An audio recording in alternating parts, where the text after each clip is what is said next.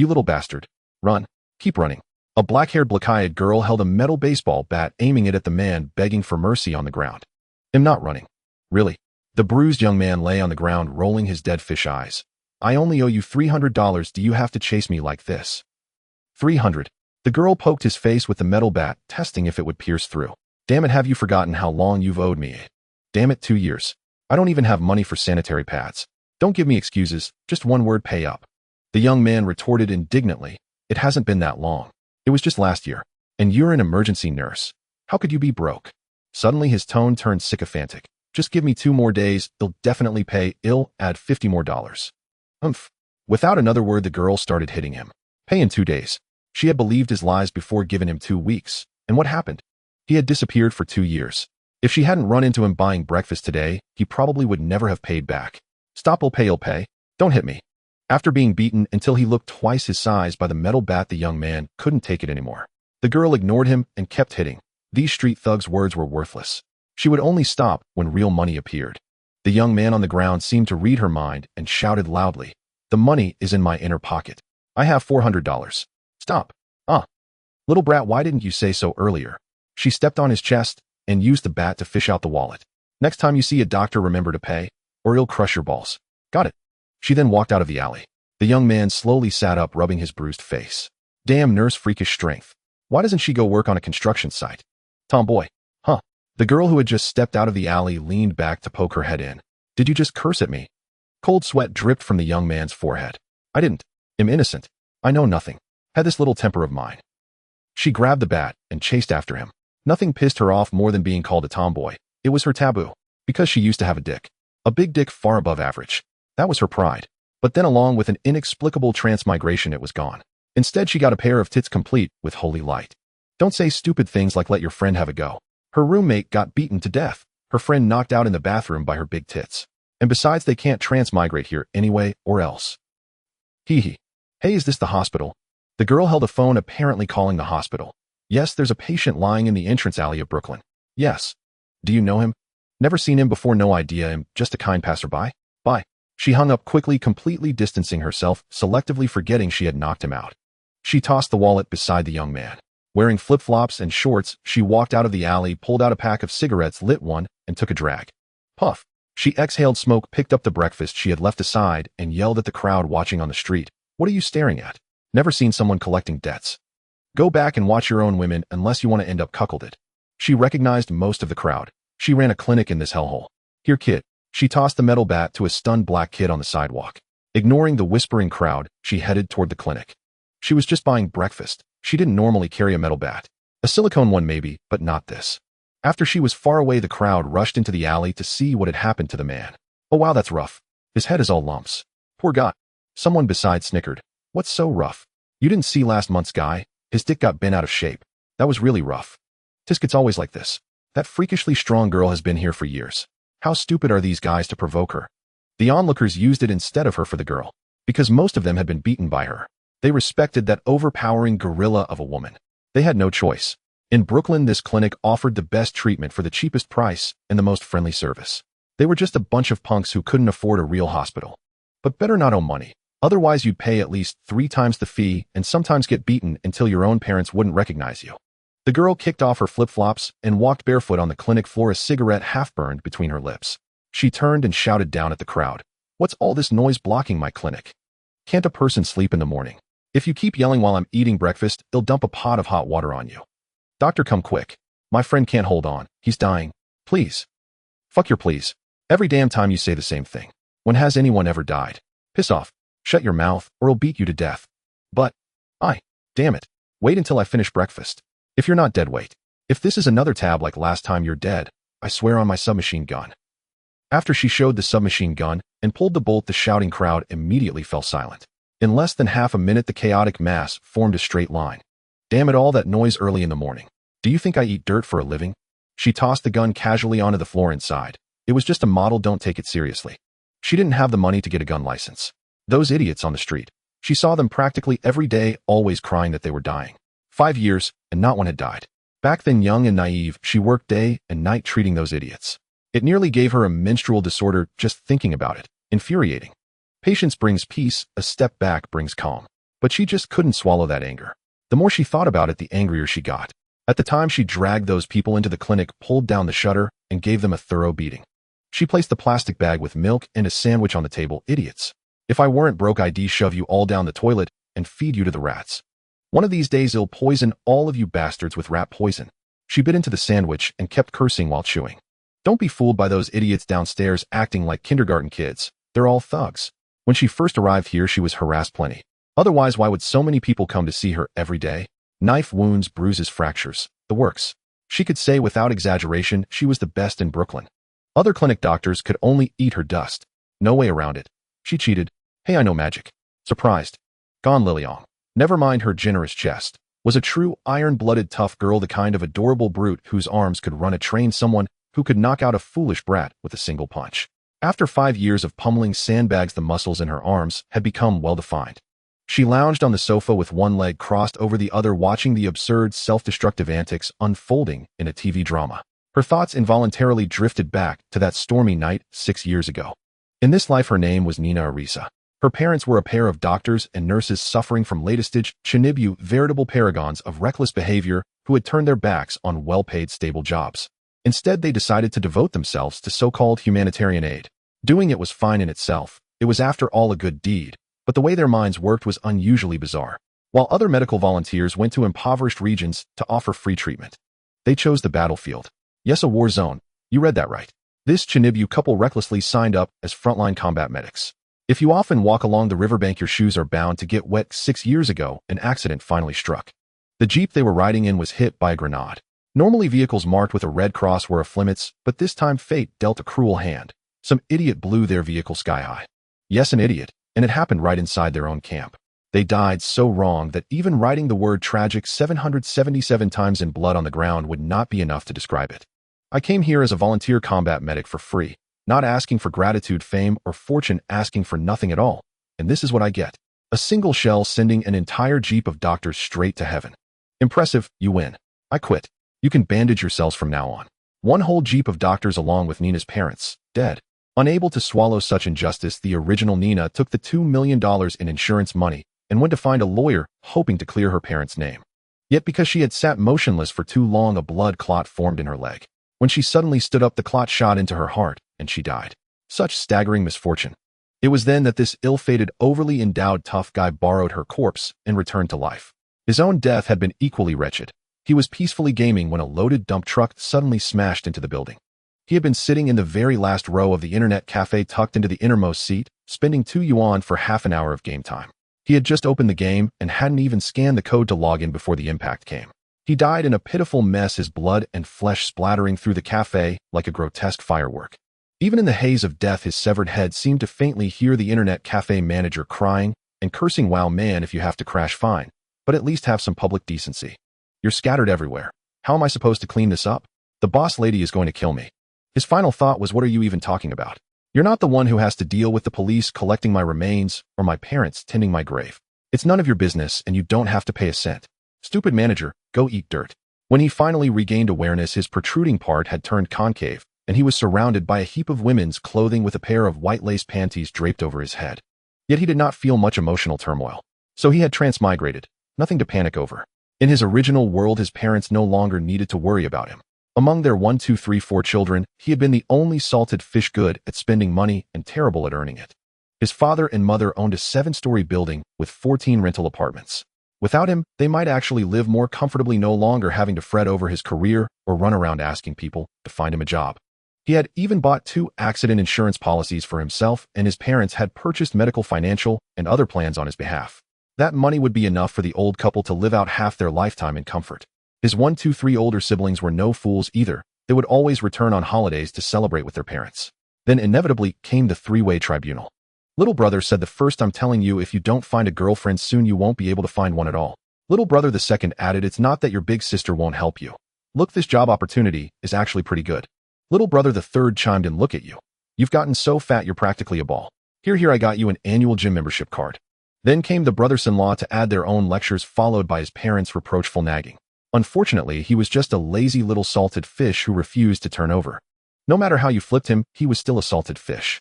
Even if the 4 divine doctors rose from their coffins, it would be useless. Who knew how long he had been marinated in salt? He was already rotten beyond saving. Don't save me. I'm beyond saving. Just give me a swift end. With a bitter smile, he snapped back to the present. Before him floated a strange brown book, suspended in midair, emitting a soft white glow accompanied by the faint chorus of many gentle female voices. The many voices overlapped without chaos, instilling a sense of inner calm. He even felt that his salty, lecherous heart was being cleansed, though unfortunately the salt content was too high to be washed away completely.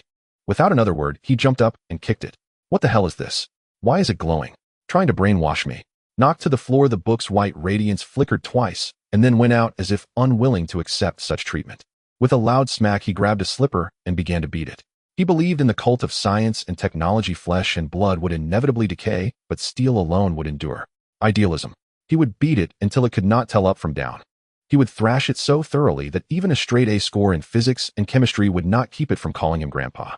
After the white light finally died, she picked up the book, flipped open the first page, and muttered, "Let's see what you are. If you're good, I'll keep you to prop up a table leg. If you're bad, I'll sell you for ice cream." That would be delightful. Yet the moment she glanced at the first page, her eyes refused to move away. Not because the book possessed any magic, but because the illustration on that first page was simply too beautiful. It was like the female crusader from DNF. No more like the seraph and the savior, those two ladies wearing only bikinis embracing each other, as if inviting the reader to join them. She sucked in a sharp breath. Incredible, utterly incredible. This was society at its finest pursuing her across worlds. Was it because when she died, she hadn't topped up her game account? Back then she had opened the game precisely to buy the National Day costume set. Amazing, absolutely overpowered. She loved it. Who needed some cult of steel now? Were there any cute girls in her life? None. Not a single adorable girl, or she would hardly have been single all those years. The holy light beckons you. Let us walk side by side within its radiance. Let us protect the warriors who fight and grant them our most beautiful blessings. None of that was important. What mattered was that their chests were very, very, very large. She repeated it not to pad word count, but so everyone could truly understand just how magnificent those breasts were. In this cold, indifferent world, only that pair seemed to retain a trace of warmth, perfect for hugging, cuddling, and lifting high in the air. Wait a second, she suddenly thought. Speaking of chests, I have one now too. Why stare at someone else's when I can admire my own? With that shameless thought, she prepared to act immediately. Bit by bit, she pulled open her clothes, the corners of the black-haired girl's mouth curling into a lewd grin in the mirror. With a sudden yank. "Oh, my eyes. Who is it who is doing this?" she screamed. Who would cue up a crusader raid at this timing? Kick them, do you hear me? Thank you, she yelled sarcastically. Eyes tightly shut, she groped for the quilt and wrapped it around herself, then glared darkly at the book lying on the floor. It was the only thing here capable of emitting light. With a heart full of selfless justice, he bravely picked the book up and set it on the marble table. "Let me see how to dispel this holy light. If I can't find a way, I'll hack you to pieces." "Don't think I'm joking," he added. "May the fire axe watch over you, you wretched little book." And so a year-long journey of magical study began. Pain, agony, and sheer panic. The first time, a gushing torrent of blood, desperate cries for help, followed by 10 minutes of the nurse staring at her, as if she were an imbecile before handing her a pack of adult diapers. The second time, how do I use this sanitary pad? Let me check the instructions. It's so simple. Watch me, she declared. The next morning, she woke up in a pool of blood. After 12 grueling months of struggle, she felt like a saint. Even if a girl showed her something she'd find it dull. The mere sight reminded her of her own menstrual torment. With a dull thud, all interest evaporated. She stared at the sanitary pad in her hand with utter disdain, slumped weakly over the desk, rolling her eyes in exhaustion, while her fingers mechanically flipped through the pages of a book. She had learned many spells, healing magic, judgment magic, but not a single one for replenishing blood or dispelling curses. Instead, she had mastered several devastating ultimate techniques. Nina asked with utter despair, "Can't this menstrual cycle be avoided? What use are you?" Yet even as she complained about the shabby book, she obediently continued flipping through its pages, a small notebook by her side for taking notes. A year had passed since she arrived in this world. Even as a recluse, she knew exactly where she was: the Marvel Universe. Don't ask how. The colossal statue of Captain America standing in the park lawn was a dead giveaway. Not to mention the gossip columns detailing Tony Stark's latest flings with supermodels. Even when she tried to buy a phone, the seller pushed a Captain America Special Edition phone case on her. Nina was utterly bewildered. What the hell? A Captain America Special Edition? Did they even have smartphones back then? "Come here, let me buff you up," she muttered. She would have bestowed upon him blessing of courage, blessing of protection, and holy shield, just so he wouldn't get himself killed without knowing how. If there weren't so many people around, she would have grabbed an iron rod and asked him if he knew the meaning of restraint. She tried to pry the pages apart, but they seemed glued together. No matter how hard she tried, she couldn't turn to the next page.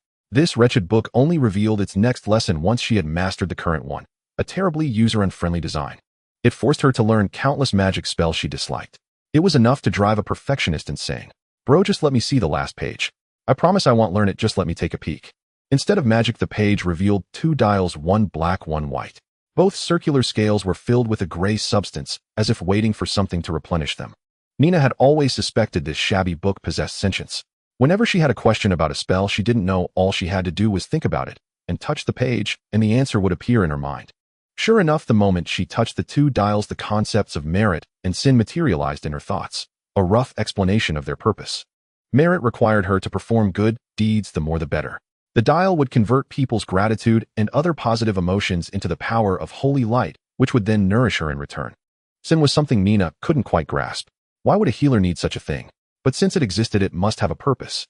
She decided to try collecting it too. How hard could it be to do a few bad deeds?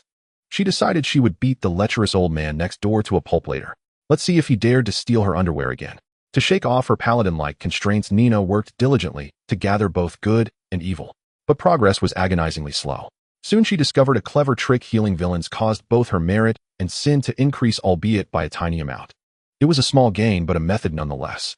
Eager to solve her physiological problems as soon as possible, Nina decisively packed up the inheritance left by her parents and set off for Brooklyn.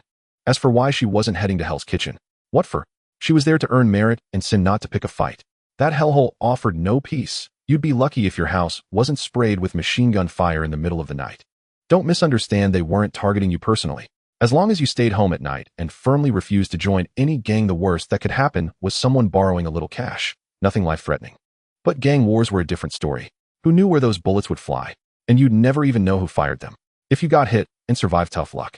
If you died, well, you were just unlucky. Also, people with dark skin weren't suited for Hell's Kitchen. Who could spot you with your built-in nighttime invisibility? You'd never get shot. Dragging a suitcase, she bought a 3-story concrete house. Then, with a little financial persuasion, she smoothly obtained a nursing license. The nursing license here carried significant weight. Nurses were practically equivalent to doctors, though perhaps lacking in experience. But that could be fixed by taking further exams, if she could pass them. Soon a clinic named Good and Evil opened its doors in the renovated house. Business was naturally slow at first, but there was no shortage of troublemaking thugs and hooligans. Slowly she abandoned the customer is king service philosophy. Why? Because every bastard who came in for treatment stared at her chest, and some even tried to get handsy. Who was she? A healer. Superhuman strength was a standard perk. One punch was enough to send a lecherous old man flying, turning them all into whimpering wrecks. Not only did she beat them up, but she also charged them for the treatment and made them clean up the bloodstains on the floor before they could leave. Don't believe me? Try it. See that human-shaped imprint on the stone slab over there? That's your predecessor. He was a stubborn old man who wouldn't listen. In the end, they all knelt before Nina's miraculous healing skills, weeping on the floor. They emptied their pockets of all their money and scrubbed the floor until it was so clean and polished it could have been used as an ice rink. That was the charm of a healer, equally adept at both magic and mayhem. She wasn't just a pure magic-wielding class. She could also pull out a massive several hundred-pound weapon and reason with those little idiots. It worked every time. Of course, things didn't always go smoothly. A few gangs of thugs coveted her medical skills and tried to kidnap her. Whether it was for healing their bodies or satisfying their desires was anyone's guess. But who did they think they were messing with? 1 word: fight. 2 words: fight hard. 3 words: fight to the death. Never underestimate a healer empowered by blessing of protection, blessing of courage, and holy shield, especially when she's wielding a several hundred-pound weapon. The result was a gruesome sight. Imagine a steamroller flattening a toy car, utterly devastating, impossible to piece back together. The female coroner who came to collect the bodies burst into tears. The room was splattered with the remains of dozens of people. She wailed on the spot, perfectly illustrating the old saying. Persuade someone to study law, and you'll be cut to pieces. Persuade someone to study medicine, and you'll be struck by lightning. The coroner screamed, "FCKU, did you hear that?" The poor girl wept bitterly. How did Nina know? Because she was standing right there on the scene. Her fried dough sticks and soy milk had never tasted so sweet. And so 5 years passed. The gentle, refined girl of yesteryear had transformed into a 23-year-old, slightly lecherous, mature woman. Nina stubbed out her cigarette, took a sip of water, and glanced at the clock on the wall. After the morning's mundane treatments, the time had already crept to 1:30 p.m. Nina stretched a groan escaping her lips, for she knew the afternoon ahead would be utterly miserable. 20 versus Nina, a brutal battle with no respite. Whose fault was it but her own foolishness? She pulled out her phone and ordered from a burger joint on the next street. Even amidst the chaos, afternoon tea was a must. Starving the little ones would only spell more trouble. She hummed a tune while trimming her overgrown nails to avoid scratching the children lounging with her legs crossed and flip-flops dangling carelessly. She was a complete slacker, not even fit to be called a couch potato. What kind of caretaker acted like this? If the church priest saw her head, probably break her legs. Preach the gospel. Sing praises to the gods. Nina's response. Not listening, not listening. You're just spouting nonsense. I'm destined to be the king of eels. As for the church, it was utterly useless. It couldn't give her a single cent of profit, yet demanded a hefty contribution. Don't ask how she knew. She had fallen for that scam once, tricked into recruiting people for the church and donations, nearly getting lured into some shady business herself. Ding dong. The doorbell rang. Nina knew it was time to receive the children. There was no escape. Facing them head-on was the only way, or the next encounter would be even more exasperating. The door swung open to reveal an old man in a priest's robe, his face grim as he stepped inside and surveyed the room. There are many of them, he said in a low voice. Nina's head throbbed with pain. The old man sighed. So should they play outside or come in? Nina's expression darkened at the question, recalling the last disaster. The house in shambles and scrubbing the ceiling. This time she chose decisively outside. I don't want the house filthy again. The old man nodded silently and sighed. Over 70 came this time. Brace yourself or you'll be in for a rough ride. Hiss. Nina gasped, chilled by the number. What's going on? Weren't there supposed to be just 20? How did it balloon so much? The old man chuckled warmly. The kids adore you. They all clamored to see you. Go on, don't keep them waiting. Nina gripped the doorknob, feeling its weight as if it were 1,000 pounds, then gritted her teeth and pushed the door open to step outside. As expected, before she could take 2 steps, a swarm of little ones tackled her to the ground. Amidst the chaos, she cried out, "Careful, don't get hurt. And you lot, get off me now." She peeled the stubborn children off her chest and lined them up neatly, surveying the doorway packed with a motley crew of brats. Compared to these little rascals, she found the local thugs more agreeable. At least with them you could roll up your sleeves and fight, when annoyed earn some cash, stay fit, and sometimes even nab one to do chores. But these kids, no, they weren't kids, they were little ancestors. All they did was whine and wail all day, and you couldn't just tell them to shut up and throw a punch. The old man scowled sternly. Don't cause Miss Nina any trouble, understand? Or I won't bring you here next time. Okay. The brats chorused in agreement, though whether they'd obey was another matter. Outside, several middle-aged women watched over the children. As the rascals played, Nina couldn't help but smile serenely. They were all children she had taken in.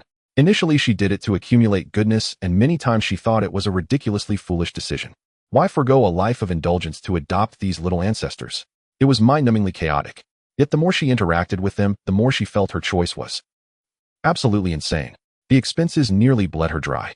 If it weren't for scrounging supplies from the Hell's Kitchen, she'd have starved on the streets or ended up selling herself by the roadside. In truth, Nina hadn't planned to adopt so many. Through the church, she took in 20 kids.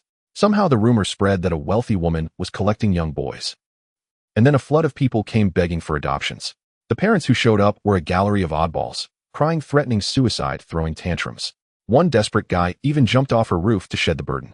He broke both legs but crawled back up the stairs shouting, "If you don't take this brat, I'll die here. Fall to death, electrocute myself, suffocate. Whatever it takes." She called the police so many times that the station started wondering if she'd committed some heinous crime given the daily distress calls. In the end, she had no choice but to send all the kids for medical checkups. Those with infectious diseases were refused, the healthy ones she accepted all. What happened afterward? Nothing much.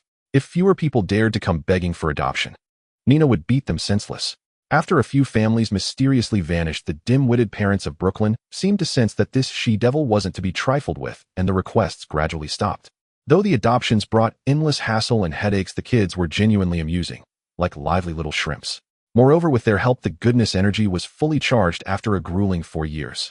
Nina set up plastic tables in the yard, casually dismantling the fences of the 2 neighboring houses to create enough space for the brats to play.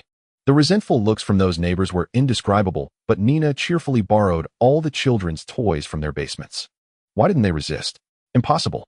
Anyone in the vicinity who dared to challenge Nina ended up unable to walk. She'd give them a bone adjustment session, and they'd scream for mercy, calling her father and begging for their lives. After setting up the yard with a few women, Nina asked the old man, "Is the money still enough?" The priest shrugged. "It's fine. Our church has some income. We can manage the kids." The old man's face was incredibly shifty, his smile like a wrinkled old chrysanthemum. If Nina hadn't known he was a priest, she'd have wanted to punch him. Simply because, as the saying goes, ugly people have no friends. Nina was speechless. Some income.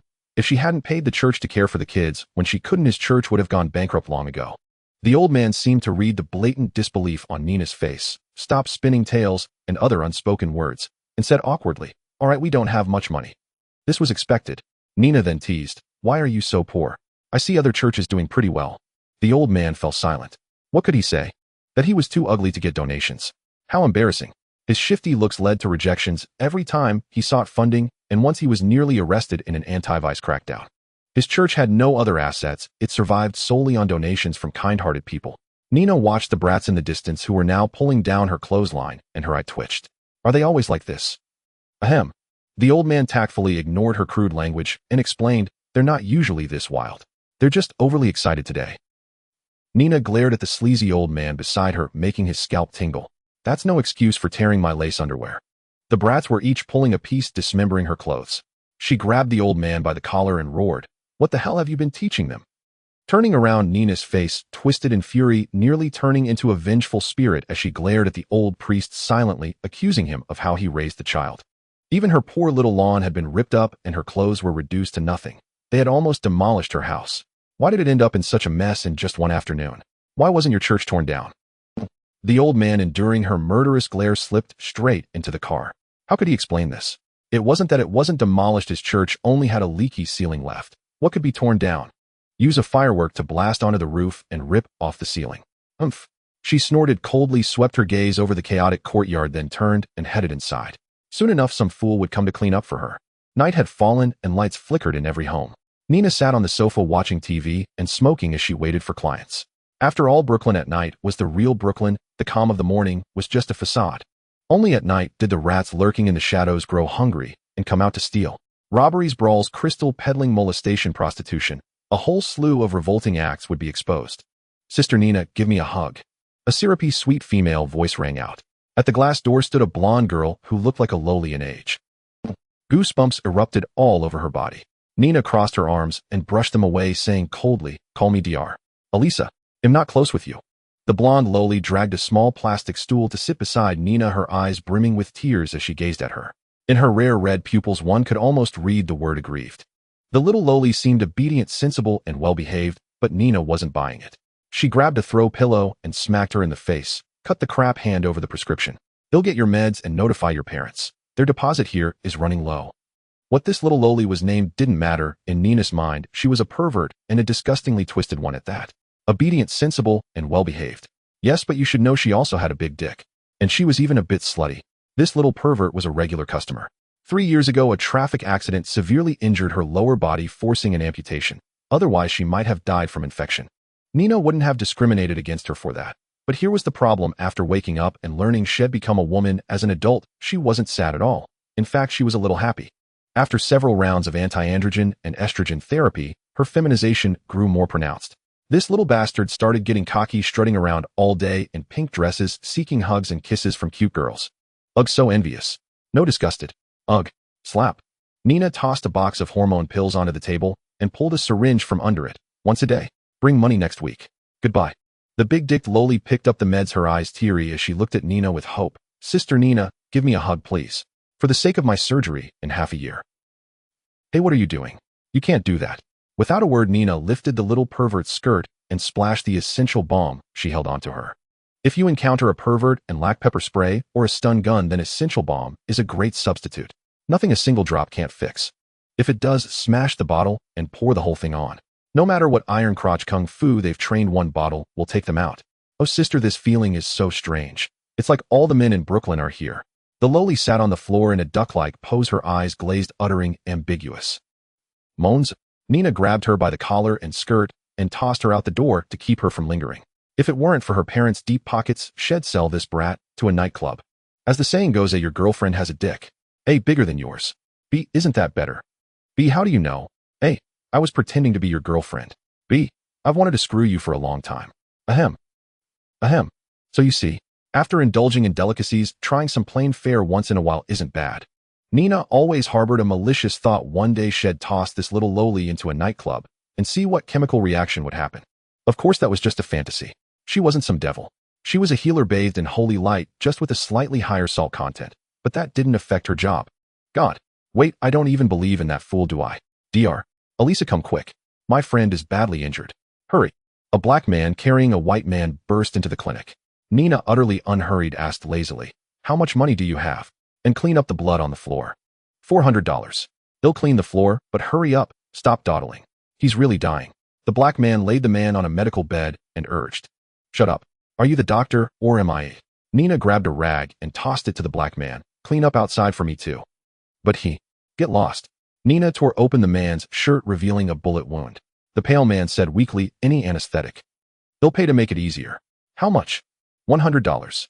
Oh. Nina crouched and pulled a clean, empty bottle from under the bed, then began a slow-motion routine with her hands before the man. The faintly glowing light inside the bottle caught the man's attention. Smack! The bottle struck. First blood. $100 was worth that price. Anesthesiologists in America are expensive. Brushing away the large glass shards, the man would be unconscious for at least 5 hours, Nina guaranteed, with her years of anesthesia experience. A milky white flame ignited in her hands, surging into the wound and transforming into tiny magical hands to clean the internal injury.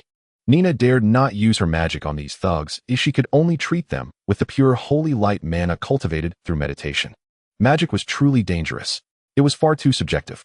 Long ago, Nina had tried to heal a dying thug, but ended up purifying him instead. If her subconscious judged someone as evil, her healing magic would transform into purifying milky white flames. If judged as good, even her judgment magic's lightning would strike harmlessly, becoming healing thunder. Nina had made mistakes a few times when treating strangers, accidentally burning minor injuries into severe ones. Since then, she rarely used magic to heal. Who knew if she'd end up roasting a rat? Her subconscious judged enemies, leaving her bewildered. There was a solution, though. First, control it through willpower. Nina found it too troublesome to practice. She only treated riffraff anyway. If not for the money, she'd just poison these idiots with rat poison. Second, keep cultivating. Just train hard until her magic skills reached a certain level to solve the problem. That's why Nina always said this magic was subjective, the principle was unclear, but she just kept cultivating. All right. They'll burn it for you after you die. Nina dragged the two useless youths by one hand each toward the clinic entrance. Another man said, a bottle of holy water. I bought it with my own money. As for the church, it was utterly useless. It couldn't give her a single cent of profit, yet demanded a hefty contribution. Don't ask how she knew. Her clinic had a rule: close at 11 p.m. Unless someone was at death's door, Nina would kick them out, or else she'd be utterly exhausted. What could she do? She was pretty with a sweet voice and, well, flat as a board. That was her confidence. Nina often saw those two losers at the door. One was a small-time gang member who showed up battered and bruised with fresh injuries every time. For instance, an exhaust pipe wound or a sore throat. The other one was something else. Nina had to give him credit. He'd come in regularly for beatings, and every time his legs were broken, he'd still managed to crawl over. A truly fearless bastard. Damn it all. Just because he had a girl, did that make him special? Today, by coincidence, both had their legs broken. One from the usual beating, the other from messing with someone else's woman. A pair of miserable brothers. Bro, what a coincidence. Leg broken. Yeah. How'd yours get broken? Just the usual. I'm used to it. What about you, bro? Got it broken by my older brother. Might break another one tomorrow. Get lost. Nina leaned half her body out of the second-floor window and roared at the duo below. Don't you people need sleep? Aren't you afraid of dropping dead from exhaustion? Do you think you're cultivating immortality? If you don't, scram, I'll cremate you right now. Taking deep breaths to calm her fury, Nina went back downstairs. Her anger wasn't really about those two good for nothings. It was because she had to do something utterly humiliating, something she didn't want anyone to know about, not even if Jesus himself showed up. Her answer would be a single word: scram. She opened a hidden door behind the medicine cabinet, revealing a pitch-black space. Flipping the switch, white light illuminated the basement. At the bottom of the stairs was a small room of about 10 square meters with boxes labeled with English medicine names stacked against the walls. This was her storage room. Besides income from minor surgeries, Nina made a small portion of her living by selling medicine, all legally sourced. The center of the room was peculiar: a plastic bathtub, a yoga mat laid in front of it, and a metal water pipe hanging from the ceiling. Nina's face turned serious, losing its usual irritability. She closed the door, locked all 17 locks, sealed the windows and vents, ensuring no sound could escape. Descending the old wooden stairs, Nina turned on the water valve and stood silently, waiting for the tub to fill. This was her secret. Besides the minor skills of healing, prayer, and purification, which restored blood and removed negative states, she had a very lucrative passive ability. Holy light infusion was a support skill that reduced enemy magic resistance in games. In reality, it involved chanting sacred hymns to gather the grace of holy light, commonly known as health potions. The white potions could rapidly heal wounds. Nina detested this ability, but she was defeated by poverty. Some might say, if you don't take the money, you're a fool. But this required Nina to sing. If it were ordinary songs, it would be fine, but these sacred hymns were impossible to sing. From start to finish, it was just a single syllable. Ah, sung in different tones to evoke a response from the holy light in the air. This might be hard to grasp, so let's use an analogy. It was like the opening of Wei Feng Tang Tang. Nina had to kneel on that yoga mat and ah for 7 or 8 minutes. How utterly mortifying, right? A tough cookie like Nina. In the end, she couldn't escape the law of it's actually good. Ah. The sound grew higher and more urgent. The hymn began with 3 gentle minutes, then quickened, as if offering a fierce battle hymn to some existence. As she chanted, Nina spread her arms in an embrace, reaching into the plastic tub. Milky white holy light began to surge from her hands, turning into white particles floating on the water's surface. The chanting became more fervent and rapid, the light particles growing brighter, gradually altering the water's structure. Nina opened her closed eyes, her face reflecting warmth, tolerance, and kindness. Though her words were as flippant as ever, "It's actually good." Ahem. White flames flickered in Nina's hand as she placed them on her throat to heal her strained vocal cords. She always felt this wasn't a sacred hymn, but a punishment for disobedient healers. Just think, she, a modern person, almost died of embarrassment. What would happen to someone with more conservative thoughts? No, think differently. What would it be like to have hundreds of young, beautiful healers kneeling on carpets, singing sacred hymns? Nina couldn't imagine, but it would certainly be spectacular. Whether those healers would explode from shame afterward, she had no idea. After all, she herself exploded the first time she sang. With a loud duong, she activated the judgment skill, and a massive blast carved a cross-shaped crater into the basement floor. Right beneath the plastic tub. It was a public execution. The old ways were still the best, far more ingenious than modern punishments. Targeting the body, the mind, the heart, everything but the spirit. The terrifying wisdom of the ancients. Once her throat felt better, Nina lowered her glowing hand and began stirring the contents of the plastic tub.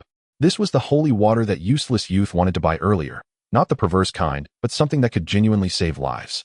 However, out of humanitarian concern, Nina would dilute this holy water brimming with holy light 3 times. Otherwise, she feared it might choke those people. Don't let its innocent white appearance fool you. Drink too much, and it could really send you to the afterlife. She had tested the undiluted version.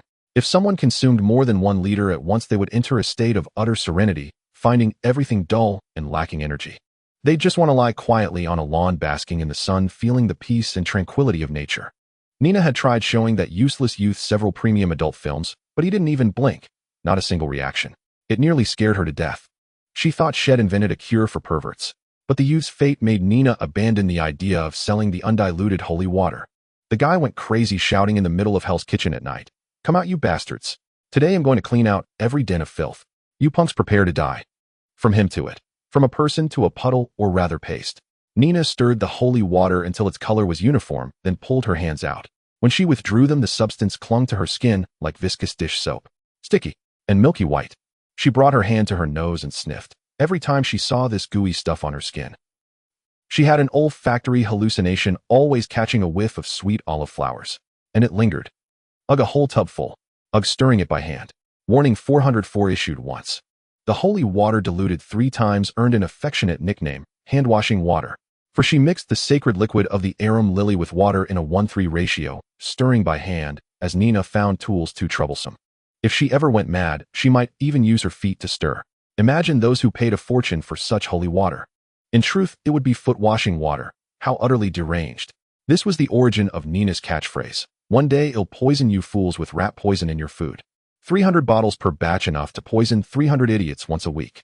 Only the fear of losing customers kept her from acting on that thought. After all, who would feed those 70-plus little dragons? Bottling each flask of the faintly glowing white hand-washing water took 2 hours, and the clock had already struck midnight. She had one last task to complete. Standing before the full-length mirror, she shed the upper part of her clothing. Turning her back to the mirror, she glanced over her shoulder at the exposed skin, where crimson lines began at her waist. Like tattoos or scars, they were chaotic and formless, yet between her breasts lay a lifelike eye, vivid and striking. Merely looking at it evoked the 7 deadly sins: pride, envy, wrath, sloth, greed, lust, and gluttony, the sins she bore. Under her gaze, 2 red lines began to creep toward her shoulders. Compared to gathering good, collecting evil was far swifter. How could a doctor's deed be considered good? She had paid for it after all. Gratitude and praise were non-existent. That was why it took her years to amass enough good. As for evil, it was simple: step outside, find a man in heat, and kick him squarely in the groin. He would hate you for 6 months. This was why Nina deliberately left some people untreated at night. Come on, hate me. The deeper your hatred, the happier I am. But she underestimated those masochists who grew accustomed to the abuse, slowing her collection rate. She pulled the brown grimoire from her thigh, literally from her thigh. This little tome would transform into a tattoo pattern when she wasn't paying attention. It would stick to places she found embarrassing. Damn random placement. Nina opened the book to the last page, a section as thick as half the book, and began turning the good dial. Once activated, the process became automatic. The patterns on her back were the result, preventing her from swimming at the beach. Among the countless lines, an exaggeratedly curved character for righteousness sat at her waist, an unfinished intersection point of the pattern. If that character were 8 inches lower. Oh, how terrifying. Any proper attire combined with that exposed character made her look utterly suggestive. For instance, a sacred nun's habit or a proper doctor's uniform. Once that character was revealed, it became a perverse oddity.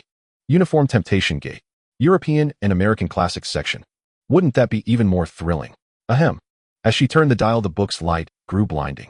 Nina continued clockwise, and milky white threads emerged. They transformed into 720 lines that pierced into the acupoints across her body, infusing the collected good as pure holy light. By the way, the holy light was milky white, like milk, thick enough to feel sticky when concentrated. As the dial turned, the white, representing hope, faded, reverting to gray. Completing the clockwise turn was like pressurizing the energy, forcing it into Nina's body. Huff. Nina gasped, sitting on the floor, supporting herself with her hands on the wooden planks to avoid looking too pathetic. The grimoire didn't transform into a tattoo and attach to her as usual. Instead, the two dials began to merge. Good turned clockwise, evil counterclockwise. A sizzling sound of dissolution echoed in the sealed basement, as if something was melting away. Huff. Nina remained slumped on the ground, exhausted. The pages began to flip, and ripples like water appeared in the air, as if something was emerging. Nina was startled, nearly turning green with fear. She had stripped completely to examine the sin patterns on her back and find the little grimoire. Now she wore only a lace, see-through pair of shorts. Don't ask why she wore such a thing. She could only say it was comfortable. Grabbing a cardboard box nearby, she pressed it against her chest. There was no time to put on her front clasp cup bra. Magical threads pierced the box, securing it from her waist to her shoulders. She clasped her hands together, condensing her entire magical power into a giant wall adorned with a large cross and 4 indistinct little angels, the rest covered in countless runes.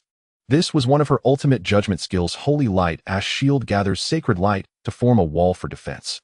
When pushed forward, it absorbs enemies and continues onward, exploding upon stopping. Could a healer with such a style not be monstrous? Throwing around 3 by 3 meter walls casually required immense strength to even qualify for the class. As she prepared for battle, the thing within the spatial ripples emerged. An egg. A giant white egg several times larger than an ostrich egg. Its shell bore 3 pairs of transparent white angel wings that fluttered with feathers of light, falling, creating a breathtakingly beautiful scene. Damn it, Nina muttered. She always talked about crushing people's nuts, and now a huge one appeared before her. The white egg seemed to sense her, a user of the same holy light energy. The shell began to tremble, spin, and bounce. Nina could feel its emotions: joy, delight, affection, and a single word. Mommy. Fuck your mother. Nina was terrified, scrambling up the stairs without caring about her appearance, even if her body was exposed. The egg was about the size of a newborn baby.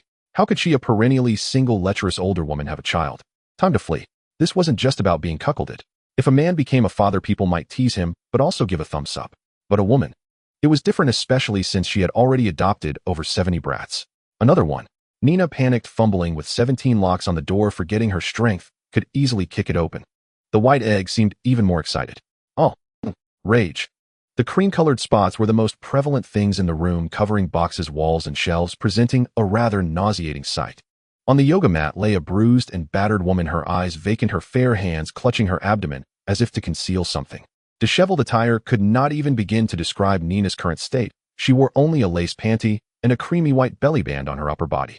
Upon closer inspection with a magnifying glass, one could discern that the belly band was composed of 2 distinct shades of white, a pale base with cream-colored runes, and 3 pairs of wings encircling her body. Soaked through, Nina stared at the ceiling, involuntarily recalling the recent experience. That egg she had called Mom. No, it was the white egg hurtling toward her. Due to the angle, it could only strike from below upwards, and, as luck would have it, Nina's posterior was precisely the endpoint of that trajectory. With a smack as her posterior was assaulted, Nina finally calmed down. Her body stiffened as she slowly turned her head to look at her rear. A white egg was nuzzling against her posterior, transmitting a jumble of complex thoughts and emotions roughly conveying. Mommy, mommy, love, like pet hug, nuzzle, nuzzle, light warmth, I'm hungry. Nina pulled the white egg from her posterior, her face ashen, and hurled it onto the wooden floor. Did it take her for a bird? Hatching an egg with her rear. Did it think she had no shame at all? Clearly that egg was no pushover either. Instead of splattering yolk and white as Nina expected, it bounced around like a rubber ball. In other words, in a cramped space of 10 square meters, she had thrown an infant-sized rubber ball with the force capable of lifting a truck. Bang, ting, crack, sizzle. The white egg careened around the room at a speed of at least 80 kilometers per hour, smashing even the holy water Nina had conjured. You. Damn. Nina stared at the scene in disbelief, even the crude language she had learned from street thugs completely slipping her mind. Stripped of speech, she could only gape at the wrecked room. Mommy fun, I'm hungry. Snapped back to reality by the egg's transmitted thoughts, she cast aside the philosophical musings of who am I? Where am I? What am I doing? She hurriedly scrambled to check if any holy water or medicine remained intact, not even bothering to cover her exposed bosom. Brushing aside the cardboard that had fallen from the cabinet top, all that met her eyes was a floor of utter devastation. That was money, the very lifeline of her Nina. That was the US dollars she had earned with her shame. Now it was all gone, everything. Her venomous gaze locked onto the hapless egg nuzzling her back. She forcibly tore it off and hugged it tightly in her arms. A bouncy egg. Acting tough. Take this. A breast-smothering crush, little bro. It'll squeeze the albumin right out of you. Guardian blessing. A buff that amplified physical strength, stamina, and vigor. A creamy white glow enveloped her. Courage blessing. A buff that amplified strength and mental fortitude. A golden flame flickered around her. Valiant blessing. A secondary blessing that further amplified the two previous buffs. Nina, now wreathed in white and golden flames, began to squeeze the egg in her arms with all her might. She was truly enraged. Whether it was a genuine preserved egg or an imitation, it would not escape becoming her breakfast, lunch, and dinner. Fried egg. And the face mask before bed would use it too. I said so. With my shame as guarantee.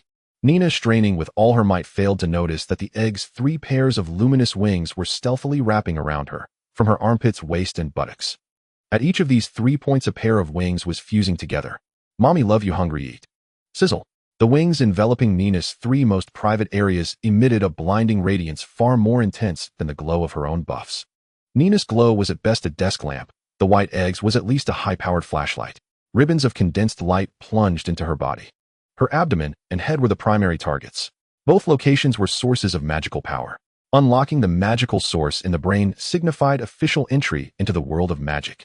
Unlocking the magical source in the abdomen meant that the mage could now navigate the world independently.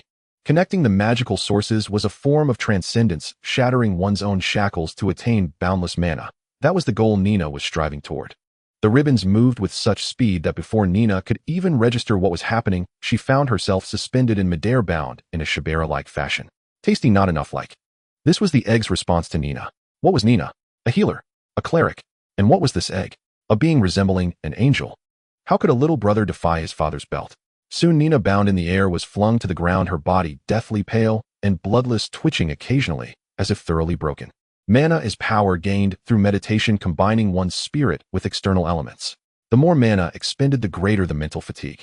Having it drained instantly was like pulling an all-nighter at an internet cafe for 3 days straight, then coming home to challenge a masturbation record. Incidentally, that record stood at 9 hours. The person who said it was rushed to the hospital afterward. Nina was now utterly exhausted, held upright only by her rage. Otherwise, she would have been snoring away like a pig, oblivious even if she were being violated. The white egg seemed sated. It stood upright on Nina's lower abdomen, wobbling as if searching for something. Damn. You. Nina glared at the egg, ready to spew some vulgarity, though her speech was slow. Splat. Before Nina could finish her curse, the egg slammed onto her chest, rubbing up and down, as if annoyed by the full breasts pushing them aside. Rub, rub, up, down, left, right. The skin on her chest was chafed red. And then it went inside. Nina's eyes flew wide in disbelief as she watched the egg penetrate her body.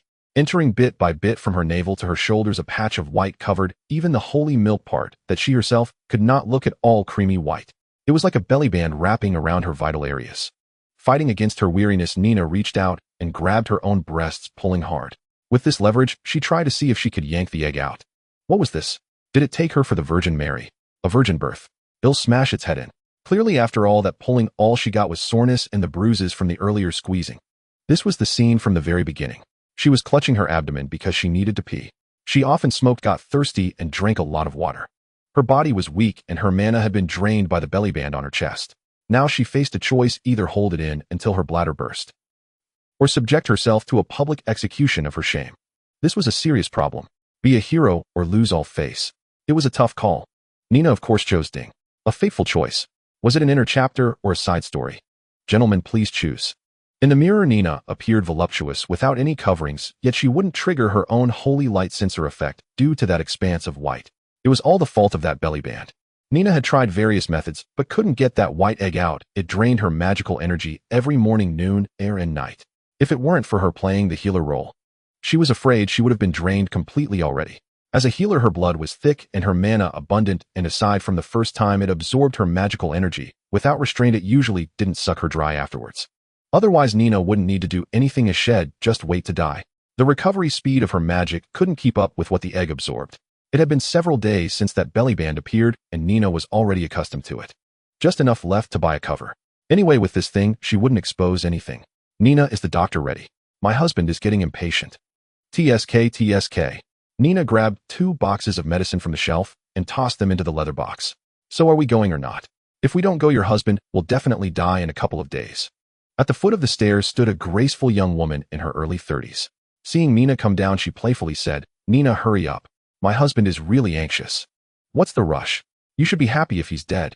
Nina replied as she descended with the medicine box. The Asian woman shot her a glare. What do you mean happy? He's not dead yet. How can you say that? Really? TSK. Nina grabbed 2 boxes of medicine from the shelf and tossed them into the leather box. So are we going or not?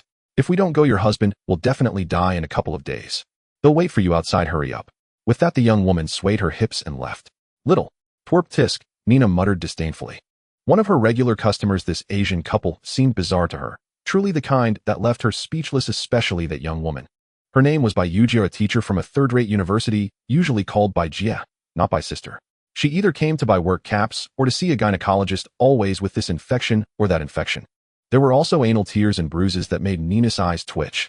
She really wanted to shout. How did you tear it when your anus is already so wide open? Did you stick a large bottle of ice soda in there? You pulled your own out and expect me to check. I'm not playing with you, don't expect me to pull it. Hurry up. Just as Nina had closed the iron gate, she heard that seductive voice again. Stop making noise, are you trying to rush me to death? Nina sat in Bai Jia's car with a face full of disdain. She was truly afraid of encountering some milky white cow in the vehicle. Bai Jia's driving posture was also quite strange. Generally one should keep their legs apart, one foot on the gas and the other on the clutch. In this position, it was hard to keep her legs together, yet Bai Jia was tightly pressed together with a somewhat flushed face. She hummed a strange tune, her eyes drifting as if there was a faint buzzing sound. Nina took a deep breath and turned to look at the back seat, checking to see if anyone was there. She really feared this addiction-driven lunatic would throw a shameful party and drag her out to be a witness. Turning around, she scanned the small four-seater car, checking if anyone was hiding. She stood up slightly to look into the trunk. Bai Jia let out a delicate moan, then asked in a soft voice, Nina, what are you looking for? Shut up. If I find a man in this car, I'll stuff a bottle of chili oil up your... Nina had truly had enough. She opened the sunroof, stood up with one foot on the back seat, and leaned over to check if there was anyone in the trunk. Not sure if it was Nina's crude words that struck a nerve, but Bai Jia began to mumble softly, her legs shaking as if they were cramping. Nina lifted the sun visor and glanced. No one. It was broad daylight, and the disguise of the black people didn't work here. With a puzzled expression, Nina sat back in the passenger seat, watching Bai Jia's face grow redder. Where did you hide him? What person? It's just us two. Bai Jia breathed heavily while driving. Nina questioned, then what are you doing right now? You're driving and playing with your phone. Turn it off. It was just after 10 in the morning on a wide road, but she couldn't handle this lunatic's antics. What if a big shot came and crashed into other cars? She definitely didn't want to go to the police station. If it weren't for someone helping her clean up her back door, she would have been locked up in America forever. She could easily sit through generations of prison guards. Just from what she remembered, there were over 300 incidents of injury, 123 robbery charges, and 67 charges of public destruction. Injuries were because someone owed her money and didn't pay back. Can that really be called injury? To put it nicely, it's called collecting debts. Robbery was when those debtors reported her to the police after she took their wallets. Destruction of public property was purely accidental. Nina had compensated for the damages or faced house arrest, but she hadn't done any community service. As Nina's face twitched, the addiction-driven Bai Jia pulled out.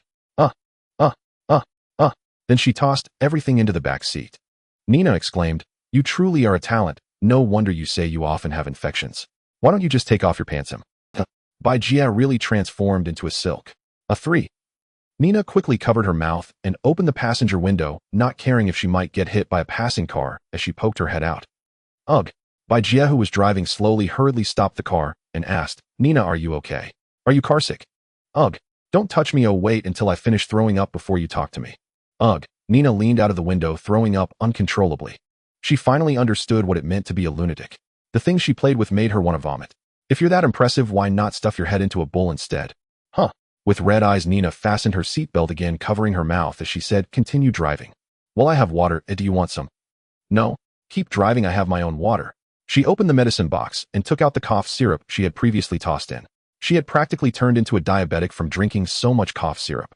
She wouldn't want even a drop of Bai Jia's water. No matter what water, even unopened mineral water. We are both women. Don't we have some boundaries? Lunatic can't provoke society. Nina was determined to find a way to deal with the old man Sheen on that bed today, to prevent this perverted deadbeat from coming to find her again. Either old man Sheen passes away peacefully, or Nina passes away peacefully. There's no other choice. It's either you die or I-404. By the way, old man Sheen was the head of security at the university. Diabetes, kidney failure, uremia. As long as it's related to the lower body, that old man had nearly experienced it all. He was currently lying in bed hooked to a respirator.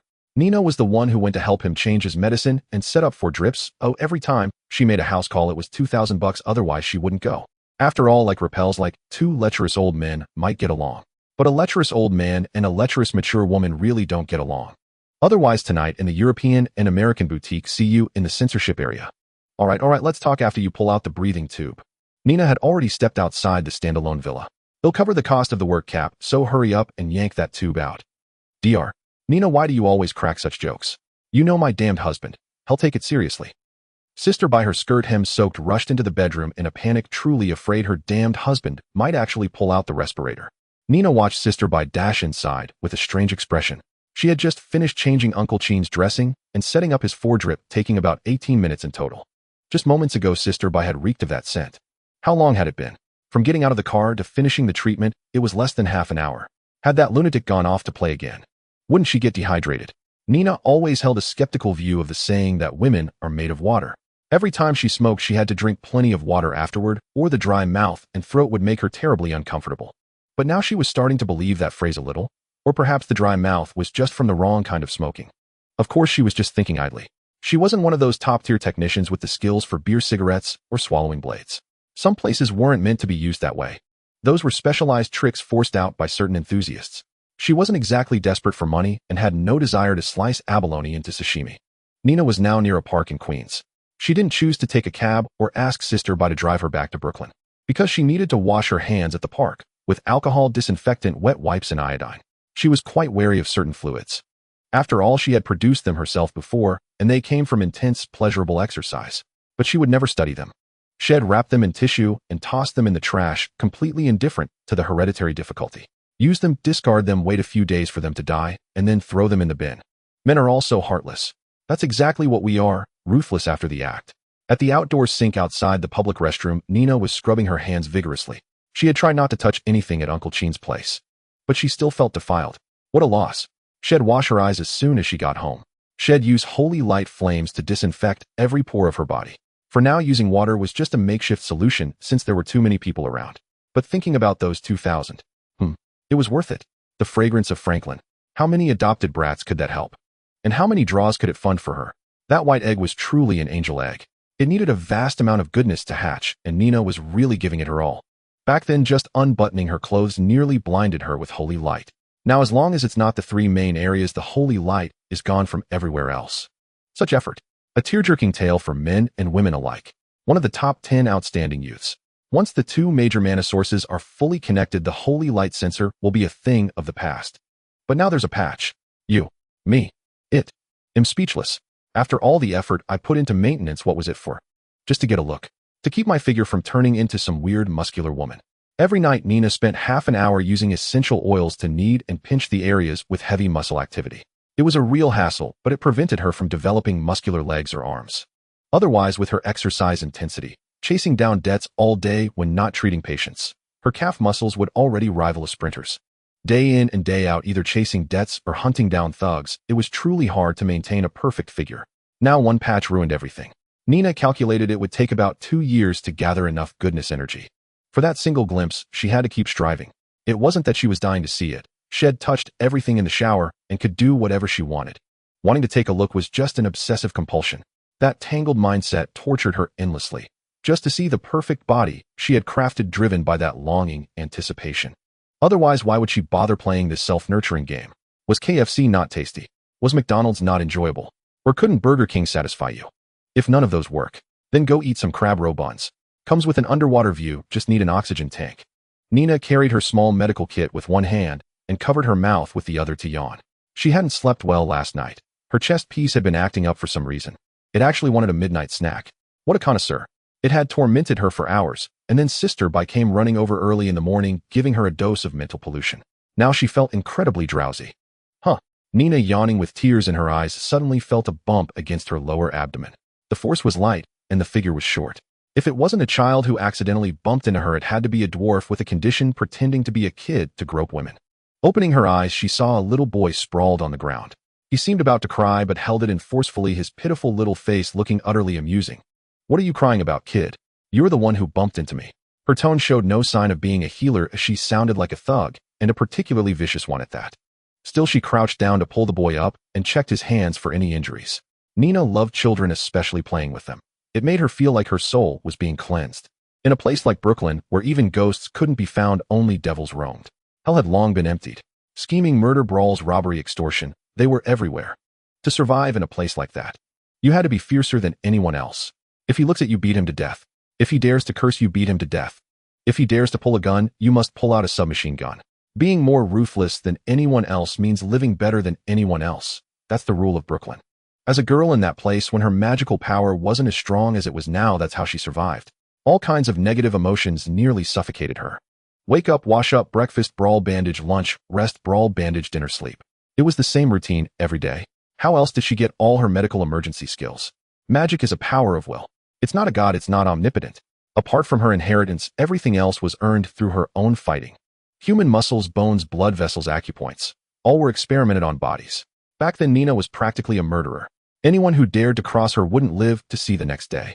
The power of evil was unprecedentedly active then. It even showed signs of materializing.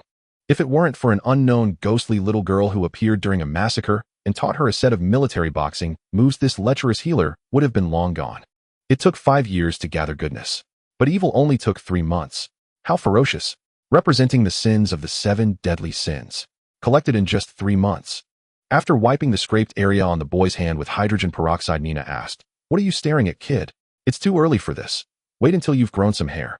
The little boy's face immediately flushed red. America was quite open-minded. He understood what the young lady meant and whispered, "I wasn't. I was just looking at the pattern on your clothes." Nina loved teasing these little brats, watching their conflicted expressions. She patted the boy's head. "Kid, what's your name? Where do you live? How about I find some big sisters to play with you in a few days?" "No thanks. My name is Peter Benjamin Parker. Uncle Ben and Aunt May would kill me." The doorbell rang, and I went to pick up a package.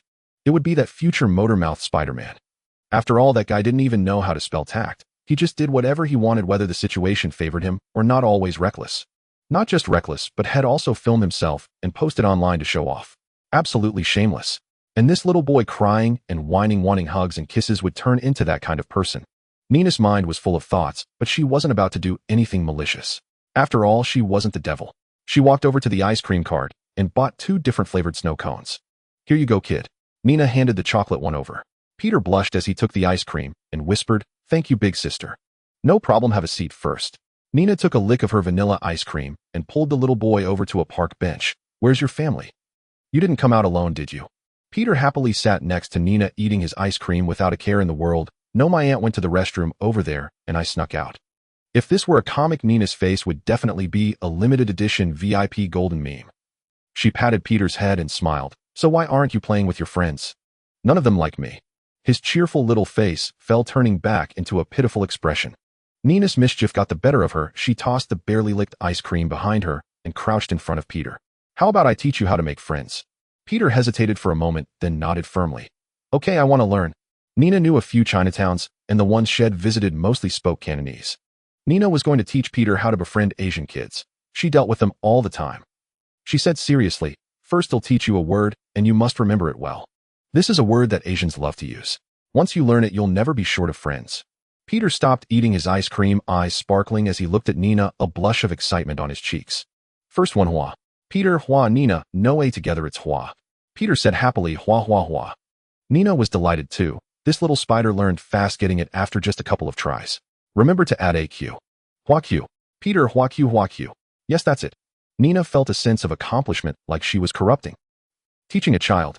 It was a kind of maternal satisfaction. "Hua Q, Hua Q." Peter chirped happily, then asked, "Sister, what does it mean?" He couldn't just learn it without knowing the meaning, right? "It's thank you know that, right?" Nina asked seriously. Peter nodded. "So you know there's another English way to say thank you. 3Q, right?" Honest Peter nodded again. Hua Q is a Chinese phrase to greet family, a polite expression. Nina fabricated with a straight face. "Hua Q, Hua Q." Peter shouted at Nina twice. That's enough, let me teach you a few more." Nina looked away uncomfortably. "Second one, Yashir La, a greeting for friends. Third one, Jiaonie, a phrase to confess to a girl you like." Nina stood up and patted Peter's head. Chinatown mostly spoke Cantonese. After teaching him, she prepared to slip away. Good deeds should be done anonymously. A kind-hearted, selfless, and well-endowed person like her wouldn't loudly announce her name, right? Time to scram before she got dragged to the police station for community service. She left behind a Peter muttering, "Hua Q Yashir La Jiaonia." Poor kid. Hope his childhood is happy. After all, not everyone has a good temper. Greeting people like that would at least get him a beating.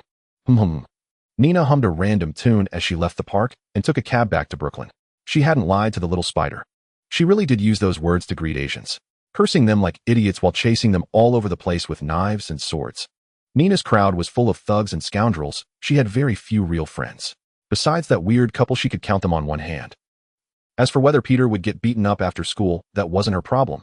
Those Asians she chased around still came to her clinic regularly. And they got along well. What could she do? Her clinic was cheap. Nina felt no guilt at all, happily strolling back home. Her clinic had two doors, one like a regular detached house with a lawn, and the other shed smashed out herself in a fit of boredom later, using it as the clinic entrance. It was definitely an illegal structure. She went up to the second floor and poked her head out to check the clinic entrance. Just as she expected, a bunch of thugs lay sprawled on the ground, bruised or with twisted limbs. As soon as they saw her, they started yelling, "Hurry up! Don't you want money? What kind of service is this? I've been waiting an hour, and you still haven't opened. Hurry up, idiot!" Nina stayed silent, but veins bulged on her forehead as the aluminum window frame creaked. The thugs below thought, "Hey, has the she-devil changed her tune today? Not even cursing back. What are we waiting for? Let's get wild. Hey, you busted nurse, hurry up and open for business. Don't you want our money? Idiot, come check my dick quick, or you'll be responsible if I lose my manhood." Nina pulled her head back in one hand, glowing white over her throat as she walked to the sink to pour a glass of water to wet her throat. She felt her cool down was ready. Now she just had to wait for the skill to cast. Taking a deep breath, she hurled the disposable cup downstairs and leaned out the window, roaring, "Idiots! Listen up. I'm on my period today, no work. If you can wait, wait. If not, get lost. You're broke, but still so demanding, huh? If you want to die, speak up and step forward. It'll beat your brains out. Get lost. Idiot. Cough, cough." After cursing, she pulled back and massaged her throat. With her anger mostly vented, it was time to go back to sleep. She hadn't rested enough after dealing with that white egg all night. What if her skin lost its glow? And those idiots downstairs pissed her off every day? She really should buy some rat poison. She felt that the world had changed. How could a formidable milk-producing mage like her, capable of nourishing an entire village, suddenly fall ill? Oh no, the healer is incapacitated. Who knows what happened? Back in the day, she could laugh off her period even when it stained her bed. But what is happening now? The doctor is exhausted while the healer struggles with fatigue. This is how Nina interprets the term healer, and indeed, she behaves that way. 80% of the men in Brooklyn can guarantee it. A large group of them couldn't outrun Nina. In fact, they got so lazy they didn't even bother to run anymore. After all, the more joyfully one runs, the harsher the consequences, so it's better to just lie down and take a beating. After all, it won't kill you. How could such a motherly Tyrannosaurus catch a high fever? One that turns red all over, twitches occasionally, and speaks in a breathy voice. "I'm going crazy. This world is insane." Extending her little hand, she gathered a spear of victory and pointed it at the headboard. One of her small skills, condensing the power of holy light into a spear, inflicting burning damage on enemies while binding them, and after a while it will explode. As the saying goes, there's a cover above and a trap below. There's nothing Nina wouldn't dare to alter. The spellbook says to condense a spear. So just one spear. Boring. Someone like Nina with such a unique thought process definitely wouldn't do that. A A salted fish. A healer strikes with a European spear. Suddenly the spear held by Nina began to soften, swaying side to side, like a whip resembling a big clumsy snake. Only the part she held remained firm. The whip seemed to receive some signal and began to extend, rapidly rushing towards the first floor at a speed much faster than a bicycle. Nina sighed as she looked at the soft spear in her hand. She once thought of using this skill to make money, but unfortunately the spear of victory would explode once detached from her. Otherwise, Nina would have already become rich by selling women's toys. Just imagine a spear of victory 2 meters long, a bit over 1 centimeter thick, radiating the warmth of holy light. Winter warmth and summer coolness are merely trivialities. With Nina's control over magic, she could even split this European spear as many as she wanted, perfectly meeting all combat needs. Soon the softening spear returned, holding a cup of water with the spearhead resembling an octopus tentacle with suction cups firmly gripping the cup to prevent it from falling. Nina took a sip, but it was still too hot to be of any use. Then something magical occurred. The spear split into 4 like a 4-legged horse, carrying Nina towards the bathroom. Light spear transformed into a horse. What a flashy move, simply astonishing.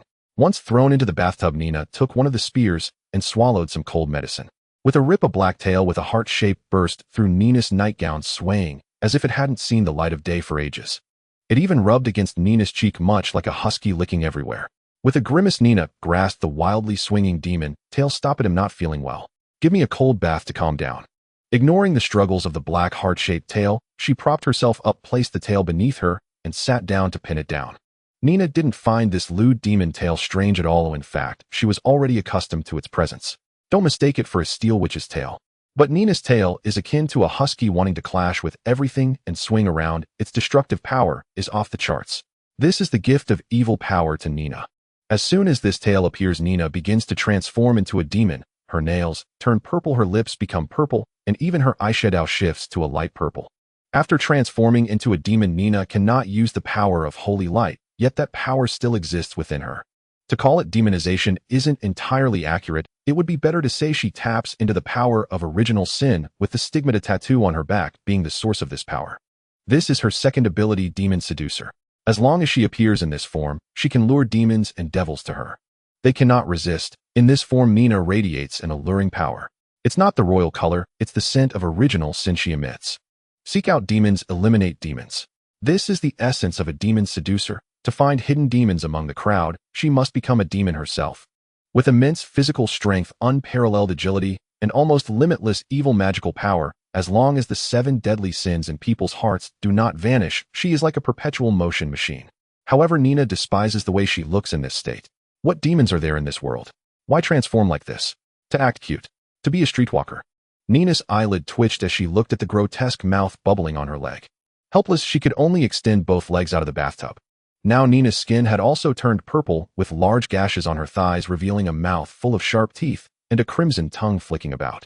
Nina complained, "You're quite the talent knowing I'm taking a bath and still coming out. Do you really want to drink bath water?"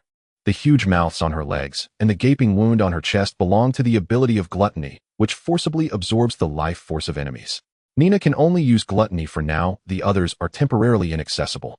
In this state, Nina looks strikingly similar to the enchanting succubus from her internal fantasies, except she doesn't consume heather flower juice. The mouths on her legs began to slowly close after expelling a large amount of water. It seems they realized Nina was right. They consume life force, not bath water, and then gradually disappeared. After demonization, Nina felt her dizziness and headache lessen. She yanked the heart-shaped tail and firmly pinched it, asking, "Why did you come out again?" With a pop, it seemed to feel pain. The heart-shaped tail kept swinging, splashing water onto Nina's face. She didn't care about that. This tail could stretch over 30 meters.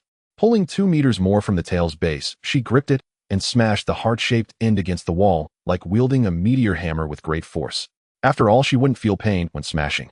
She had been displeased with this lewd tail for a long time. After swinging it around a few times, the heart-shaped tail dejectedly wrapped around the front of Nina, swiping a few times at her waist and nodding behind her, as if to say there was something here. They were gestating and would soon emerge. After finishing, it leaned against the edge of the bathtub as if enjoying the pleasure of bathing, and even thoughtfully pulled out and folded the wet tissue Nina had left in the sink. Throwing it into the air, the heart-shaped tail caught it and lay still at the edge of the tub. Nina felt a throbbing headache. What on earth are all these things around her? The power of holy light is nearly a little train. Where is the power to hunt demons? Is it all just comical nonsense? Oh, great one, I'm begging you. The 7 deadly sins of humanity are truly not just a joke. Can we be a bit more serious?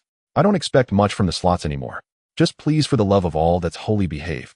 Repetitive machine. It should be right. Right, right, right, right. Vote for recommendations. A mature woman has 3 delights: beer, bathing, and younger lovers. Burp. Huh. Nina crushed the empty can with force and tossed it to the corner, her flushed cheeks exuding a unique charm. Nina, that well-endowed healer, was clearly a mature woman who favored younger companions. Why else would she adopt so many children? Her profession as a doctor demanded meticulous hygiene, coupled with a slight obsession with cleanliness. She bathed at least twice a day. The white shower gel left a slippery, sensual sensation on her skin, releasing a peculiar fragrance. She didn't particularly enjoy drinking, but when her head throbbed with unbearable pain, she would down a few cups to relieve the pressure. Burp. The amorous heart-shaped tail set down the can, letting out a contented sigh. Now that tail had inexplicably taken on a pitch-black visage covered with tiny purple eyes. Nina glanced at the heart-shaped tail beside her, saying nothing. Only a soft sigh escaped her lips. She wasn't ill. The earlier dizziness and fever were caused by the sacred stigma pattern on her back. She was evolving. Now, not only did she possess a succubus-like tail, but a pair of wings had also emerged at her waist, bat-like, with crimson membranes. That was the cause of her fever. As for the dizziness, that was her morning sickness. Yes, she was pregnant again. All because of that angel egg. Compared to the holy light of goodness, her evil power was far stronger. If the holy light could gift her an egg, how could original sin not bestow something upon her? It did. Always had.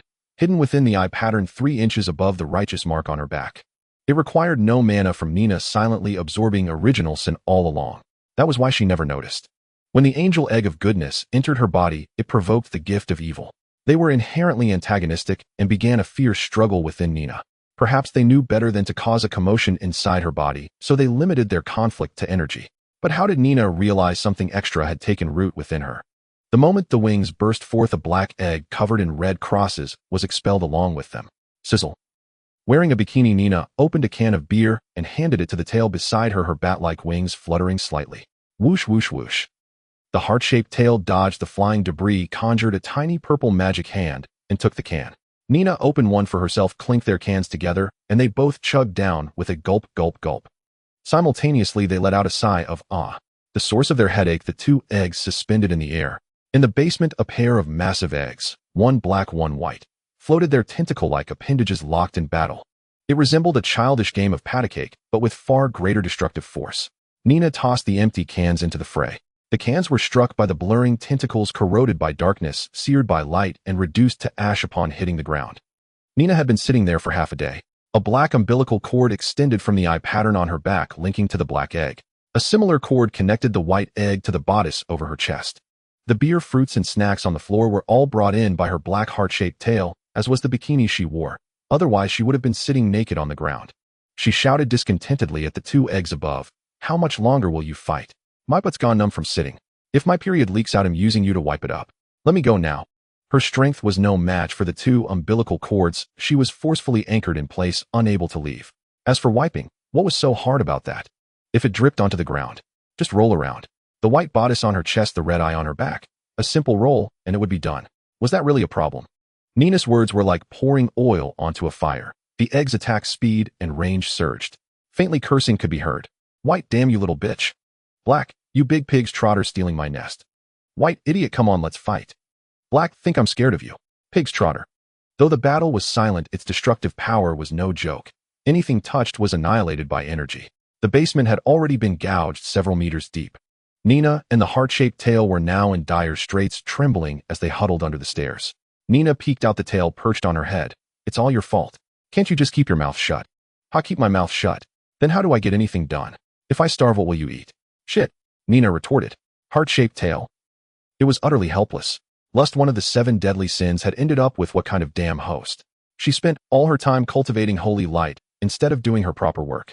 Sis, can I call you sis? A demon cultivating holy light. Are we 7 sins not seductive enough? Or can holy light give you a masochist an orgasm? A holy light demon is a dead demon. That's an immutable law. If it hadn't been forcibly summoned, it would have scurried back to its lair to sleep. Just looking at this stupid host was infuriating. Reeking of shit like holy light. A saying from long ago put it perfectly. Girls in the past didn't naturally smell fragrant. If you thought they did, well, that just means you're a pervert. As for now, girls today do have a scent. It's all marinated in cosmetics. Truth. No arguments accepted. The heart-shaped tail flicked glanced at the fiercely fighting egg's side and lay limp on Nina's head, playing dead. How it longed to swap places with the two purple ribbons on Nina's thighs. The wonderful scent of sea breeze, occasionally mingled with the sweetness of blood. But Sloth had already claimed them. Hey, stop. This is my home. Nina's scalp tingled with horror. The eggs seemed to think things weren't chaotic enough. Their tentacles began morphing into weapons, swords, axes, and giant blades of all kinds. Dozens of blades hung in the air, locked in a standoff like peerless masters seeking a flaw to strike decisively. White egg bitch. Black egg pig's trotter.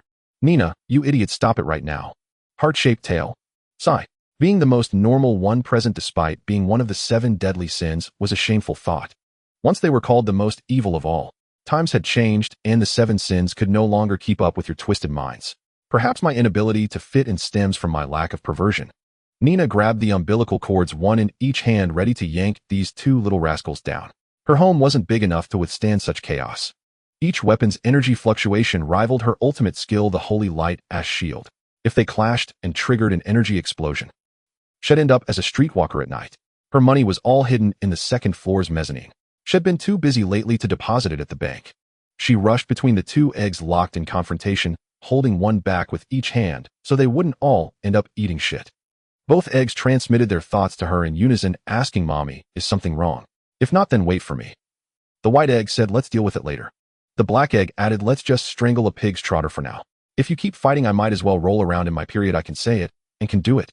Nina, anxious, started to speak in Japanese. Although she was an Eastern person in her past life, and her native language was Chinese, her Japanese was much stronger than her English. She blurted it out in a rush. In fact, most Easterners are like this. Don't believe it. Just read it yourself. 1. Amazing. 2. Terrible. 3. Comfortable. 5. No. 6. Wait a moment. Pretty familiar, right? How about some Asian cinema? How about some cartoons from the city? Ahem. The black and white eggs suddenly fell silent. Obviously, this question was a bit too much for them, as they were still unborn children. Fighting stems from an inherent adversarial relationship. As for swearing, birds of a feather flock together. Nina's demeanor is what they learn from. The white egg series of cool expletives comes from Nina's current catchphrases. The black eggs come from Nina's phrases while treating female patients in the past. That little trotter with an occasional addition of big for overweight female patients. Looking at the 2 silent eggs, Nina continued, "As long as you don't fight, I promise to feed you well." The white egg responded, "Well fed." "Well fed. Good." The black egg chimed in, "Taste." "Well fed. Good." They didn't need Nina's nourishment, otherwise she would have been drained dry long ago. The staple food of the black and white eggs is the power of human hearts. The white one represents hope. The black one represents despair. Sounds like a 5-star anime. The holy light and original sin that Nina refines can only be considered a dessert after a meal. The reason she dislikes the 2 eggs is precisely this. It infuriates her that the magical energy she spends a lot of time refining is consumed without reason. Let me make an analogy. It's like raising a daughter who has grown up. This is the refining process. The black and white eggs are like 2 boys. They come over and consume everything. Right next to her room. They even want to ask Nina for dessert. What is happening now is just like that. Using Nina's body to absorb hope and despair. They even want to live inside her.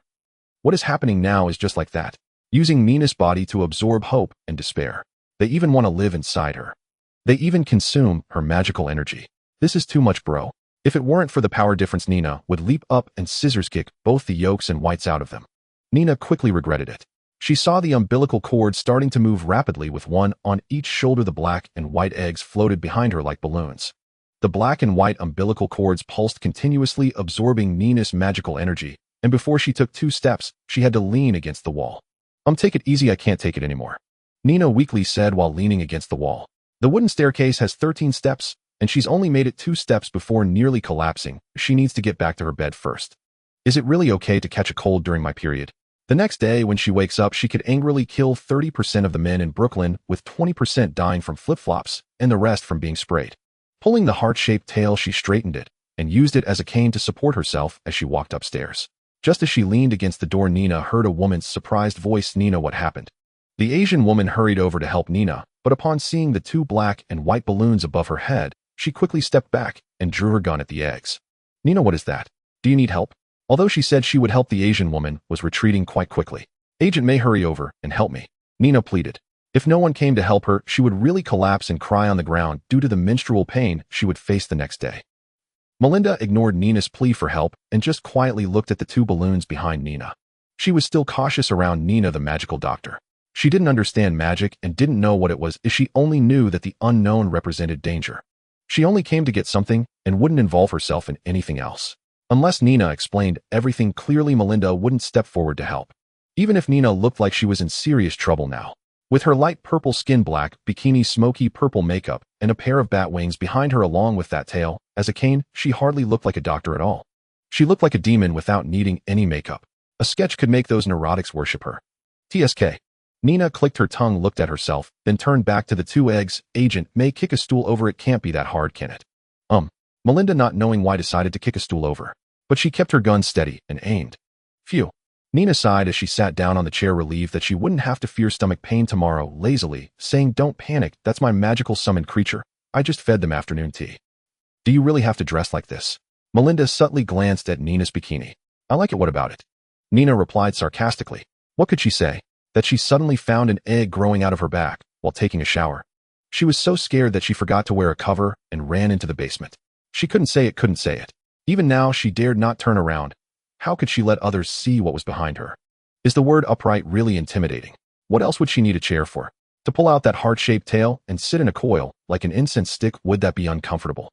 She could still bounce up and down. Oh, so comfortable. It's just that the chair has a backrest which can block the patterns. Why is it only you who came today? Nina leaned back in the chair and asked. She didn't care about Melinda's little handgun, not to mention her demonized self. Even in her nun state, that gun couldn't hurt her at all. What does thick blood represent? That means high defense. Every day she is bathed in holy white light, washed from head to toe. Even her nails get washed several times. After washing like this for a few years, how could she not be tough? Melinda had already retreated to the entrance of the residential area. No, they are outside fixing a car. Carlson told me to come in and get something. Where is it? Nina used her heart-shaped tail to prop the ground and turned the swivel chair towards Melinda, nudging her mouth to indicate Melinda to look to the side. Melinda glanced at the snakeskin bag, but didn't move. She was waiting for Nina to explain what it meant. Open it, Nina said in exasperation. She didn't understand what Melinda was scared of. She had wiped her, but so many times already. After seeing each other only a few times in months, why was she still scared of her now? Was she really that fierce? Nina was not particularly familiar with Agent Melinda. The woman had only recently joined the transport security team. Previously, it was always the middle-aged man Carlson and some other agents who came to pick up the goods. Nina actually had a decent impression of him. Carlson's smile was warm and infectious, making one feel he was a true brother, the kind you could trust with your life. Of course, it wasn't the smile that won Nina over. It was his hairline. It climbed higher and higher every year. In less than 4 years, his hairline had receded nearly a centimeter. Nina was eagerly awaiting the day he would go completely bald, as she might even capture it on video and post it online as a memento. After all, he was the one who kept bothering her with that perpetual grin. Just because a man turns into a woman doesn't mean she loses her petty nature. Her heart was no bigger than a corn kernel. As Melinda's eyes twitched, 2 legs sprouted from the tip of the heart-shaped tail. Tiny black feet, so small they were almost negligible. They stood on the ground and hopped a few times. Then a pair of enormous hands materialized behind the tail, each at least 2 meters in diameter, grabbing Nina and rushing upstairs. Melinda pressed her hand to the micro earpiece and asked in a strange tone, "Carlson, are you sure she's a doctor? I feel something's off." "Melinda, relax. Miss Nina is a good person. Her words are just a bit crude," Carlson replied, panting heavily. In Carlson's view, Nina was indeed a good person, selling various healing potions to them at low prices. As long as one overlooked the fights, brawls, robberies, vandalism, foul language, and risque jokes. If Nina could stand still, keep her mouth shut, and hold her breath for 24 hours, she would transcend into a fallen angel on earth. Well, he couldn't keep that up. Setting aside her past killings, the variety of cases and bail reasons had opened his eyes. He had never seen such a clergy member. Weren't you supposed to be a pastor or a nun? What's with the fighting? And if that wasn't enough, why were you breaking people's hearts? And it happened every month. More regular than a menstrual cycle. If it weren't for the holy water, Carlson would have happily watched Nina rot in prison. Is that so? Melinda asked skeptically. She had never seen a clergy member like that. She would sooner believe Nina was a special worker calling out on Halloween night. Come here, handsome. Bikini, succubus costume, erotic tale, crude language, and that unreliable personality. Miss, are you a clergy member of the demon church? Carlson looked at the deflating tire, then at Nina's house 200 meters away, and shouted in defeat. No, it's all fake, all fake. She's a super dangerous person. Don't approach her, don't touch anything. I'm coming over now, but just keep quiet. Suppressing the ache in his heart, he forced himself to look away from the deflating car. I'm sorry, Laura. When I get back, I'll cherish you properly, Carlson muttered as he ran. Laura wasn't a woman, she was his red vintage car. Carlson loved that classic car more than any girlfriend. He adored it. Just like after he was killed by Loki, everything was wiped clean, the house was reassigned, and even his girlfriend attended his funeral. But the vintage car and Captain America trading cards were left untouched, showing the depth of Carlson's love. Either he was gay or just obsessed. But now, watching his wife deflate, he still had to go help Melinda. The door was pushed open forcefully, and Carlson rushed in shouting, "Melinda, are you okay?" Melinda, holding a can of cola, froze and asked, puzzled, "Why would I be in trouble? And aren't you fixing the car? Didn't you just say Nina was acting strange?" Carlson pressed. He had known Nina for a few years, and she had always been odd. She was practically a murderer. If it weren't for the ghost agent defeating her back, then there would be no shady deals now. Defeated wasn't quite accurate, it was more like Nina was annoyed into surrendering. The ghost agent wasn't a group of agents, but a little girl's ability. It was very peculiar, like Schrodinger's cat, existing in a superposition of life and death, unknowable without observation. Life and death were 50-50. But the ghost agent was different, as she existed in a superposition of existence and non-existence, useless even when observed. That was her power. No 50-50, the ghost could be however present she wanted. She could appear and hit you whenever she pleased. An infuriating ability. Eating breakfast when a child suddenly appears and punches you, going to the toilet without peace. Either getting hit here or finding the toilet paper missing. Annoyed for over a month, Nina completely lost her temper. The ghost agent's hits didn't hurt, but they were incredibly irritating. When her period came, she grabbed a pad for the bathroom only to find it gone and the old one thrown in the trash. Black question mark. Eating oatmeal with a spoon, the ghost agent appeared and slapped the spoon, nearly choking Nina to death. There was nothing the ghost agent couldn't do. After enduring a month, Nina surrendered and turned herself into S-H-I-E-L-D. However, after several secret bases were destroyed, they realized a fact. Nina wasn't a superhuman. She was a mage, an area effect mage. Even gagging her mouth was useless, magic required no incantation, and the base's metal wasn't enough for her to break for exercise. Catching her was a good thing, but being unable to control, seal, or neutralize her abilities, that was a tragic story. Who was the prisoner here? She was the boss. What prisoner tears down several walls in the middle of the night, drives a snowmobile hundreds of kilometers for a midnight snack and breakfast, and comes back to sleep in the evening? Kicking open a titanium alloy door, grabbing a patrolling guard, she asked, "Little brother, is there a game console here? I'm bored of reading. If not, I'll go buy one myself." The little brother, suspended in the air by a magical hand, was almost in tears. "Sis, you're here to serve time. Where would you find such luxuries?" By the way, Nina was sentenced to over 80,000 years in a few months. A truly sorrowful fate. Every day, the guards watched nervously as the girl in a prison uniform wandered around, afraid she might grab them and ask, "Little brother, what's this? And little brother, what's that?" Within a month, the guards wondered if it was Nina in prison or them. Which guard was more scared of the prisoner than a mouse of a cat? But in the end, it worked out. Nina was bailed out. The guards began to celebrate and cheer. The prisoners did too. It wasn't just the guards being grabbed and questioned, the prisoners were also subjected to it. And they couldn't run away. It was a heartwarming sight for the world, wasn't it? Huff. Nina sat up and stretched her limbs, her bottom numb from sitting too long. She glanced at the white belly band covering her chest. She touched it and felt it was time to embark on the path of ascension. Her two mana sources had already merged into one, yet she still lacked the final step. Regarding this step, Nina had always held the mindset of just watch and not dive in. However, the appearance of the black and white orbs forced her to ascend. In gaming terms, it was called awakening. In reality, its name was asceticism. Nina called it bankruptcy. The final step required her to liquidate all her assets, using the wealth to benefit humanity, while she herself would have to live on bread and water for 3 months. Only then could she awaken, evolving from a menial nun into a preacher spreading the gospel. In Nina's sect, there was no God. Her power originated from the goodness in people's hearts. Donating all her possessions to benefit the world in exchange for willpower, that was the process of advancement. Nina kept her distance from this practice. If she donated everything, what would she eat? Would she become a genuine street corner damsel in distress? Damn it, when she herself was struggling in the depths of hardship, why was no one coming to save her? But the appearance of the two orbs changed her mind. Nina had no idea what the black orb was, but she recognized the white one. They were the physical manifestations of humanity's goodness, commonly known as angels. These were items for the second stage awakening. When the 4 angels appeared, they would subject her to interrogation and trials. If she passed, the angels would help ignite the light on her path forward. Failure wouldn't lead to death, but it would bring great trouble. She would have to travel the world spreading the gospel and dispelling darkness. In other words, she would have to do all the thankless tasks regardless of how long it took until she gathered enough willpower for the next trial to stop. Honestly, if a lustful young man approached her and asked, Miss, how about a date? Nina, forced into sage mode by trial failure, might actually agree. Then that young man would end up with his bones shattered by Nina's monstrous strength, dying in bed. Now the first angel initiating the trial had already appeared. As long as her mana continued to grow, the return of the 4 angels was only a matter of time. And that black orb of original sin, what exactly was it? These questions weighed heavily on her heart, suffocating her. Delaying the awakening was no longer realistic. The second stage awakening trial wouldn't stop because of the first stage. They only monitored mana and willpower. Once the threshold was met, it would begin immediately. What does the first stage awakening have to do with us 4 angels? We belong to the second stage. Once your mana and willpower are sufficient, we begin.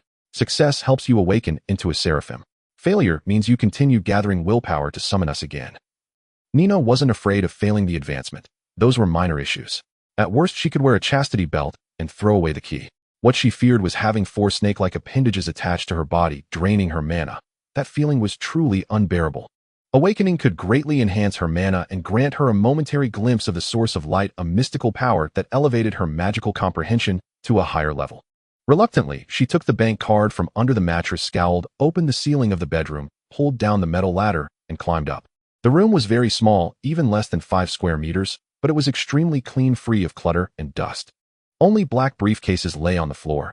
This was Nina's income over the past 6 months. Each case contained 2 million. A rough estimate put the number at 20 cases, and that was a conservative figure. Holy water was one of the goods traded with S.H.I.E.L.D. used to offset her 80-year plus service period. S.H.I.E.L.D. purchased the holy water at $10,000 per bottle, each bottle containing about 200 milliliters. The cunning S.H.I.E.L.D. would divide one bottle into 10 syringes for field agents, a lifesaver in dangerous situations. It was very popular within S.H.I.E.L.D., but only agents level 5 and above could carry it, and they had to return any unused portion after the mission. The imbalance of too many people and too few supplies was a serious problem. Out of a sense of decency, Nina claimed she could only produce 50 bottles a week. These were estimates subject to change based on the manufacturer's actual output.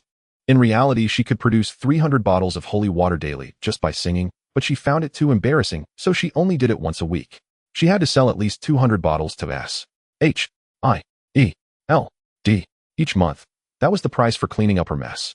The surplus holy water had to be used to benefit humanity. Black market dealers sold 100 milliliters for at least $20,000, and Nina would entrust an agent to sell the excess. Milky white holy light burst from her arms, forming into spears of victory. Nina intended to use them to bind the cases and carry them all away. But the spears didn't move, their tips nudged each other, as if hesitating over something. Or perhaps they were reluctant to part. Magic's judgment was subconscious. This clearly showed just how unwilling Nina was to let go of these earthly possessions. Get to work. If it's gone, I can earn it back. They'll just sing a few more times. What's a little shame? Nina roared at the spears of victory. It's just a bit of shame, isn't it? After all, she had already transformed into a woman, hadn't she? What else could she fear? Shame. Tomorrow, shed, throw it onto a pyre for a public execution. With a face as dark as ink, Nina walked downstairs, large and small cases floating behind her. The spears kept tugging them backward as if saying, Nina, you big fool, you heartless wretch. That's money. But these spears couldn't overpower Nina's physical strength. She dragged and pulled the cases all the way to the first floor living room, which also served as the clinic. Carlson stared in amazement and asked, Nina, are you moving? Need any help? Melinda. Indeed, she was a peculiar person. Just now she was dressed provocatively, and now she was clad like a priest. Nina stacked the cases one by one, sat down across from the two, and glanced reluctantly at the cases. Help me donate these. Make sure they go to the right places.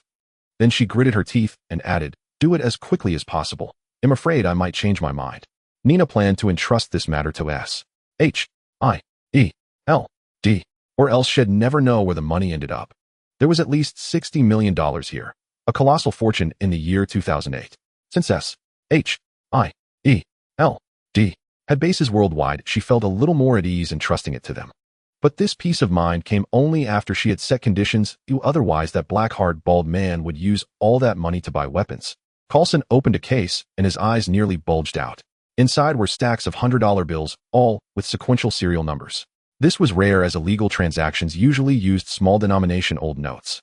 From this, it was clear that Nina's money was legitimate. Carlson pointed at the wall of cases and asked in astonishment, "Donate it. Have you lost your mind?" Nina, "Donate it." It was well known that healers were greedy, otherwise how could they afford the high-priced equipment hoarded by black market merchants? Huh. As long as you help me give this money to those in need, I'll treat one person for free. That was Nina's highest level of personal service. As long as the person had been dead for no more than 24 hours, Nina could bring them back. Even Mephisto couldn't stop her. The healer said so. The healer guaranteed it. Since they met, Carlson had witnessed Nina conduct that ritual twice. Not to mention the remarkable healing effects, there were also the exaggerated light and shadow effects, a sacred wall lifting the patient high, and the holy baptismal light descending from above, accompanied by hymns of rebirth echoing from all directions. Even he, a distant observer, could feel that power of rebirth. It was so comfortable and wonderful he couldn't get enough of it. This is the miracle of life. Now, even if Carlson were to receive a free offering, he wouldn't need to ask that black-haired fellow above. He already knew what he would say: promise, hurry up, and promise if you can't deliver you'll go to Antarctica to capture Hydra, and you can't come back without catching them. Damn Hydra, there's no Hydra in Antarctica. Aren't they just going to count penguins for a lifetime? Ahem. Carlson cleared his throat twice, sat back down, and said, "This is not a problem. We will definitely give the money to those in need." He understood Nina's implication, repeatedly emphasizing those in need, which meant they should hand over the money directly or indirectly to the impoverished rather than throwing it to the Red Cross. A bit troublesome, but it's okay. Then let's discuss the supply of holy water for this month, Carlson said seriously. Nina propped her face up with one hand, her big dead fish eyes staring at Carlson, making him feel goosebumps. Wasn't it placed at the door? Melinda interjected, "Those are glass shards. What we need is the healing potion. That pile of stuff is useless. We don't eat glass." In the past, Melinda had never seen what the holy water looked like when it was just stocked. Carlson was the only one who went in alone with a special metal box to bring it out. Melinda and a few other combat agents were responsible for transportation, and after several processes, it was turned into life-saving syringes. Although she didn't know what the holy water looked like, Melinda knew that it definitely wasn't made from glass powder mixed with water and some herbal remedy. No, that's used to hold the holy water, I guarantee it," Nina explained. Carlson, "Then where's the holy water?" Nina, "It's at the door." Melinda, "That's glass." After several repetitions, Carlson desperately covered his forehead and asked, "What I want is the healing potion. Stop with the nonsense and tell me where it went." "There was an accident, it got broken," Nina answered absent-mindedly. Compared to Carlson's despair, she was the one truly in despair. Okay. Had at most go back and get scolded. Nina, on the other hand, had actually lost 300 bottles of holy water, and SHIELD would send her $2 million. It's gone. Plus 2 broken eggs sucking her magical power. Just now, while kneeling on the yoga mat, a giant egg as big as a calf's head was pressed against her face, illuminating the basement like a powerful flashlight. It made Nina think she was filming some kind of adult film. She was terribly afraid that a voice would suddenly say, "Cut." The voice, touch up, let's start with an introduction." Nina, "How should I introduce myself?" Voice, stage name, measurements, age, first experience. Nina, "Hi, I'm Nina Elisa. I'm 22 years old. My measurements are." What was my first experience? There was nothing. This was Nina's vivid imagination. She had even completed the ending of the final Milky White experience. Carlson was silent, broken. That black-haired fellow could smash his skull. Melinda was also silent. Had it all been in vain? Carlson, not ready to give up, asked Nina, "Tell me the truth. I know you must have some in stock. Can you bring some out for us? Not to mention those holy waters on the black market, which are continuously being supplied every month." If it were said that it had nothing to do with Nina, no one at SHIELD would believe it, but there was no way to counter Nina. So they always turned a blind eye. Whenever the black market appeared, they would buy at a high price. Nina, with her fair little hand, had visible veins, of course, had stock, but it was all in the basement. The basement had been split into bits and pieces. What stock was left? There were still some that hadn't dried. Do you have any bold ideas? Add more. But considering that SHIELD always wanted payment before goods, Nina decided to hold on a bit longer, to avoid refunds and bad reviews. The visible veins on her fair hand disappeared. "No, but I can offer you something else as compensation." Nina stood up and took a few steps back. "I willingly bear these sins." Nina clasped her hands together and chanted. Generally, she didn't need to perform such gestures. This was just a form of psychological suggestion, reminding herself that she was using all her strength. The chanting was because she was unfamiliar with this magic, as she wasn't using the power of holy light this time. At the moment she began to chant, both Carlson and Melinda sensed something was off. It was an unusual fatigue. It felt like every bone in their bodies was broken. They clearly wanted to move, but their bodies refused to obey, wanting nothing more than to lie quietly and sleep until the end of the world. Their bodies were so obedient that they just lay down on the ground. Nina's shorts revealed 2 purple ribbons floating in front of her, staring at her. One ribbon had a dead fish eye silently staring at her without speaking, as if asking, "Why is it me? I'm so tired. Isn't it better to find a silver fish? Why is it me? Isn't it enough to eat seafood flavor every day? Your blood has flowed onto my manifested body. Please change your underwear regularly, otherwise it smells bad. You smell bad, stop calling me out." Nina's forehead bulged with veins. She was puzzled as to how so much complex information could be read from a pair of dead fish eyes. Clearly, it was one of the 7 deadly sins, sloth. Is it really okay to complain so much? And she's not smelly, that's the aura of holy light. Ignoring the lazy one that kept complaining about her various shortcomings, she began to gather crystals using her magic power, gripping one of the lazy ribbons. Used as a medium, while the other continued to criticize her skills, saying that she couldn't even gather original sin crystals out of thin air. "Shut up, if you keep talking I'll use you as a sanitary pad." Nina, who had originally been working hard to gather the crystals, was now thoroughly annoyed by this chatty ribbon. The dead fish eye widened, seemingly unable to believe Nina's words to use it as a sanitary pad. But it was also too lazy to respond, knowing that Nina would eventually need its help. When Nina went to look for its original form, it would make Nina pay for this. Eating seafood on her thigh every day was tolerable, and the occasional blood rain was bearable, but to be insulted like this was unacceptable. "Friend, do you want to switch places? I love the smell of the sea." The peach heart tail had slipped out at some point, leaning against the lazy ribbon. The dead fish eye stared silent. The peach heart tail? Nina took one of each little friend and stuffed them back, and none of them being serious. Nina had now successfully gathered the original sin crystal, and of course wanted to drive away these chatty perverts, otherwise they would drive her crazy. Holding a purple gem the size of a quail egg, a milky white holy light turned into ribbons to bind the gem, preventing the lazy aura from affecting those around her. Coulson and Melinda were bound and spinning rapidly in midair, resembling a roulette wheel. The 2 of them were affected by the lazy gem, falling into a deep coma. If the original sin aura within them was not expelled, they might remain unconscious for 5 or 6 days. Nina didn't want to wait that long, as she decided to wake them up directly with a spear infused with holy light. The crazy spinning was merely to shake off the lazy aura inside them, which was more convenient. All right, no more chit-chat. Nina was just too lazy to walk over and help them up. She would simply use healing prayers and purification skills. After all, a couple of strong hits to the chest would do the trick. Why waste the magic power of 2 skills? Besides, they weren't exactly good guests. They came to leave a bad review. If it weren't for the money involved, Nina would have slapped 2 stamps on their faces and called a mailman to rush them to the Queen's District. That is, to the homes of Miss Bai and Grandpa Cheen. As for whether it was an European boutique or a Hollywood movie, Nina didn't care. Anyone who left her a bad review was a bad person. Ugh. The first to wake was not the bulky Coulson, but Melinda, who looked quite mature. Nina had to let her down, and the vomit that splattered during the spinning was genuinely disgusting, and she really didn't want to clean up. She placed Melinda by the trash, and so she could throw up comfortably, while Nina sped up Coulson's spinning to help him wake up faster. 10 minutes later, Melinda and Coulson, pale-faced, sat across from Nina. Nina placed the sealed lazy crystal on the table. "Consider this compensation. Our refunding is absolutely impossible, not in this lifetime." Melinda, with a pale face tinged with a waxy hue, asked, "What is this? What can it do?" Coulson was still dazed, covering his mouth. He could barely distinguish how many gems were before him. At first glance, 2 pieces. On a second look, 5 pieces. The more she looked, the more there seemed to be. Nina explained, "This is a lazy crystal. It can put people into a state of lethargy. I believe you both just experienced it. Exciting, isn't it, brothers?" Ignoring the 2 who were clearly feeling sick and covering their mouths, Nina continued, "Also, I'm going to be traveling for about 3 months, so you don't need to come by in the next few months." "Wait." Coulson, being a big man, took a few deep breaths and swallowed the blockage in his chest before asking, "You don't have a passport. Where do you think you're going?" Coulson knew Nina hadn't been released, as she was still on bail and couldn't leave the country at all. This was the only producer of holy water. Coulson couldn't let Nina slip away. Other women didn't have this capability. Those people could only wake someone up with a splash of urine at most. Nina impatiently tapped her fingers on the table and said, "Of course I'm going out to have fun. The more desolate the place, the better, preferably in the middle of a desert." She wasn't lying. Rigorous training was no joke. She really intended to endure hardship. Otherwise, she could have tossed these 2 out, run to the basement to sing a triumphant song all night, and the next day buy a yacht and invite a bunch of girls to party on the sea for a few months.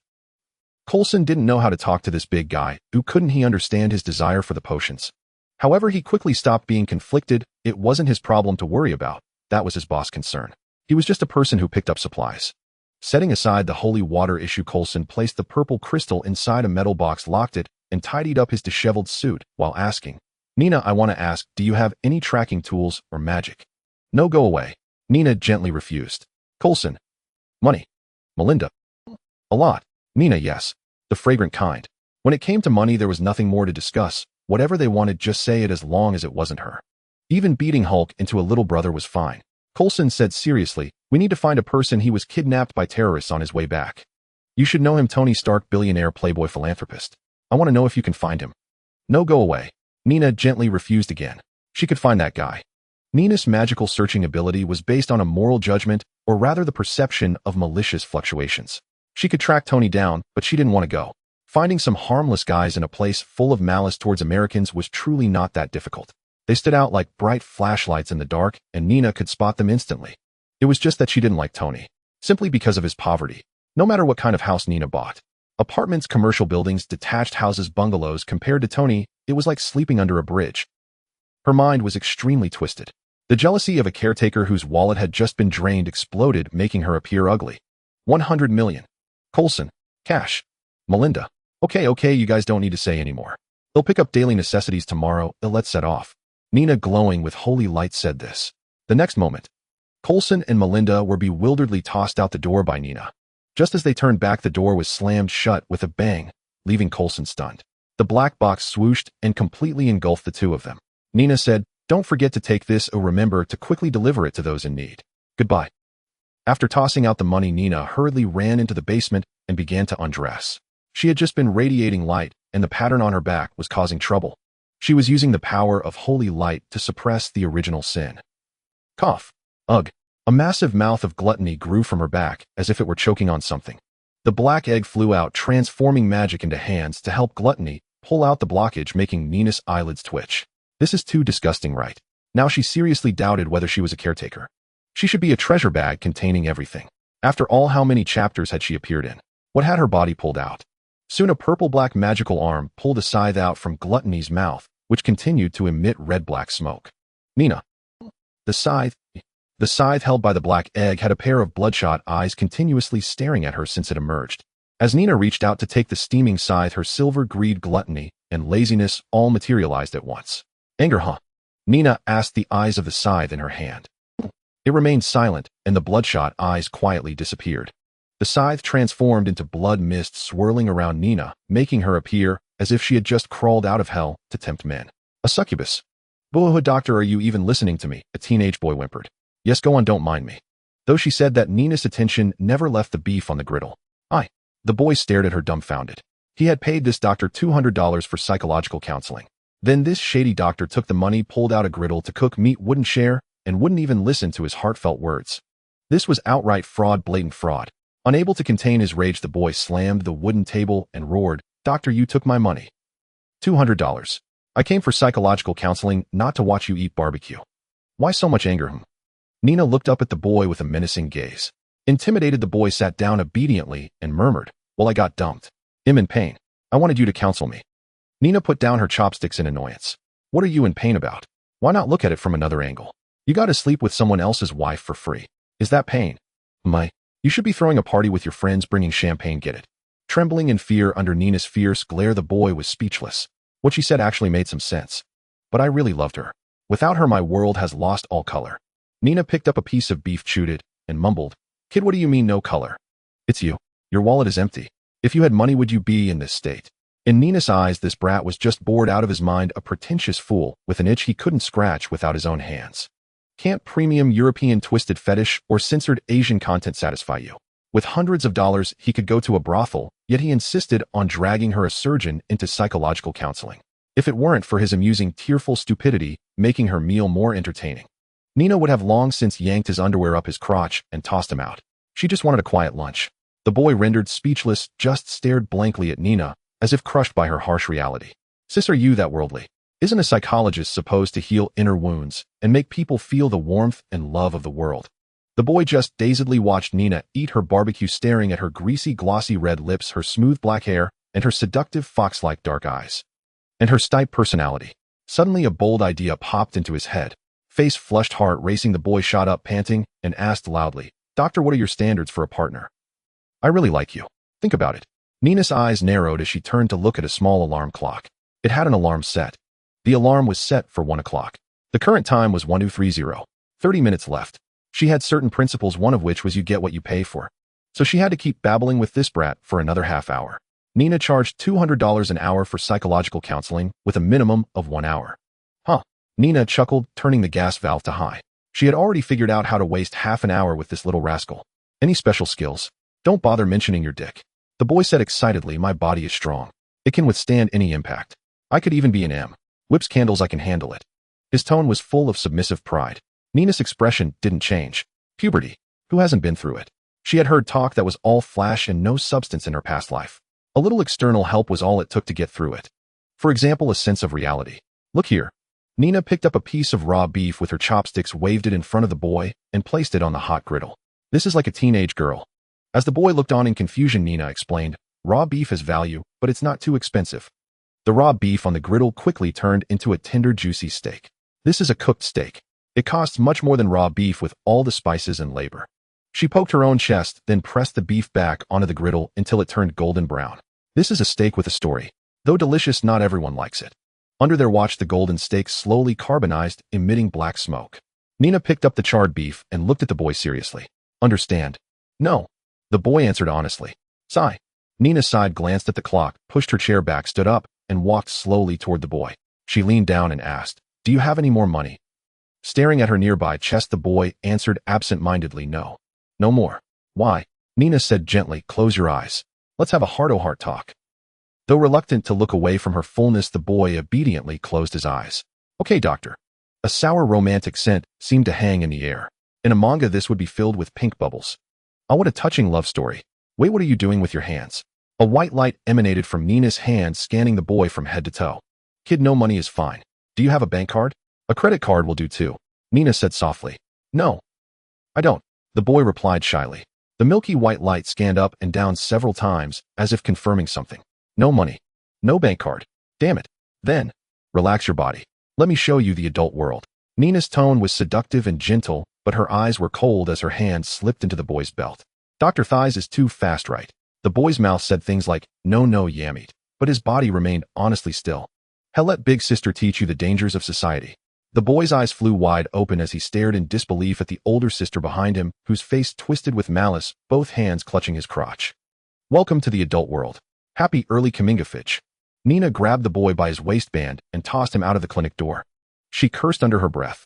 "Can't even handle a piece of raw beef, and you have the nerve to want barbecue." "My," Nina glared. "Kid, the world is more dangerous than you think. Go home and drink your milk." With that, Nina walked back into the clinic. She still had several plates of barbecue to finish. If she didn't eat them now, she wouldn't get another chance. It had been 3 days since SHIELD invited her to the desert to find that fool Stark. Nina had said she would leave the next day, but she didn't go. Many patients who had ordered medication from the clinic hadn't picked it up yet. Nina didn't dare to just disappear for months, afraid she'd come back to find she had to attend hundreds of funerals. In America, without insurance, seeing a doctor was faster than robbing a bank. The medicine she sold for tens of dollars would cost hundreds in a hospital. Those who couldn't afford it could only wait to die. Nina would curse at these people, telling them to hurry up and die to stop wasting money, but she always gave them a discount on their medicine. Nina sat with her legs crossed, chopsticks holding a piece of beef on the griddle, a smile playing on her lips as she looked out the door. The boy was kneeling on the ground, both hands clutching his groin, gasping in pain, twitching occasionally. After a while, the boy stood up, bent over, and roared at Nina inside the clinic. 30 years in the East, 30 years in the West. Don't bully a youth for being poor. Just you wait. In 3 years, I'll be back to slap your face. With that, he ran off, still clutching his crotch. Nina nearly dropped her chopsticks. She laughed out loud and shouted after the boy, "Remember to ride a horse, you fool." This was Nina's daily life, teasing teenage brats, making them shy and flustered, and just when they thought they were about to touch the adult world. Nina would teach them the dangers of society and to be cautious of people. Having tits doesn't mean she's your mom. More likely, she's a celestial being. The kind that bounces around. The kind that will bankrupt you if you cross her. Guiding lost children was a nanny's job, but Nina's teaching style was a bit too worldly. Either you can't afford to mess with her, or you're just a toy. "All right, stop fussing. You've written your name on the bags, so I won't make a mistake," the old man said with a wry smile. A week had passed since the invitation from S.H.I.E.L.D. Besides her daily routine of treating patients, Nina had spent all her time sorting herbs. For each patient, she prepared bags of medicine, noting the dosage and timing, and placed them on the cabinet. Nina had prepared a 4-month supply and called over the lecherous old pastor who helped look after the children. "Hey, race the children's living expenses. Take good care of it. Also give the wooden box in the basement to a man named Weasel." Nina handed her bank card to the old man, then dragged her black suitcase and strode quickly toward the residential area's entrance. When she saw the morning sunlight, Nina's eyes grew moist. It was that kind of heartache that couldn't be put into words, a feeling that only made her want to cry, clinging to her relentlessly. How could she not feel the pain? That morning S.H.I.E.L.D. told her that the money had already been spent on supplies for the elderly and infirm in impoverished areas. She had even given her last $3 million to the old pastor.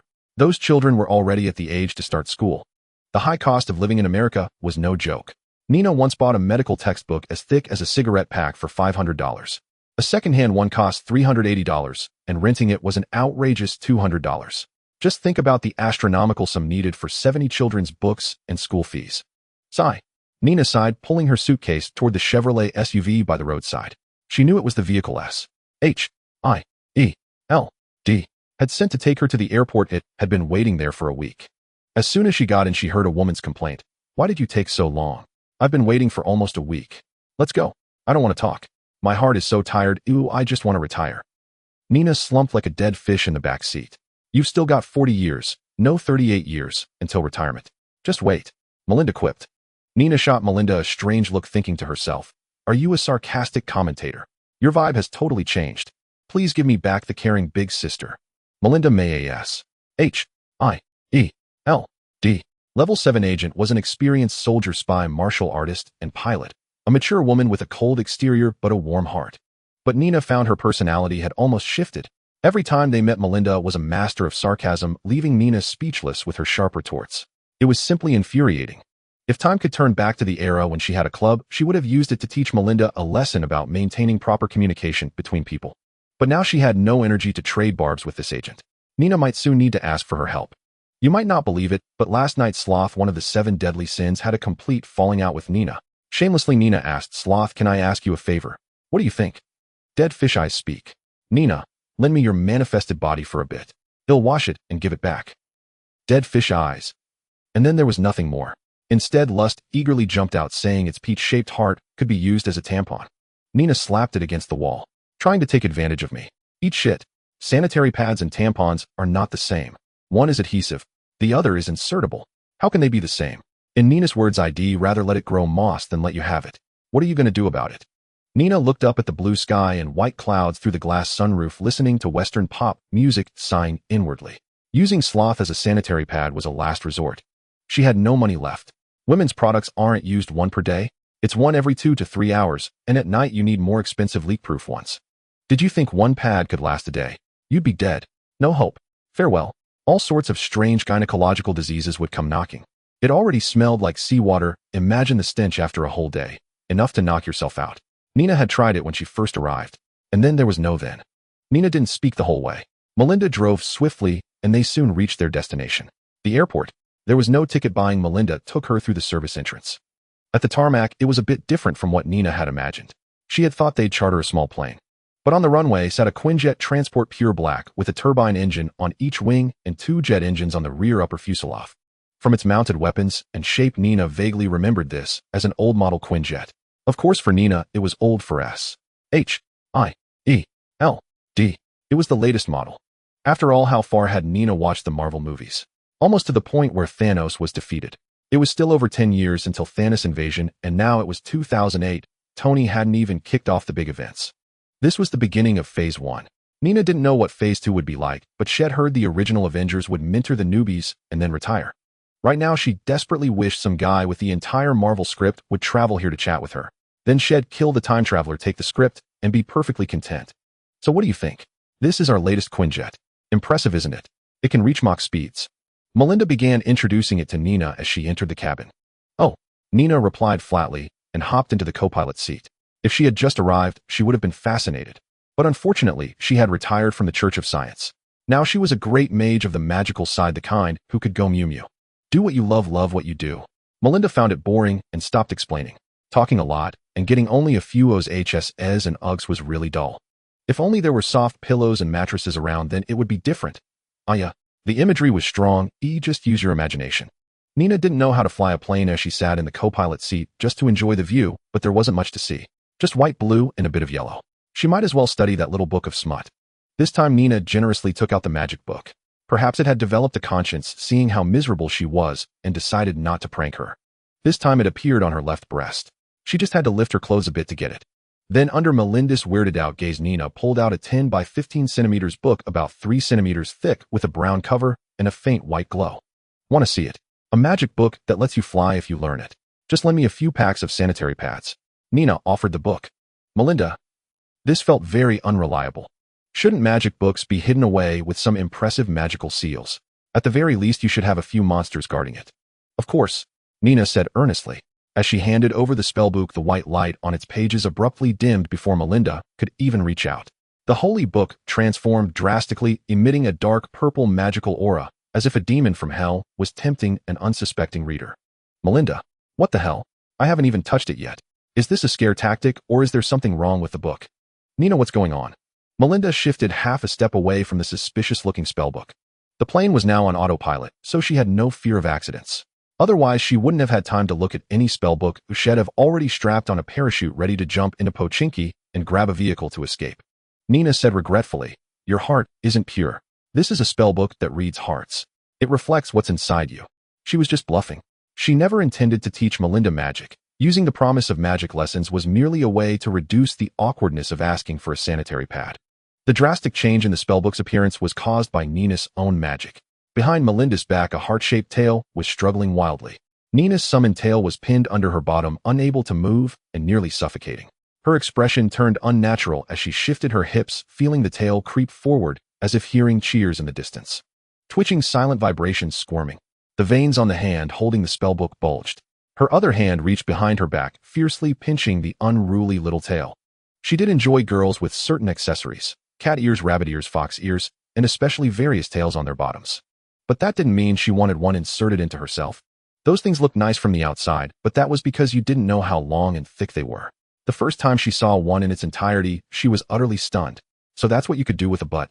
Now the tail growing from her tailbone was trying to expand her horizons. What a pain. Why don't you just go die? Nina maintained a serious expression while looking at Melinda, but behind her back, she was desperately yanking the heart-shaped tail, asking, why is your heart so murky? The heart-shaped tail? Am wronged, am hurt, I want to cry. It still didn't know the taste of the sea. Melinda remained silent, not asking further about whether she could learn magic. She sank into painful memories dating back about half a year. Event: Bahrain Island. A routine field mission to rescue a kidnapped little girl. But an unexpected twist occurred. Several S-I-E-L-D field teams entered the building and disappeared without a trace. It was only after Melinda led 2 field teams inside that she realized the mission target was a superhuman, a psychic. Relying on sheer willpower to stay conscious, she located the target, defeated the psychic at the cost of severe injuries. When she found the kidnapped girl, she was shocked to discover that the girl herself was behind everything. She was the psychic. After a painful inner struggle, Melinda finally pulled the trigger and shot the little girl dead. To save the lives of over 40 agents in the building, Melinda May, acting alone, had rescued everyone, earning the reputation of a hero, a legend. Thus, she earned the title, the Cavalry, with an S-H-I-E-L-D. But no one knew the guilt she carried inside. She voluntarily transferred out of field duty. However, her superiors asked her to reconsider and assigned her a security detail. She was to protect an item codenamed the Cure and ensure its safe return to S-H-I-E-L-D headquarters. Melinda fell into silence. Nina realized she had said the wrong thing. She knew the story of this seemingly cold but warm-hearted woman, a story both beautiful and tragic. Beneath the heroic title lay guilt and pain. Every time people called her the Cavalry, a title representing heroism, it felt like a gunshot wound. A direct hit to the heart. But Nina didn't know how to comfort her, so she too fell silent.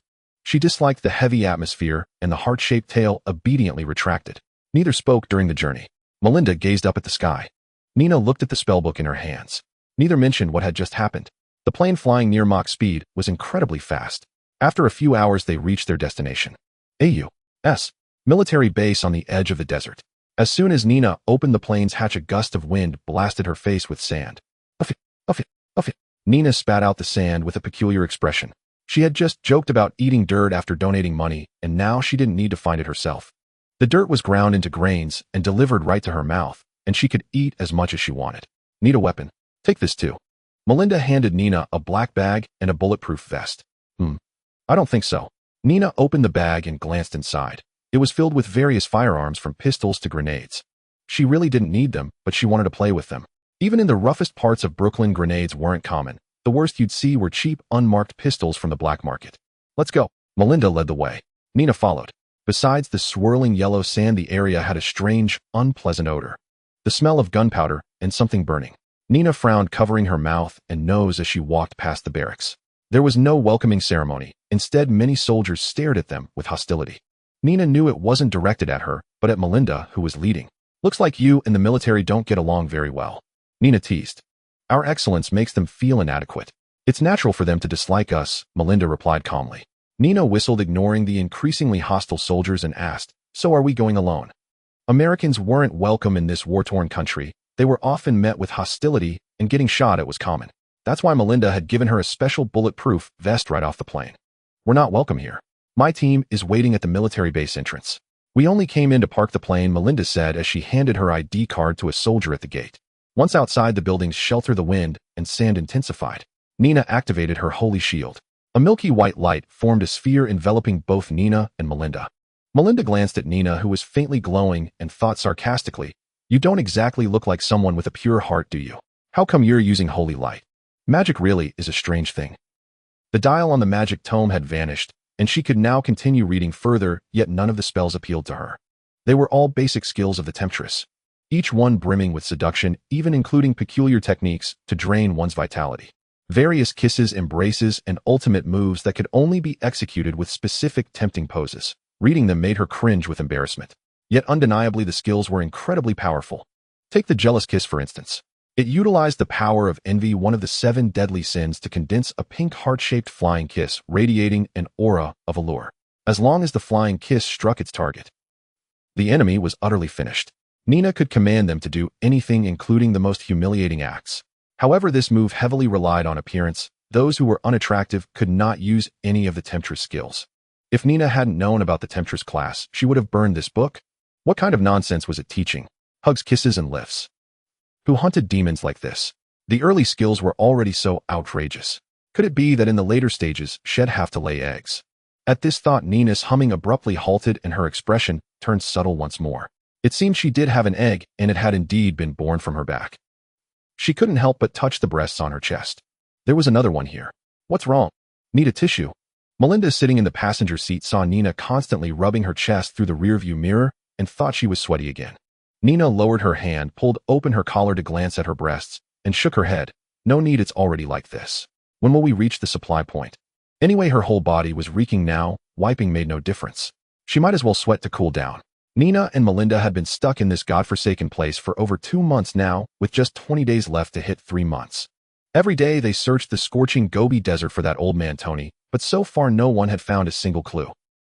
Drenched in sweat was the norm, and with supply shortages, frequent bathing was out of the question. The water in the vehicle couldn't be wasted casually. As mentioned earlier, a woman's body actually has little natural scent, i.e. any fragrance comes from daily use cosmetics or bath products. People often say breasts are fragrant, warm, and wonderful. That's true. But this absolutely doesn't apply when you haven't bathed in high heat. Warmth and moisture are a paradise for bacteria. Sweat mixed with bacteria fermenting in the crevices of the breasts. Imagine how terrifying that is. Oh wow, a truly toxic milk emerges. It's genuinely poisonous. One whiff can make you foam at the mouth, even more potent than body odor. They were now almost out of gasoline, so using the car's air conditioning was out of the question unless they wanted to drive thousands of miles to a supply zone. Melinda picked up the positioning device and map, pondered for a moment, and said, at our current speed, it'll take about 3 more days to reach the next supply point. Just bear with it. Oh, Nina replied flatly, then lay back down to continue reading. She didn't really care about this, as she was still undergoing her awakening ascetic training, and enduring hardship was normal. Anyway, her slight cleanliness obsession had been cured within half a month here. Let things be as they may. Since it was already this bad, could it get any worse? By the way, Nina had actually found that guy Tony Stark last month, but since she sensed him in a cave sipping whiskey and bragging with someone, she didn't tell Melinda and the others. After all, being alone in this Gobi desert was incredibly boring, so Nina tricked a whole bunch of people. Melinda's team wasn't the only one searching for Tony. Judging by the supply forms seen at the supply points S, H, I, E, L, D, had dispatched at least 1,000 people into this area to look for him. There were also mercenaries sent by the military and some capitalist groups. This place was now more chaotic than a battlefield. Battles were fought in blitzkrieg style, fly over drop bombs and flee. Now every few hours fighter jets or helicopters roared overhead. A truly Dragnet-style search for that guy Tony. Speaking of which, someone might ask, tricking so many people, doesn't your conscience bother you? You heartless jerk.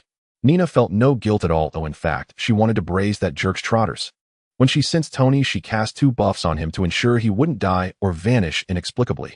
These were magic spells. Nina had improved herself. Compressing holy light power into skill runes allowed them to be preserved for a period. As long as they were within her perception range, Nina could apply buffs to people. However, it was much slower than traditional buff casting. Traditional methods only required standing up and singing to apply the 3 major blessings. There was none of this compression injection or targeting nonsense. Aside from its long preservation time, this invention was utterly useless, the kind of thing too thin even to prop up a table leg. Bang, bang, bang. Just as Nina lay down, intense gunfire erupted. She glanced at Melinda and asked, "Need help?" "It's cheap, you know." "That would be best. Settle after the mission. With this one, it's 86000. Melinda stared calmly out the window. This vehicle was specially made by S, H, I, E, L, D.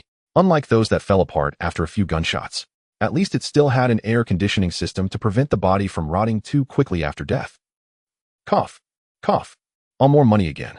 Nina pushed open the sunroof, holding a book in one hand and raising the other above her head. Holy light and circle.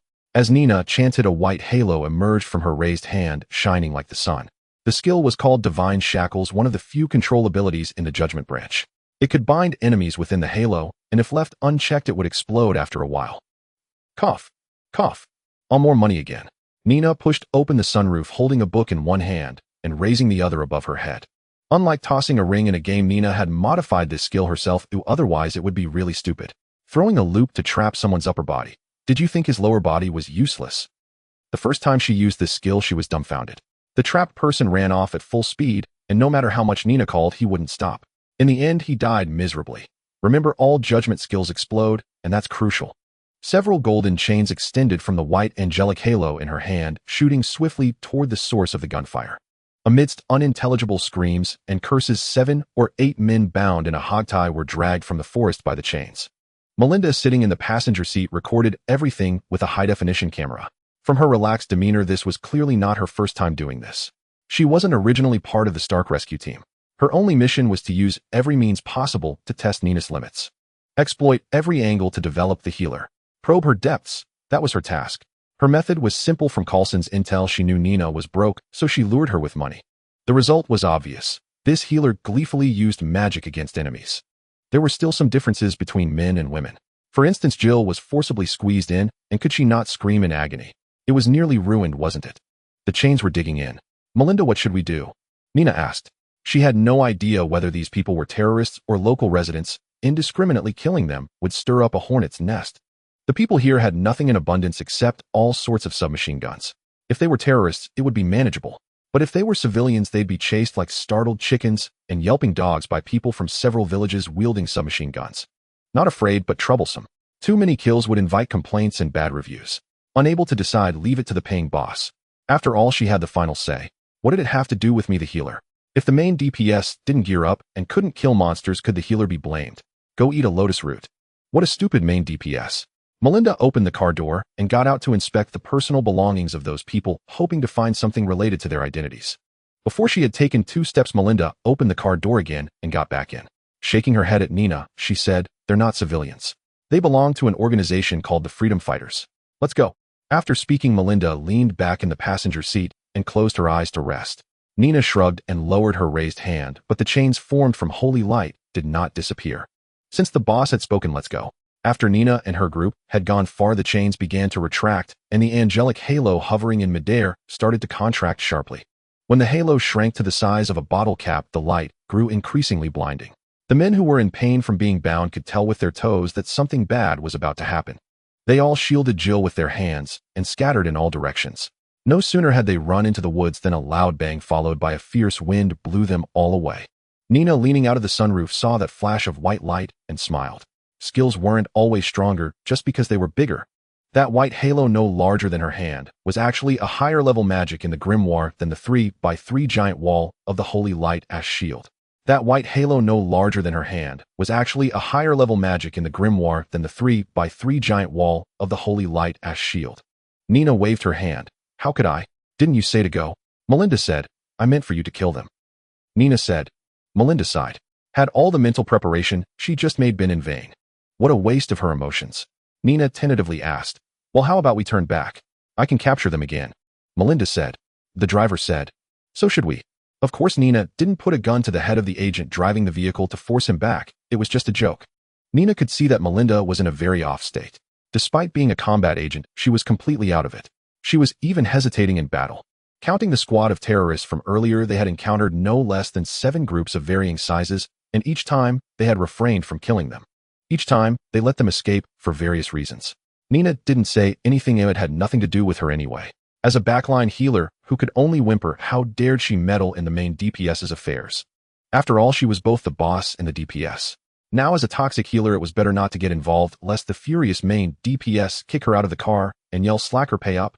And so with one hand pinching her collar to prevent the spread of the toxic healer's aura, and the other holding a grimoire, Nina studied various spells. The wind still blew, the dust still choked, time still passed, and roadside thugs still jumped out to pick a fight. This was Nina's daily life in the Gobi Desert. Until that day the alarm was triggered. The healer, still sitting in the back reading, changed expression slightly.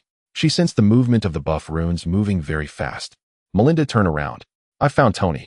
Hurry, hurry. Nina shouted, pretending to be overjoyed. Startled awake by Nina's yell, the agent in the passenger seat looked at her blankly. What? Who? Melinda slammed on the brakes and turned around to ask where. Coordinates. She had had enough of this godforsaken place. After eating dust in the desert for 2.5 months, she was nearly dried up like a beggar's chicken. She didn't have Nina's awakening missions. Even sitting in the office sipping tea, she'd get the same salary. And there were no little idiots jumping out begging to be hit.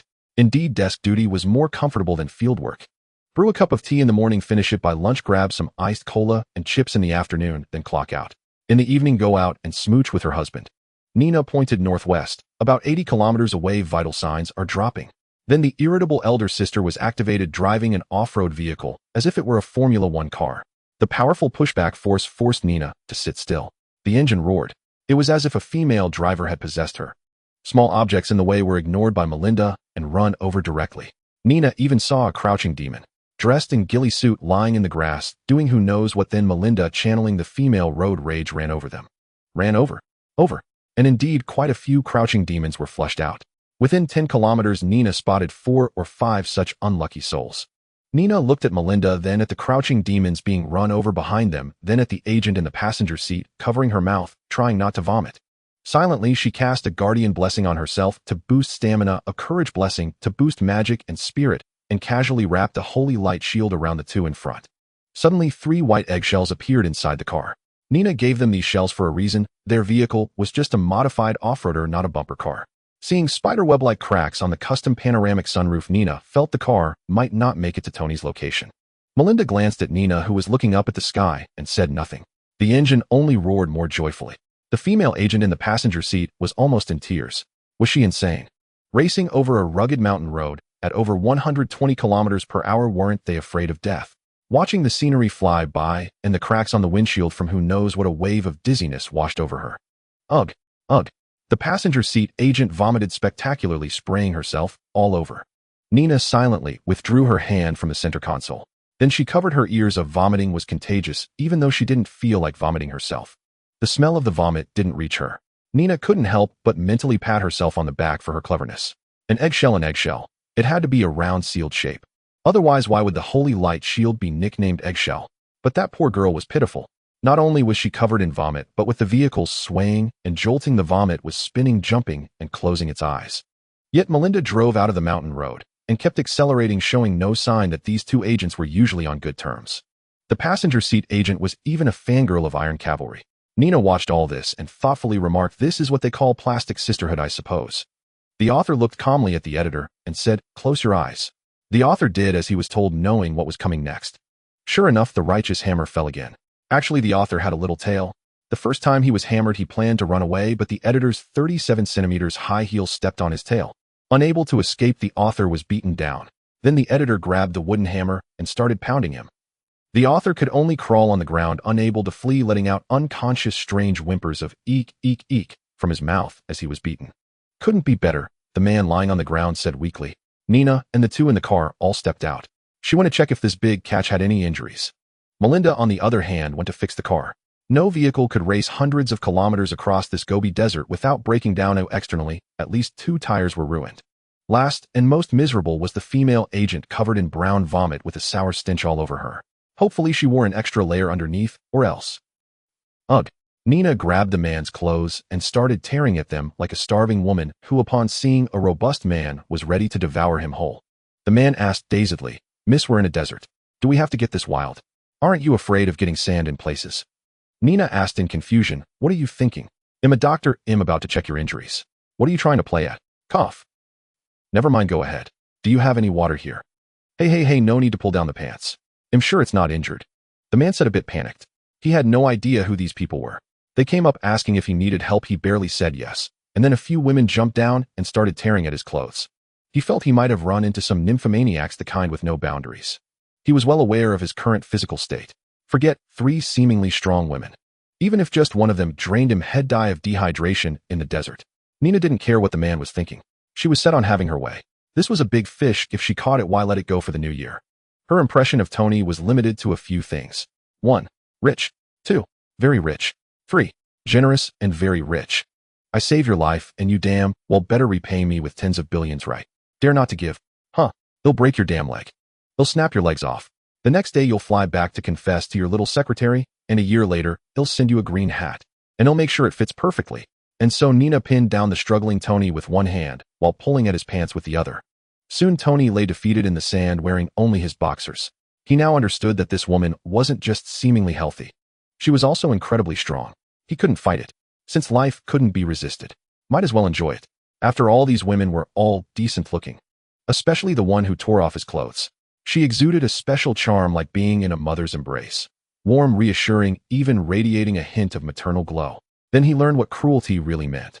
He watched in stunned disbelief as Nina ripped the electromagnet right off his chest. That thing was his lifeline. It's over, it's all over. The last thing he saw was a small hand reaching slowly toward his face. Slap. Nina delivered a hard slap that sent Tony into unconsciousness. Then she turned to look at the 2 women, her gaze fixed unkindly on the less familiar agent. She intended to use her most powerful healing magic, but she didn't want anyone to see. Moans and gasps were far too private, not even something you'd tell your parents, yet now there was an outsider present. Melinda seemed to catch on. She pulled the female agent and ran off. Nina watched the 2 quickly retreating figures and nodded, inwardly feeling the distance was about right.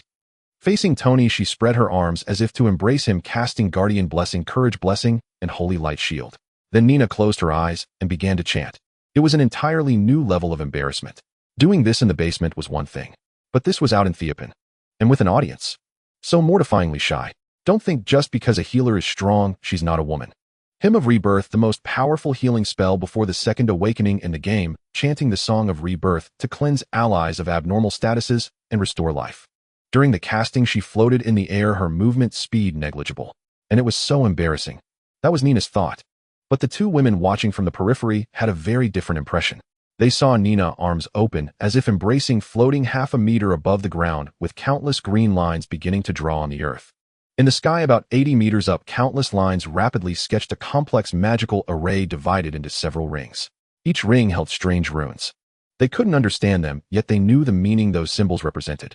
Once the magic array centered on Nina took shape, it began to rotate. Clockwise on the ground, counterclockwise in the sky, connected by green light. Even they could feel the power of rebirth, like the very first sight upon entering this world. It wasn't just visual effects, the acoustics were stunning. What Nina perceived as her own gasps were inaudible to others. There was only the resounding hymn of blessing as the array turned. Awe-inspiring, magnificent. The female agent asked Melinda blankly, "Does S-H-I-E-L-D have technology like this? I'd like to apply for one. What clearance level would I need?" "Melinda, what the hell, you want everything, don't you?" "I want it too, damn it. Who do I ask?" "Coach, I want to learn." "Coach." The magic array spun rapidly. In less than 5 seconds it had completed 2 rotations, then vanished, as if erased without any warning. When Nina opened her eyes, there was no damned magic array to be seen. Only her own chanting remained, like a 3D surround sound system, piercing her heart with shame. Phew. Nina exhaled, calming her racing heart, which had sped up from the blush of embarrassment and tension. White light glowed from her hand as she touched Tony again. Tony was now completely different from before. Earlier he was scruffy, only slightly better than a beggar thanks to his handsome face. Nina couldn't help but complain inwardly. How could he still look handsome when he was covered in dust like a beggar? What a crazy world. Now Tony, lying on the ground in his boxers, was positively radiant. He didn't look like someone had been kidnapped at all.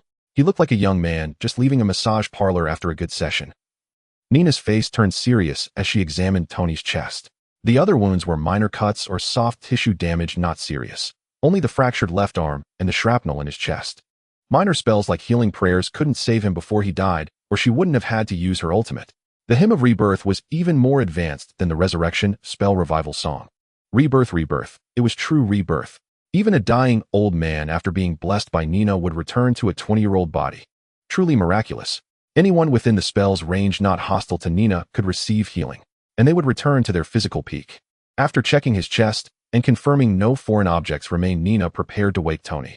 Their SUV was a 4-seater. Melinda and the agent would sit in front and Nina would have the back seat to herself. She had no intention of providing a lap pillow service. As for how to wake him, not by waking him with something. Of course it would be a good slap across the face. Nina handed a flathead screwdriver to Tony, who was inspecting the vehicle's wiring. No, they are, but I'm not. And you need to settle the medical bill. Tony took the screwdriver and asked casually, how much? Just tell me, and I'll pay you as soon as I get back. He lacked nothing and had plenty of money. He hated owing anyone anything. 30 million. Will you swipe a card or transfer, boss? Nina said cheerfully. Tony stopped working on the car, turned around, and asked with rare seriousness, can I leave a bad review? The worst one? He was genuinely curious about that question. It was his first time encountering someone with such remarkable medical skills. The gaping hole in his chest had vanished after he woke up along with his fractures. But it was also his first time meeting such a rough doctor, one who wordlessly pinned him to the sand and tore off his clothes. The most outrageous part was that she knocked him out with a single slap. That was truly going too far. Didn't Tony Stark have any dignity left? He made a living off his handsome face. Nina's previously bright smile gradually darkened as she slowly raised her right hand. Very, very slowly. Yet Tony felt he must be seeing things, as that fair little hand seemed to blur into an afterimage, even producing a sharp whistling sound that stirred the air. Hee, just kidding. Why so serious? Calm down, put your hand down, and we can talk this over. Tony stepped back, waving his hands. It was no time to worry about saving face.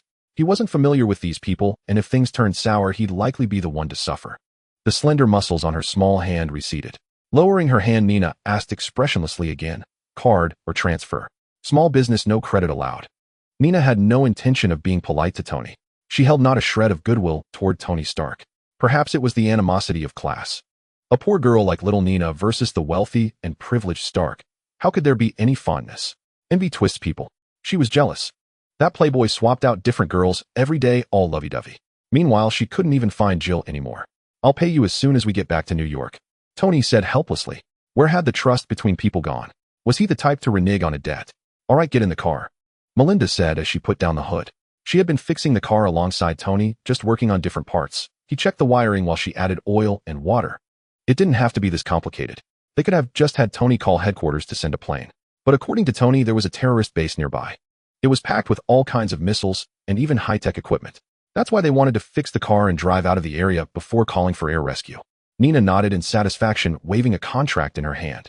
It stated that Tony Stark had received treatment for various hidden ailments, but lacked the funds, so he had written an IOU totaling 40 million.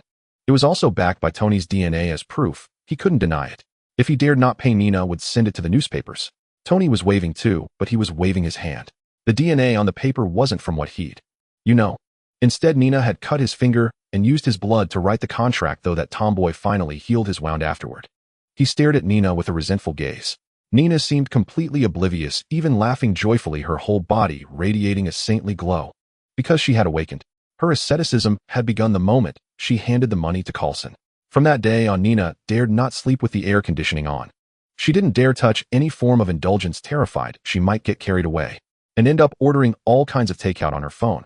It was painful and made her want to cry, but it didn't matter. It was all over now. She was no longer a menial nun. Call me Evangelist, commonly known as Healer. Nina closed the car door and pulled open her collar to look for the spellbook she always kept close. But when she got out of the car, she lost track of it again. Unfortunately, after searching the upper half of her body, she found nothing. Spotting Tony opening the car door, she stopped her indecent actions. Compared to learning magic, she valued her dignity more. She had no desire to embarrass herself in front of Tony. They might often cross paths in the future. If this guy found out certain things about her, she'd surely be drenched in his venomous remarks. Aside from his wealth and extraordinary abilities, the most annoying thing about Tony was his sharp tongue. He was endlessly sarcastic and infuriating. Worst of all, what he said was usually true, just delivered in the most unpleasant way. As for why they'd be mixed up together, just think about it. Which one of those little Avengers wasn't a troublemaker? Whether for the collection of good energy or other reasons, she couldn't stand by and do nothing. Those weren't small numbers. An alien invasion of New York City. The birth of Ultron in a small town. Hundreds of thousands of lives. Unless someone was psychologically twisted, no one could ignore so many lives being lost. If she just reached out a hand, most of them could survive. Having the ability, yet refusing to act. She wouldn't have received the Seraphim's inheritance otherwise. Magic comes from the heart. Even the tempter appears demonic, but that's only to eradicate the devils of the world. Someone bearing two light-oriented professions couldn't be a twisted person, otherwise the first thing to turn against her would be the magic itself. Without a firm belief, magic cannot grow. It's idealistic and absurd. But that was the truth. She had already seen the ugliness of humanity, which was why she yearned so much for the light. Otherwise, how could her magic have awakened in just a few short years? Only through personal experience could one understand. Tony reluctantly opened the back door and sat down. He had no desire to sit anywhere near this violent woman. If the two in front hadn't refused to switch seats, he would have sat up front long ago. Compared to that female tyrannosaur whose mere hand raise could make the air shriek, he suddenly missed those ferocious terrorists. At least they were human. Nina suddenly turned her head toward Tony. She felt this playboy was cursing her, not from any malicious perception, but from a sudden whim. Maybe it was a sixth sense. Or perhaps she just wanted to punch Stark's smug face. And so Nina and Tony locked eyes. Within 2 minutes, Tony averted his gaze. He had truly witnessed what it meant to change expressions. Her face gradually turned fierce, like those online images, transforming from an ordinary person into a philosopher. What were their names? Billy Harrington Van Darkholm and another one. Anyway, Tony couldn't handle it. He had never seen a girl with such a twisted expression. Especially that sly side-eyed smile. Ugh, it was unbearably uncomfortable. Tony had lost. Can I at least have a bottle of wine? Tony shouted toward the cockpit. His only answer was silence. The pilots, long annoyed by his noise, had locked the door. After leaving the terrorist base, Nina and her group hailed a DD Air taxi ready to fly straight to New York. From the moment he spotted the aircraft, Tony had been nitpicking every flaw. Save your breath. Can't you see they're tired of you? Nina sat not far from Tony, a book in her hands, studying intently. No, Stark is never annoying. They just haven't noticed my charm yet. Tony stood up, hands on his hips. I must say, after leaving the Gobi Desert, he had become insufferably arrogant, always looking down his nose at others. He kept finding fault, rattling off a never-ending stream of complaints. But Nina knew exactly how to handle such situations. At times like this, all you need is a sedative injection for the patient. And rest assured, the plane was well stocked. With her years of anesthesia experience, Nina could tell you she had never used a syringe to sedate a patient. She closed the spellbook thicker than a dictionary, weighed it in her hand to test its heft, and squinted one eye to aim. Hey Tony, look him naked. Nina shouted. Where? Tony turned to see a book larger than his face. Bang! A critical hit. Congratulations to the healer for first blood. The next moment, the book that had left Tony's head covered in lumps dissolved into light and returned to Nina's hand. Shut up. Do you really think you're a child? There's no milk for you here. Go to sleep, you idiot. Without even glancing at the fallen Tony, Nina gathered a ball of holy light and tossed it at him. After all, that guy was too tough to die. Before Nina could immerse herself back in the ocean of books, the cockpit door opened and a stoic Melinda emerged. Without a word, she hoisted Tony up, strapped him into a seat, and slapped a piece of tape over his foul mouth. Then, as if nothing had happened, she walked back to the cockpit. Nina burst out laughing, shook her head, and returned to her book. It seemed she wasn't the only one who found Tony's incessant chatter unbearable. They were just too polite to act. Now that he was unconscious, why not take revenge? Soon the plane landed at a military base in New York, and Nina walked over to peel the tape off Tony's mouth. And then, of course, came the slapping wake-up call. Who would want to wake someone by splashing water? There's a much cleaner and more convenient method. Wake up, Tony. Your girlfriend cheated on you and ran off with your bodyguard, Nina said between slaps. Tony looked around in bewilderment, completely clueless about what had happened. He quickly snapped back to reality and glared at Nina. Why did you knock me out? And why is your wake-up method so unique? "I'm not your mother, so why would I kiss you awake?" Nina sneered as she walked toward the tail of the plane. Then, as if remembering something, she turned back. "If you shortchange me, I swear I'll wake you with urine next time." "You?" Tony's anger surged, and he jumped to his feet ready to argue. But considering his own scrawny frame was no match for that Sheddergon, he muttered discontentedly, "Stark never Welchess. Just wait for the bank notification." Watching Nina walk away, Tony let out a frustrated sigh. Where does she get all that strength? Next time I'll have Pepper send her a job application. Let her work in Stark's engineering department. She'd make a fortune lifting beams. Melinda overheard him as she passed by, and couldn't resist adding, no. She'd do better as a lighting technician or a street performer. That would make her rich faster than lifting beams. Tony. And so Tony and Melinda walked out together. At the bottom of the ramp, they saw a woman with red-rimmed eyes. Her eyes were bloodshot and shadowed with dark circles. She wiped her eyes and hurried forward, her voice choked with emotion. "Welcome back, Tony." Tony looked at the haggard beauty before him, feeling a pang in his heart. Suppressing his emotions, he teased, "Your eyes are red. Tears for your long-lost boss." The woman took a deep breath, her face breaking into a radiant smile. "Yeah, because I'm happy. I hate job hunting." Tony's lips curled up, but his voice remained calm. "Is that so? Well, your vacation is over." The two of them got into a Rolls-Royce driven by a burly bodyguard. Puff. Nina exhaled a plume of smoke, feeling utterly relaxed. The long-missed taste of tobacco made her feel like she was floating. In that godforsaken Gobi Desert, where could she find such a thing? Nothing but dirt and sandstorms. Her cigarettes had run out 2 months ago. Dragging a black suitcase, a cigarette dangling from her lips, she walked up to a black SUV, opened the door, and tossed her luggage inside. Sliding into the passenger seat, Nina said to the man behind the wheel, "Let's go. I just want to go home and rest. Looks like your trip wasn't too pleasant." Coulson smiled. Nina rolled down the window and flicked out the cigarette. "But pleasant? Hell no. I almost ended up as a dried fish. Now all I want is to go home and sleep." How could it not be miserable? Going weeks without a bath, stuck in the scorching Gobi Desert, sweat pouring down endlessly. The dried sweat left salt like crystals all over her body. If not for her occasional use of holy light to cleanse herself, she'd be more than just a dried fish. She'd be a full-course meal. Add salt-baked abalone, salt-baked chicken breast, and salt-baked pork trotters. All hearty dishes. Formula sweat salt. Windproof jacket, high-temperature baking salt-baked series. So we can derive the following algorithm: salt-baked Nina. Nina can be divided into multiple parts. The ones mentioned above are just examples. Those are the more famous parts. There are many more dish names, at least for everything above the neck. Bang! Nina closed the car door, retrieved her luggage from the trunk, and headed toward her apartment, waving a hand behind her. Opening the door, Nina stared in disbelief at the room's decor. "Old man, get the hell out here and explain yourself. I'm going to kill you." As her roar echoed, a silicone object dropped from the ceiling. Nina remained silent, only the baseball bat in her hand creaking ominously. "Ah, Dr. Nina, don't be mad. The old man didn't mean it. It was just an accident." Bajia attempted to mediate. Nina turned her head, glaring at the coquettish Bajia, and demanded, "What are you doing here? Was the chili sauce not enough last time? Do you want chili oil this time?" "Huh." Baijia's face flushed. She stepped back, covering her rear, her feet shuffling nervously as she whispered, "No, I just came to pick up some medicine. Seeing how messy the old man's place was, I wanted to help tidy up." Her voice dropped to a murmur. "And maybe see if there's anything bigger I could take home to play with." "Shut up." Nina grabbed a silicone object and hurled it at Baijia's chest, snorting coldly. "If you want toys, take them all. The more the better. Let me finish teaching this old fool some manners first. Then I'll deal with you. If I smell anything strange in your room, you're dead." Baijia's face reddened further as she sighed. "What a shame I didn't get a chance. How about you teach me instead, Dr. Nina? I'm quite ignorant about some physiological knowledge." "Nina, get lost." Baijia. Nina swept the silicone toys off the sofa and lay down, bewildered by what had become of her home. Upon entering, she found nothing but adult toys of every variety, from small plugs of a few centimeters to double-head dragons 1/2 meter long and even meter-long double-ended devices. She even spotted some that seemed inhuman in size, like corkscrew-shaped ones she had never seen before. She wasn't averse to such items. After all, people have needs, and experimenting with new things seemed fine. But this was measured in tons, and they were all dumped in her place. She couldn't even find a spot to step. Did they think this was a warehouse? This was a clinic, not an adult toy store. Even her medicine cabinet was crammed with lubricants. Nina nearly exploded when she first walked in.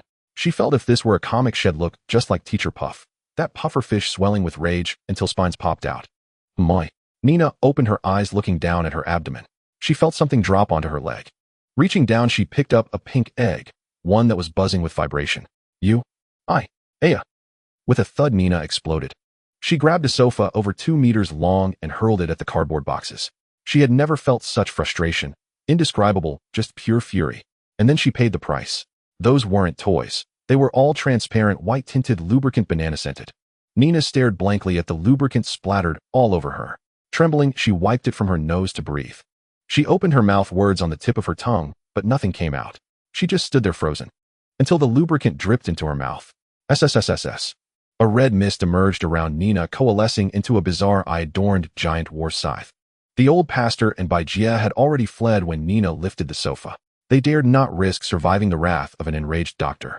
Veins bulging on her forehead, her skin turning a pale purple, she grabbed the war scythe, spun it once, and gripped it with both hands, glaring menacingly at the toys scattered around. Did they think a healer couldn't purify? Today she would deliver justice. So what if she lost this place? 2 fat paychecks were coming her way soon. Perish, you filthy abominations. Boom, crack, sizzle, crunch. Bajia stood outside the clinic, heart pounding as she watched the rolling shutter door tremble violently. She turned to the old pastor. What will you do later? I think Dr. Nina will kill you. The old pastor wiped cold sweat with a rag stained with floor lubricant, stammering, should, maybe, probably not. His voice was filled with uncertainty. He was terrified. Had he known, he'd never have stored these things here. These were leftovers from a neighboring adult toy store that closed down. He bought them by weight, hoping to make a quick profit to buy toys for the kids. Now, listening to the thunderous crashes inside, he doubted even the scrapyard would take them. Bajia pulled out a horse-shaped toy from below, rubbing it against her cheek, and said softly, "This is quite rare. Good thing I was about to try it out and didn't take it out in time, or this collectible would be gone." Ahem. The old pastor coughed awkwardly, pulling his coat down to hide his embarrassment. Isn't that pretty common? Not at all. You've only seen those in movies, right? They're custom-made for films, rarely on the market. Bajia explained with an air of expertise. Her excitement was palpable even to a deaf person. The old pastor. Bang. Bang. Bang. The rolling shutter door was slashed into an shaped gash by the giant war scythe. Nina kicked the iron door open, gripping a fire axe, and glared at Bajia. Dr. Nina, what are you doing? Bajia asked nervously, her legs instinctively crossing, hands hidden behind her back. Hand it over. Don't make me use force, Nina said sternly. The fire axe reflected sunlight onto their faces, the blinding glare making them tremble. Nina didn't care what they thought. If Bajia didn't comply, she'd go back, put on disposable gloves, and clean her out completely. To the old pastor's astonishment, Bajia pulled a mountain of items from her skirt, toys, daily necessities, keys, and a ringing phone. Bajia reluctantly placed her beloved treasure on the ground, whispering, "Can I keep this? It's really rare." Nina shot a fierce glare at Bajia, who reached for it. Eep. Bajia covered her head and carefully stepped back. Umph. Nina snorted, quickly chopping everything on the ground into trash. Ignoring them, she turned back to continue her destruction. She had only come out because she overheard Bajia mentioning something about a whip. The toys wouldn't run away, but that sneaky Bajia would. Who knows where she'd vanish with those filthy items? Of course, she had to eliminate the moving target first. Bajia clutched her skirt, utterly defeated, and asked, "Old man, do you know where I can buy another one? I want to get one more." The old pastor. She remembered that when she set off for the desert, the old man had asked her for money to cover school fees and such. It was only natural for him to show some concern now. After all, these were children she had raised herself. Setting aside their academic brilliance, at least their kind hearts were beyond doubt. They're good in every way, just a bit mischievous, and there's that habit of using foul language. The old man sat dejectedly on the lawn. Nina's clinic had been wrecked by her own hands. The first floor was now covered in sticky, slippery mess, making it impossible to receive guests. She had simply grabbed a few large cardboard boxes and placed them on the lawn to use as cushions. As for rest, that was out of the question. After her demonic transformation, all fatigue had vanished. Her racial traits were simply too formidable. What is a succubus? A juice extractor. A fearsome being capable of draining a warrior stronger than an ox into a mere husk, capable of exhausting an entire village of bull warriors. She could even cover it in white shout, "Next one, bring more." From this one could see just how formidable a succubus stamina was. After Nina reverted to her human form, there was no trace of the journey's fatigue. Even her sunburned, roughened skin had become supple and radiant. Such was the power of her racial traits. Truly a female who appears more often than even elven ladies. With such talent, not filming a few documentaries for eternity would be a waste of that stamina. What trouble could they possibly cause? Nina exhaled a smoke ring and asked. She refused to believe that the little rascals she had raised could have any faults. Besides, they were all young girls. What mischief could they possibly get up to? At worst, a few scratches, some hair pulling, a torn bra strap, and a few choice words about body parts. All minor matters. Adopting mostly girls wasn't due to some perverse hobby, it was clearly stipulated by law. If the adopter's age wasn't sufficient, they couldn't adopt a child of the opposite sex. Otherwise, those with bold ideas would be lining up endlessly. To adopt a young boy, Nina would have to be over 30, produce a mountain of documents, and undergo various checks to ensure she wasn't a pervert with a taste for tender younglings. Since you're free today, why don't you go see them? The pastor's face was full of unspoken words, and his intended speech dissolved into a sigh. Better to see for yourself than to hear 1,000 words. Otherwise, he wouldn't know how to explain it. Should he say a fish rots from the head down? He didn't want to get beaten. All right, it's been months since I've seen those little brats. Time you really fly by. Nina stubbed out her cigarette, stood up, and stretched. Huh. The pastor's lecherous old face bloomed into a kindly smile. He was very much looking forward to the reunion between Nina and the children. Had let her see what time had done to the children he had painstakingly educated. They had been corrupted by Nina's poisonous influence. Just thinking about those chattering children gave the old man a headache. They were no cozy little quilts. Calling them bulletproof vests would require him to lie through his teeth. He was also baffled. How had Nina, who barely saw them once a month, managed to spoil these kids so badly? Every single one was like a tigress. Back then they were all so cute, going rawr. Now that they're older and more aggressive, they've practically turned into mountain tigers roaring through the forest. Soon Nina drove a small car out of the garage. This car was rarely used throughout the year. If not for this trip to see the kids, she would have almost forgotten about it. Nina lived in Brooklyn while the children's church was in Harlem, no short distance from her place. Just as she drove out of the intersection, she spotted a familiar white Ford sedan. Nina lowered her window and stuck her head out for a look. It was Sister Bay's car. There were quite a few people inside now. The car was shaking so much it seemed about to tip over. The pastor in the passenger seat looked on with a face full of envy and jealousy at the rocking car. For some reason, Sister Bay had rejected the old man's invitation. No matter who she played with, she just wouldn't play with him. To be honest, Sister Bay was truly attractive, a matron's fullness, a maiden's face, and a liberal attitude. If she worked at a high-end club, she would have been rich by now. But she didn't charge. It wasn't that she was cheap. She had a severe psychological disorder, an inexplicable fetish in this area. Sister Bay and her husband Uncle Chin were both middle class. Their combined annual salary was over $300,000, and their social insurance was paid by the school. A rich woman, open-minded, no drama. A perfect running mate. Unfortunately not for the old man. Probably because she was afraid he was too old and might die on her. Nina drove the reluctant old man towards Harlem. Stop staring, give it up. Just go find someone on the street corner. She does it for pleasure, you can't force it. Staring is useless. From the rearview mirror, Nina could only see a tiny white. The old pastor with his failing eyesight was probably just imagining things in his mind. Sigh, what a pity. Maybe it's fate. If I had met her 10 years earlier. The old man lamented. Nina cut him off directly. Then you'd have even less of a chance. 10 years ago, she was still a minor. You'd be up for a firing squad now. The old man was choked. This conversation was over. Couldn't he, a man with one foot in the grave, be allowed a little boast? Nina continued to tease. Besides, what you need isn't more time. What you need is plastic surgery. The pastor. And just like that, the conversation died.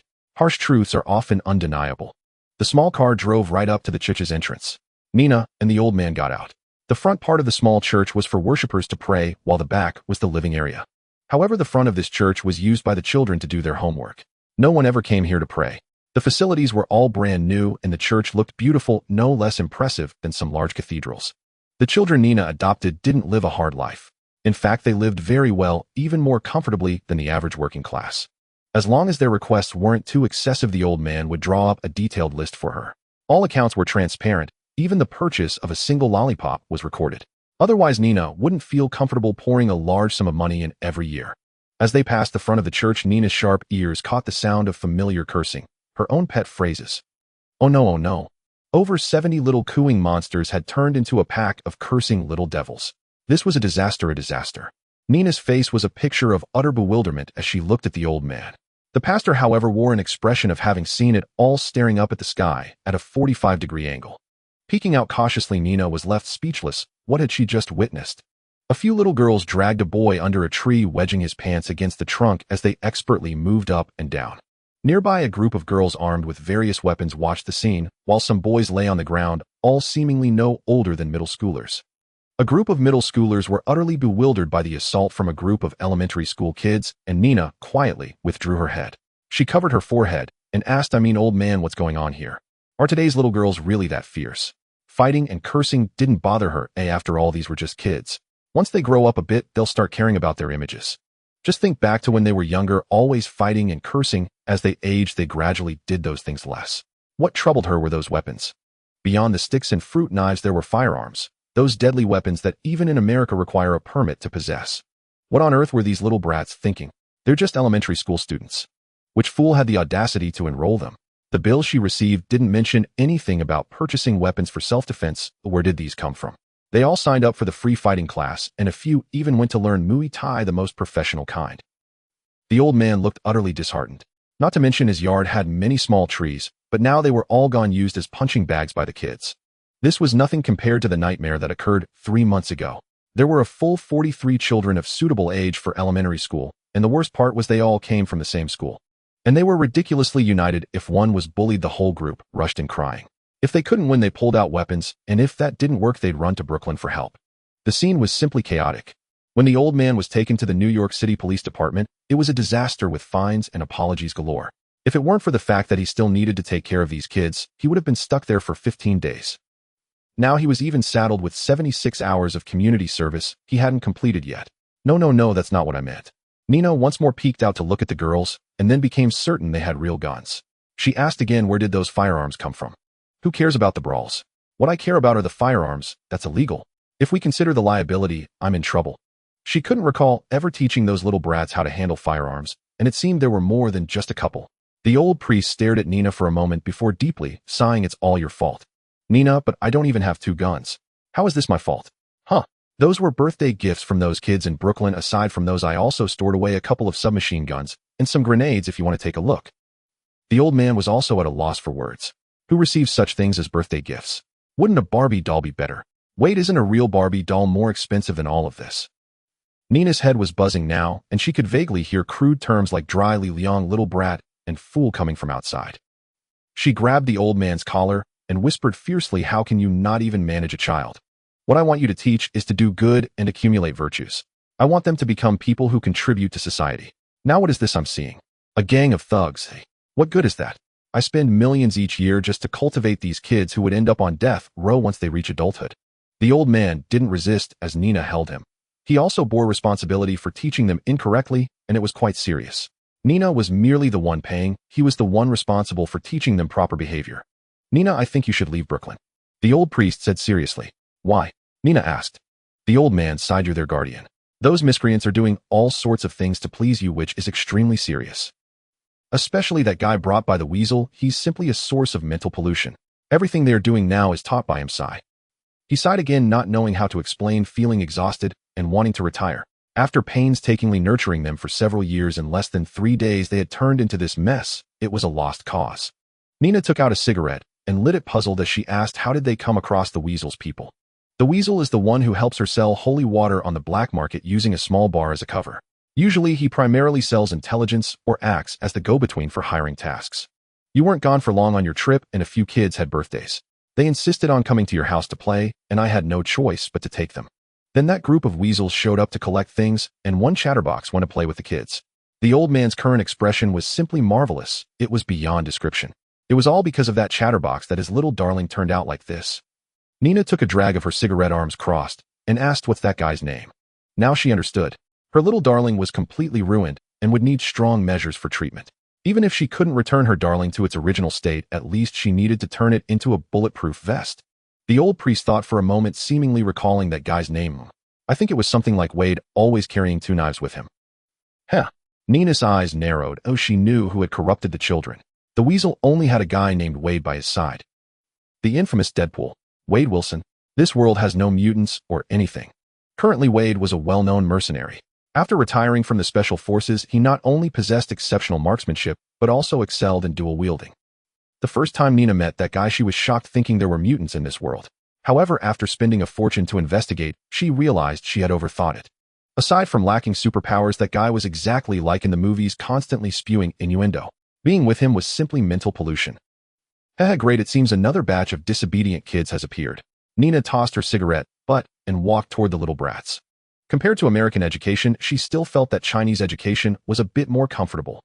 American education emphasizes letting kids explore on their own, emphasizing practice regardless of right or wrong, letting kids run wild. Now Nina planned to implement a wave of Chinese-style education. Disobedient. Then beat them. If they're still disobedient, use a belt. If they dare to misbehave, it's a combined effort from their parents. After all, they had all turned into little deviants. Now she decided to experience the role of a mother for the first time. Beat them. Even crocodile skin would fade away. As for the next week, she wouldn't need any rest. She had to visit Brooklyn the Weasel and the gang one by one, to make them understand the consequences of inciting children to do bad things. The old pastor pulled a pack of cigarettes from his pocket, took one out, lit it, and sat down in a corner, not caring whether it was dirty or not. He treated the wailing from the backyard as if it were heavy metal music. There was nothing he could do about it anyway. What could I do if your mother wanted to whip you? At most, I could give you a candy after you were beaten breathless. Otherwise, if your father came out, he might beat me up too. Anyway, she wouldn't come out until the crying stopped, or else the furious Nina might beat him up as well. Despite his shifty appearance, he still held a shred of authority in the children's eyes. Nina stood imposingly among the kids with various weapons laid out on the ground, and several rows of children covering their bottoms stood before her. This was the result of her past half hour. She had thrown out a few middle schoolers who had sneaked in, then pinned down these whimpering brats, pulled down their pants, and spanked them fiercely. All the weapons on the ground were confiscated by her. Kids playing with guns. Go play with silicone sticks instead. As for those who wanted to resist, no chance. She spanked them as easily as a father disciplines his son, turning their buttocks into 4 parts so sore that they couldn't even be touched, burning hot pain. Except for those standing, a few who dared to act out had their buttocks swollen and could only hang obediently on the tree. Nina scanned the children before her with a stern gaze and asked menacingly, "Do you know why I beat you? Someone speak up. If you don't explain yourselves today, you'll be lying in bed." Nina's use of your mother wasn't crude. She was indeed their mother, just by adoption. The girls exchanged glances as if communicating in their own way. Soon a little girl with golden hair and blue eyes was pushed forward. She looked in disbelief at the sisters who had stepped back several paces. The little blonde turned to see them still retreating, tremblingly pointed at them, and stammered, "You buy." Eek. Nina slapped the girl on the head slowly, turned her around, and growled fiercely, "What the hell do you think you're doing? Come on, say something to amuse me. If you can't give me a proper answer, I'll flatten your chest and smash your head." Huh. Nina's eyes widened. Eek. The little blonde was so scared she crouched down, covering her head, her eyes tearfully looking back at her sisters. Unfortunately, that group was huddled together, trembling. They dared not go up and argue with their mother now. That beating just now wasn't for nothing. Just moments ago, Nina had been running toward them while exhaling smoke. Before they knew what was happening, they were neatly tied up. A large group, tied together with rope, couldn't be too tight. A few girls saw the situation and tried to slip away. Unfortunately, their bottoms were beaten to a pulp, and they were now hanging on the parallel bars to cool off. As for the others, Nina tied each one to a metal turntable, spinning it with her foot while spanking them. She didn't use her hands, but a wooden board. Each rotation meant a smack. It was incredibly miserable. After being let down, they obediently lined up to await their mother's lecture. Nina lifted the little blonde and asked menacingly, "Huh? You're the representative. If you can't explain, the punishment will be doubled. Don't try to stall unless you don't want dinner." The little blonde was so frightened she forgot everything and started whimpering as Nina held her up, crying. Nina glared at the girls, still thinking of running away. "Looks like your representative has nothing to say. Do you want another ride on the merry-go-round? If not, someone who can speak step forward." Frightened by Nina's threat, the girls nearly jumped out of their skin. They began exchanging glances again, looking for another scapegoat. Soon a little black-haired girl was pushed out. She tried to struggle and rush back into the crowd, but she didn't understand the power of numbers. Pushed by 7 or 8 pairs of hands, she fell at Nina's feet. The black-haired girl looked up stiffly and said, "Good afternoon, Mommy." No, I'm not good at all. If you don't explain where this came from, I guarantee your bottom won't be okay for the whole week." Nina pointed at the pile of weapons. The black-haired girl whimpered. Great, all the ones pushed out were such crybabies. No doubt about it, these little brats were still up to mischief. Clearly the lesson hadn't been enough. Multiple white ropes slid out from Nina's sleeve. She aimed at the little brats like prey and charged at them fiercely. The moment the girls saw the white ropes, they scattered in all directions. Just now they had been hung up and spanked with those things. It hurt like hell. Time to run. But none of them could escape. The one who almost got away unfortunately ended up right in front of the old pastor. The old man cheerfully pushed the girl back, completely ignoring her resentful little glare. 2 hours later in the church's front hall. "Remember this, never play with those fools again. If I catch you again, you're dead, understand?" Nina shouted at the listless girls on the stage. The wooden benches below were covered with little girls, all with sore bottoms from Nina's spanking. They dared not sit down and could only lean over the backs of the benches to listen to their mother's lecture. "Yes, Mommy." Their voices were weak and scattered as if drained of energy. "Huh?" Nina squinted. "Yes, Mommy, we understand, Mommy." This time their voices were perfectly synchronized, roaring with the force of a mighty army. Nina nodded with satisfaction. Just as she was about to step down, she heard a small voice say what would happen. "I'm curious." Nina paused mid-step, turned around, and slammed her palm onto the solid wood table. With a bang, the table was driven into the wooden floor. Nina squinted and said expressionlessly, "If I find out your adolescence is over, it'll flatten your developing little chests like this." She pointed at the large hole in the wooden floor. The girls eek. Huh. Nina sneered, cracking her knuckles. You think that's it? No, this is just the beginning. First, it'll smash your dog heads, then pour chili oil on all your sanitary pads, and finally flatten your chests. Got it? The girls. Yes, Mommy. Everyone stand up and get to the dining hall for dinner, Nina ordered. Watching the little brats helping each other out, Nina smiled, took out a cigarette, lit it, and tossed one to the old pastor below the stage. See, isn't this way of teaching fast? Unlike yours. Months of teaching with no effect. If they dare misbehave again, just call me. Nina exhaled a puff of smoke. The old pastor lit his cigarette and was speechless. He couldn't be as wild as Nina, who thought nothing of hanging dozens of kids up and spanking them. Besides, he didn't think his old bones could handle those girls. Their martial arts coaches were fierce competitors from the arena. If he went in their head, probably be dismantled for fun. Nina waved goodbye to the children. She felt genuinely joyful now as those kids rushed out crying and shouting her name when they saw she was leaving. Goodbye, I'll come see you when I have time again. Love you all, Nina yelled, leaning her head out of the car window. The girls became even more spirited upon hearing her reaction, each shouting, Mommy, can you assign less homework? Mommy, this book is too thick, I can't finish copying it. Why, I dare not play with fools anymore, Mommy, please spare me. Boo-hoo, why are you copying books while I have to memorize the dictionary? Boo-hoo. Damn it, I'm memorizing the Bible, and in Chinese I. Nina pushed open the sunroof, stood up, and pointed at the little girl who had just uttered crude words. Penalty, copy damn it in Chinese and English 2,000 times, mail it to me by next Sunday. And if you keep arguing, your homework will double. Get back inside, take a bath, and do your homework. The little girls gazed tearfully at their ruthless stepmother, a flood of crude words stuck in their throats, too afraid to utter them. The old pastor stepped forward to console them. Look on the bright side. For now, you're just copying books and memorizing. If your mommy found out what you did at school. Ahem. He didn't finish, but gestured emphatically at the wooden table that had been smashed into the floor and then pointed at their flat chests. The girls were speechless. All right, hurry back and do your homework. The old pastor herded the unruly kids toward the church. Nina yawned, flicking the ash from her cigarette out the window. Her car was now stuck in traffic on the main road of Harlem. This was exactly why she hated driving. What the hell was this broken road even good for? You get stuck in the morning commute, stuck again on the way home, and even when you want to start your nightlife after work, it's still jammed. What's the point of this road? Is the car just meant to be carried?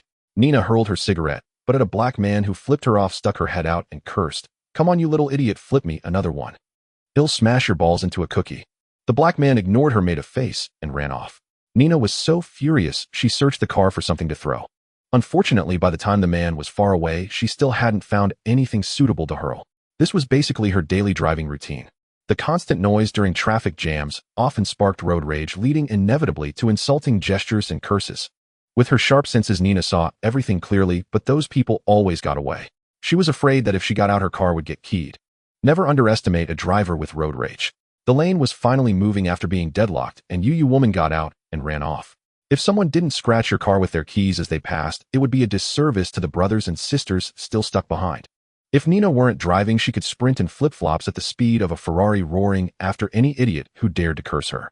She'd spread her legs and stomp right on target, cursing all the while. Exciting, bro. Same great taste, no extra charge. But for now, it was all just a fantasy. She was still stuck in this lane. A phone rang. Lighting another cigarette, she frowned at the phone in her hand. Nina answered. What's up, old man? Did something happen to the kids? No, I think your parenting method might be quite effective. Huh? The old pastor said, looking at the children sobbing on the floor. A group of little girls were crying in each other's arms, with more occasionally joining in the wailing. The homework was simply too much, there was no way to finish it. This was Nina's Chinese-style education. Beating alone couldn't solve all problems. After a spanking, you had to give them a very sweet candy, and then follow up with a set of love-based education. That was the real solution. During dinner, just now, Nina had asked the girls to write down their Christmas gift wishes. That was the candy she gave. Love-based education. Of course, it was the endless homework. Finish the school's assignments. What about the supplementary exercises I bought you? Have you done your memorization, extracurricular classes, calligraphy practice exercise, and loud reading? If not, get lost and do it.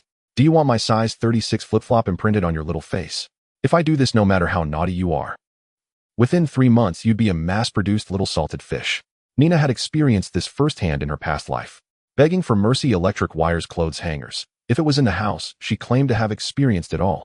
So thrilling, especially the belt stir-fry meat. Even now, her buttocks could phantom ache just thinking about it. Just as Nina was about to respond to the old pastor's praise, a loud bang sounded. Nina stared dumbfounded at the hood of her beat-up car. Lying on it was the black man who had flipped her off earlier. "Nina, what's going on over there?" the old pastor asked urgently, alarmed by the loud noise. Nina stuck her head out to look at the sky and the building heights, then estimated before answering. "Nothing, just a dead fish fell on my car roof. Gotta go." Ignoring the pastor's words, Nina frowned, got out of the car, and walked toward the man. From inside the car, she had already seen the depression in his chest. This was definitely not caused by a fall. The man had flown from ahead and crashed onto her hood. She had just checked the gaps between buildings, and there was nothing for anyone to stand on. Nina ripped open the man's t-shirt. All his ribs were caved in as if something had squeezed them. Nina's conclusion: no saving him, he's done for.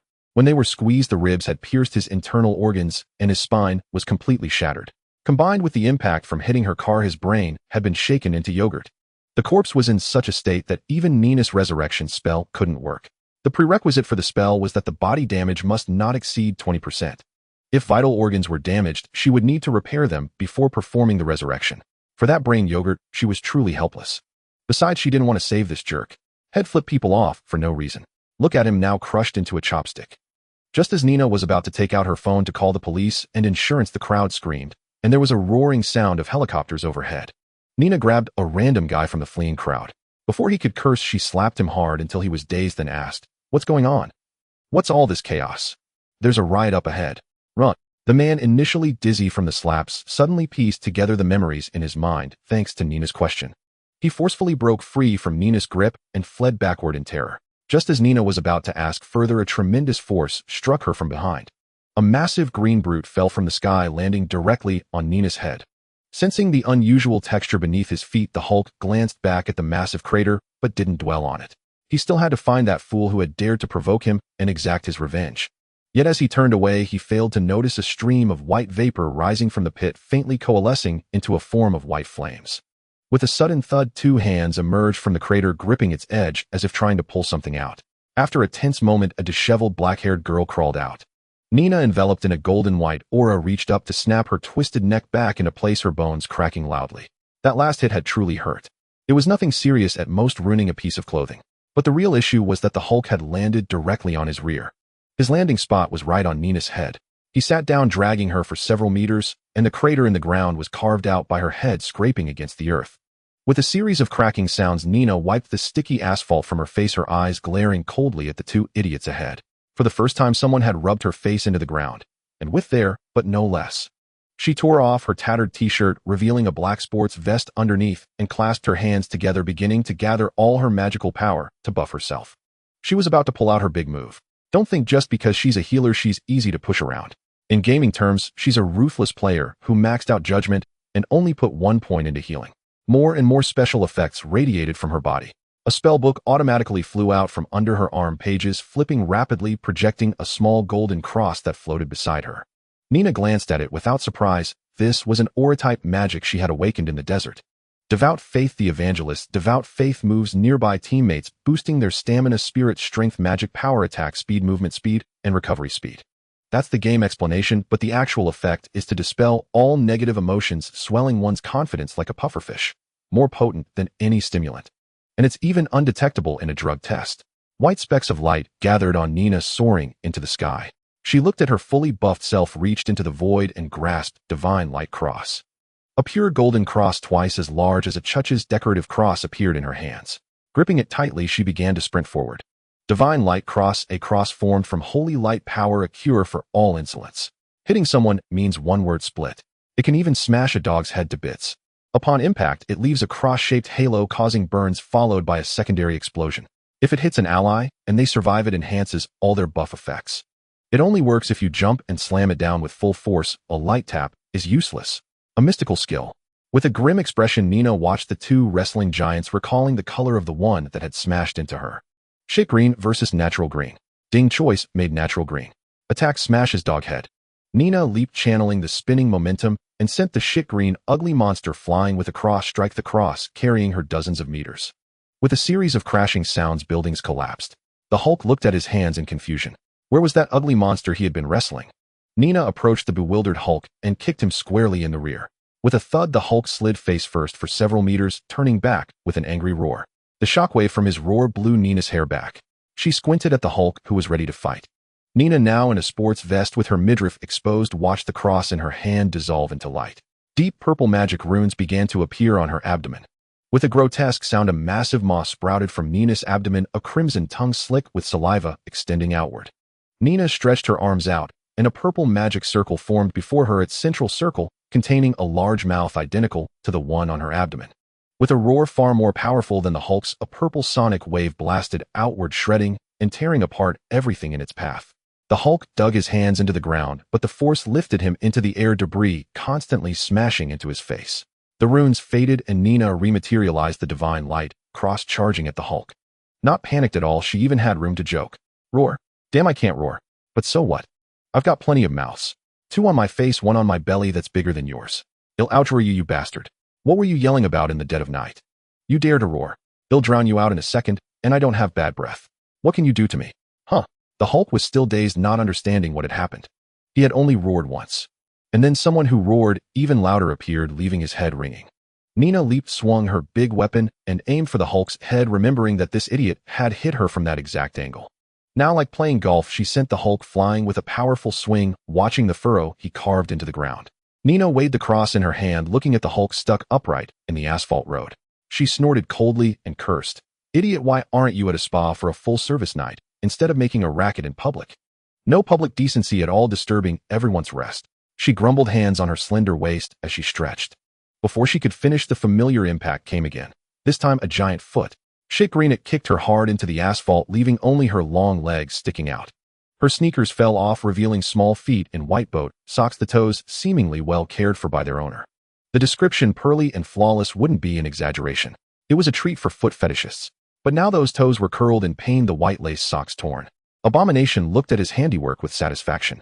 This woman had ambushed him. That hit nearly killed him, and the explosion would have sent him to another block if not for his thick skin and regenerative abilities. He roared at the Hulk stuck in the ground. Banner, you coward, get up and fight me again. Our battle isn't over. Come out. With that, he rushed over, pulled the Hulk out of the ground, and hurled him into a nearby building. With a crash, Nina pushed off the asphalt and concrete on top of her, her face red with fury. Seeing her exposed, delicate feet now bruised, she felt a strange sense of shame over the torn lace socks. She wouldn't have felt the same with flip-flops.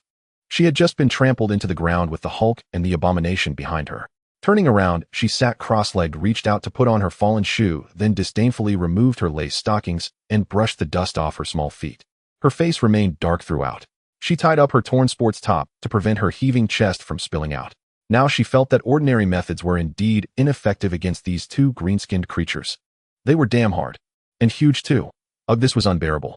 Without some serious measures, she wouldn't be able to take down these 2 idiots. She raised her hand and summoned, "Where is my little royal book?" Nina's face grew even darker. The spell book had emerged from her lower abdomen, but now wasn't the time to deal with it. This book was no ordinary tome. Not only had it guided her into magic, but it was also at least an epic-grade weapon capable of purifying her mana and amplifying its power. Most importantly, it was the medium for awakening skills. Without it, the mana cost for Nina to unleash her awakening was astronomical. Let alone that she was a cup. Even a cup couldn't handle it. She casually flipped open the spellbook and began channeling mana into it. The pages gradually emitted a dazzling golden radiance, and Nina hurled the book into the sky. She shouted, "Holy radiance, heaven's dawn." The spellbook spun as it ascended, exuding a sacred aura like a miniature sun, illuminating several streets with the brilliance of daylight. The wounded lying on the ground, groaning in pain, were astonished to find their injuries slowly healing. Though the process was gradual, it didn't matter, as long as they wouldn't die. Besides, this skill wasn't meant for healing, it was the most powerful buff for a support class. Apart from Guardian Blessing, Courage Blessing, and Valiant Baptism, this was the final blessing type buff. Nina clenched her fist, feeling her power surging. Not only her strength, but also her mana defensive capabilities and even mana recovery speed were all enhanced. Wings of Purity. With Nina's low chant, 3 pairs of wings, each about a meter long, sprouted from her back. This was a skill she hadn't yet mastered, but with the help of Holy Radiance Heaven's Dawn, she managed to use it. The skill significantly boosted her 3 speeds. Her movement, attack, and casting speeds were all amplified. Yet Nina felt no joy in mastering a new skill, as she only wanted to vent the frustration pent up inside her. A butt. A stinky foot. Did they really think she was just a weak healer? Kicking back and forth, she could still save lives. What's wrong with being a healer? Did they have no shame? Do you know why healers who are supposed to save lives have offensive skills? It's because you drove them crazy.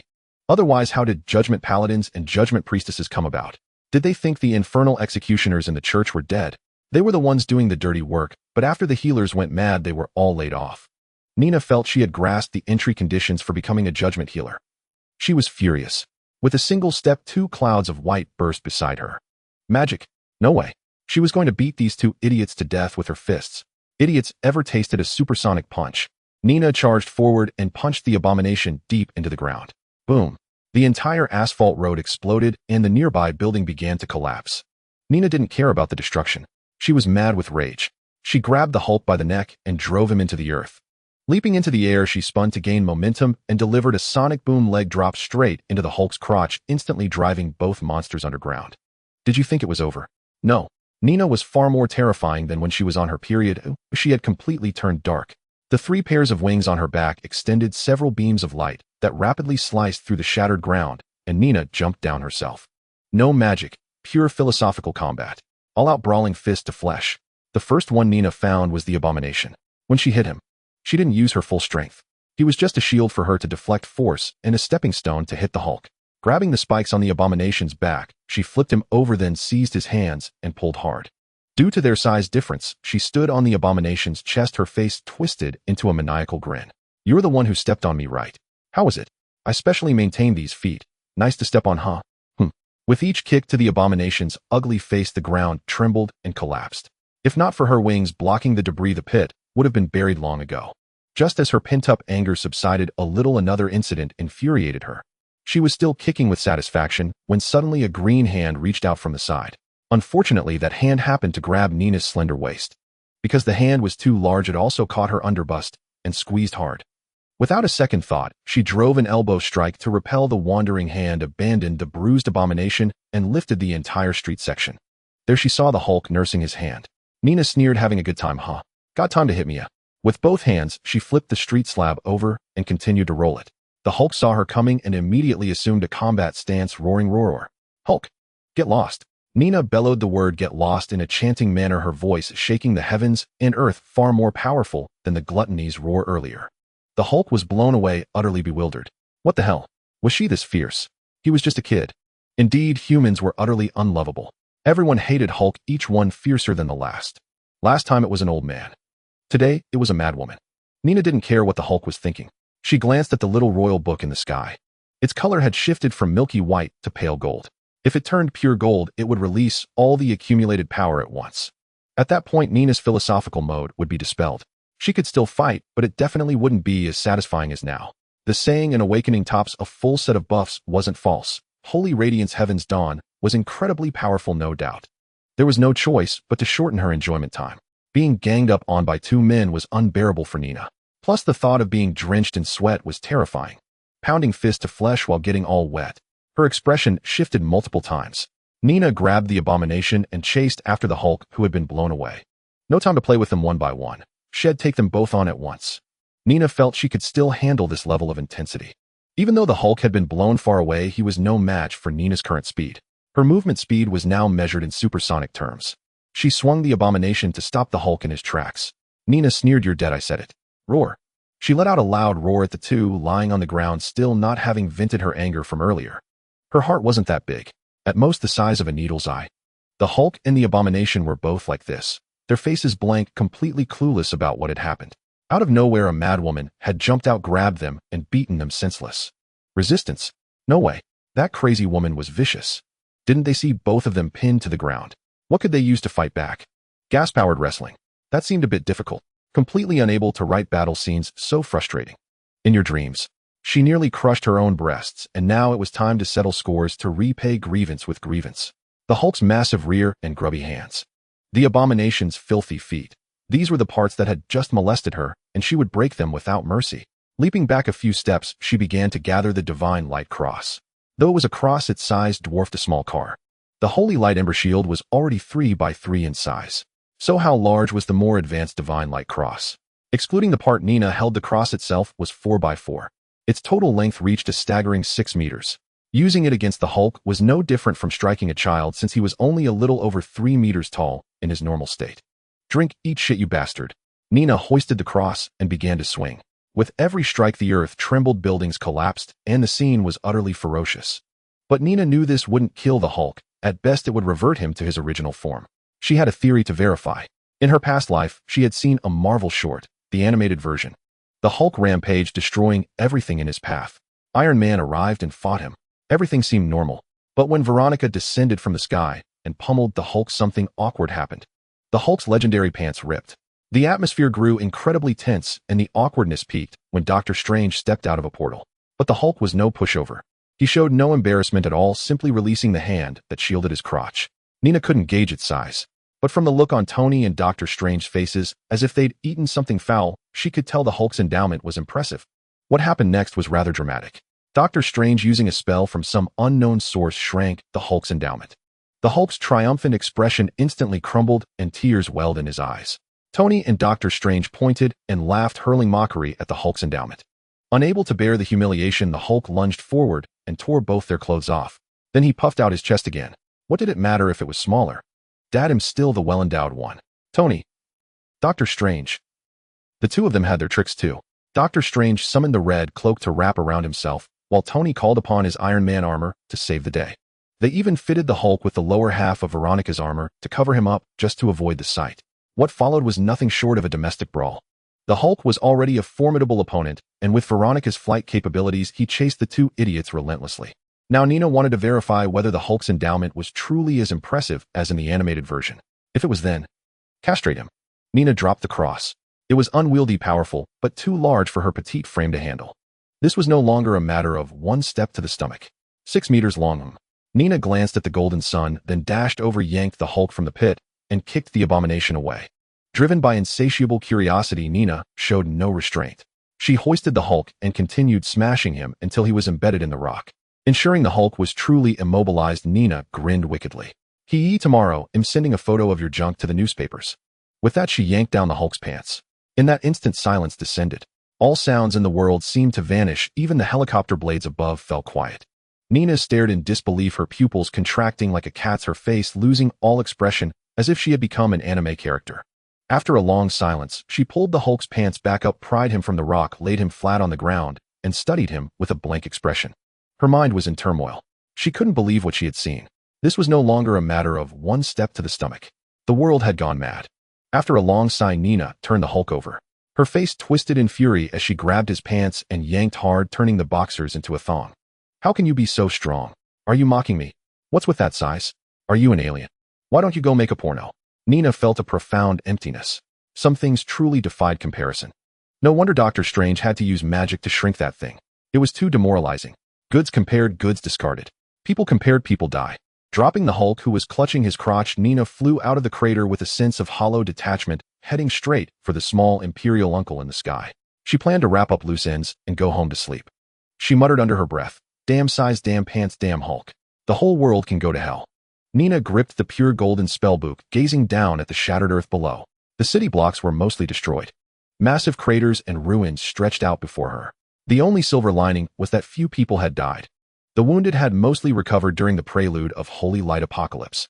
Those who could run had already fled, only the cold bodies remained.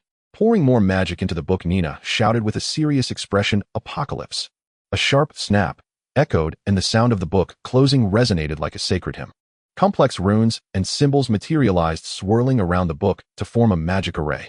A purplish-black radiance bathed the earth. It looked like the arrival of the apocalypse. Yet the light harmed no one. Those touched by the rays felt their bodies lighten, and injuries began to heal at an astonishing rate. People gazed up at Nina, their expressions shifting. The dying saw her as an angel descending. Nina's clothes were already tattered. As she flew into the sky, she used magic to conjure a white robe with golden trim. 3 pairs of wings fluttered behind her, scattering beautiful white feathers that dissolved into motes of light midair. With her beautiful face, ample bosom, masterful healing magic, and those wings, wasn't she an angel? The people on the ground were filled with reverence. They felt their faith had not been in vain. In times of crisis, God truly sent angels to rescue humanity. But Nina wasn't thinking about any of that. She simply felt embarrassed for destroying their homes. Combined with the shock she had just received, she only wanted to finish this messy business, quickly go home, soak in a hot bath, and get a good night's sleep. The Hulk, terrifying as he was, he had driven a foul-mouthed healer to mental chaos. Perhaps that was a talent in itself. No comparison, no comparison. The spiritual shock that day was simply too immense. It shattered the pride she once held as a man. Far above average. What? It can spin. It can jump. Trash. Even if she learned to flip the Eiffel Tower over and over again, she'd still be nothing but a little brother. The flirtatious healer was deeply shaken. In her past life, she relied on her looks and skills to make a living, and every customer said she was excellent. But under the terror of the Hulk, it was all ruined. Now she doesn't even want to crack a dirty joke. She always believed that brilliant dirty jokes must be crafted when confidence is soaring, otherwise they are soulless inferior products. How could inferior products bring pleasure? They are merely jokes. Nina didn't think of herself as a clown, and her output must be top-notch, or she would never speak. Nina's staying silent won't help. You have to pay for this. Those were all destroyed by you, Coulson said helplessly, sitting to the side. Nina sat on the new sofa, using a cushion to block each ear with an expression of not listening, you're spouting nonsense. Her clinic had been completely renovated. Everything on the first floor was brand new. She had just been about to lie down and enjoy the new sofa. But then the S-H-I-E-L-D agent tailing her showed up page after page, telling her the value of the buildings. She demolished the costs and the maintenance fees. Compensation. Don't even think about it. If she really had to pay, she couldn't handle it, even by selling herself. It was no small sum. She would have to take her daughters to busk on the streets. As their mother, she had to set an example. By skillfully using the innate talents of a succubus along with her daughter's efforts, they would probably have to busk for about 200 years to cover that amount. Those holes were really deep. Every punch Nina threw was with full force. The shallowest crater in her memory was over 30 meters deep, and the deepest was at least 200 meters down. Even if Coulson could spin his tongue or make flowers bloom from it, she wouldn't admit to any of these charges. For her daughters, for her own purity. And those green banknotes. So tempting. Coulson looked helplessly at Nina, being stubborn. He had no way out. They couldn't even defeat the Hulk, let alone use force to coerce Nina, who had beaten the Hulk like a child. Even if he dared to arrest her, the secret prison wouldn't dare to take her in. She wasn't a prisoner, she was a tormenting great-grandmother. With no other choice, he could only pester Nina. In truth, she didn't have to pay everything back. Just a token gesture would do. Those documents were just bluffing, with the total calculated based on top-tier materials. But Nina got scared at the first glance. The numbers were too big, with too many zeros. With her education level, she couldn't even count them properly, so she simply didn't look. She directly used a woman's privilege, being stubborn. Coulson approached and placed the documents in front of her. Nina turned her head away, shifting her bottom to face the other direction. Not listening, you're spouting nonsense. Not looking like a chicken laying eggs. She had no shame left now. Do whatever you want. She just wouldn't listen or look. Coulson tossed aside the ledger and sat opposite Nina, saying seriously, since you can't afford to pay, then I'm afraid. Nina interrupted. No way, I absolutely disagree with that. Coulson. What on earth? I haven't even said it yet. How do you already know? What are you refuting? We just want the laziness gem. Ignoring whether Nina was listening or not, Coulson spoke loudly. Given Ms. Nina's financial inability to repay the debt after a joint review by multiple parties, the decision is as follows. Ms. Nina must provide material compensation. First, a quantity of holy water. Second, a quantity of laziness gems. Third and last, you need to treat these people unconditionally. After saying this, Coulson handed over a thick notebook. He had all the time in the world to wait. His salary wouldn't decrease based on how fast he completed the mission. He'd be happy to drag it out until retirement. Nina reached out, too lazy to even look, and directly conjured holy light magic into flames to burn the notebook. Treat those people. Don't even think about it. A bunch of vampires. Slave drivers exploiting labor. It would be best if they died. Nina would even want to set off firecrackers and hold a feast to celebrate. Nina directly turned her magic into a horse and sent Coulson out the door. Her healing magic wasn't learned for the sake of the rich. If she treated everyone on that list, she'd probably be melted down herself. Seduction by handsome men. Seduction by beautiful women. Temptation with money. Temptation with power. She didn't think she had much resistance to pleasure, so, since she didn't want to be tempted, she wouldn't indulge. Otherwise, becoming a rich woman would be bad. Nina didn't want to end up with a mouthful of. Want to learn about a rich woman's swipe joy. Want to learn about a rich woman's elemental attack. Want to learn about a rich woman's physical and magical dual attack. And her daughters would become rich little girls. A bunch of men wanting to latch onto them. Every day coming home shouting, "Mommy, help. Today I've got so many accessories on my legs, they're so heavy, boo-hoo." Over 70 daughters, all with accessories. Just thinking about it was terrifying. Coulson stood blankly outside the door where a sign flickered nonstop. No entry for S-H-I-E-L-D and beasts. Helplessly, he shouted toward the house. Nina, if you don't come out, we'll have to use your commission to settle the debt. I've told you this before, so there's no need to explain later. Nina opened the window, leaned out, and roared at Carlson, "Get lost. If I'm short a single cent, they'll tear down your ass. H-I-E-L-D.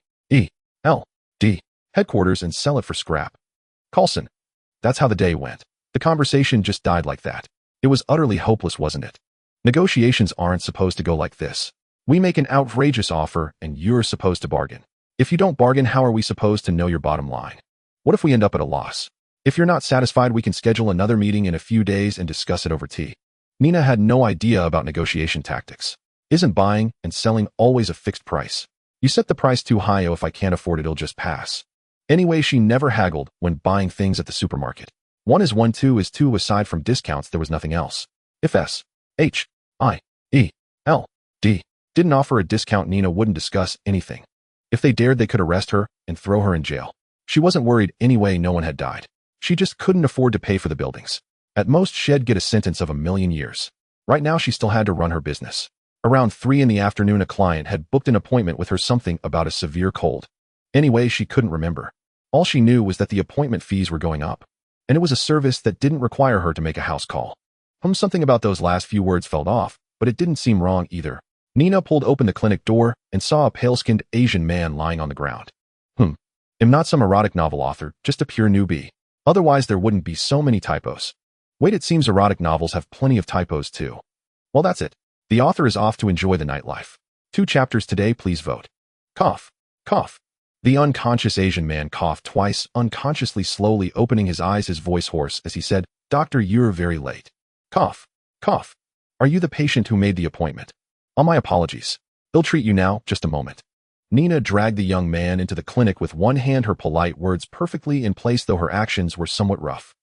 Nina dropped the young man onto a chair and began examining him. The results came quickly: a severe cold combined with acclimatization issues. Generally, this was nothing serious. Some medicine and rest would suffice. But the young man's body was very weak. Not only was he physically frail, but his internal organs also seemed problematic. Nina had studied not only Western medicine, but also had some knowledge of traditional Chinese medicine. In Western medical terms, young man, you need more exercise. Smoke less, drink less, sleep earlier, drink more water. In traditional Chinese medicine, brother, have you been having too much fun, frequently seeking out electric little motors? Your body has been drained. A young wife is like a tigress, it's best to keep your distance. Take this, boil 5 bowls of water down to 1, repeat twice, and drink 1 bowl a day. Of course, Nina wouldn't prescribe traditional Chinese medicine to this young man. It worked too slowly, and modern youth had no patience for it. They preferred quick and powerful results, instant gratification. Older folks were different, they knew how to savor things. Western medicine targeted the symptoms, while traditional Chinese medicine focused on holistic regulation, ensuring every organ was perfectly balanced. Don't mention women as ferocious as wolves or tigers. Even if they could drain you dry, you needn't fear. Cough. Cough. This young man was suffering from overindulgence, acclimatization issues, and the flu. 2 shots in the rear would fix him, with at most an extra glucose 4 drip. Nina had no time to regulate the body of a stranger who was clearly a lecher. Besides, traditional Chinese medicine was expensive here, and with its slow recovery time, few people favored it. The young man weakly opened his eyes and looked at the female doctor who was earnestly examining him. A touch of gratitude stirred in his heart. Affordable fees and attentive service, no wonder she was the best doctor in Brooklyn. He asked hoarsely, "Doctor, what's your name?" "M.A. Ben, an international student." "Nina, Eliza. That's my name. And don't move, I need to give you an injection." Nina cast a subtle glance at the young man, pulled back his sleeve, and prepared to administer the shots. Internally, she was raging with complaints. What kind of person is this? By Jiet, Grandpa Chin A. Ben. Who else will show up next time? Golden scales. Nina attached the needle, snapped off the syringe plunger, and tossed it into the trash to prevent anyone from reusing it.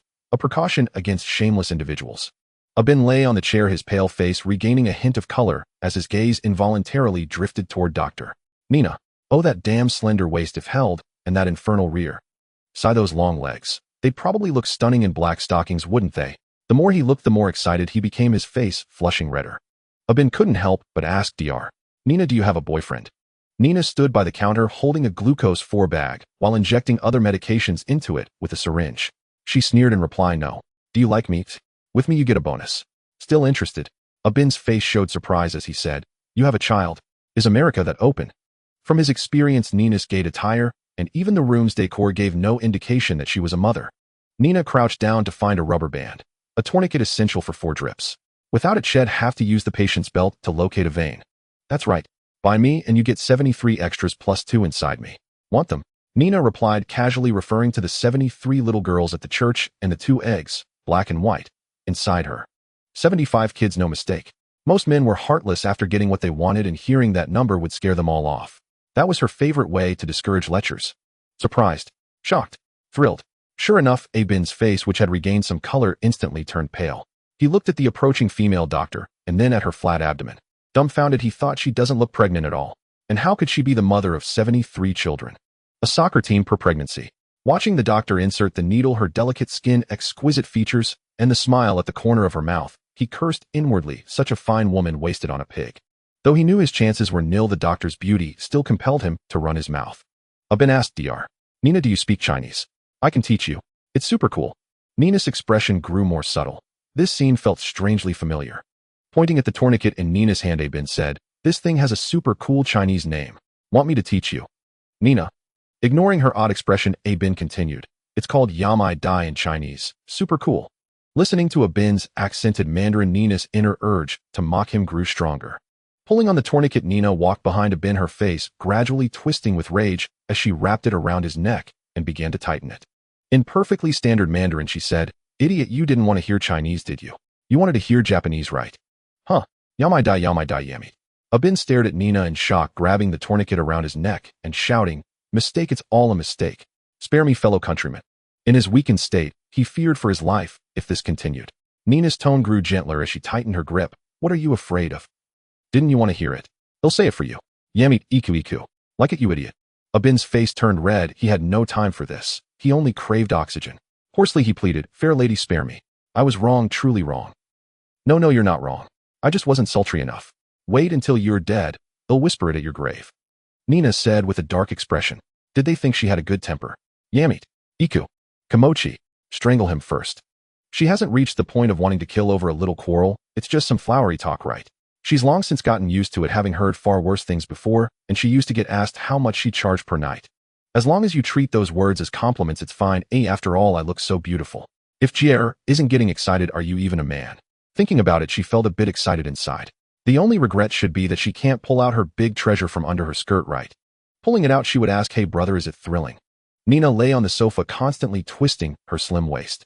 For some reason, after becoming a woman, she particularly enjoyed this, especially that last moment of straightening up, which left her craving for more. With a cracking sound of bones, Nina comfortably slumped on the sofa, looking like a girl who had just enjoyed some kind of pleasure. A girl who looked like a loli stood behind the table, her face flushed, and she hesitated, saying, did I come at the wrong time? Nina? Oh no, I got too comfortable. I didn't even notice someone was here. Nina shot a disdainful glance at the loli, who turned her head away, completely too afraid to make eye contact. The atmosphere was incredibly awkward. Nina, with a calm expression, pretended as if nothing had happened and asked Evelyn, did you see anything just now? The little loli blushed and spoke in a voice barely above a whisper, I just now heard Sister Nina sighing.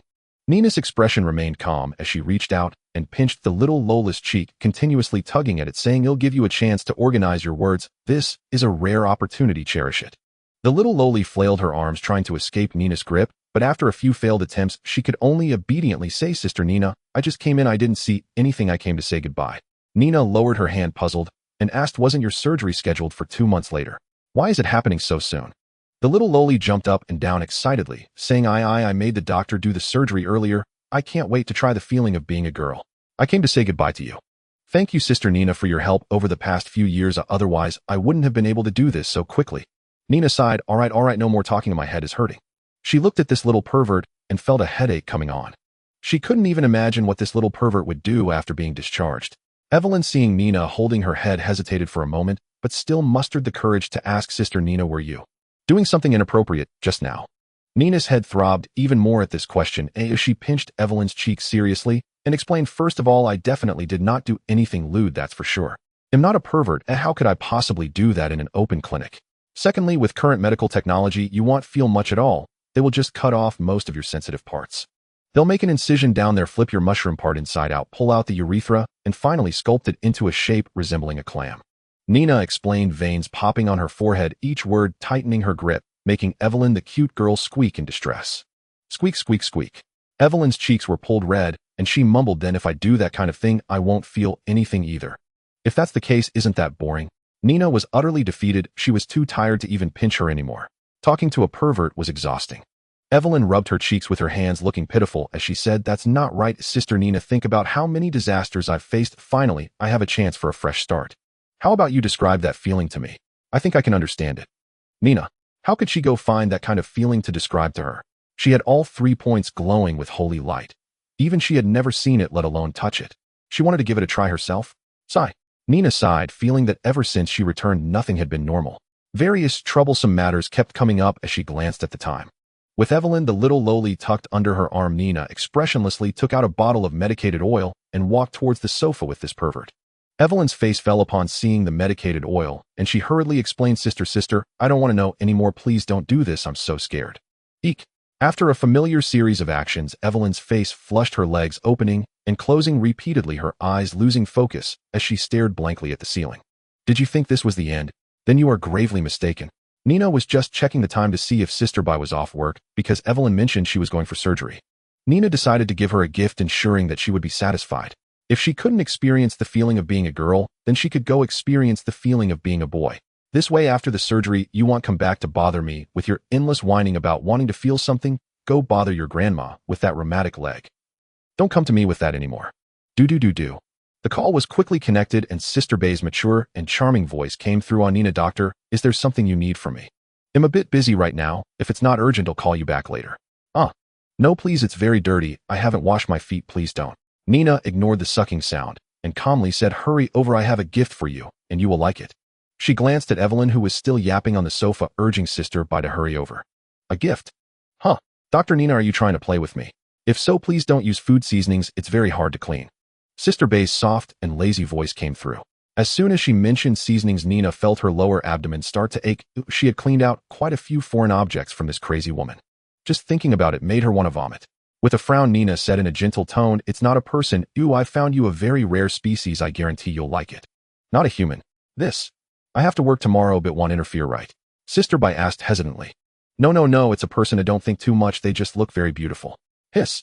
Nina held her head, taking a sharp breath. What kind of person is this? The thought process is so unique.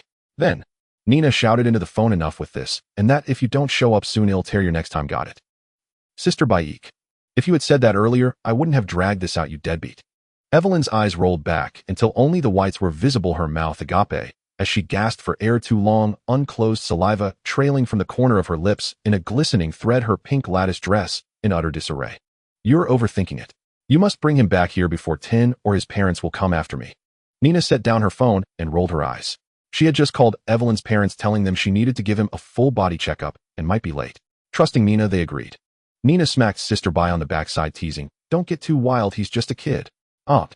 Sister Bai covered her rear, coquettishly protesting, "How could I? I've just never seen a she-male before. I only want to touch, not go inside. By the way, can they reproduce? If not, then here, get out." Nina shoved a work cap at Sister Bai, grabbed Evelyn with one hand, and with the other pushed Sister Bai, driving them both out of the clinic. Bang! Nina slammed the rolling shutter down hard. She felt today was not a good day to open shop. What kind of people were these? Not a single normal customer. If this continued, she'd have crow's feet within 2 years from sheer frustration. She really needed to stock up on a few tons of rat poison. Glancing at the time, it was 6:04 p.m. After a moment's thought, Nina decided to hit the bar tonight. The stress she had accumulated over the past few days was overwhelming. Without an outlet, it would harm her health, leading to skin aging, menstrual irregularities, and a host of other feminine afflictions. Decisively, Nina walked to a metal cabinet beside the basement lined with numerous wooden boxes filled with Chinese herbs.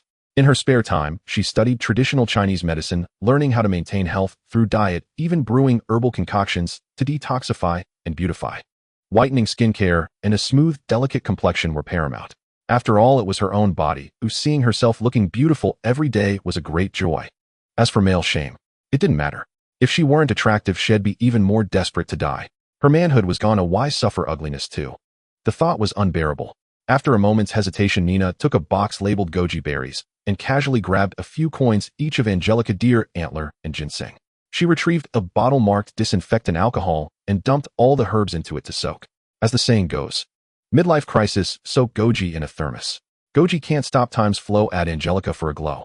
Angelica can't fend off age's knife, ginseng, and antler brew for life. This was a recipe for strengthening vitality and kidney function. After drinking this, not only could you plow an old ox field, but 2 sips would have you ready to wrestle a bull. And this was without Nina's secret ingredient. With it, the title of Golden Gigolo would be hers alone, unrivaled. Nina looked around furtively, hesitantly unbuckling her belt. She wore a pair of slim black trousers with a small leather belt.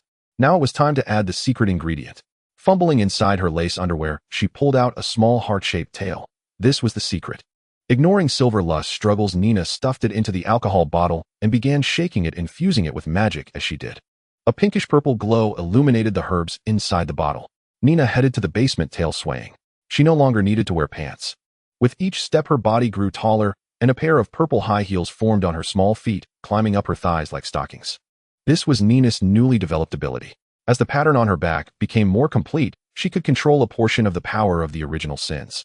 By manifesting the sins as clothing on her body, she could directly cast the sins' exclusive magic, saving much casting time. Unfortunately, she was still missing a few sins otherwise she could save on clothing expenses. For now, her upper body remained unadorned by sin. Otherwise, she would love to tear off her clothes like a macho man and shout, "What are you looking at?" To which the opponent would reply, "What's it to you?" Then Nina would engage in a real man's brawl, utterly badass. But if she tore off her clothes now, it wouldn't be a manly duel, but a succubus AVI. Nina packed bottle after bottle of holy water, her small tail wagging furiously. Silver Lust, soaked in the alcohol, bounced around in the bottle, looking utterly bewildered. Grabbing a condensed sloth gem, Nina drove off. She wasn't just going to relieve stress. She was also going for revenge. That bastard Deadpool had corrupted her child. This bottle of booze was for that fool.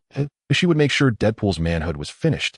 All day long, he did nothing productive, his mouth running wild with vulgar jokes and innuendos. Before, Nina didn't care, but now it was different. All 73 children had gone astray. A blood feud, right? Though she seemed to forget that the little girl's crude accents sounded exactly like her own.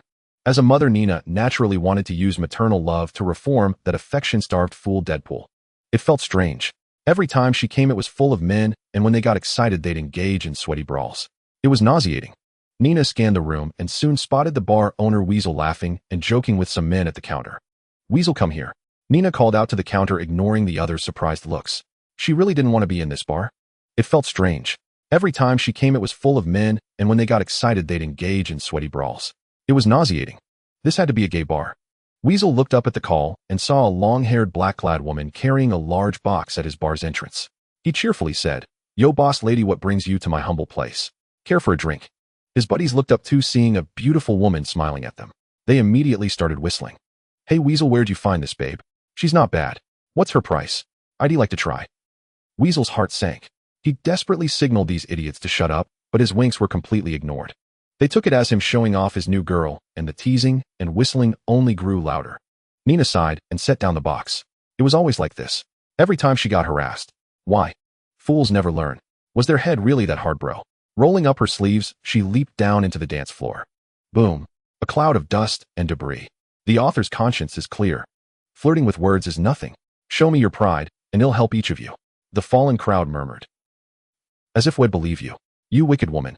The moment you entered, you grabbed a wooden stool and mercilessly struck their precious parts. If they revealed anything, they'd be done for. Weasel cautiously poked his dog-like head out from behind the bar to check the situation.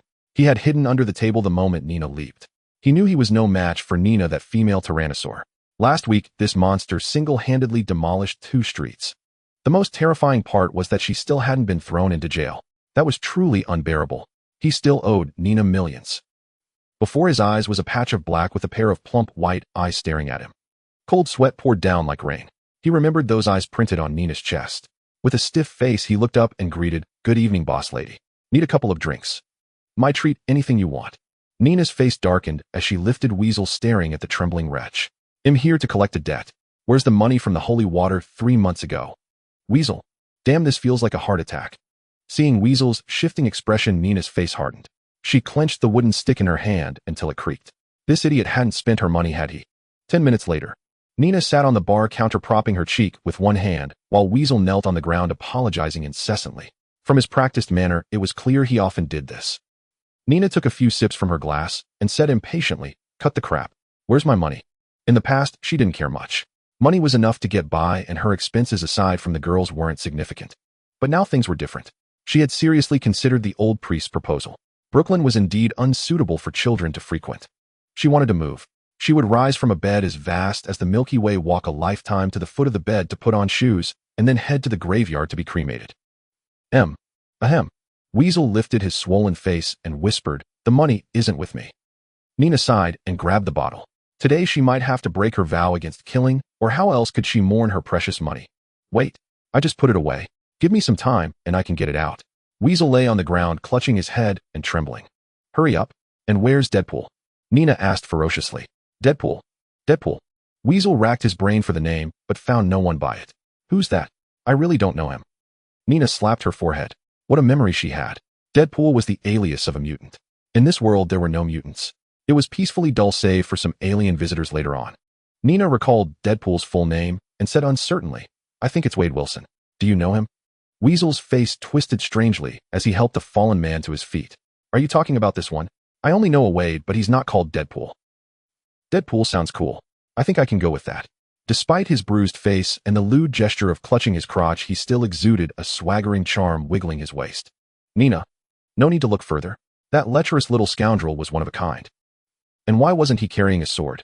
She almost missed him. Nina jumped off the table.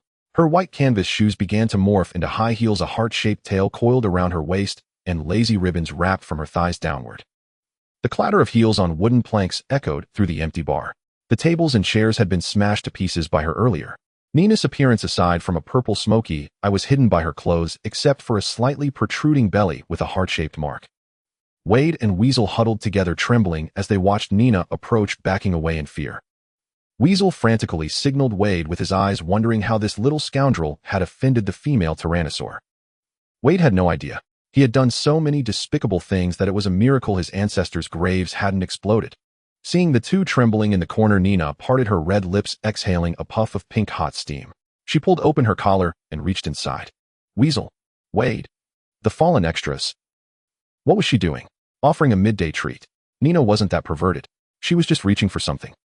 It was a new ability of the gluttony sin. She could devour objects and store them in her gluttony body, but they had to be retrieved from the same place they were stored. The bottle looked ominous. The moment she saw it, she couldn't help but think of Sister Bay's troubles, so she chose to shove it into her chest. As Weasel and Wade stared in disbelief, Nina pulled a saliva-covered bottle from her bosom. Wade whispered to Weasel, "How did you offend such a freak? She seems very dangerous." Weasel whispered back, "Screw off." He hadn't offended her at all. He and Nina had a decent relationship. Even a fool could tell that this idiot Wade had done something stupid. "What are you two whispering about? Why not tell me?" Nina crouched before them. Seeing her face up close, the two shrank back, pressing against the wall in silence. Nina's face was now radiant, almost bewitchingly alluring, but the two had just been beaten and were too scared to approach. Nina swirled the bottle before them and said to Wade, "This is a thank you gift. Drink it, and today's matter is settled." Wade felt the need to be cheeky. "What if I say no? Will you pour it down my back door?" "No, we'll crack your skull open and pour it in." Pink hot gas billowed from Nina's lips, obscuring her face until only her violet glowing eyes were visible. Wade thought he should make a last-ditch effort. He asked cautiously, "What is this? Poison?" Nina impatiently uncorked the bottle and shoved it into Wade's nostril. "This is my thank you for corrupting all 73 of my children. Drink it, and you can become a top-notch gigolo." Weasel's eyes lit up and he asked fawningly, "Boss lady, are you selling this?" "Of course. I'm buying it for a friend. I don't need it myself." Nina turned and shoved the bottle into Weasel's mouth. "I'm not married. Call me doctor or boss, and don't add lady, you idiot." The term boss lady originally meant the wife of a boss. Using it for a female boss was a later adaptation. Seeing Weasel swallow even the dregs, Nina said with satisfaction, "There's a box of holy water at the door. Make sure you settle the account or you're dead." Nina walked to the center of the bar and a massive cloud of pink gas filled the room. Then she ran. She ran incredibly fast. This pink gas was no good. It was a succubus innate ability leading to all sorts of trouble and awkwardness. Nina didn't want to see any sword fighting. She was out of there. Wow, it hurt to be beaten again. Chapter 26 got hammered. Her heart ached so much she could barely breathe. Two ducks pumped full of super stimulants. A group of men collapsed on the ground. Swish, swish, swish. Clang, clang, clang. The glint and clash of blades. Imagine how miserable those who tread the path of dryness for the first time would be. An endless sea of blood, a boundless abyss of gore. It was an eyesore. Nina had seen such films before. They were revolting. The entanglement of chest hair and schemes. Ugh. Not to mention that Weasel and Deadpool actually looked quite similar to that submissive guy.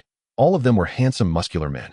Nina's mind went numb as all the dark memories from her past resurfaced, nearly making her sick to the point of fainting. She floored the accelerator and sped off toward Brooklyn. The scent of lily flowers was far more pleasant. Leave the stinky blooms aside, they're only fit for landscaping. Though she wanted to describe how fast Nina was driving and how recklessly she handled the wheel of this beat-up little car, coupled with the traffic congestion. It was actually slower than a bicycle. With 1 stomp on the gas, 3 on the brake, and 2 on the clutch, Nina finally managed to get out of the bustling district. Piece of junk car, piece of junk road. Might as well ride a bike. Nina slammed the car door shut with force, and with a loud bang, the little sedan nearly tipped over. Sigh. Nina sighed and hoisted the car into the garage herself. This car was undrivable. She made up her mind. From now on, she would run everywhere. 100 kilometers in 2 seconds, fueled by just a bowl of noodles for 100 kilometers. And above all, it was fast. With 2 iron plates strapped to her flip-flops, shed run with sparks, and lightning trailing behind, utterly cool. Sneaking to the front yard, Baijia's car was there. Nina wanted to play the thief for once. This was a hardcore adult film Shed never seen before. Back then she had no access to such material and was too embarrassed to ask, afraid of being called a pervert. But now it was a live show. How could she not take a look and still have a conscience beneath her chest? Tap, tap, tap. Nina knocked directly on Baijia's car window, utterly self-righteous. Could matters of a doctor really be considered matters? Hold on. A moment later, Baijia poked her head out with a flushed face, glanced at Nina, and asked, "What's up, Dr.? Nina, isn't it a bit early?" A smear of white-yellow residue at the corner of her mouth made Baijia look alluring, but Nina wasn't interested in that. She was just here to watch, not to get involved. "Move aside, I need to check on my patient." Nina didn't stick her head in. The smell during such activities was strong and hardly friendly to outsiders. Besides, Baijia was no pushover. How could she stick to just the ordinary positions? She'd be going all 3 routes, making the stench even worse. None of it was normal. Seeing that Nina had no intention of leaving, Baijia ignored her and resumed her little game, with Evelyn feeling not the least bit shy, only more excited. Amidst the clatter of silicone tools, Nina's face scrunched up in disappointment. As she had guessed, Evelyn, oversaturated with female hormones, had no virility left to speak of. She was completely dominated by Baijia. She couldn't even get it up. This wasn't obscenity. Nina was viewing it from a doctor's perspective, observing the aftermath of hormonal imbalance. Until Baijia pulled out a large toy with straps. Nina sighed and clasped her hands in a bow. "I take my leave." She couldn't watch anymore. It was more eye-burning than muscle-bound men. Huge, huge, huge, bigger than Nina's clenched fist. She really couldn't stomach it. Damn, no wonder they say women are made of water. But I'm a woman too. Why don't I have that ability? Not yet developed. Hey, that doesn't add up either. Evelyn's still a man, right? How can he do this? Nina felt her tastes growing heavier. Even as a pervert, she had never witnessed such a spectacle. To accomplish this in just 2 hours, should she credit Evelyn's talent or Baijia's skill? After much thought, Nina couldn't decide. Now she had already showered and was on the rooftop gazing at the moon. Not blow-drying her hair after a wash was a little habit of hers. She always felt hot air would damage her hair, cold air made her want to pee, and lukewarm air made her sleepy. She was picky. Life needed a bit of ceremony to be wonderful. Her peach-shaped tail wagged back and forth. Nina looked down at the shaking Ford Mustang with a benevolent expression and couldn't help but sigh. This car is damn sturdy. Life is damn comfortable. If only Aunt Flo weren't such a hassle, this would be paradise. Waking up naturally every day, earning her keep with her own labor, occasionally catching live adult shows, and watching her milky, white holy magic grow during work. She lacked nothing, child, home, or money. Wasn't this paradise? At the thought, her tail wagged even more joyfully. Suddenly, a faint sound came from the sky, like a shout or a cheer. Nina looked up and gazed intently. A silver steel armor plummeted rapidly from the sky, soon vanishing from her sight. Next, a silver armor burst out from the bustling district. She could even hear that annoyingly flamboyant voice. Nina irritably dug at her ear. "Sorry, I take it back. This isn't paradise. As long as these morons don't settle down, it's no good life." Nina sneered, grabbed the silver slut, and pulled it taut like a bow. Purple-black magical energy condensed into a bowstring and 3 blunt arrows. Drawing the bow and knocking the arrows, Nina took aim and shot them. The arrows turned into 3 beams of black light flying toward the silver armor. "Moron, making so much noise at night. Did you think no one would shoot you just because you're in the sky? Surprise, Mr. Stark." The arrows flew at near-sonic speed, a perfect assassination tool in the dark of night. All 3 arrows struck Tony's mark too perfectly. The impact sent him crashing into a skyscraper. "Damn, what is this stuff? Jarvis." Tony struggled to tear off the black magical energy clinging to him. "Jarvis, unknown sir. However, I suggest you quickly get away from this liquid. It is very unfriendly to you." Nina's arrows weren't ordinary. They were a skill modified from the kiss of jealousy. She hated making those coquettish poses, so she turned the blown kiss into arrows. With the 7 deadly sins on her, she could shoot whichever she wanted. What Nina had just fired was the arrow of gluttony, the power she was most familiar with. Damn, Jarvis increased the leg thruster output. Fast. Tony kept pulling at the black liquid clinging to his armor. This stuff looked really bad. Crunch, crunch. The black liquid formed countless sharp mouths and began gnawing at the silver armor, moving swiftly.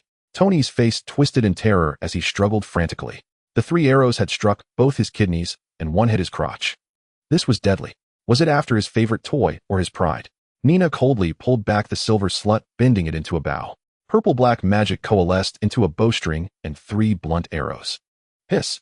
The moment Nina saw the holy light on her chest, she felt utterly dismayed. Where had her white egg gone? No wonder she hadn't felt weak upon waking today.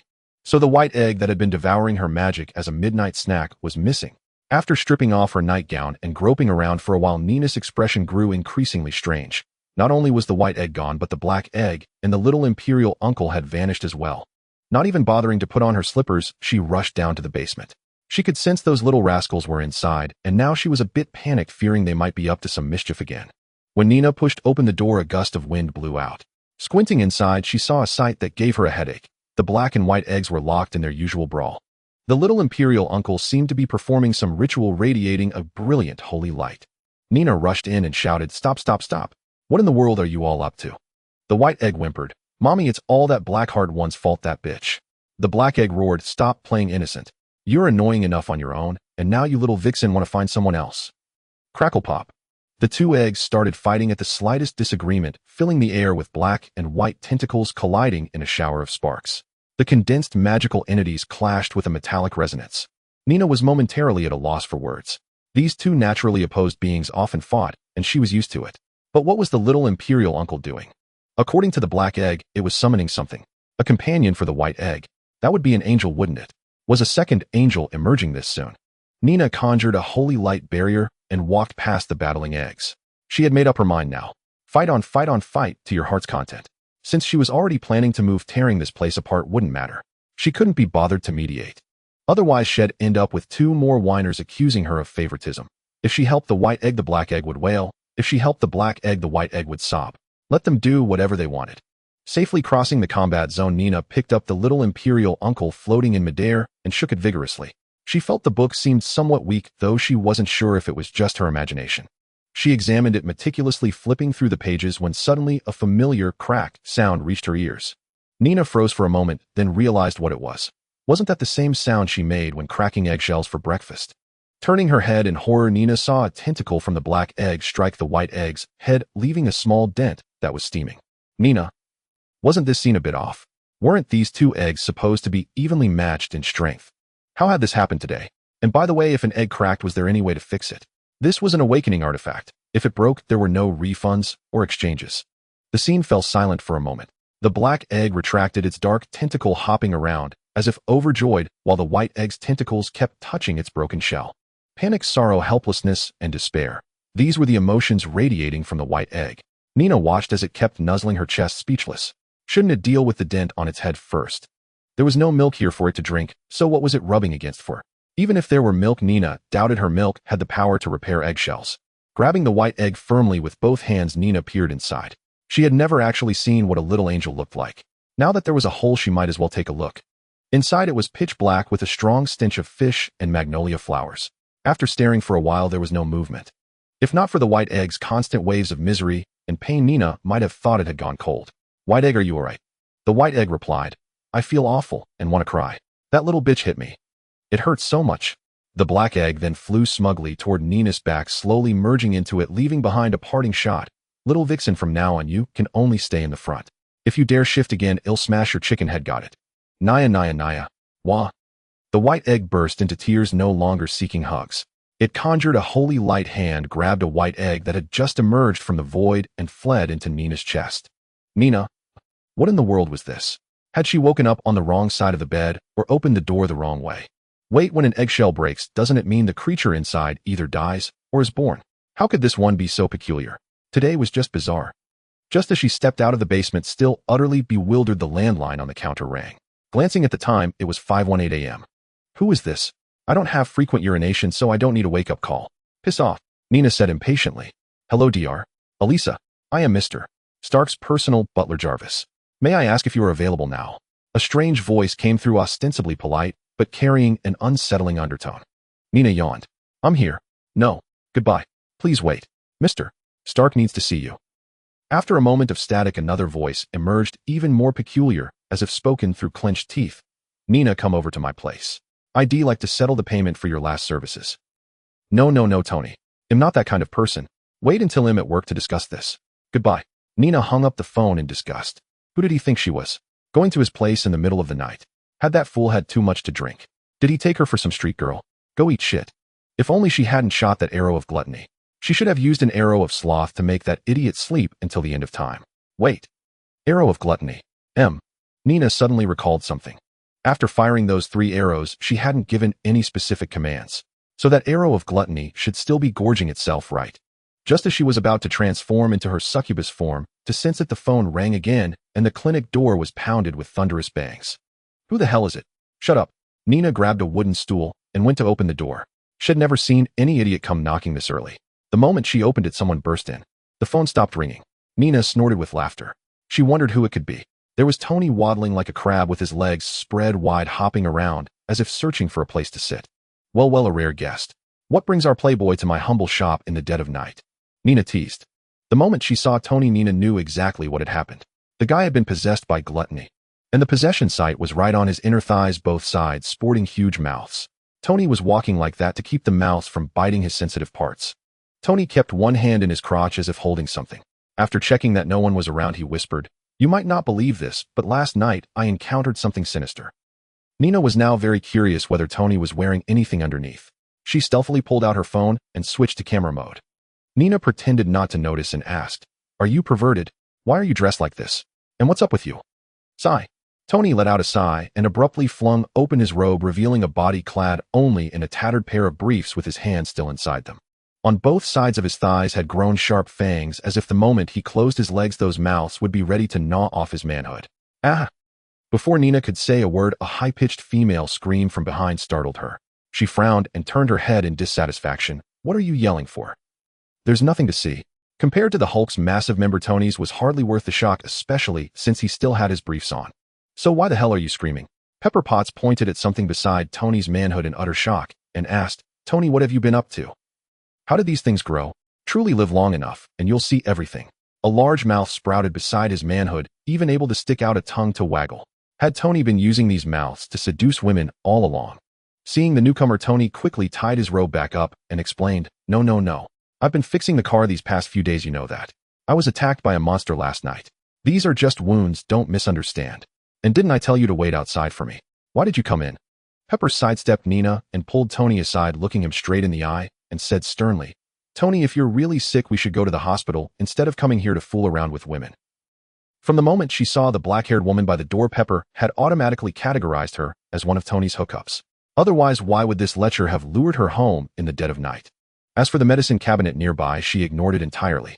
All she saw was a seductively dressed beauty standing there. Nina was now dressed in a silk nightgown.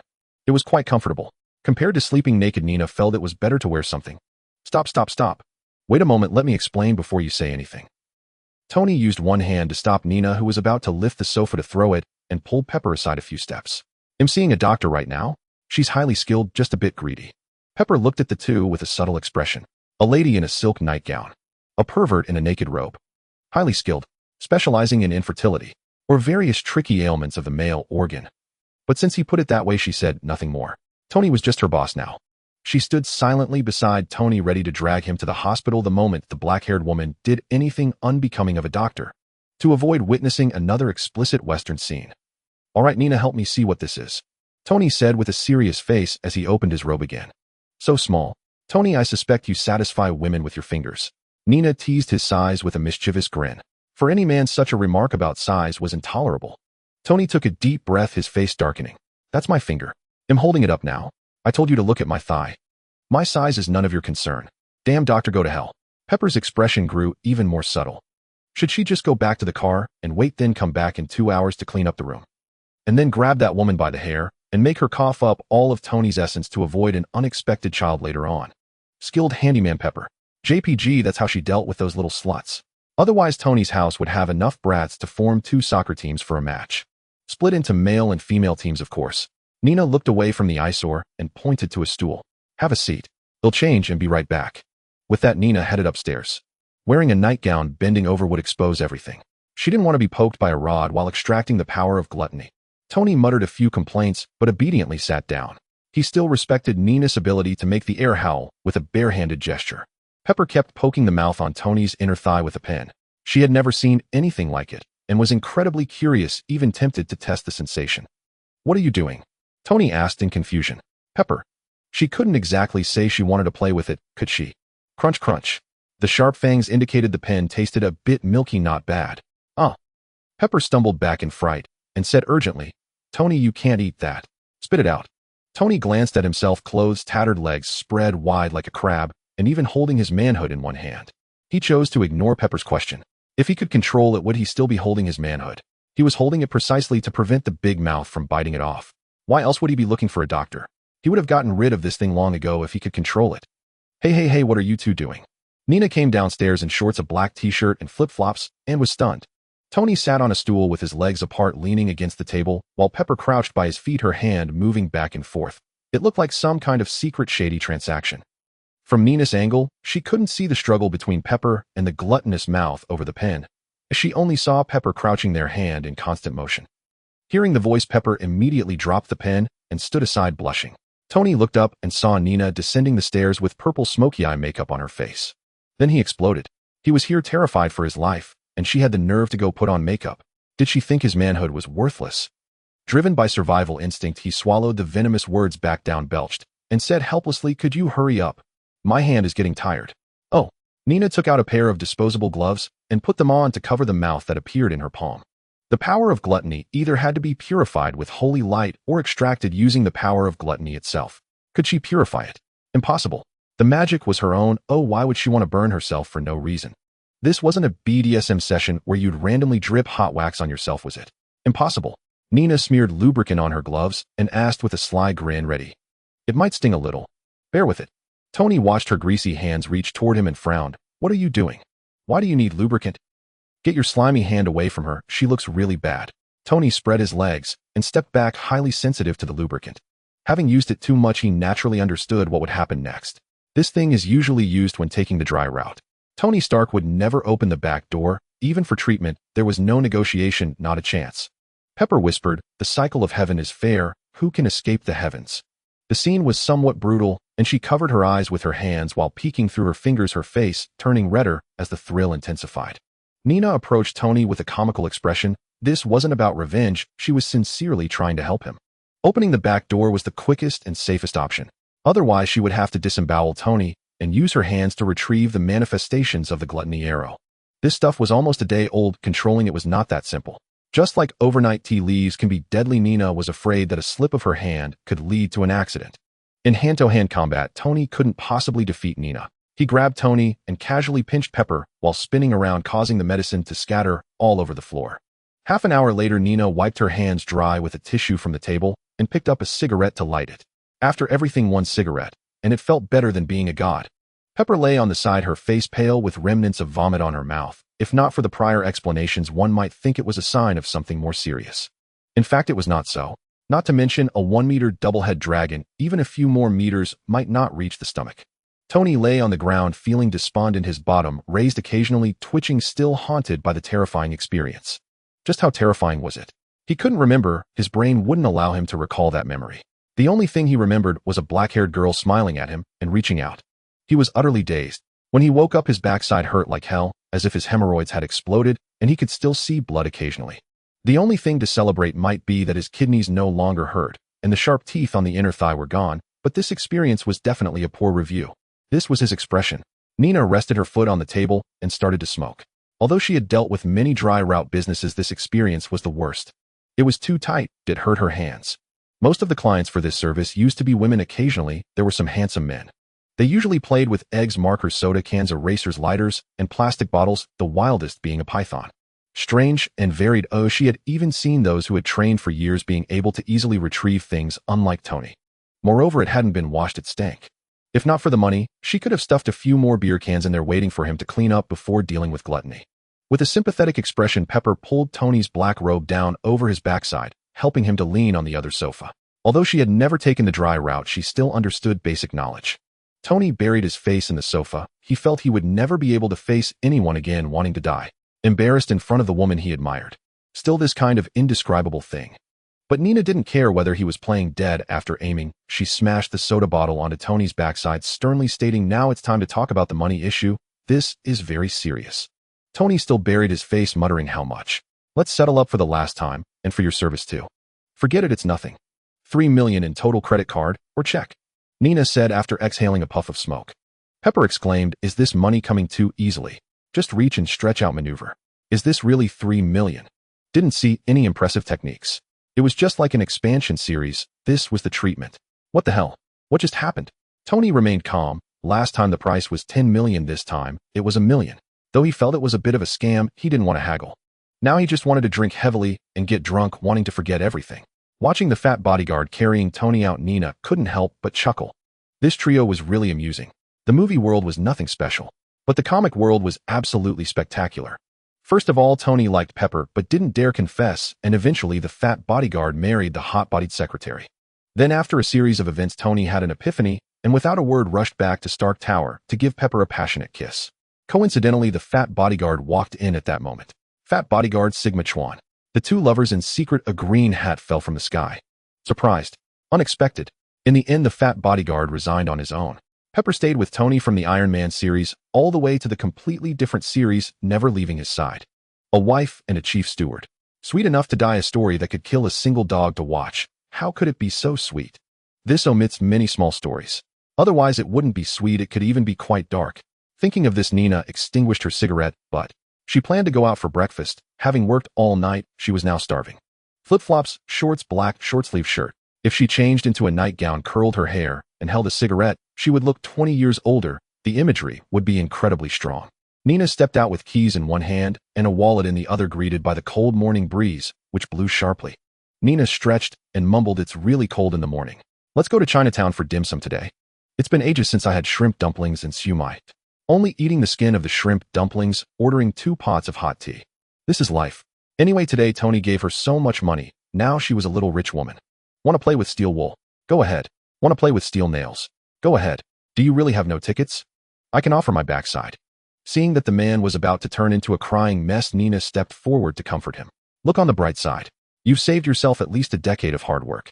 Don't dwell on what happened to Jared. It can be treated." The pretty man wailed, "How can it be treated now?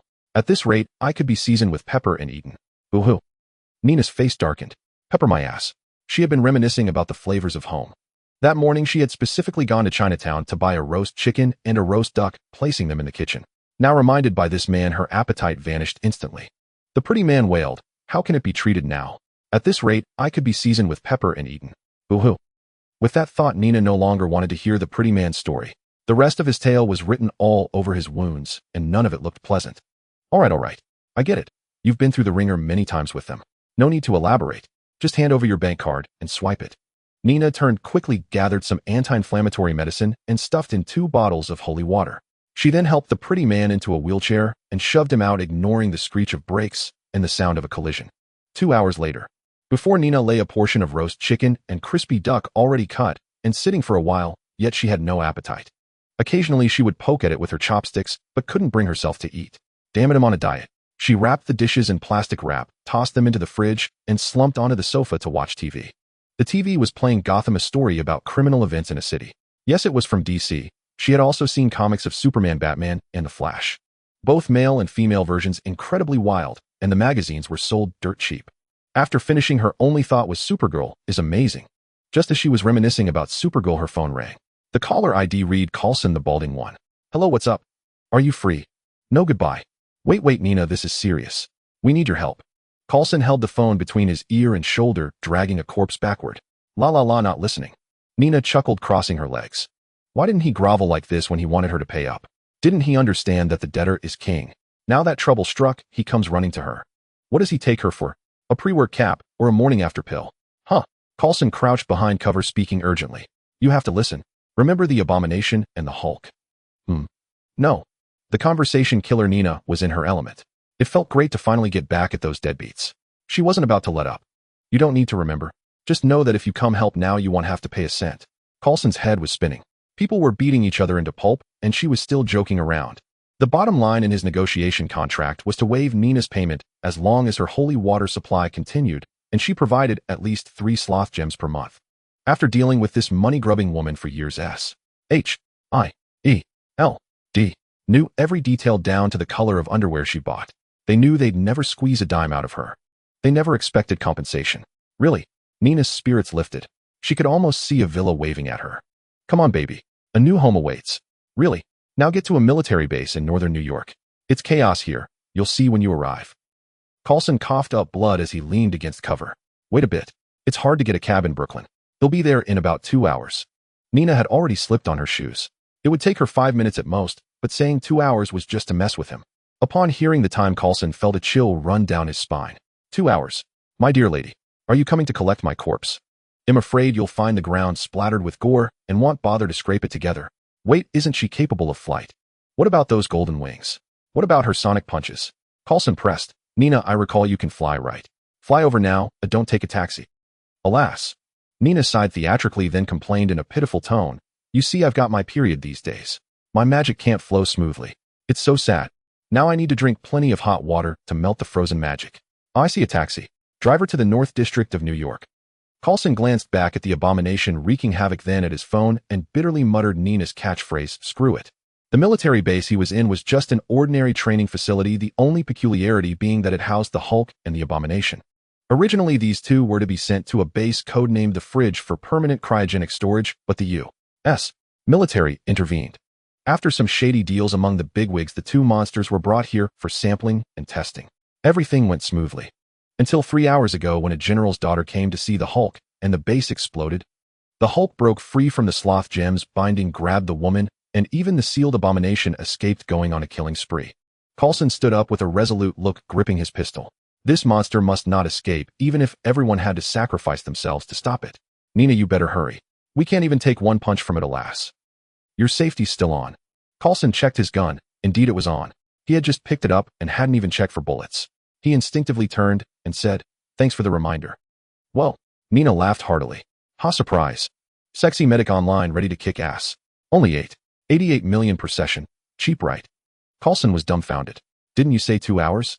So all my mental preparation was for nothing? He had steeled himself to charge to his death, even drafted his will.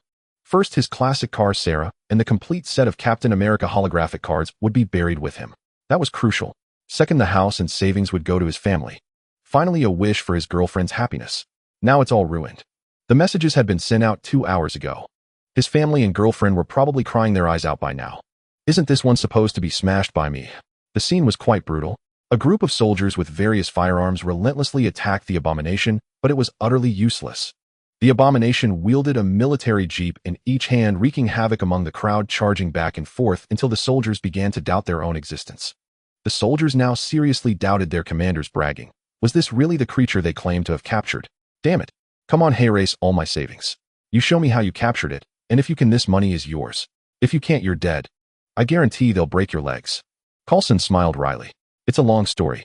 Just consider it an accident during transport. Right now, we need your strength. Damn Hulk, damn abomination. Why wasn't their power this strong before? Or were they being gentlemanly when fighting Nina?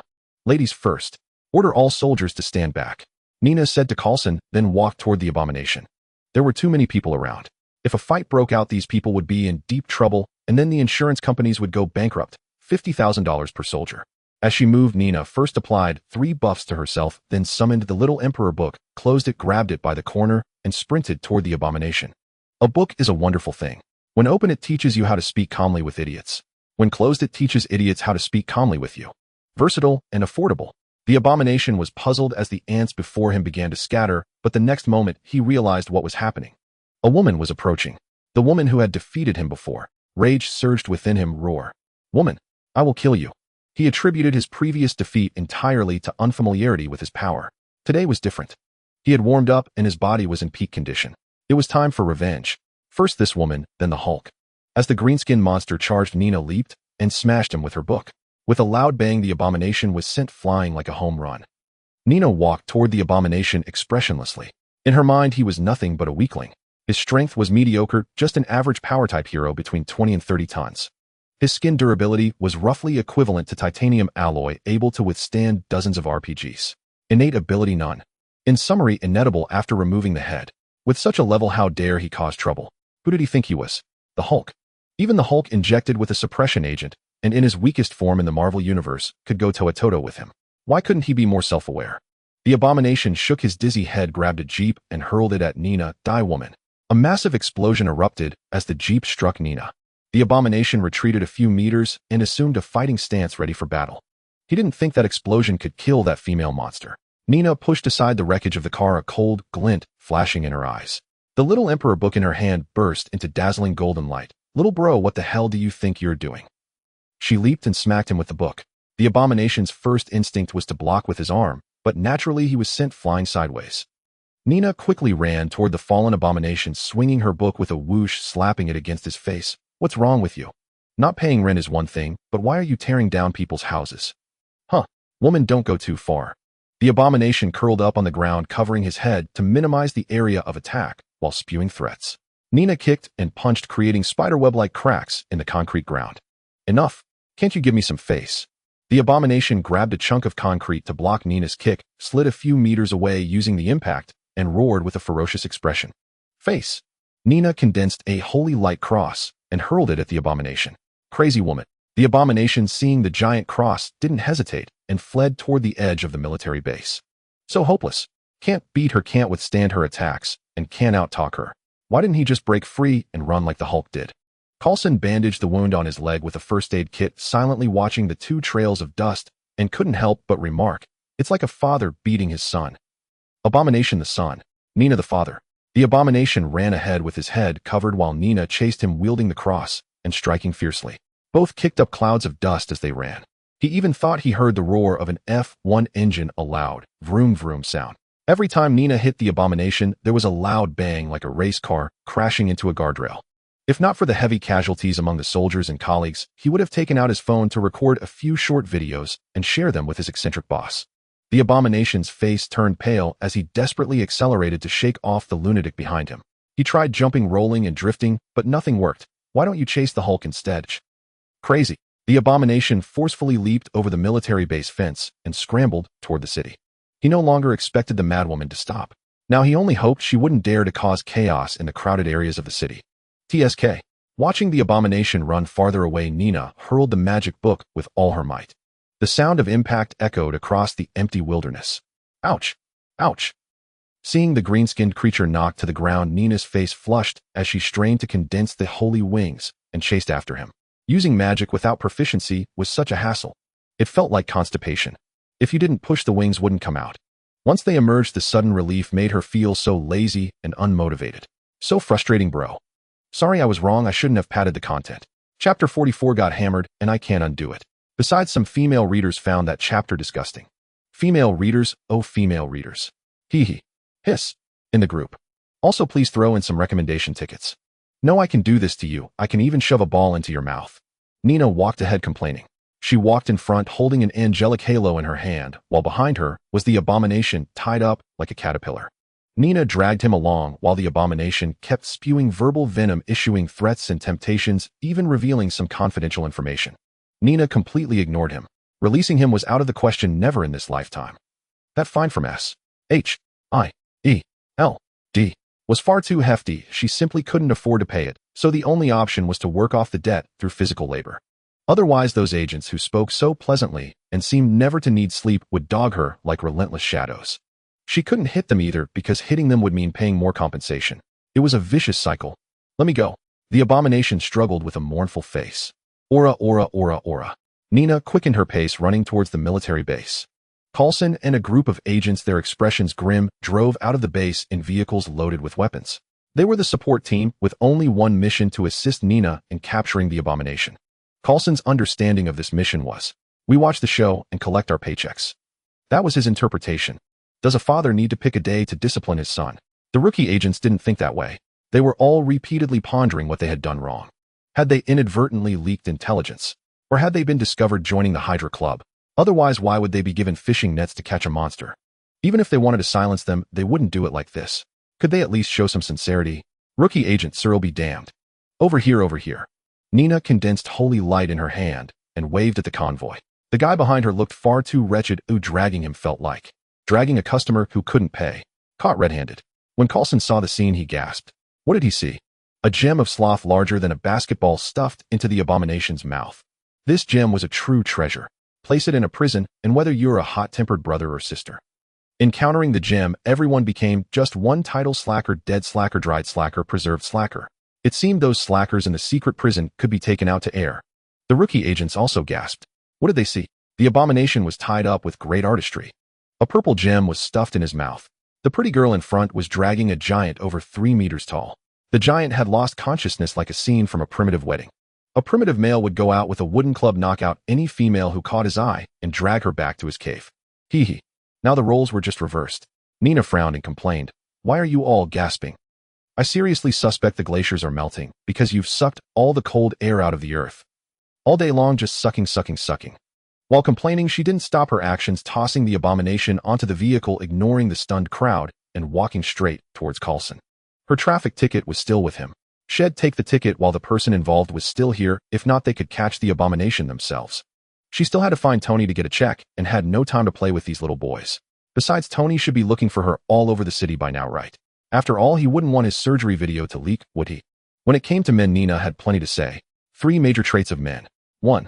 Not proactive. 2. Not resistant. 3. Not responsible. If you don't make it crystal clear on the spot, they'll develop intermittent amnesia the moment they turn around. Hand it over. Nina thrust her open palm in front of Coulson, signaling him to produce something. Hey. Coulson looked at the hand in front of him, first puzzled, then asked with a bewildered face, Hand what over? I don't owe you anything, do I? Sure enough, amnesia. Nina had her methods for amnesia patients. She mentally hinted that if he couldn't remember, it was fine. She also offered a physical memory recall method. If successful, it was called physical recall. If it failed, it was called physical salvation. It worked every time. Nina stared expressionlessly at Coulson, cracking her knuckles loudly in front of him. She pointed her thumb at herself, her index finger at the abomination, and raised her middle finger at Coulson. Seeing the girl radiating intense pressure before him along with that middle finger and the earlier bone-cracking sounds, Coulson's mind raced, trying to recall what he had forgotten. Between death and dying on duty, he sought a new path. Half an hour later, Nina stood expressionless, holding a stack of burning A4 paper, lighting a cigarette. Coulson, goodbye. Hope you enjoy those plump nurses in New York City. Goodbye, and next time you can just say the reason directly. I really can't understand your humor. Coulson said, holding his bruised cheek. He chose neither death nor dying on duty. His new path was hospitalization, work-related injury. After a few heavy punches from Nina, he suddenly remembered Nina's gesture. Me, the abomination, you. That meant I've taken down the abomination. When do you settle the bill? Couldn't you just say it directly instead of using gestures and fists? No wonder you'll stay single forever. Who would dare marry you? Old maid Neener. My. Just as Nina reached the door, her skin crawled, as if her sixth sense told her someone was cursing her. She turned around with a puzzled expression. Are you guys cursing me? Before Coulson could speak, the rookie agents cowering in the corner stammered. I don't know, ask someone else. Coulson, I didn't. Goodbye, don't see you out. Nina shivered, muttering as she walked. Someone is definitely cursing me. TSK. I've offended too many people. Oh, everyone I know is a suspect. Coulson expressionlessly saw Nina out, thinking to himself. Is your sixth sense that accurate? Are you even a woman? You old. Nina suddenly turned around, and without a second thought punched Coulson in the stomach. What if I said I slipped? Coulson spat out blood. I believe you. Can you leave now? He ranted internally. A real woman, a real sixth sense, dead accurate. How come you didn't foresee the Hulk and the others breaking out of prison? Is your sixth sense discriminatory? Nina frowned, looking at her palm.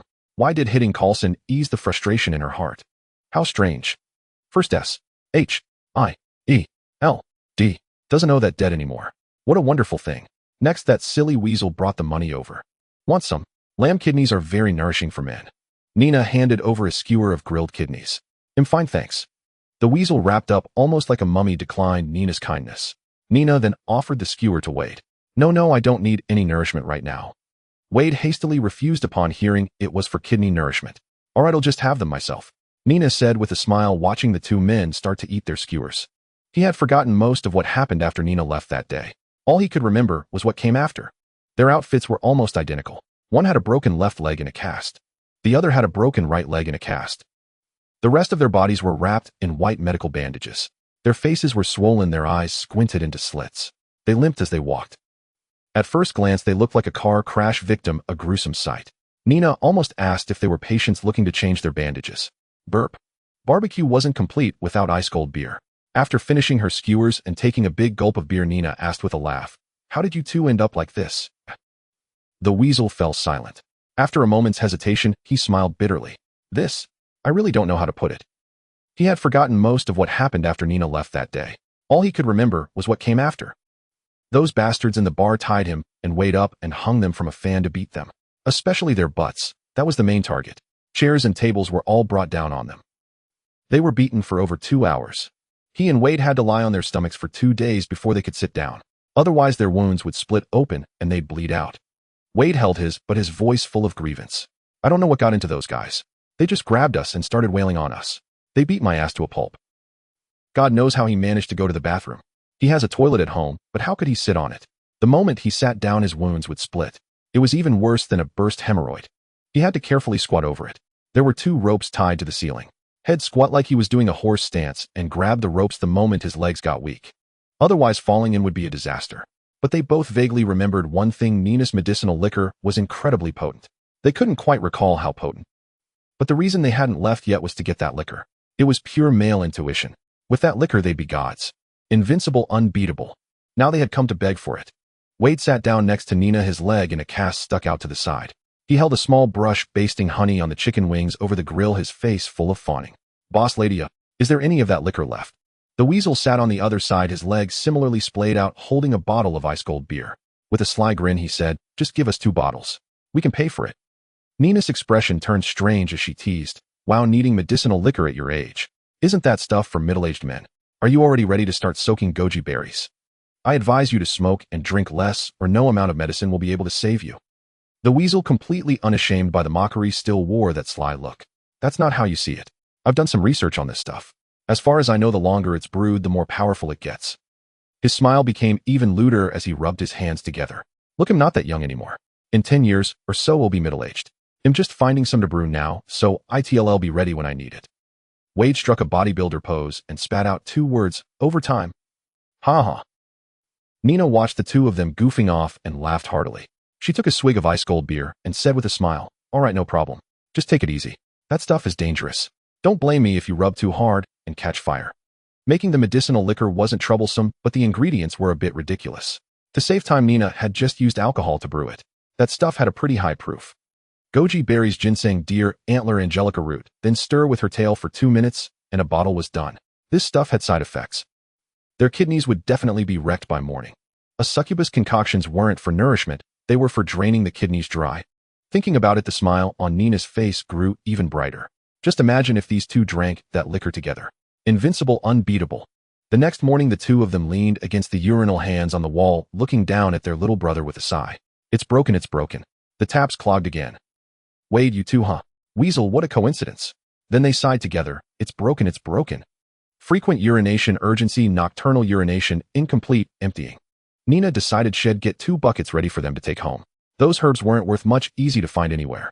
She'd just charged them a few tens of thousands of dollars for them. The 2 perverts had no idea about the downsides of regularly drinking that liquor. Now that they heard Nina was willing to give them some, they couldn't be more eager to please. If Nina hadn't slapped away Wade's grabby hands, he would have tried to massage her legs too. It was a happy party for all. With their bellies full and their minds turning to money, Nina opened the suitcases the weasel had brought one by one to count the money inside. Stacks of US dollars made Wade's mouth water. Amidst the sound of rustling bills, Nina quickly tallied the amount. Beaming, she said, "Wait here. They'll go get your medicinal liquor." "Awoo." Wade and the weasel howled. The 2 of them looked ready to turn into wolves. Nina walked briskly towards her house. She was afraid she'd burst out laughing. The image of the 2 men leaning against a wall, sighing and saying in a desolate tone, "It's broken, it's broken," kept playing in her mind. 15 minutes later, Nina placed 2 plastic buckets on the windowsill and called out to the yard, "Hey, come over here. Hey, race what you wanted." She was a bit inconvenient to go out right now.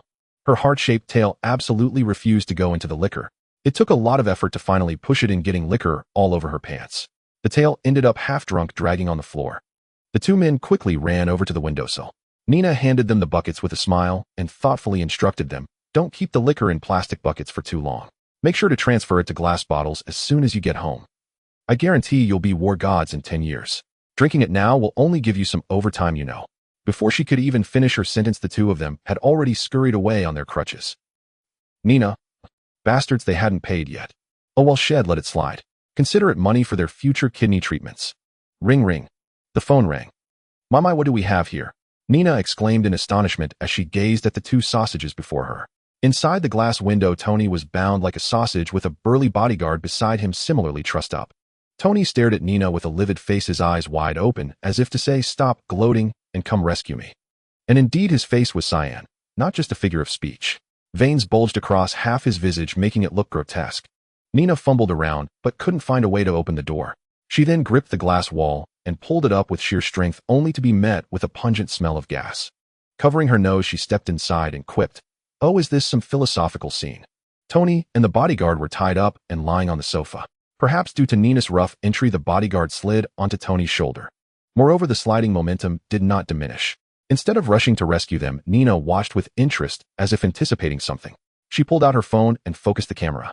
She had no peculiar fetishes nor any prejudice, but if there was one thing she particularly enjoyed, it was watching the rich make fools of themselves. Now a wealthy man was about to embarrass himself. Nina savored this moment. A few minutes later, Nina untied Tony and the bodyguard and began treating them. They seemed to have been injected with some substance, their heartbeats wildly erratic. Tony's right ear was also bleeding slightly. Nina spread her hands over them, a holy light glowing from her palms to dispel the foreign substances in their bodies.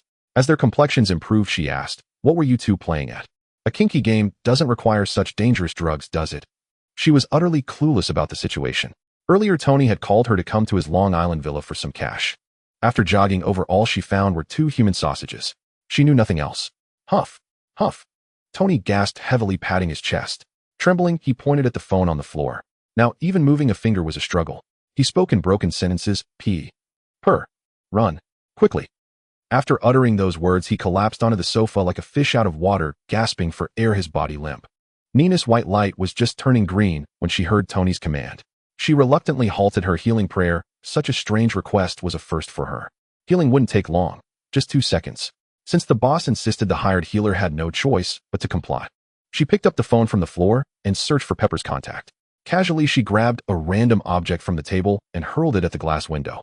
To prevent the two on the sofa from being poisoned by the gas, the call was quickly connected. "Tony, listen to me now. Obadiah is..." Stop, stop, stop. Tony is having too much fun to answer the phone. He says you should hurry up, Nina said. Pepper held her forehead. Damn Tony. Now of all times, while she was tirelessly hunting the traitor for him, he was having fun with another woman. If she had known, she would have smashed Tony's dog head with her high heel before leaving. So infuriating. She felt wronged. Pepper, run. Obadiah is very dangerous now. He has an iron suit. Run. Tony, who had been lying on the sofa, turned pale when he heard what Nina said. Having fun. What fun? He had been injected twice and was now inhaling gas. Having fun, ascending to heaven. Struggling against exhaustion, he snatched the phone and shouted. This despicable woman was always trying to ruin him, even twisting his words. I think you should have called 2 minutes earlier, Pepper said, hearing Tony's weak voice.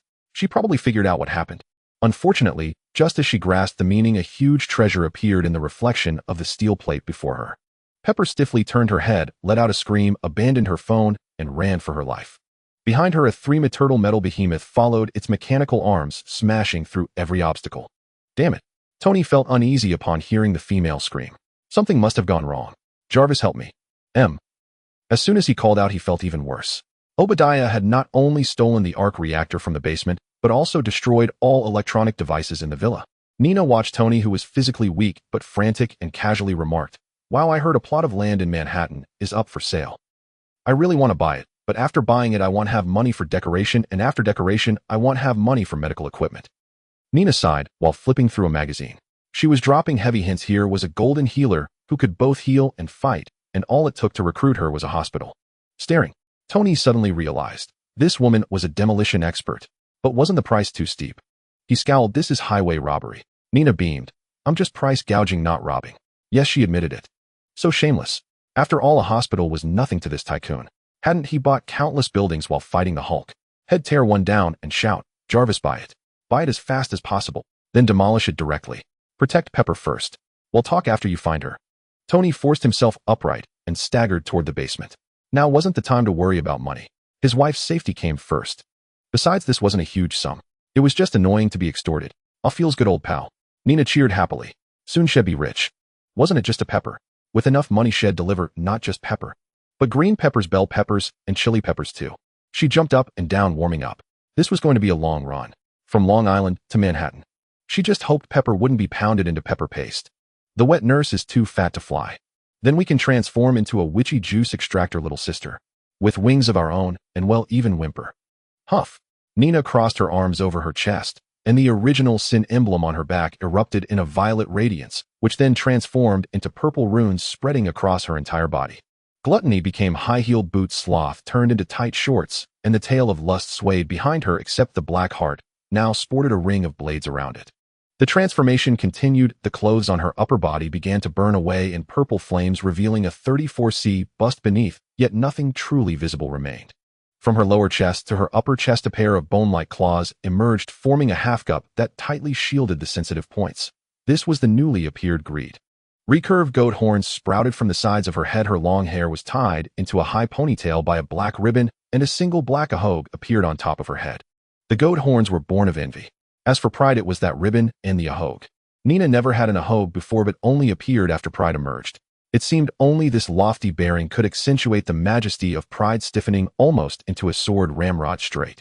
Wrath transformed into a massive war scythe gripped firmly in her hand.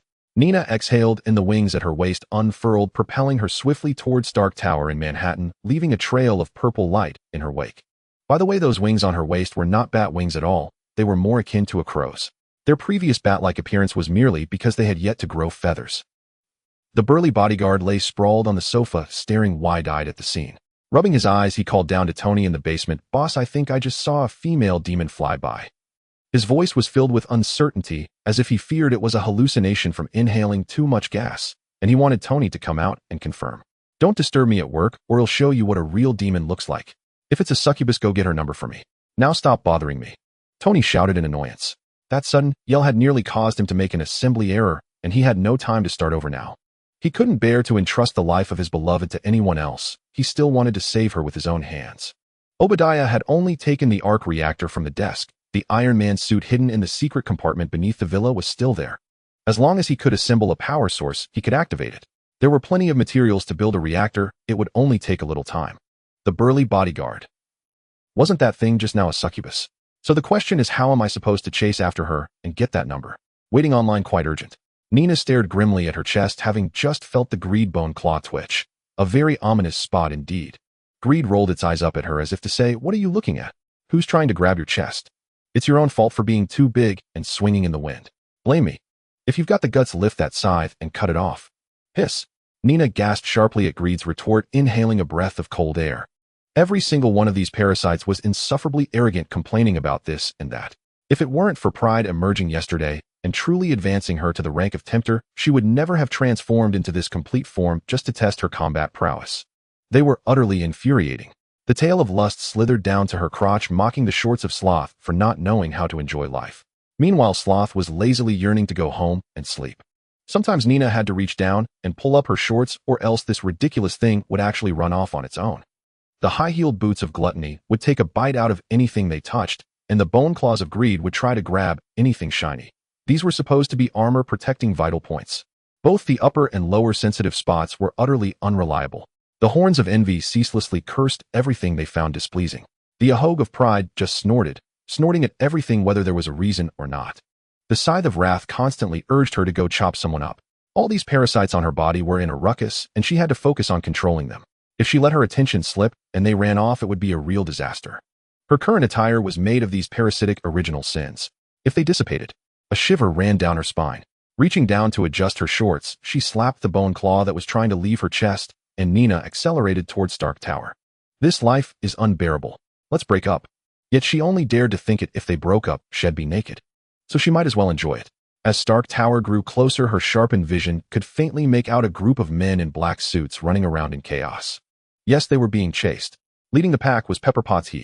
Right behind her was the ever-reliable Coulson. The agents further back were in real danger as a blazing minigun was rattling away behind them. A three-metal metal monstrosity let out a lecherous laugh as it chased the agents. Nina hovered in the air, her waist wings flapping to keep her aloft. "Phew, looks like I'm just in time. Glad you didn't turn into chili sauce." Hand of Desire. She stretched out the hand, not holding the scythe, and flicked it toward Pepper. A massive hand composed of purple magical energy shot out, reaching for the sprinting Pepper. The magical hand, tipped with sharp claws, crossed hundreds of meters in an instant and grabbed Pepper. Nina curled her fingers, retracting the magical hand in a flash.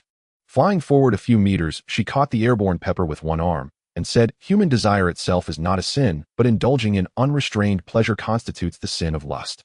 Her eyes, radiating an enchanting light, locked onto Pepper's. The next moment, Nina quickly turned her head away, hiding her blushing face from the woman in her arms. How embarrassing. This form was powerful, no doubt, but many of the incantations and movements were painfully cringeworthy. The Hand of Desire should have been used to dash toward an enemy, tear them open with claws of lust, pull out their heart, and then recite that declaration of sin. The 7 deadly sins correspond to 7 declarations. Each one is more embarrassing than the last. Avoiding Pepper's subtle expression, Nina set her down on the windowsill of Stark Tower and left. But what Nina noticed was the look in Pepper's eyes, not the gaze one would give a lunatic or a perverted woman. It was adoration brimming with love. Nina wasn't a succubus, but her abilities and appearance resembled one. In some respects, she even surpassed them. Once Nina transformed into her complete form, a passive ability within her body awakened. Sinful temptation, a passive skill. Upon awakening, the body bearing the original sins continuously tempts surrounding enemies, drawing them closer. Enemies. As for why Pepper fell for it, it's simple. In her heart, this black-haired woman was a rival for her man, and an incredibly formidable one at that. And then, oh dear, a crown descends from the sky. Who can wear it? The crown of green. Tony is cuckolded. Whence comes this crown? The fragrance of lilies. His beloved comes out green with a woman. The author is cold, but he can knit a sweater. Now all he asks for are recommendation tickets to spin into yarn and weave a garment. If there are enough votes, he might even knit a dress. First came the aliens, then the magic, and now the devils. Why can't you just turn into an angel or something? His heart was filled with complaints, but his steps were swift as he continued running forward, while the big treasure behind him kept spraying flames at them. The Iron Tyrant swept its fire across the mice that had broken into his laboratory, but it didn't pursue them further. Now its electronic eyes were fixed on the devil flying in the sky.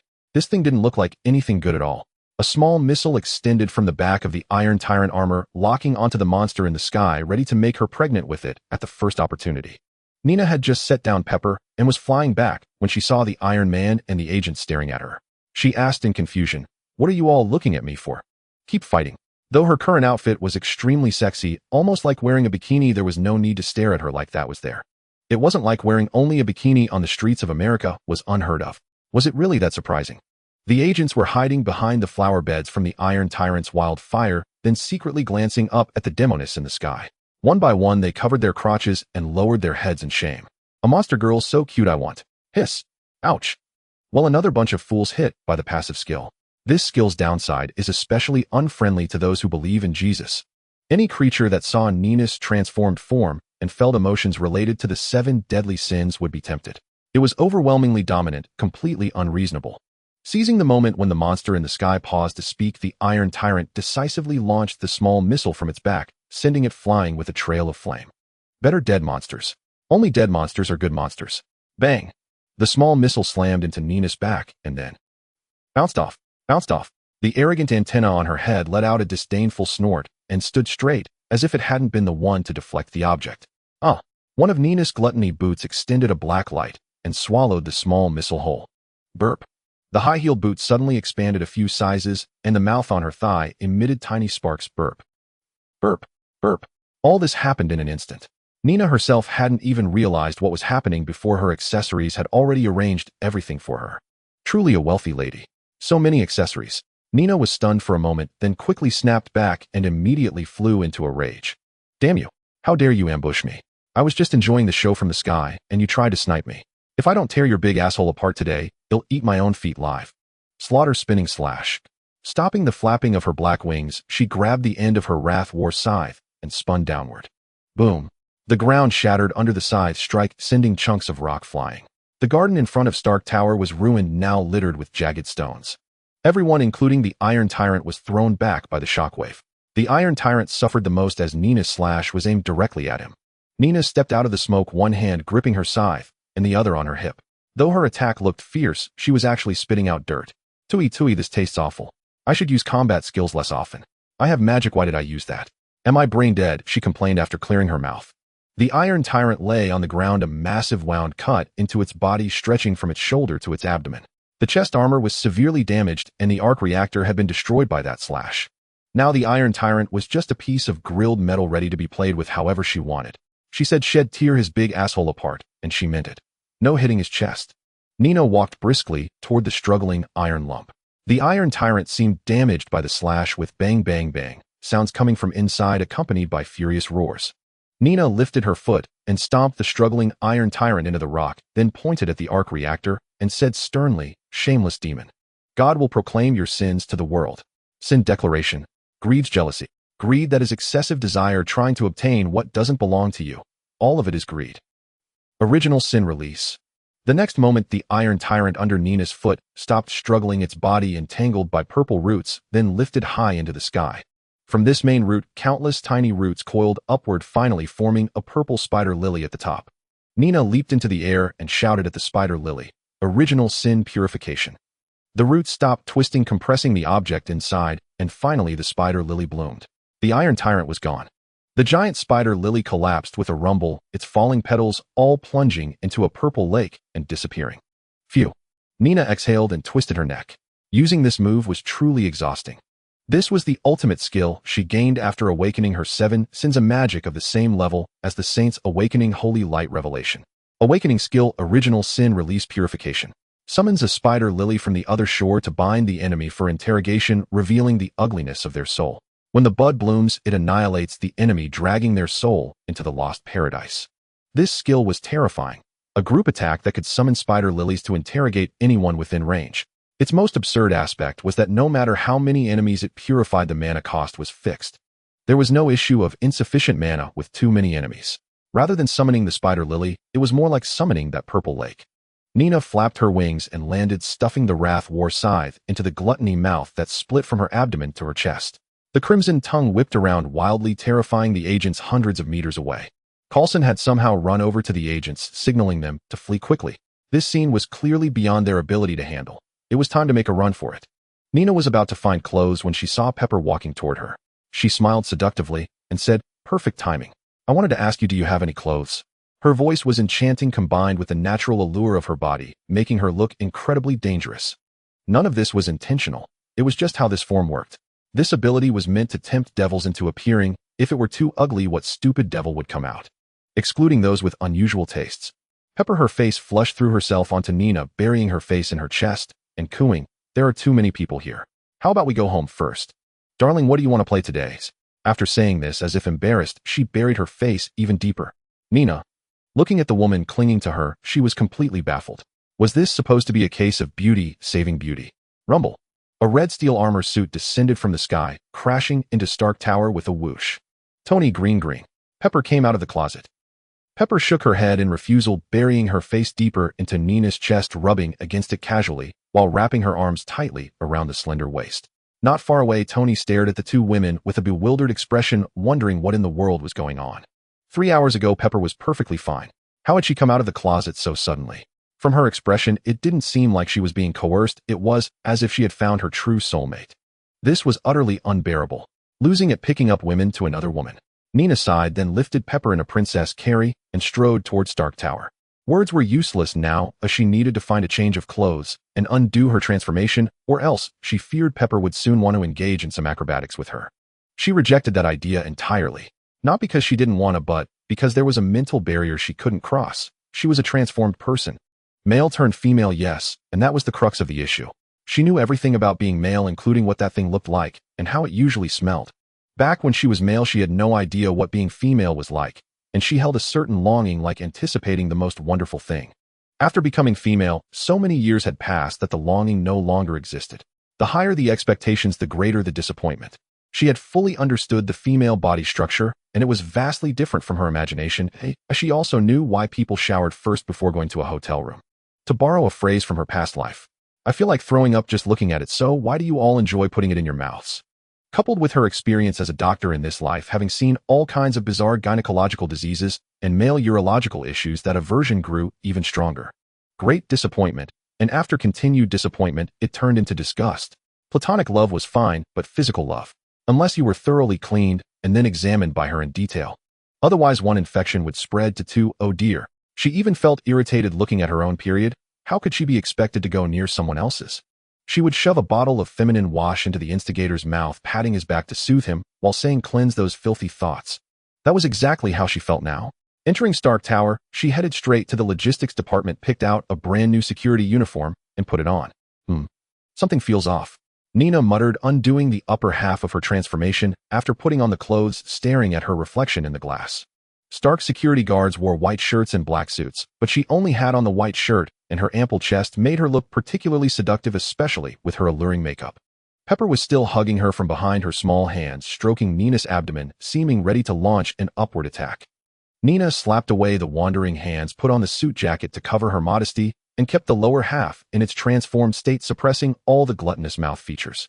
She dared not wear pants that hadn't been disinfected and washed after undoing her transformation. She was truly in a state of undress, and who knew what those pants had touched? Maybe some people vented their frustrations on such clothes. Mustard, chili powder, cinnamon. Who knew? That would be a real burning sensation. Flicking her long black hair out from her collar, Nina pulled away from the clingy appendage and asked, "Pepper, aren't you going to check on Tony? He just came specifically to rescue you. They'll thank him properly tomorrow. Right now, let's get down to business." With that, Pepper stood on tiptoes, trying to give her a passionate kiss. Nina smiled helplessly, lowered her head to press her forehead against Pepper's, and slid her hands from Pepper's cheeks to behind her ears. "I hope you won't be too embarrassed to explode tomorrow. Good night." Nina reached out, caught the unconscious Pepper, laid her on the black leather sofa, and walked out. There was an acupoint behind the ear. It was called the posterior auricular point, located in the vein behind the ear, and it was quite dangerous. A light tap would cause unconsciousness, a bit harder would at least puncture the eardrum or cause internal bleeding, a heavy blow could lead to concussion or death. Nina had knocked Pepper out. She only needed her to lead the way to the logistics department for clothes. Now that it was unnecessary, she simply discarded her. She had retained this ruthless, detached trait well. Having someone clinging to her who wanted to take advantage of her was hardly a good thing, was it? Just as she stepped outside, she saw Tony descending from the sky in his Iron Man suit. His faceplate opened, and he walked toward her with a serious expression. Nina stepped back, adopting a free-fighting stance. Judging by his grim look, he clearly meant trouble. When facing an enemy, the best course was to knock them down and rub their face in the dirt. No, don't misunderstand. I'm not here to pick a fight, even though you stole my secretary and robbed my security guard's clothes," Tony explained while complaining about her banditry. Nina looked warily at the green-tinted Iron Man before her. He wasn't angry even now. In her past life, even if a crush was snatched away, calling friends and family to reason with the offender was considered friendly. Hot-tempered guys would turn into raging firebirds, slashing their enemies' faces bloody. Why was everything different here? Nina asked suspiciously, "Aren't you mad that your girl ran off with me? Even if she didn't want to eat, she had technically succeeded, right?" Tony waved his hand and said earnestly, "That's her private matter. We're not married, so I have no right to interfere. I came to ask for your phone number, or an email would do." His earlier shock wasn't about his crush running off. He was amazed that Pepper had changed her sexual orientation in just a few hours. In America, there was no bride price, so men couldn't demand a woman's first time be reserved for them. After marriage, both partners shared the family burdens, mortgage, car loans, children's education costs, so men and women were relatively equal. So before marriage, you could do whatever you wanted, as long as she didn't cheat after marriage. In Tony's view, this was Pepper's choice, and he had no right to interfere, even if he had feelings for her. Now he was here to hit on this seductive woman. So beautiful, and he saw her. Why not flirt? Tough, gorgeous, and skilled at picking up women. She was the perfect partner. Nina looked baffled. "Wait, Tony, don't you have my phone number? Can't you check your contacts?" "Tony, I have your number. How come I didn't know?" "Wait, are you Nina?" "Yeah, who else would be kind enough to come rescue you? Remember your promise." With that, Nina swayed her peach-shaped little tail and walked away. Tony was speechless. This was terrifying. He had told her to rescue someone, and instead she had stolen the girl away. But this version of Nina was really stunning. And what was that tail? A plug. Peeking stealthily through the window, she saw a crowd of men in suits brawling outside, each one cursing vehemently, their usual decorum completely abandoned. More and more people were arriving from outside. Luxury cars and beat-up second-hand vehicles ranging from cheap to extravagant now clogged the entrance to her street. Damn it, a bunch of rutting males. Nina cursed inwardly, pulling the curtains shut with a grim expression. It had all been calm when she left Stark Tower until she went to the commercial street to buy some clothes and men started approaching her. Nina politely declined, of course. She was always courteous to strangers. She bore no grudge against offering a polite smile before she continued her search for an open clothing store. That smile, however, was a disaster. With her at the center, every man and woman within sight stood frozen staring at her. Her smile is so beautiful. My heart can't take this. I'm a girl, why do I feel this way? I want to lick that little tail. Don't you think those high-heeled boots look delicious? And then the crowd turned into a pack of frenzied sycophants. They chased her for dozens of blocks. She ran ahead while the horde behind gave chase, eventually resorting to cars. The crowd only grew. Forget buying clothes, as she was terrified they'd catch her and start licking. She couldn't very well hospitalize hundreds of people for no reason, so she had no choice but to run. Finally cornered at her doorstep, Nina had no choice but to say helplessly, "There's only one of me and so many of you. I can't date you all at once. So have a tournament." Saying this, she deliberately used her seductive magic to stimulate the males in heat, and soon the crowd outside was locked in a frenzied brawl. A date. As if. Once inside, she pulled the curtains, grabbed the phone, and roared into it. "There's a gang war going on right outside my door. Can't you do something about it? Is this how you use the taxes I pay every year?" She unleashed a torrent of fury at the NYPD operator on the other end. Two birds with one stone, she vented her anger and got the males outside dealt with. The only one who might feel a bit wronged was the customer service agent. Getting yelled at for no reason again, they could only nibble their fingers in grievance. But they were probably used to it. Isn't a customer service agent just someone paid to sit there, smile, and take the abuse? Nina hung up her expression calm. Even if the police didn't intervene, it didn't matter. She only had to wait for the final victor to emerge. Sending hundreds of people to the hospital for major repairs wasn't likely, but sending just one wasn't a big deal. Just a small compensation to pay. The most important thing now was to get dressed and transform back into her adorable, nurturing healer form. Oh, temptress, what a sinful woman you are. With just a smile or a frown, she toyed with the emotions of so many, cuckolding them without lifting a finger. The title of alluring fourth aunt wasn't just for show. Pepper and the crowd outside could vouch for its authenticity. Nina walked toward the second floor, her face icy, but inwardly she was smug. She recalled the days when as a man he could only be a backup plan for the goddess of his heart, sometimes even just a spare tire. Watching his beloved laugh and flirt with a slick-suited elite, the desolation in his heart was beyond words. But now he could take revenge on those sneaky suited bastards. They could look, but not touched if they dared to make a move, head break their dicks. The little figure in her heart was swinging a steel pipe, wildly moving to the beat, beat, beat. The moment she stepped onto the second floor, Nina's expression darkened. There was the scent of a man here mixed with a faint trace of cologne, completely out of place with the second floor's usual aroma. The first floor smelled of disinfectant, and the second floor only had the fragrance of a few potted plants. She disliked perfumes, they felt like pickling vegetables. Now, however, there was a blend of citrus, orange blossom, rosemary, and lavender, the unmistakable musk of men's cologne. Nina's face darkened. The second floor was her private chamber, a sanctuary no one was allowed to enter. And now some sneaky bastard had intruded. Kill. They'll definitely kill him. Nina retreated to the stairway, stomped her high heel hard on the floor, and her ethereal shadow materialized into several dark tentacles. Find the intruder. They'll offer that bastard as a sacrifice. Go, greedy thorns. The solidified shadow began to spread wildly, greedily wrapping around shiny objects while searching for the intruder. Nina's eyelids twitched. That greedy bastard really took everything, even stealing her glassware. Skill, greedy thorns. Upon transforming into a demon, strike the ground, infusing it with the power of greed to create greedy phantoms that pierce enemies and deal multi-stage damage. In simple terms, it auto-targets and pursues enemies, lifting them high while other phantoms relentlessly pierce their bodies. It was utterly brutal. These were spells for hunting devils, all employing violence to counter violence. Less than 10 seconds after the phantoms emerged, a male voice called out from a corner, "Stop, stop. There must be a misunderstanding. I can explain everything. Explanations are useless. Die." Nina pointed at the shadow in the corner, and hundreds of phantoms surged forward. The phantoms were like a fleet of dump trucks, relentlessly crushing the shadowy figure, while others bound his limbs and lifted him high. Some phantoms on the ground transformed into blades poised to strike a fatal blow. "Nina, stop." "Ah." Nina frowned, pondering. That voice sounded familiar. It must be someone she knew. Looking at the shadowy figure battered beyond recognition, Nina walked up the stairs and turned on the hallway light. A one-eyed man on the floor stared back at her with wide eyes. 10 minutes later, in the first-floor clinic, the one-eyed man, now twice his normal size from swelling, pounded the table furiously, accusing Nina of ingratitude, betrayal, and heartlessness. Dressed in a tracksuit, Nina propped her cheek on her hand and stared at the black man with dead fish eyes. "Who told you to trespass into my home? If I hadn't recognized your voice, you'd be a sacrifice by now. I came specifically to settle the payment for the holy water, and you assaulted me. You ungrateful little wretch." The one-eyed man continued pounding the table, then helpfully poured himself a glass of water. Nina yawned, continuing to listen to the black man's rambling before her. She had to admit they really had a racial advantage. Their complaints sounded like rap. Yo yo yo bleep bleep bleep yo yo yo bleep bleep bleep. It was ridiculously rhythmic. She didn't absorb a single word of the one-eyed man's nonsense. Breaking into someone's home, and you think you're in the right. She hadn't pulled an S686 from the gaping maw beneath her skirt, and that was already being polite. Besides, had almost entered her room. Inside was, well, quite messy. Taking a sip of water, Nina watched the one-eyed black man's rap performance, wishing the horror movie rule about black characters would kick in. All right, aren't you tired after rambling for over 10 minutes? Isn't it just a beating?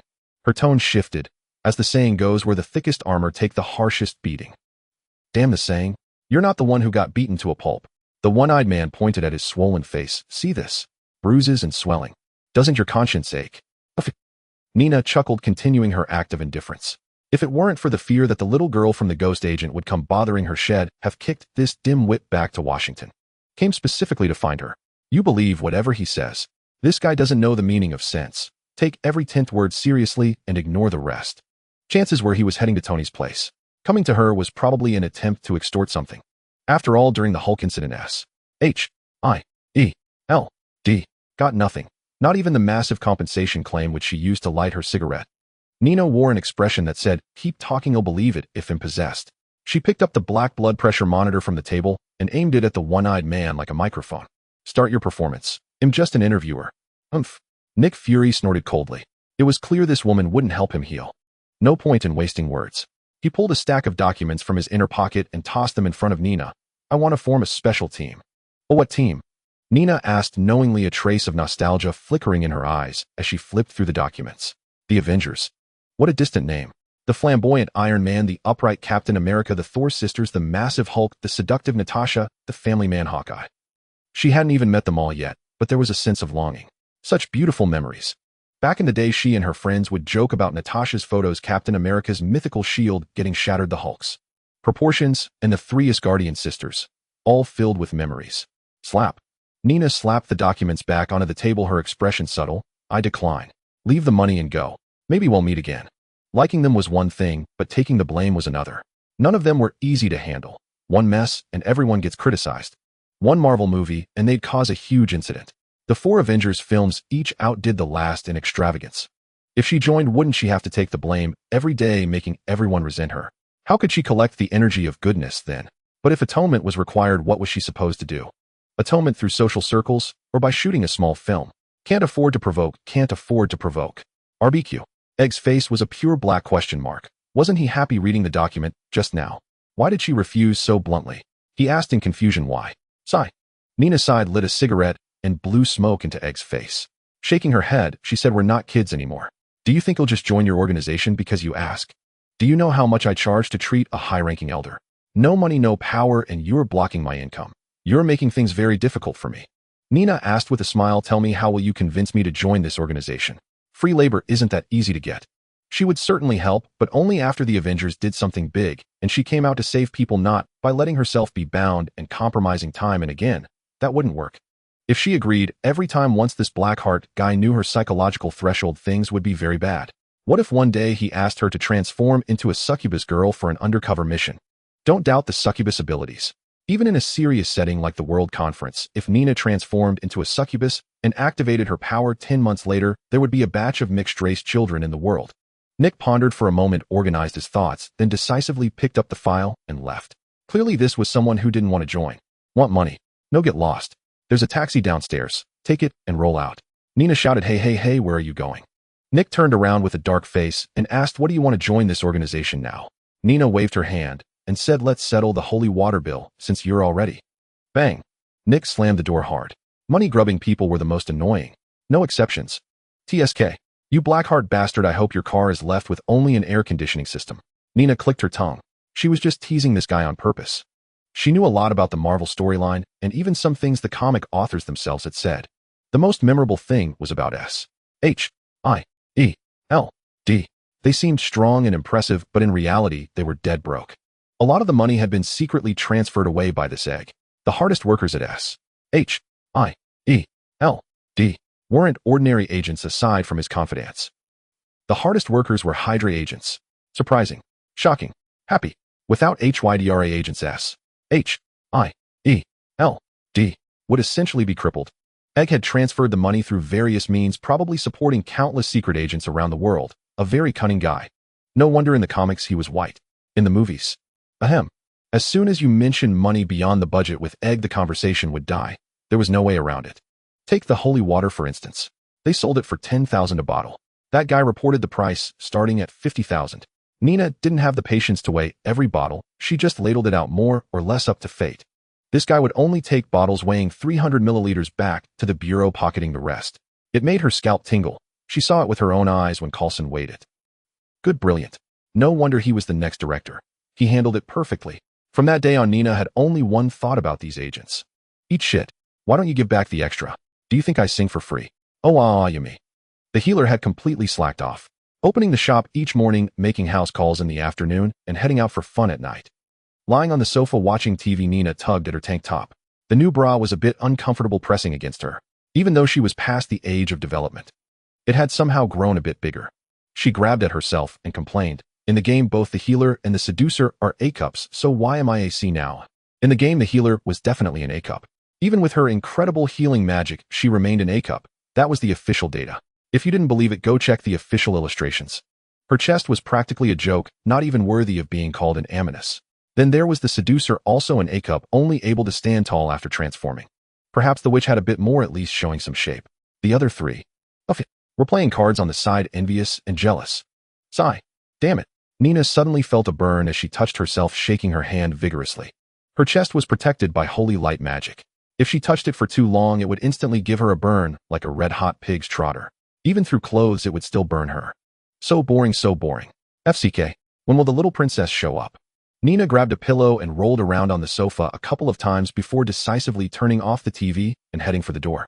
After the Hulk incident, New York had become incredibly strict. Not only were gang fights suppressed, but even the drug dealers had to hide in the sewers to do business. The amusing thugs who usually brought her joy were all unemployed at home. The gangs were behaving themselves almost to the point of helping old ladies cross the street. Now all Nina wanted was for Thor to appear, so she could ask him one question: are you a little princess? According to Disney theory, a little princess has these traits: magical long hair, magical hands, the ability to talk to animals, being kidnapped or enslaved, and always having a prince to save her. As long as these conditions were met, she was truly a princess. Think about it. Doesn't Thor satisfy all these conditions? Magical long hair. Check. Magical hands that can summon lightning. Check. Talking to animals. Check. Rocket Raccoon and Groot, even plants, amazing. Kidnapped or enslaved. Check. Wasn't he captured by the Grandmaster and whimpering? A prince. Need I explain? Think of Loki the prince standing behind Thor with unwavering, undying love. If this doesn't make him a little princess, what does? Applying this theory to Loki, he too is a little princess. Big Princess Hela. Second Princess Thor. Little Princess Loki. The three princesses of Asgard. Tony, the glory of the northern god. Nina, the second princess, goes to war. Loki, Neil mortal. Nina, the little princess, is Tsundere. She eagerly awaited this scene, but for now those two sisters were still in Asgard, not yet on Earth. Otherwise, nothing much could be done. The little princess's father was a total daughter con, constantly using his two ravens to keep an eye on them lest some temptress seduce them away. Nina strolled lazily along the shaded path in the park. She was usually busy, and now that she had sudden free time, she didn't know what to do. This era was too backward. Smartphones weren't even widespread and PC games were too draining. Watching the adults and children play in the park, she couldn't help but think she was already a mother to over 70 kids. Too bad she wasn't in the East, or else. What use were these legs? Might as well break them. Thinking this, her heart stirred. She was a mature woman. Maybe she should go find some young grass today. Even if she couldn't mess with her own kids, she could mess with someone else's brats. Stopping in her tracks, she closed her eyes and sensed the magical marks she had left. She had a habit of placing magic markers on familiar people so she could spy on them when bored. In her senses, all her acquaintances appeared in her mind. Gia playing with students. Evelyn just out of surgery. Her own daughter blackmailing some punks. A handsome man hospitalized after a car accident. The old priest by the school pool. Banner self-torturing in a cabin. And little Bug being bullied by his peers. Nina's eyes lit up. This was it. Not too far, just a few blocks away, she could get there quickly through some alleys. Little cutie, wait for me. Life coach the healer is coming to save you, hee hee. Nina let out a sly laugh, found her direction, and sprinted off. Spinning, jumping, overtaking corners. Boss, give me some candy. Passing by a supermarket, Nina pointed at a bag of fruit candies. As the saying goes, to lure a loli you need lollipops and goldfish. So what do you need to seduce a Shota? Preparation list 1. Gain trust. Candy and toys will do. 2. Make him dependent on you quickly. Most shotas are kids very attached to mother figures. Milk means mother, so prepare a pair of breasts. 3. Have a whip and a wooden horse ready. This is important. Don't let the shota get too dependent or it'll hinder his future growth. To sum it up, use him up and toss him away. Thanks, boss. How much? Nina asked, pulling out her wallet. Hee, no need to pay. Just kiss my cheek. Sigh. The boss looked around, saw no one, and grew lustful, staring at the fullness inside her sports top until he was stiff. Nina raised an eyebrow. Come here, stick your head out. Slap. Nina slapped the boss hard across the face, sneering. Look at yourself. So ugly that even streetwalkers wouldn't take your business. You think a bag of candy can buy me? Oomph. With that, Nina walked into the alley. The supermarket boss sat on the ground, shivering and clutching his cheek. That slap really packed a punch. His head was still ringing. The author was done for. Almost died in the bathroom. Miserable. His butt hurt like hell. Burning hot, damn it. A group of presumably Asian children were mercilessly beating a little bug, occasionally shouting phrases like "I'll get you" and "Take that, you loser." The little bug was being pushed around until he was dizzy, continuously calling out for Hua Q and Gan Li Liang, and the harder he shouted, the more forceful the children pushed him. 10 minutes later, Nina stood with her hands on her hips, glaring at the children before her, as if a fierce tiger were roaring behind her. Woo. Who is it? Come out. How can children play so cruelly, huh? She picked up the little bug and pointed at his dirty clothes. You've ruined his clothes. Now tell me, how do you plan to solve this? You better speak up. Get ready for a beating. The children were scared and started to cry. Wawa, he cursed at us first. Another chimed in. Wawa, he kept saying, take that, you loser. Wawa, we want do it again. Wawa. Mama, I want mama. Wawa. Nina's eyes glinted with ferocity as she crouched down to glare at the little ones and said softly, get lost. Then she took the little bug and walked away. A little scare was fine, but if it went too far and made them wet their pants, it would be problematic. That was her experience. 70+ pairs of wet pants. This was her experience. Nina held the little bug's hand as they walked while he cried and occasionally wiped his tears, looking quite comical, covered in dirt. As the saying goes, one's happiness is often built upon the suffering of others. Just like that joke. With a serious face, I can't bear to see others cry in front of me. Then the tone shifted to comical, because I want to laugh, ha ha ha, hiccup. Nina wiped the dust off the little bug's face with a wet tissue and asked curiously, what's wrong now? Why did they bully you? Sister. Sniff. They called me a bad child and said I cursed at them. The little bug, feeling increasingly sad, burst into tears. He had a vivid memory of this older sister. She was the first kind stranger to him, teaching him how to make friends, and was very gentle, just like a mother. The sister radiated a warm, comforting glow, making him want to hug. Nina smiled, patting the little bug's head, reassuring him, how could that be? They are the bad kids. Bullying others is not what good kids do you understand? Wawa. Sniff. The little bug tried hard to hold back his tears, took a deep breath, and nodded vigorously. I understand, sister. But I still don't have friends. Nina pretended to be puzzled. Didn't the things I taught you last time work? They were really cool. Although she appeared sympathetic and concerned inside, she was nearly dying of laughter. Kids were so easy to fool. Ha ha. They said those were curse words. Wawa. The little bug said between sobs. Nina sat down beside the little bug, patted his shoulder, and comforted him. Maybe your pronunciation is a bit off. How about I teach you a new way? The little bug's pronunciation was actually very standard. It was just that being too standard led to him getting beaten up. 2,333. He leaned on Nina's arm, feeling down as he quietly said, will it really work? Now they want to hit me whenever they see me. Nina stifled a laugh and said, how can a boy say it won't work? If they don't want to be friends with you, just change to another group. How about I teach you how to flirt with girls? The little bug's face turned red, embarrassed. He said that might not be good. Besides, you're a girl. How could you flirt with girls? Peter, have you ever heard the saying? The ones who know you best are always your enemies. Trust me, based on my years of experience fighting with those little hooligans. Nina said with a serious expression. She wasn't lying aback. When she ran a clinic, due to the increase in customers, there would be a bunch of girls chattering outside her door. She had dealt with quite a few, and now no one dared to appear within half a kilometer of her home. If she caught them, they were done for. Theories on how to deal with them weren't learned for nothing. She had accumulated plenty of practical experience. Teaching a young boy was a piece of cake. Nina cleared her throat, smiling, as she said, flirting with girls is. First, you need to have humorous and interesting words. As long as you make the little girl blush, you've succeeded. Come on, use me as a test subject and give it a try. Nina squatted before the little bug, encouragingly. Don't be afraid of failure. This is something you need to learn. Once you successfully flirt with a girl, won't those little boys be envious of you? As long as you're outstanding enough, they'll want to learn from you, and then you'll have friends. The little bug thought about it and realized it made sense. The logic was sound. He shyly said, sister, I like you. Will you marry me? After saying that, the little bug felt dizzy and couldn't bear to look at Nina, turning his head away as his little heart raced.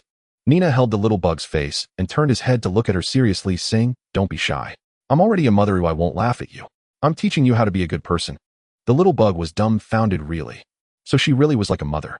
No wonder she felt so warm. It was the glow of motherhood. He envied that child so much for having such a wonderful mother. Nina said, "Seriously, did you just realize where you went wrong?"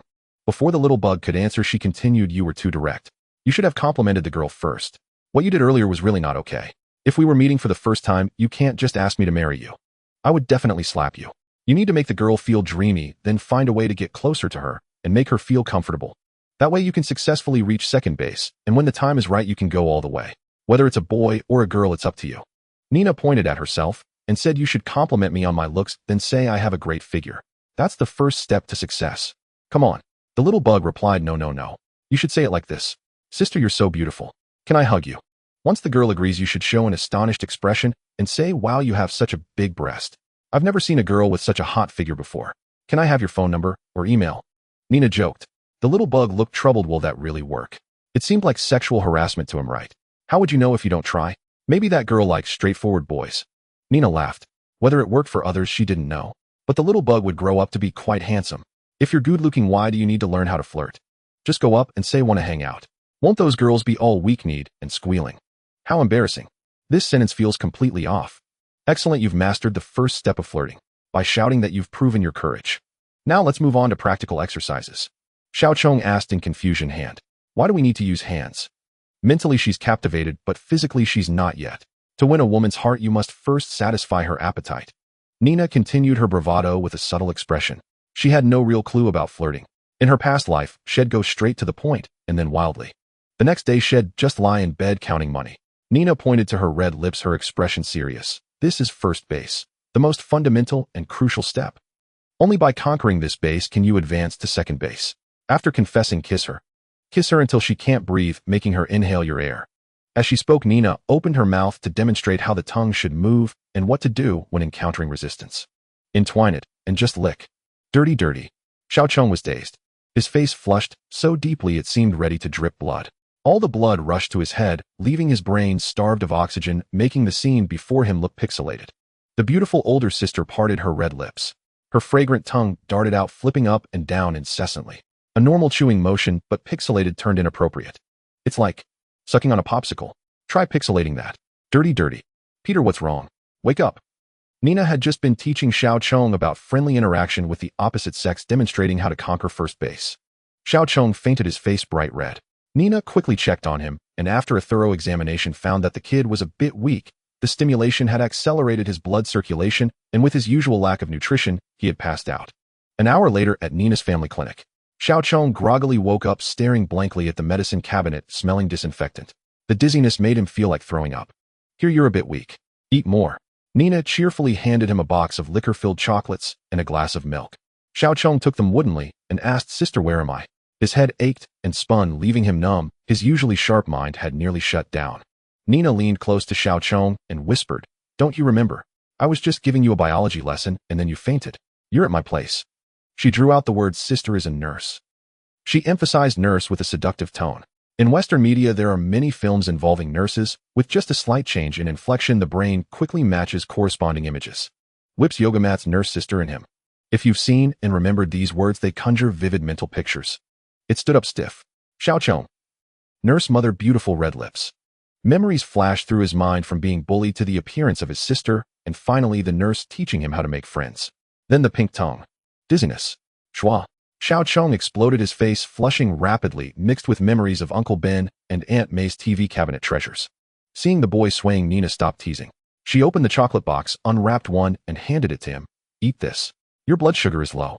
Feeling dizzy and uncomfortable, aren't you?" A woman needs to be satisfied. Similarly, a man must also be satisfied, or he won't have the strength to work. If a man lacks strength, can a woman ever be satisfied? Too bad, he was just a little bug. If he understood the nurse's innuendos, he'd have clutched his crotch and dived under the covers too. Behind Nina, a tail stealthily slid out, swaying occasionally, curling up, straightening, and curling again. She watched Xiao Chong eat the liquor chocolates, gently handing him juice or milk when he choked. Poor Tendergrass. Your defenses are nearly broken. Soon the old cow will devour you clean. You'll soon be placed on a little wooden horse rocking back and forth. What a warm scene. The older sister unwrapped the candy and handed it to her little brother. The child showed a pure smile. But the older sister's smile held a hidden meaning. As the liquor-filled chocolates dwindled, Xiaocheng grew dizzier and Nina's smile brightened, her tail wagging wildly behind her. Little Peter, how about I continue your biology lesson? Xiaocheng's cheeks were flushed, and he grinned foolishly. Sure, I love you, sister. I want to play with you. Hick, hick. Clearly the alcohol content in the chocolates was too much for a child. To Xiaocheng, Nina now appeared as a blurry double. Well, I've taught you how to confess and what to do after. This time let's try something exciting, okay? Nina asked with a serious expression. First base was taught, so naturally second and third followed. Biology class is all about crazy hints. Every adolescent needs to learn this. Nina was just advancing Xiaocheng's curriculum. How to communicate with the opposite sex, a thorough explanation, and post-event remedies.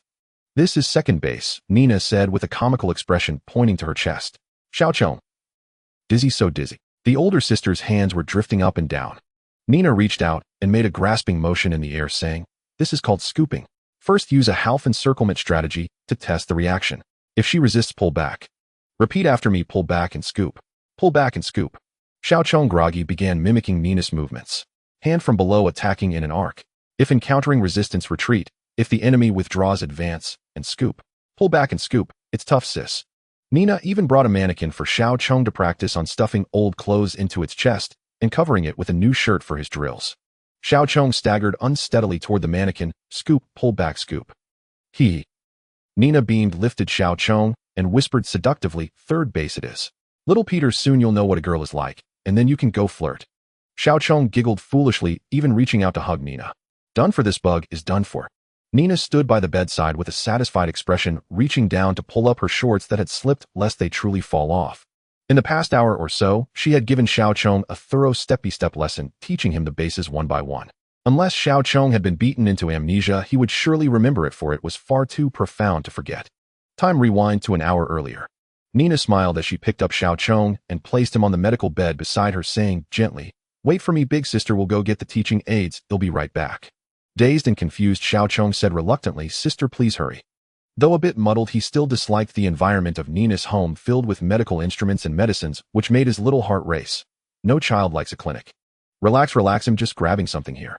Nina merely walked to the bookshelf to rummage through items never more than 5 meters away from Xiaocheng. As she rummaged, she tossed aside a pile of clutter, eventually pulling out a CD and 2 health education books, typically used in middle and high school. After a moment's hesitation, Nina put the CD back on the shelf. It was a disc of explicit content related to nurses, extremely brutal. It was a special gift, a birthday present from Sister Bai. After watching it, even her perverted worldview nearly shattered. She had never seen anything like it.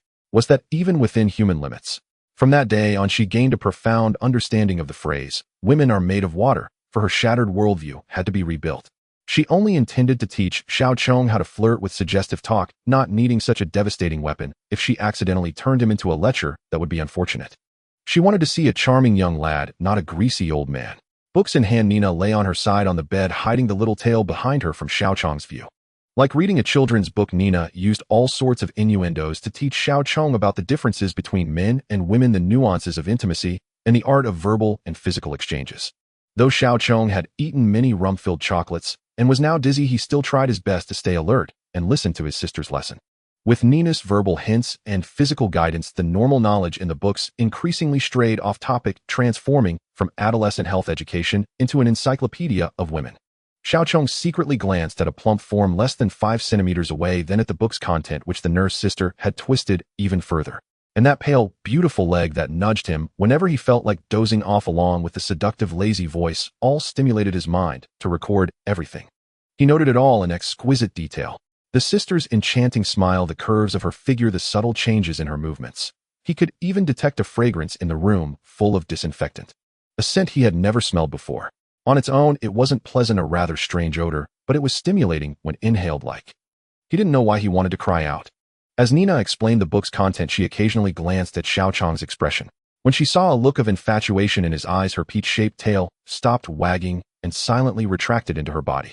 Nina smiled. Her goal was achieved, no need to stimulate the child further. She had used some tricks to put Xiaocheng into an excited state, for how could a little brat understand what she was saying? He didn't need to understand now, he just needed to remember it. When he encountered matching scenes later, he could recall it. With deep cultivation of the temptress magic, even a tomboy like Nina had learned many seductive techniques. She could charm men, women, or even non-humans, making them dizzy with desire. Perhaps worldviews and aesthetics differ, but as long as it's a living being, it has feelings. Her little peach-shaped tail could secrete different pheromones, which through various combinations could tempt all kinds of targets, arousing different impulses in them. That's how she stimulated Xiao Chong's senses, making him record every smile and frown of hers while embedding various suggestions that she was a good person, a gentle, virtuous, lovely, and adorable neighbor sister. This made it easier for her to imprint the knowledge she taught. Otherwise, with her tomboy personality, how could she have made such embarrassingly bold moves? It was almost too much to bear. All right, little Peter, I've finished my story. It's time for you to rest well. Should I call your family?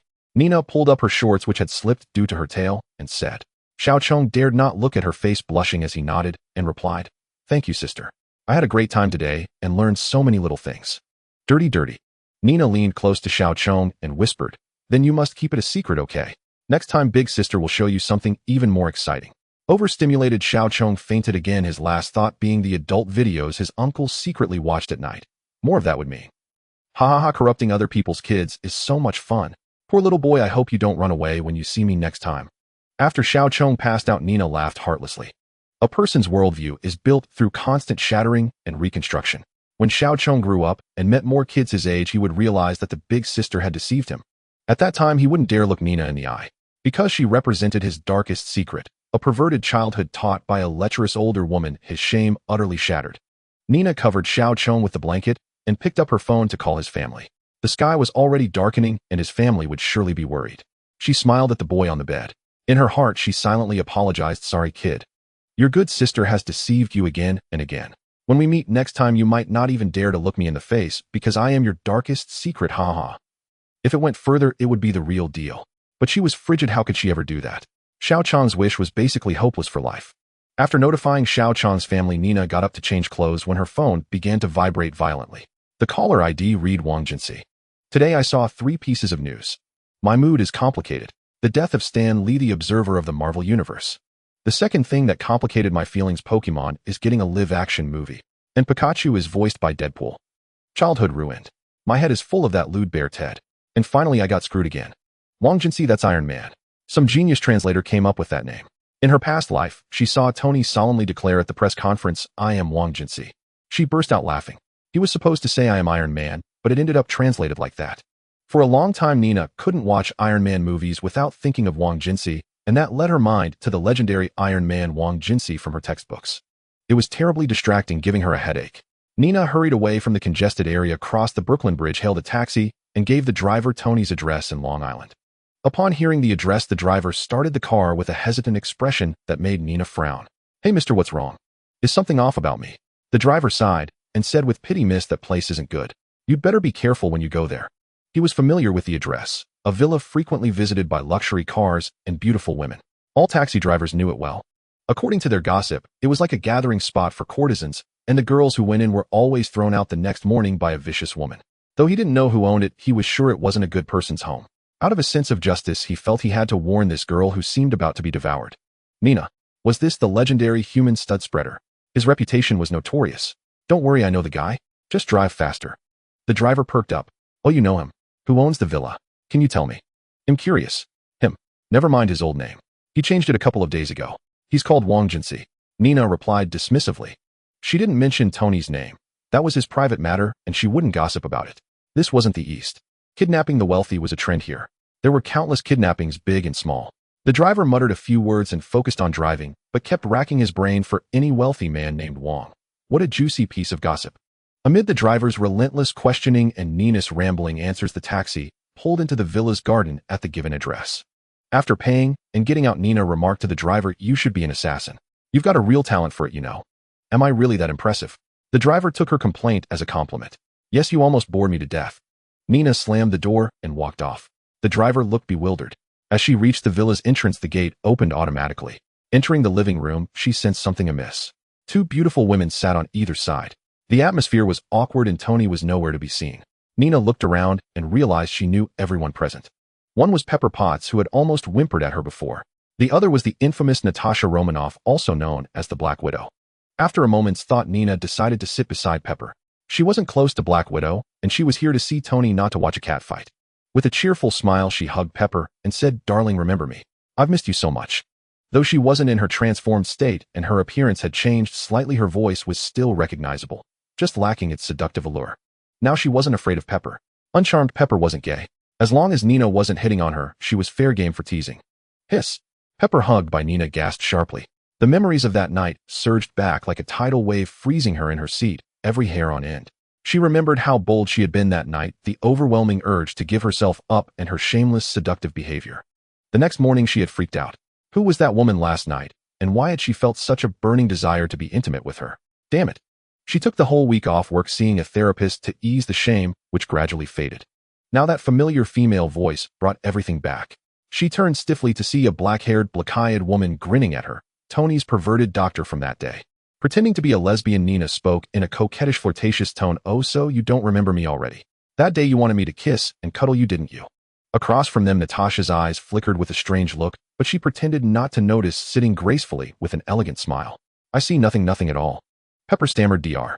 Nina, please stop joking. Tony is waiting for you in the basement. You should go now." No, Tony can wait. I want to kiss right now." Nina puckered her lips and leaned toward Pepper. "Ah!" Pepper screamed, pushed Nina away, and ran out without caring if she twisted her ankle in heels. Stumbling, she fled in panic. "Hee, that's what you get for grossing me out that day. Now you know how it feels to be sexually harassed, huh?" Nina's mischievous side was thoroughly satisfied. She had been annoyed enough that day. Stark Tower wasn't small, and the logistics department wasn't on the ground floor. That day there had been a power outage. Carrying Pepper in her arms, Nina had suffered quite a bit. She had almost been touched all over. Well, she couldn't talk about that, but it had nearly become a eerie scene. Ignoring Natasha's subtle gaze, Nina headed to the basement with a flushed face.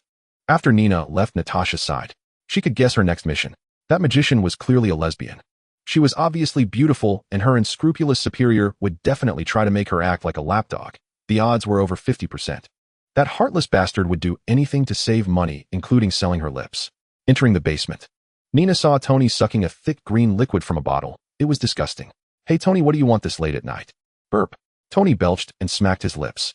"Just in time. Sign this document and give me a treatment package. I'm sick of this green crap."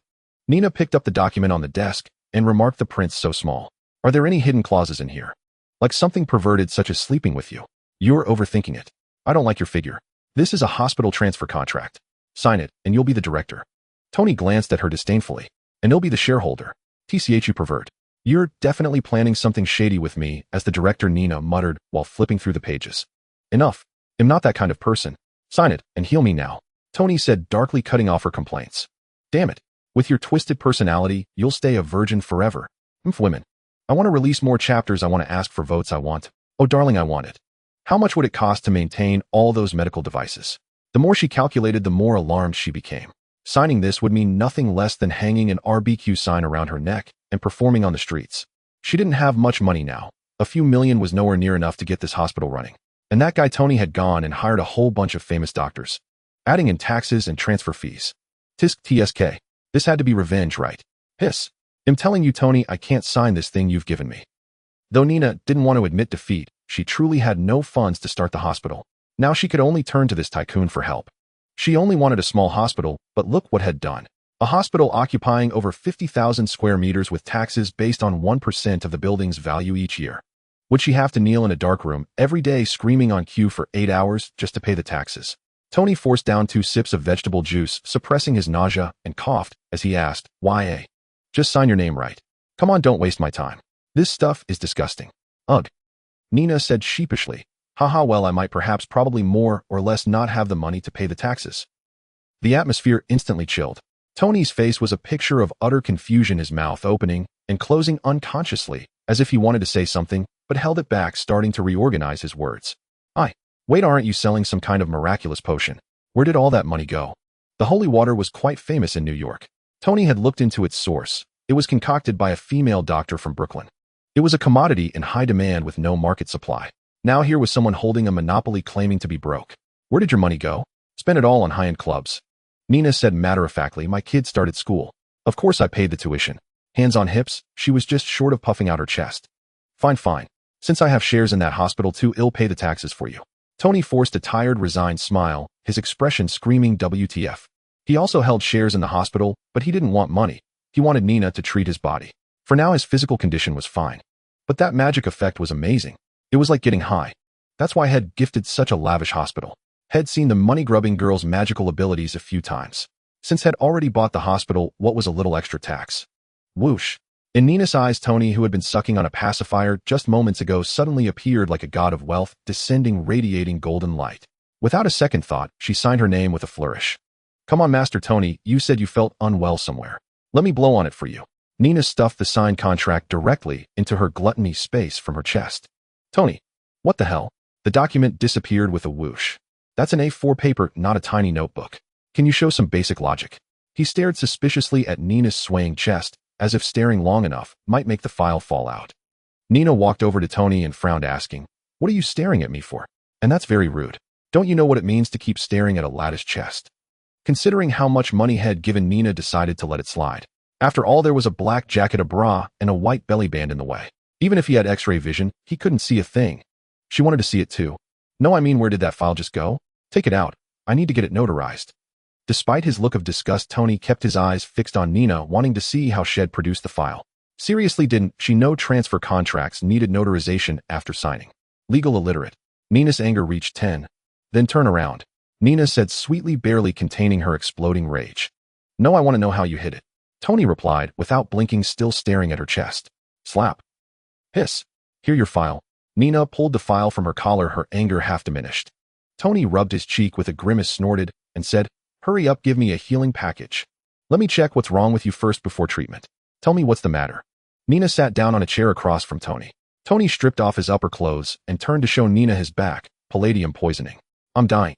A white light glowed from Nina's hand as she placed it on Tony's chest to examine his internal condition. Under Tony's uneasy expression, Nina felt all over except for the sensitive areas, and the final result was that he was perfectly fine. Tony's skin was probably just irritated by the palladium, leaving a few red lines on his back. No exaggeration, having received the blessing of the newborn him, this guy could go all night, night after night. Nina withdrew her hand and said helplessly, You're fine. Take some vitamin B1, drink plenty of hot water, and you'll be okay. By the end, she almost wanted to cover her face. What did he mean by dying? Should she classify this as skin cancer? Even if her math and science were bad. But palladium has very low toxicity. Unless it's injected intravenously, or like in the movie Tony had it stuck in his chest, you could even take a bite and not die. No, I'm very serious now. I need that magic you used on me in the desert to save me. Tony said with a grave expression. Without a word, Nina pinched Tony's 2 protruding points and said again, Drink plenty of hot water, eat plenty of vegetables, and you'll be fine. Hey, did you think using magic was no trouble at all? He was perfectly fine, yet someone was here to scam a spell. She had never seen such a shameless person. Next time she should just slap a holy light cross right in your face. Hiss. Tony looked at Nina in disbelief. This was a move he usually used on women, never imagining he'd be on the receiving end today. At Tony's insistence, Nina still cast a purification spell on him. That was more than enough for something that wasn't even an injury. What did he need a newborn him for? Tony nodded with satisfaction and said, Great, those lines were too ugly. Now I can go throw a pool party again. Nina reached out and pinched Tony's point again, saying helplessly, Well, if there's nothing else, I'll be going. Have fun. Hiss. Tony sucked in a sharp breath and said hastily, Let go. I have something else to tell you. This time I'm serious, no joking. Nina let go, looking resigned. This guy was never serious. Tony put on his shirt and said, In a couple of days I'm throwing a celebration party and I'd like to invite you to come along. Then his grin turned lecherous, preferably in that succubus outfit from last time, ha ha ha. Slap. Slap. Tony winced, clutching both sides of his chest. Get lost. Get your slimy hand away from her, she looks really bad. Tony spread his legs and stepped back, highly sensitive to the lubricant. Psycho. As she walked out of the villa, she saw Pepper standing at the door. Without a word, Nina went up and slapped her on the butt. Your future husband was hitting on me. So now I'm hitting on you. Ah. Pepper's scream echoed far and wide. Nina waved her hand impatiently and said, No thanks, go find those escort girls. Stop bothering me. Glancing at Tony, who was showing off on stage while DJing, she felt a surge of irritation. This all started a few days ago. The afternoon after she nearly crushed Tony's chest in the villa, he drove his foraying sports car to her house in a flashy manner. He formally handed her an invitation. He briefly explained the previous night's incident, claiming it was just a joke and that Nina lacked a sense of humor. He mainly clarified a few things. First, the outstanding medical expenses were settled. Tony Stark had used this hospital to cover them. Second, to celebrate the successful launch of the Stark Expo, he was throwing a party and invited her as a friend to join in. Finally, he wanted to invite her to Monaco to watch the racing competition as a token of gratitude for helping him stop Obadiah. In short, he said, "I'm taking care of you for now. All expenses, food, drinks, entertainment, are on me." After a moment of thought, Nina asked, "Can I bring family?" "Sure," Tony replied nonchalantly. Nina's expression turned serious as she said, "There are quite a few people." "No problem." Tony still didn't mind. Nina grabbed her phone and called the kids at the church. This was prime time to take advantage of a wealthy sucker. Raising her own girls was troublesome, so she figured she'd let them leech off a rich man for a while. "Your mom still loves you." In the end, the pastor declined, saying most of the children were in school. If she only brought those who didn't need to attend, they'd be torn apart. Besides, the little ones were too young to take out. "It's settled then. Come over to my villa in a few days for some fun." Tony has always looked down his nose at her. Back to the present. The party was a dazzling affair filled not only with invited guests and business partners, but also with hired hostesses to liven things up. Nina watched as these women were brought in by the truckload, models and professional companions, all expertly stirring up the men's emotions. The atmosphere was electric, with men and women venting their surging hormones. But because of her outfit, Nina was mistaken for one of the hostesses. A crowd of eager men surrounded her, all fawning over her, ready to make a move. Nina was dressed casually, shorts, a t-shirt, and a pair of sneakers. Ironically, the escort girls wore tiny shorts, crop tops, and sky-high heels. The male guests were in suits and ties, the female guests in evening gowns, all paired up together. She was the only one alone. Pushing away another wandering hand, Nina set down her spoon. She realized she couldn't eat in peace. These lust-driven fools were about to make a move on her. Grabbing a cake from the table, she hurled it at Tony on stage, flipping him off repeatedly. "Move it, let me through." Nina shoved the creeps aside and walked out. She'd had enough. She decided to head upstairs for the view. The ground floor was about to turn into a debauched mess. Grimacing, she climbed to the second floor. Pushing open the living room door, she saw Pepper sitting cross-legged, eating chips and watching TV. Nina paused, then walked out again. So she wasn't the only one who disliked that environment. "Pepper." Nina pounced on her. "Oh, stop it. Oh, don't, that's uncomfortable." Pepper struggled fiercely as Nina pinned her down. She really didn't want to see Nina. This black-haired woman was toxic. Her medical methods were twisted, and she was a pervert in daily life. Every time they met, Nina would attack her sensitive spots. Nina giggled. "Blame your boss for being so ridiculous, screwing me over so many times. As his personal secretary, you're paying his debt. Don't move, he'll give you a good squeeze." "Oh no, someone might see us, stop." Pepper writhed, trying to shake Nina off her stomach. And so, Tony was DJing downstairs while Nina was playing upstairs. Soon it was the next day. Nina and Pepper chatted and laughed as they got into the car heading to the airport. Nina hadn't actually done anything to Pepper. They just fooled around all night. Though Nina didn't use makeup or those fussy products, she certainly knew how to talk. She started with a typical female greeting, patting her down, then complimenting her skin, moving on to her figure, and finally steering the conversation toward cosmetics. Oh well, fake sisterhood. Female friendship was that simple. Talk about handsome guys with young girls and cosmetics with teenagers. Talk about children with young mothers and daily life with mature women. Just praise a woman's beauty and tailor the topic to her age, and within half a month you'd know everything about her, even what she wore. That was the norm, but times were complicated. The road was slippery, so it was best not to try it casually, or you might end up with more than you bargained for. After arriving in Monaco, Tony took Nina and the others to the hotel to freshen up. At the restaurant, they were joined by a woman in red, Miss Natasha Romanoff. Nina sat on one side, Natasha on the other. Tony greeted acquaintances at the restaurant, while Pepper started confronting her rival. "Oh, Nina burst out laughing. After Tony began chatting with a sleazy-looking man, Pepper returned to their table with a darkened face. Nina handed Pepper a glass of ice water and teased, "So did you find a young kid for Tony?" Pepper shot a venomous glance at Natasha, who was about to order, and said through gritted teeth, "Not yet, but I think it'll happen soon." She stared daggers at Natasha as she spoke. Pepper despised this woman. She looked like a vixen. If not for Tony, she would have torn that little bitch apart last time. Natasha was currently an employee in the legal department, mainly helping Tony finalize the hospital transfer contract. But after flirting with Tony a couple of times, she had become his new assistant. "Come on, drink some water to cool down." Nina's expression was subtle as she handed over another glass of ice water. She really enjoyed being around Tony now. It was so entertaining. More thrilling than any TV drama. Tony sowing seeds worldwide while Pepper tore apart rivals everywhere. This wasn't a show. It was a true story. Back then, Pepper had tried to tear in her too, but it nearly turned into a Yuri drama, barely quenching her burning desire for conflict. As she ate, Natasha observed Tony and Nina, her backup candidates. After reporting that Nina was a lesbian, Fury upgraded her mission to seduce or persuade Nina into joining the team as support. This mission was crucial. Nina's healing magic and potions were exorbitantly priced and sold only at her whim. Fury couldn't stand the humiliation. He decided to use his handsome men and beautiful women to dazzle that greedy woman and then rob her blind. Little Chili turned her head to glance at the television, then turned back to ask Nina what was going on, only to suddenly realize that it was a car racing competition. Isn't that racer her man? My God, is that guy completely out of his mind? Little Chili exclaimed, her expression flustered. A car racing competition is no small matter. One misstep could cost a life. It's akin to the Isle of Man TT, where as long as you survive you're considered a victor. This race is hardly any easier. Natalie, hurry, go. Little Chili began to speak, but was interrupted.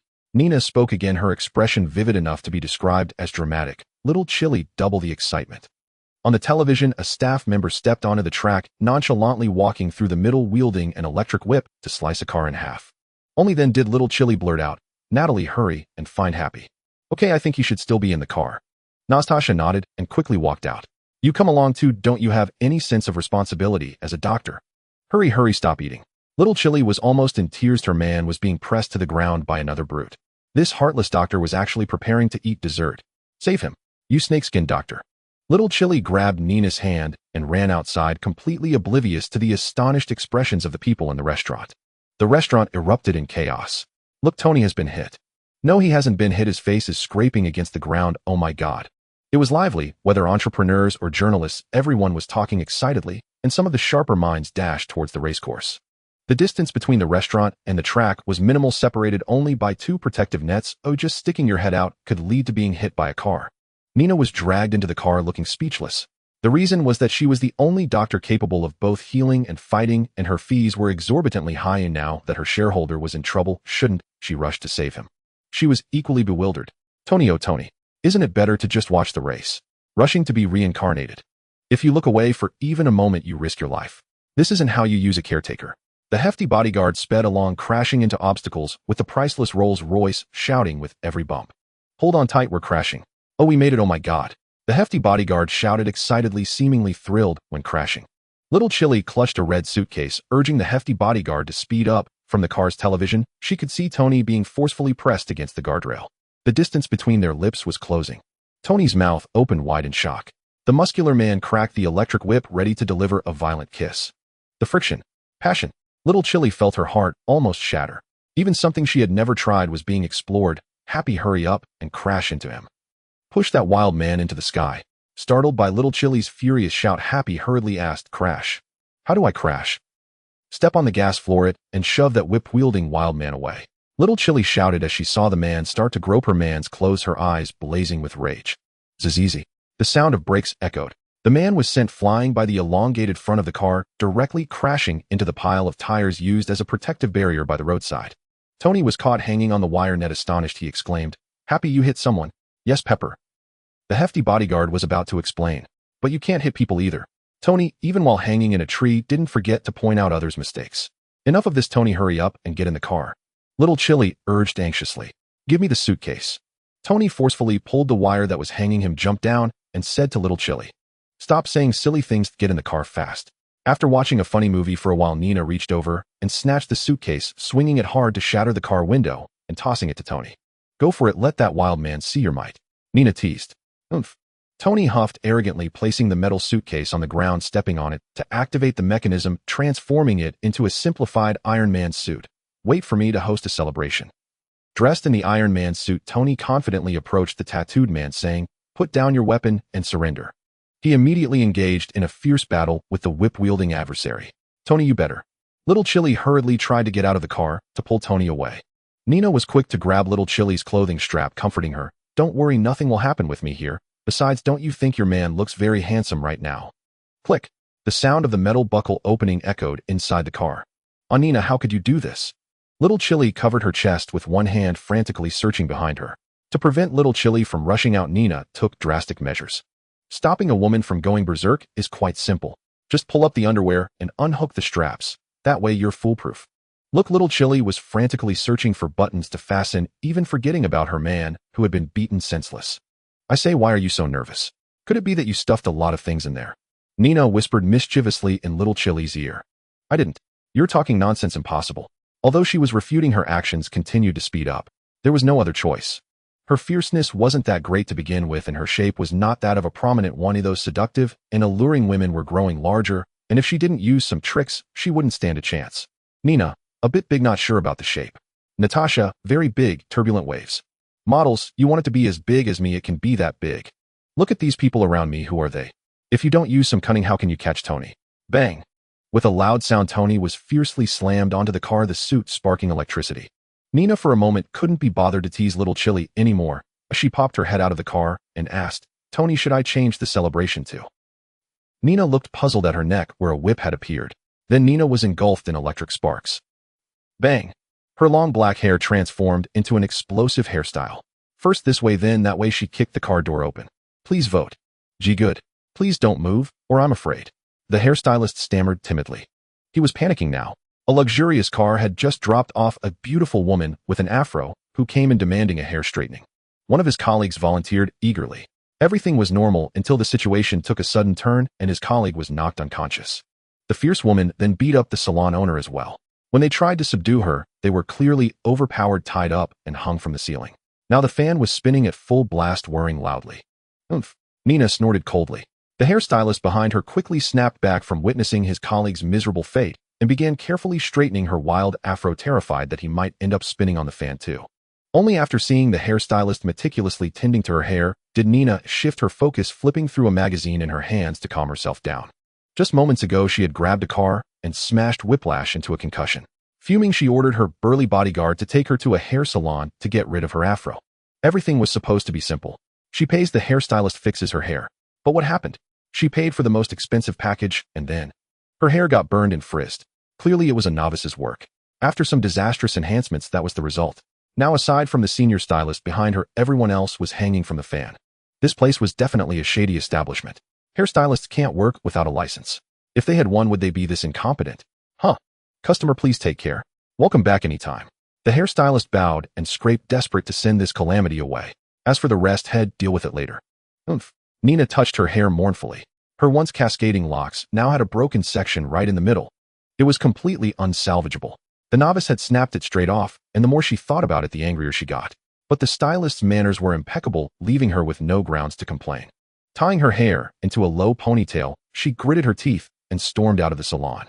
From now on, unless she was getting a haircut, she would never release her magical energy. Let's go. Back to the hotel. Nina said listlessly to Natasha as she got into the car. Tony Pepper and the burly bodyguard had gone to the hospital to see that man. Natasha was left by Tony to take Nina out. He still had business with Whiplash. Forget about having fun now, her mood had spiraled into a complete meltdown.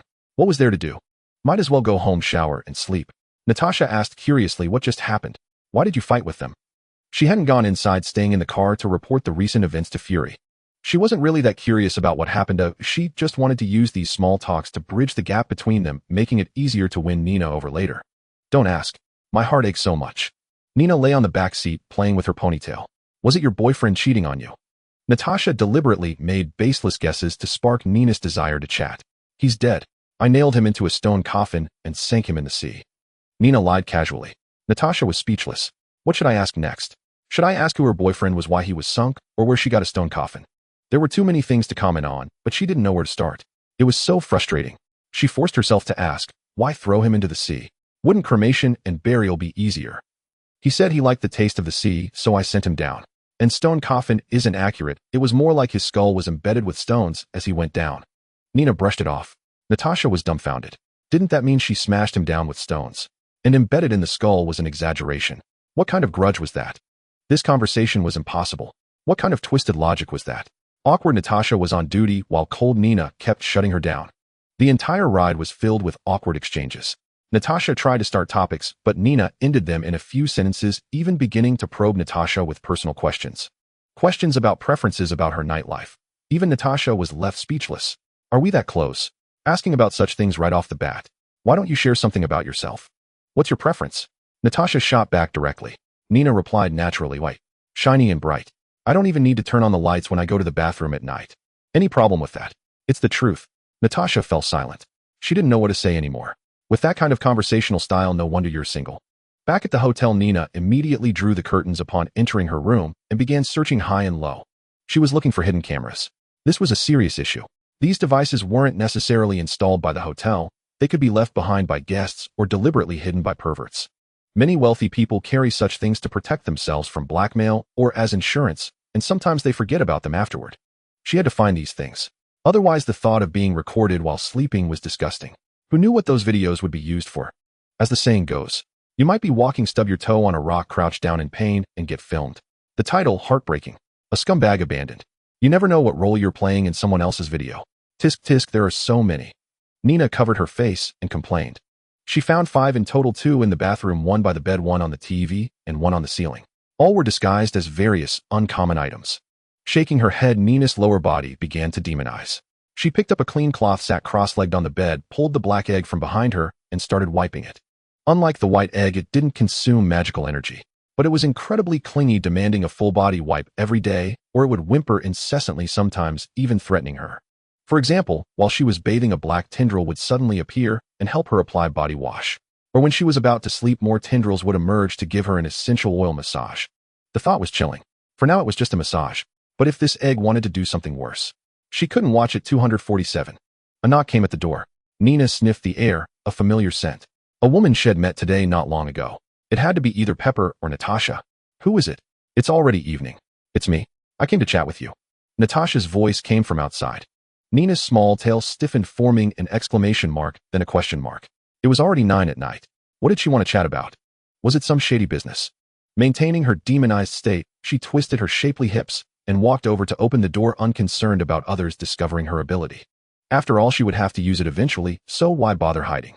Not concealing too much could even foster trust, just as she knew S.H.I.E.L.D. had many enhanced agents. They were all good friends after all. Of course, this was based on the fact that her power was formidable, and most importantly, Nina's ability was irreplaceable. This was crucial. Even those who disliked her would back down for the sake of her healing ability, since healing-type ability users had practically never appeared before. Who knew what the future held? What if they needed her help one day, only to be rejected over some trivial past grievance? As long as it wasn't a major issue, most people simply ignored it. That was the general attitude toward Nina. Nina opened the locked door, and Natasha, her face flushed, leaned against the doorframe, holding 2 six-packs of beer, with several bottles of wine tucked among them. Drunk like this and still not going to bed, eh? Nina asked with a strange expression. Was this a honey trap? It didn't seem quite right. In Nina's mind, Natasha was nothing but a venomous woman. Every target of hers was thoroughly devoured and then tossed into a S.H.I.E.L.D. cell to rot. Seeing you in a bad mood today, I thought I'd come over for a few drinks to help you relax. Also, why has your skin color changed? Natasha asked, her face crimson and her voice seductive, striking an alluring pose. She was aware of Nina's transformative ability. She asked the question deliberately, as otherwise the conversation might have stalled. Now, with a new topic about Nina herself, it was a perfect way to build rapport. Come in, and remember to lock the door. Nina glanced outside. Quite a few people had noticed them, and she needed to pull this vixen inside quickly. She was certain that once the door closed, a bunch of perverts would be eavesdropping, no matter if it was man or woman. They just wanted to hear the red-haired bow-tie song of spring. My God, what is that? Natasha had been eyeing the tail behind Nina, but once inside the room, she nearly jumped out of her skin. On the bed lay a giant egg, roughly a meter tall and about 50 centimeters wide, but the most terrifying part was the writhing black tendrils. Male-female, female-female threesomes, orgies. All were barely acceptable. But non-human play. Sorry, that was just too perverted.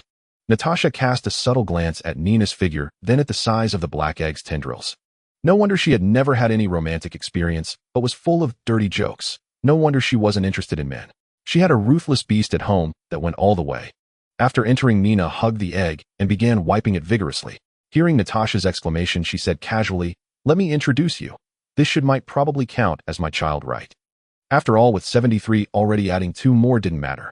She quite agreed with the saying, whoever has milk is the mother. The white egg consumed magic, and the black egg consumed physical energy. She provided magic to feed it and used physical energy to wipe it down. Taking care of them even before they were born, calling her mom, wouldn't be too much, would it? Once they called her mother, how could they bear to trouble her during their second awakening? Hiss. Natasha felt her legs go weak. Was this just a child? Then how big was its father, and how did Nina even produce this egg? Her mind was buzzing, and she realized her petite frame couldn't handle Nina's antics.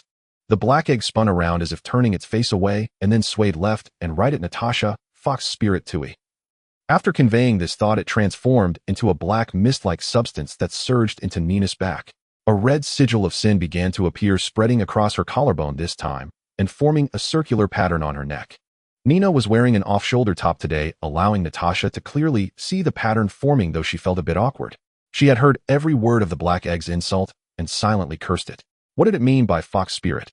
She hadn't seduced anyone. She hadn't even had a proper relationship, just a few to satisfy physical needs. How was that being a fox spirit? Nina was momentarily speechless, then deftly changed the subject. Come on, let's drink. Don't listen to its nonsense. Let's drink. There were two versions of Black Widow. The comic version was notorious. The Avengers humanoid genetic repository, you could find a wealth of genetic material in her body. Then there was the movie version, which wasn't as extreme. She just flirted endlessly, seemingly having a thing with everyone, but she came just short of having a thing with everyone. The Hulk was intercepted by a plane. Hawkeye was taken by Mockingbird. Iron Man was snatched by Pepper. Thor was kept in check by Loki. Captain America was with his wife's niece. Coulson was taken by a violinist, then pinned down by the iron-willed Melinda. See, where was there room for Black Widow? Except for the Quinjet, none of the others were pushovers. Every one of them was a tigress. Pepper, who could tear rivals apart. Mockingbird, the professional agent. Thor, who chased Loki across universes, and the Hulk, who eloped with a plane into a wormhole. Captain America was the worst. He didn't even spare his first love's niece. Tell me, where was her place? Friends with benefits. Nina, you're such a troll. The construction site needs you. After the two had drunk most of the alcohol, they both fell silent. Natasha wanted to get Nina drunk. Nina wanted to get Natasha drunk. But the alcohol was almost gone, and neither showed any sign of intoxication, not even the flushed Natasha. Natalie want me to order a few more bottles to keep drinking. Nina asked, her face unflushed and her breathing steady. The alcohol didn't even reach her stomach before gluttony intercepted it, trying to get a monster that could eat missiles like candy drunk. Dream on. Sure. Natasha felt extremely awkward. She had come to extract information, but instead she was being asked what her first time was like. Nina picked up an unopened bottle of red wine, walked to the bedside, and dialed the front desk to order more drinks. Natasha took the opportunity to go to the bathroom while Nina was on the phone. Unlike Nina, who had someone intercepting the alcohol, she had actually drunk it all. Nina cast an unfriendly glance at the bathroom, pulled out the cork, and forcefully stuffed lust into the bottle, shaking it wildly. When she heard the toilet flush, Nina poured the red wine into both their glasses. She was fed up with this woman. All talk, no real exchange of information. If you want play fair, neither will she. Soon after your legs go weak, let's see if you keep rambling. Come on, Natasha, this is the last bottle of red wine. Let's drink up. Nina said cheerfully. Cheers. When did your first period start? Where are the sensitive areas? How many friendships do you have now? Share some gossip with me. Nina leaned against the bedside table, one foot on the bed, while the other was spread ungracefully on the floor. Natasha's face was flushed, her eyes brimming with affection as she sat in the center of the bed, using her hands to massage Nina's legs. Nina would push her away with her hands. Natasha shyly protested, then leaned back in to continue the massage. Upon hearing Nina's question, Natasha shyly asked, are you going to take away my first conversation with a female like this? Is that so? Should I take off my clothes myself, or will you help me, my dear? Nina stepped on Natasha's chest, pushing her off the bed, saying, calm down, I'm just asking some questions, no need to undress. Oh yes, that's rude, keep going. Natasha tore open her own shirt and suddenly lunged at Nina on the bed. Ugh, that's too much. Nina dodged the attack with a look of disdain, wrapping her tail around Natasha's waist. Pulling her tail up forcefully, Natasha was hung upside down, and only then did Nina feel relieved enough to ask, are you on some kind of mission? Oh yes. Natasha ignored Nina's question and cried out, her face red with embarrassment. Nina was speechless. What the heck was this? I didn't even move, just bound you up. Why are you making such a fuss? The director called me. He wanted me to get closer to you and offered discounts. Don't do that, I can't speak anymore. It's so uncomfortable and strange. Natasha suddenly began to struggle fiercely. Nina's expression changed drastically as she remembered something. The tale was one of the original sins, Silver Desire. Though it hadn't spoken for a while, that didn't mean it wasn't there. Damn it, give me your heart. Then Nina started to beat up Silver Desire while Natasha advised from behind, saying all sorts of things that needed to be censored. Hours passed, and Natasha, pale-faced, leaned against the wall to walk out, swaying and having to stop and rest occasionally to continue. Nina lay on the bed in despair, not having slept all night, as she reasoned with Silver Desire to refrain from doing anything strange. She kept educating it until dawn. Lighting a cigarette, she was about to apologize to Natasha, saying it was her summoned beast that lacked manners and did something bad. Natasha was already unconscious, but her sharp eyes seemed to catch a glimpse of something black flash by, while Silver Desire retreated with a satisfied expression, refusing to come out no matter how Nina called. Wow, this feels terrible. I'm educating you on how to be a person. You actually went and flirted with someone. Then of course it's a rescue. Who knows what kind of trouble Silver Desire has been brewing for so many years? What if Natasha gets corrupted by the power of its original sin? Oh no. She has a vessel to bear the side effects, but Natasha doesn't have those things. What if she turns into a succubus juicer? The next noon, Natasha calmly came to call Nina for lunch. If it weren't for her slightly unsteady steps, Nina would have thought nothing had happened last night. What a drama queen impressive. Nina was actually quite curious about what Silver Desire had done, leaning closer to Natasha and whispering, "What did the summoned beast do to you last night?" Natasha paused, her smile looking a bit forced as she said, "It was very lively, just a bit mischievous. Next time I hope you can teach it what a gear is. Everything has its level, and its frequency is just too high." Without waiting for Nina, she quickly walked to a table in the dining hall where Tony and Pepper were sitting. Maybe I misunderstood Silver Desire. Nina recalled what happened last night. Combining Silver Desire's explanation with Natasha's words, she roughly understood what happened. "It seems I underestimated Silver Desire's power. It's not just about charming the enemy. Here, Nina." Tony waved his hand and called out. Coming, Nina quickly walked over, pulled out a chair, and asked what happened to that guy yesterday. "Yesterday, after I knocked the whip into a concussion, I went to do my hair, and then it became indescribable. I didn't even know when Tony and the others came back. Natasha was just too crazy. Well, just right, I wanted to talk to you about this matter. Our schedule might end earlier than expected. Forget it, let's just eat first." Tony initially wanted to explain a bit, but upon thinking it wasn't a big deal, he dropped it. It's just that they would be returning to their country earlier. Not long ago, he had confidently guaranteed that it would take at least 5 to 10 years for technology similar to Iron Man to appear in this world. Now, not even a month has passed, and similar things have appeared. Surely a lot of people will want to send their regards to his family. Even the robot motherboard won't be spared. He just planned to go back and deal with this matter. It's not a big hassle, just very annoying. Once he leaves, only 3 women will be left here. They can play whatever they want together and have fun next time. He was afraid of this word rape. Nina is the woman above. Pepper and Natasha are below. He could explode right there. It took a lot for Pepper to return to normal. What if she bends again and can't straighten up? He was still planning to confess to Pepper. Nina forked a piece of steak and intentionally asked, "So, did that wild man cause you a lot of trouble yesterday? Did Pepper not tear him apart?" Pepper directly spat the soup back into the bowl, pouting, "What ripping apart? I haven't learned those strange things." "Oh, is that so?" Nina replied with a strange tone and started eating. But she noticed Pepper's expression was a bit odd. It was a look that saw through everything. Whether she could rip the whip apart, she didn't know. But she clearly remembered the impression of punching through Iron Man. Even after so many years, she still remembered that move. In Iron Man 3, Pepper jumped up and punched Iron Man, while Tony lay on the ground, trembling mouth agape in shock. She still remembered that scene. Perhaps Tony was so afraid of being beaten to death because of domestic violence that he crazily researched the antidote. Saying it's unstable and afraid of exploding, she couldn't even say a word. If someone's going to explode, it should be Tony, who's out fooling around, right? Believe it or not, I believe it. Pepper was taken aback, then smiled and said, "I was wondering where you disappeared to after we boarded the plane. Did you make this yourself?" "Of course, what else did you think I was doing?" Tony grinned confidently and lifted the lid off the container.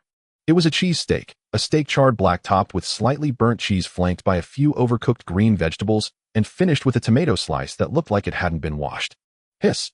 Pepper, who had been touched by the gesture, immediately covered her throbbing forehead with both hands. "Tony, do you honestly think this is edible?" Tony, who had been brimming with confidence, paused and said uncertainly, "It should be. Right? How about we give it a try? Nina's here, so it won't be a total disaster." Pepper said firmly, "No. Just try it. I put a lot of heart into making it," Tony insisted, still pushing his bizarre creation. Nina approached with a strange expression, picked up a fork, and lifted the cheese to examine it. She felt something was off about the cheese. It looked peculiar. "Tony, why does this cheese look so weird?" Tony stopped trying to persuade Pepper and looked at Nina. "It's not all cheese. There's pasta mixed in. Didn't you notice?" Nina stared at the gooey mess and remarked with a mix of awe and disgust, "Did you cook this with your Iron Man suit's thrusters? From a doctor's perspective, I strongly advise against eating this. It's loaded with carcinogens and will definitely cause a host of side effects. And from a friend's perspective, I still say don't eat it. That's not a steak. In my eyes, it's a pile of crap, and even crap might be healthier." "You." All 3 chorused. Tony, who had been confident moments ago, immediately abandoned the idea of having Pepper taste it. This wasn't just unappetizing. It could actually make someone sick. Pepper, still shaken, placed the lid back over the steak. She had almost been tempted to try a tiny bite out of sympathy. But after Nina's comments, not only did she lose her appetite, she couldn't even look at the ghastly dish anymore. How could anyone compare food to excrement? Even if it looked like it, you just don't. It's downright disgusting. Natasha had no strong opinions. She just found it revolting. Nina's comparison, however, had sparked an unavoidable mental image. Tony cut off Nina's relentless lecture on the dangers of the steak. "All right, I get it. It's inedible. You don't need to explain further. You've already killed my appetite for the day." With that, he got up and tossed the entire plate into the trash. "Tony, since you made it yourself, didn't you taste it?" Nina asked suddenly. Tony froze. He hadn't tasted it. He had never actually tried it. But wasn't that normal? Western cuisine was just a steak with some pasta. If he had eaten it, how could he serve it? He said very naturally, I didn't eat it. Pepper, Tony's trying to poison you so he can find a mistress. Nina shouted loudly at Pepper. In her eyes, that dish was no different from poison. If the chef himself wouldn't eat it, offering it to a guest was nothing short of attempted murder. Tony stammered, I am not. No way. Impossible. Pepper ignored Nina's antics and Tony's flustered denials. She held her head in her hands, a vein bulging on her forehead, as her mind fixated on the image of excrement and the steak. She had almost eaten that steak. Steak. Excrement. Ugh. Pepper's face turned an even deeper shade of green. Tony was about to go explain to Pepper that it was just his first time cooking and he'd get better, promising never to make such a monstrosity again. Sensing a high-speed flying object, Nina looked out the window in confusion. A silver Iron Man suit was soaring past. She tapped Tony's shoulder and asked, did you hire an assistant? No, I didn't, Tony replied. Look outside. Is that a surprise? Nina pointed at the suit. Tony glanced, waved a hand as if to say no big deal, and turned back to flirting with Pepper. Hey, didn't you say you were the only Iron Man? Now there's another one. Aren't you worried? Nina asked, puzzled. Sigh. Tony let out a breath and said with feigned nonchalance, he's not Iron Man. There's only one Iron Man, me. He's War Machine. He's a friend of mine. You should have met him at the last party. His name's Rhodey. Oh, War Machine. Nina repeated the name, rubbing her chin. She knew who War Machine was, but why was he showing up now? Tony wasn't poisoned or anything. He had plenty of time to haggle with those military politicians. Why would he hand over his favorite toy? It didn't make sense. She decided not to dwell on it. It had nothing to do with her. She just needed to show up and heal people. Incidentally, when she tried to buff Iron Man, the suit only gained enhanced defense without any other boosts. Tony, on the other hand, could actually go hand-to-hand with the armor. Tony pummeled the Iron Man suit until fluid sprayed everywhere, using a series of dirty fighting techniques that sent oil nuts and even the arc reactor flying. After that experiment, Tony's fondness for Nina skyrocketed. Nina was a powerhouse. She could make his body superhuman in every way, even down to that one part. Once Tony understood her abilities, he constantly invited her out to party and have fun. He'll chase my girls, you chase your guys. He'll pay for everything, just keep the magic coming. Nina usually refused with a look of disdain. It wasn't fun, there were too many perverts, and she had no interest in nightclubs. Her senses were too sharp, the stench would make her nose run, and the constant buzzing in her ears was incredibly annoying. Tony and Pepper were showing off their affection up front. Nina and Natasha trailed behind board as they disembarked from the plane. They were back home now, and this trip had been a complete disaster. Tony got beaten to the ground. Pepper almost got cheated on. Natasha almost lost her virtue. Nina almost went bald. Happy almost got his badge revoked. No one had any fun. Nina had already decided that as soon as she got home, she'd bathe in pomelo leaves to wash away the bad luck. Tony was like a walking plague. The first time she met him, she almost ended up as a salt-baked dish. The second time, she almost got molested by Pepper. And now she'd nearly gone bald, though she wondered if she'd at least gotten stronger. As they stepped off the plane, two people were waiting below the silver War Machine, and Coulson wearing a kindly fatherly smile. Not at all, it's all my fault for making you so weak, otherwise your recovery after the surgery wouldn't be this slow. Bai Jia said with a tender expression, holding a freshly cut red apple in her hand. Aunt Bai. Evelyn's eyes glistened with tears as she reached out to embrace the gentle and caring Aunt Bai. Silly child. Bai Jia hugged her and kissed Evelyn's forehead, patting her back as she said, rest well. Once you're fully recovered, Aunt Bai will take you out to have some real fun. I know plenty of gentle young men.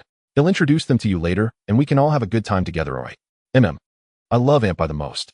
Evelyn reluctantly lifted her head from Bai Jia's embrace, her voice filled with envy and hope as she asked, they're so big. I wonder if he'll ever grow like that. Alas, I don't mean to discourage you, but it's impossible. You've already passed your developmental years. What you have is what you'll get. Don't even think about getting breast implants. It'll cause you a lot of trouble later on, not to mention the risk of them being popped by some brute. Bai Jia teased, poking Evelyn's flat chest with her finger. Eek, what are you saying? I'm still just a kid. Give me a break. Evelyn blushed deeply and pouted coquettishly. In her mind, she couldn't help but recall the events that unfolded after Dr. Nina handed her over to Bai Jia. Days filled with pain and bitterness, but even more so with joy and happiness. The shyness in the car, the lessons in the park, the thrill at Aunt Bai's place, the tension in her own home. Until 2 days ago, she underwent a life-changing surgery. She had always dreamed of becoming a beautiful girl. She learned how to apply makeup, eyeshadow, eyeliner, blush, concealer, lipstick. So many things, and it was incredibly difficult. For instance, when choosing a lipstick, she had to start with her skin tone. Those with warm undertones must never choose a cool-toned lipstick. Otherwise, she would look incredibly tacky with no hint of elegance whatsoever. Similarly, those with cool undertones should avoid warm-toned lipsticks as it would only make them look like little perverts who stole their mother's makeup. There were countless such examples. In the past, it was her anticipation that drove her to learn makeup, definitely not to act cute, obedient, or innocent just to take advantage of the girls. But now there was no need for that anymore. She had been disarmed herself, and willing but unable was a perfect description. Gazing at the delicate and charming Baigia, Evelyn's heart was filled with mixed emotions. If only she had met her a few months earlier, she wouldn't have to rush like this, only having a few days of fun before it was over. Aunt Bai was the best. Grandpa Chin was also very kind. Even while lying on his deathbed, he never forgot to teach him about masculine strength. She had made so many good friends. All of this was thanks to Dr. Nina. Thinking of this, a sweet smile spread across Evelyn's face. The doctor was truly a kind person, even though she often liked to bully her with essential oils. But that was also a rather peculiar experience. What are you smiling about? Why are you smiling so happily? Baigia gently fed Evelyn a piece of fruit and asked, "Oh, nothing. I don't want to say." Evelyn continued to cling to Baijia's arm, acting spoiled. "All right, I won't press. But look what I've brought for you." Baigia rummaged through her small handbag with her free hand. Evelyn quickly stopped her. "Aunt Bai, there are cameras everywhere here. If we're going to play, we need to draw the curtain first." "What nonsense. How could we possibly play in the hospital?" Baigia said with a laugh. After a moment, she pulled out a glass bottle filled with a thick white liquid. Judging by its packaging, it looked highly suspicious. No manufacturer or expiration date to be found. "Evelyn, you. This. How is there so much? Isn't it supposed to be just a few milliliters per session? How much is this?" Baigia laughed helplessly. "Where's your mind gone? This is a good thing. Dr. Nina gave it to me a while back. Applying this to wounds can speed up recovery." Opening the bottle, Baigia poured some undiluted holy water into her palm. The liquid shimmered with a faint sparkling light. Baigia spread it evenly over both palms, pulling white threads with a sizzling sound as she said, "Come on, let me apply the medicine for you. This medicine is miraculous. The wounds I made before were completely healed by the next day after applying it. You know how hard it is for wounds in the folds to heal, don't you? Aunt Bai, hurry up. I'm afraid someone might come." Evelyn looked around nervously, her eyes fixed on the observation window by the door, terrified that someone might walk in. Her pale, blood-deprived little hand slipped under the blanket, trembling as she unfastened her loose hospital pants. Her cheeks flushed from a racing heart. "Aunt Bai, be gentle. The surgical wound is quite large, and the gauze has already hardened from dried blood." Her tone carried a multitude of emotions. Nervousness, joy, fear, but most of all hesitation. "It'll be quick. Just apply it, and it'll be done." Baigia, however, had no such concerns. She had used this medicine many times before, and it always worked wonders. Sometimes, as long as there were no foreign objects in a laceration, she didn't even need to see Dr. Nina. She would just look in the mirror, apply the medicine to the wound, and that was it. "Oh, it's so itchy. Don't I?" Evelyn's face was flushed, her lower lip tightly bitten, and tears welled up in her eyes. The sensation after applying the medicine was very strange. At first it was icy cold, then it felt like a warm compress on chilled skin, and finally it became ticklish, odd, but very comfortable. Baijia's hands moved nimbly, quickly covering the wound with the thick, white liquid. Her technique grew increasingly subtle, and Evelyn felt stranger and stranger. "Evelyn, back when you were still a little sprout, I never noticed. Your spear is really not pretty to look at." Baigia pulled her hand out from under the blanket and wiped the sticky medicine off with a tissue. Evelyn wore an expression of complete defeat, her mouth agape, drool trickling from the corner. She was now extremely agitated. The comfort was followed by an unbearable itch. But she dared not scratch the wound, recklessly afraid of accidentally reopening it. She could only breathe deeply to suppress the turmoil within. Suppressing her irritation, she said, Is that so? This thing, isn't it? Natural. Haha, how could that be? Don't let my current appearance fool you. I used to be just like you. There's a popular grooming method for women these days, using hot wax to remove everything down there. If you keep doing it during development, it can correct any unsightly parts. Baigia whispered seductively into Evelyn's ear. "Once you're better, how about I take you there?" "Sure, but my wound is really itchy right now, Aunt Bai. Help me out." "All right. Oh yeah. After watching those years, The Rabbit and those things. And then to be heroine. I'm in a terrible state. All that's left is to grab a tissue and wipe away the tears." Wah. All right, let's call it a day. Nina, who rarely wore a professional skirt suit today, had her curves accentuated to the point of being almost bursting. As she walked, her swaying hips moved provocatively with her high heels. "Just go up and say wanna hang out. Won't those girls be all weak-kneed and squealing?" Staring at the empty conference hall, Nina didn't hesitate for a moment before kicking off those damned high heels, and in a few swift moves tearing her black stockings to shreds. "Damn. Cough. These stockings eat shit." She tossed the tattered remains into the trash bin, then pulled a pair of sneakers from her handbag and slipped them on. She slumped onto the chair like a contented fish, completely limp, stretching her arms above her head as she yawned. She had a bit of an obsessive-compulsive streak. Stockings were something she almost never wore. Today was one of the rare first times. Everything had been going perfectly, dressed up and ready to go meet her subordinates. As time passed, Nina's sensitive thigh skin began to feel something off. The coarse-spun stockings were known for their soft texture and smooth feel. But with her sensitive skin, she noticed the stockings weren't symmetrical. Both legs had many subtle differences. She wanted to reach under her skirt to adjust them, but the room was filled with male doctors. Each one listened attentively to her speech. She kept her upper body upright above the table, while beneath it her legs constantly rubbed together, trying to find a symmetrical position. Because the skirt fabric was rough, the friction from repeated rubbing inevitably caused the stockings to snag. Now it wasn't just her OCD acting up, it was also itchy. This was her psychological journey. Due to the number of people present, she had held back. Now that they were gone, she could no longer contain herself. Even as she lay back in the swivel chair, she kept cursing under her breath, a barrage of vulgar Cantonese insults flowing nonstop. All that was missing was her jumping up to beat the stockings in the trash bin to a pulp. "So, Director, do you need your secretary here to lend a hand?" Natasha stood at the door, smiling as she watched her. Nina said lazily, "What can you do? I don't need any battlefield first aid here. If you could offer oil massage services to my guests, I'm sure business would thrive. Work hats might also see a spike in sales." "No way. I'm just helping you manage the hospital during its startup. If you want massage services, use your own big boobs," Natasha retorted without hesitation. "TSK, TSK. Nina clicked her tongue, but didn't argue further about who was more suited for the special services industry. "All right, enough of that. Take me home. I'm absolutely exhausted today." She had started early in the morning with a meet and greet, then toured the entire hospital to understand its basic operations, followed by meetings in the conference room until now. If it weren't for the free labor she had roped in, she would have been in trouble. Natasha, with her big chest and hips that moved like a little electric motor, was dizzying to watch.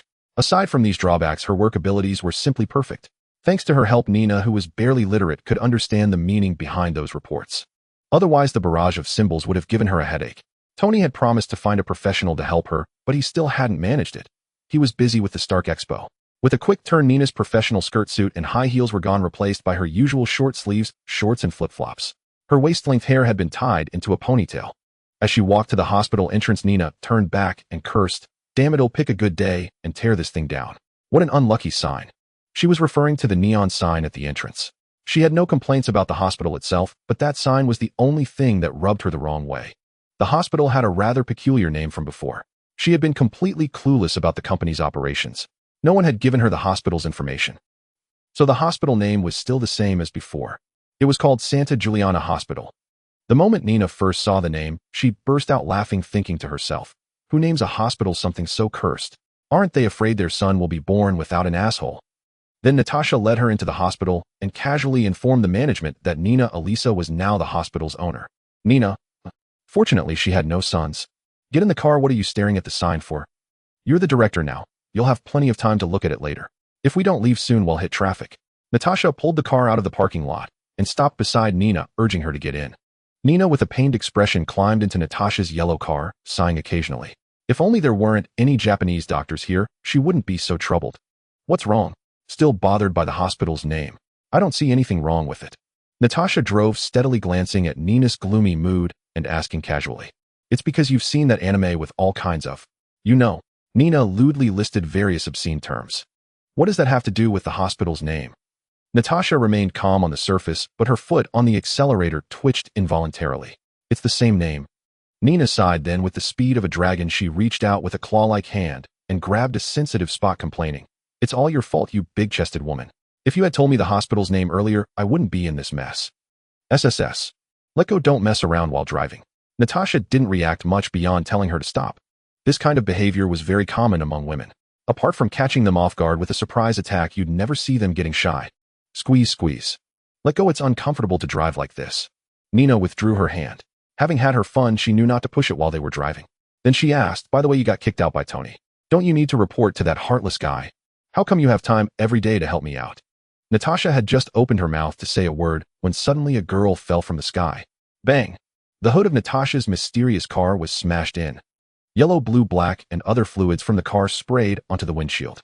Natasha instinctively pressed the wiper switch. With a swishing sound, the wipers cleared the oil stains, revealing a black suit of armor. Nina's expression turned strange. Why did this scene look so familiar? Weight was a big, but about to press her to the ground and rub her face in it, followed by a giant foot giving her a massage. Nina grabbed Natasha's hand as she was about to get out of the car, saying seriously, "Don't get out or your period will be irregular." Whether or not two giants were fighting below, she wasn't getting out this time. She had seen this scene before. Wasn't it just Iron Man, Whiplash, and War Machine having a wet brawl by the river? Today, as always, she was asking for votes. That was far too dull for her to bother with. Besides, she was rather looking forward to seeing Tony getting ground into the dirt. According to the plot, Natasha was supposed to help Rhodes free Whiplash from his control. Then Tony and Rhodes would use their combined attack to blast Whiplash to bits, securing their victory.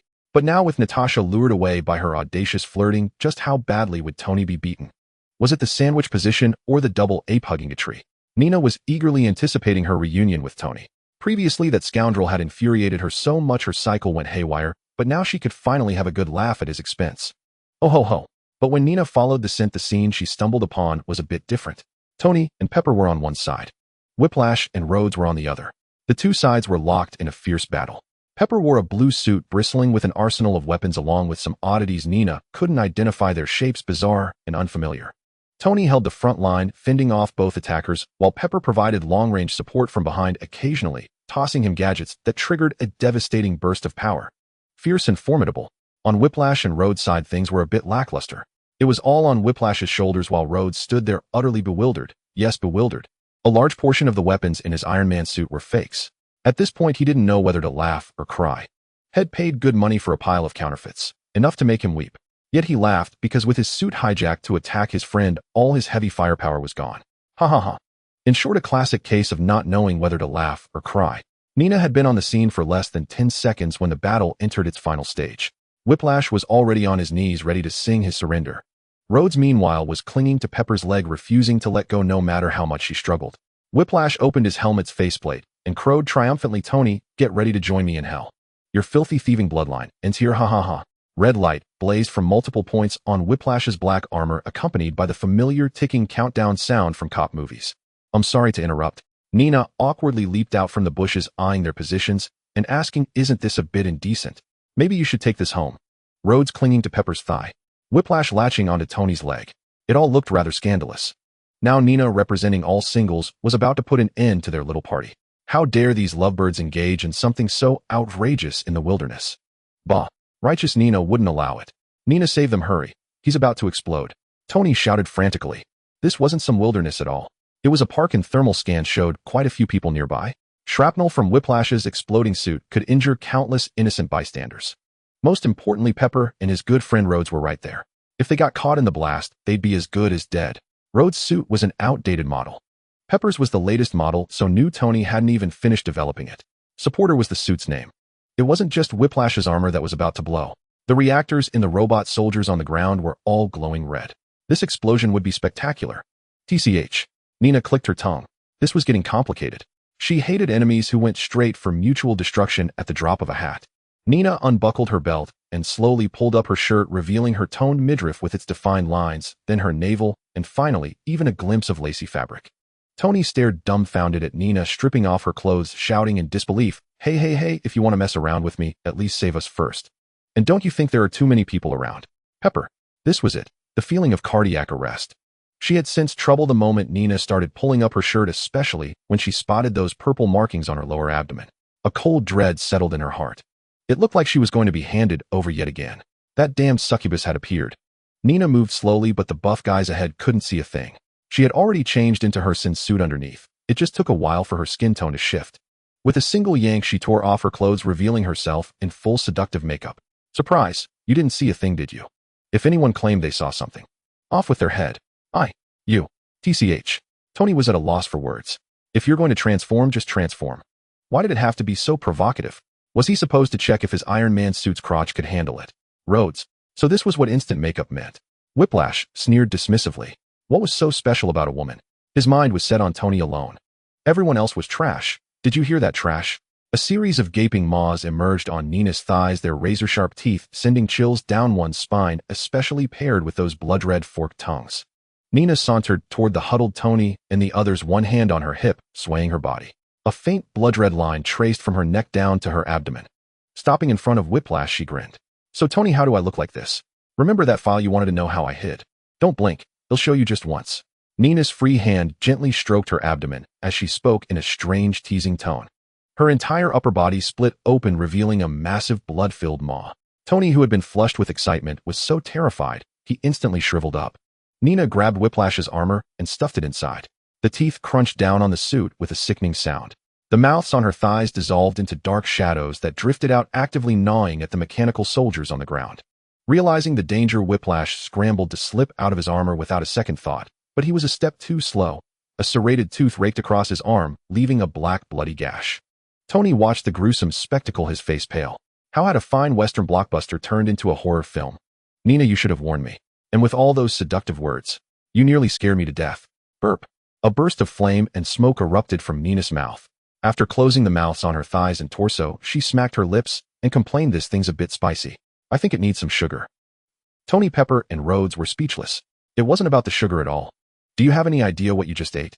Bombs, the kind that explode. Hell, standing too close to them could kill you, and you swallowed them whole. Aren't you afraid your backside will be spewing fire tomorrow when you take a dump? Yet she could not vomit it out. That object had already been sent to the gluttony space through her body as a medium, and by now it must have exploded into thousands of pieces. Retrieving them one by one would be far too troublesome. Tony looked at Nina, who was staring blankly at her own abdomen, and asked curiously, "Are you all right? You keep touching your stomach. Are you feeling unwell? By the way, where have I seen those mouths before? That uncanny familiarity. What is it? I have a vague impression, but I just can't recall." His sixth sense told him it was nothing major, so he decided to stop dwelling on it. Better to consider how to throw the celebration party later. "I think I'm getting a bit tired of eating. I've consumed too much. I wonder how many calories that is," Nina said with a troubled expression. The gluttony sin was a very kind entity to her. Anything she ate would be decomposed and returned to her as energy, but this time it might be a bit overwhelming. This time she had devoured over a dozen reactors and steel in one go. She had no idea how much energy would be fed back to her, and she hoped she wouldn't throw it up. The taste of energy was absolutely terrible. The more she thought about it, the more nauseated she felt. Nina slapped her lower abdomen firmly, deciding not to dwell on those probabilities, and turned to ask, "Is an Iron Man supposed to be the only one? Are you trying to train Pepper to help you fight terrorists? Then the two Iron Men get married and give birth to a love child called Ironheart." That name sounds good.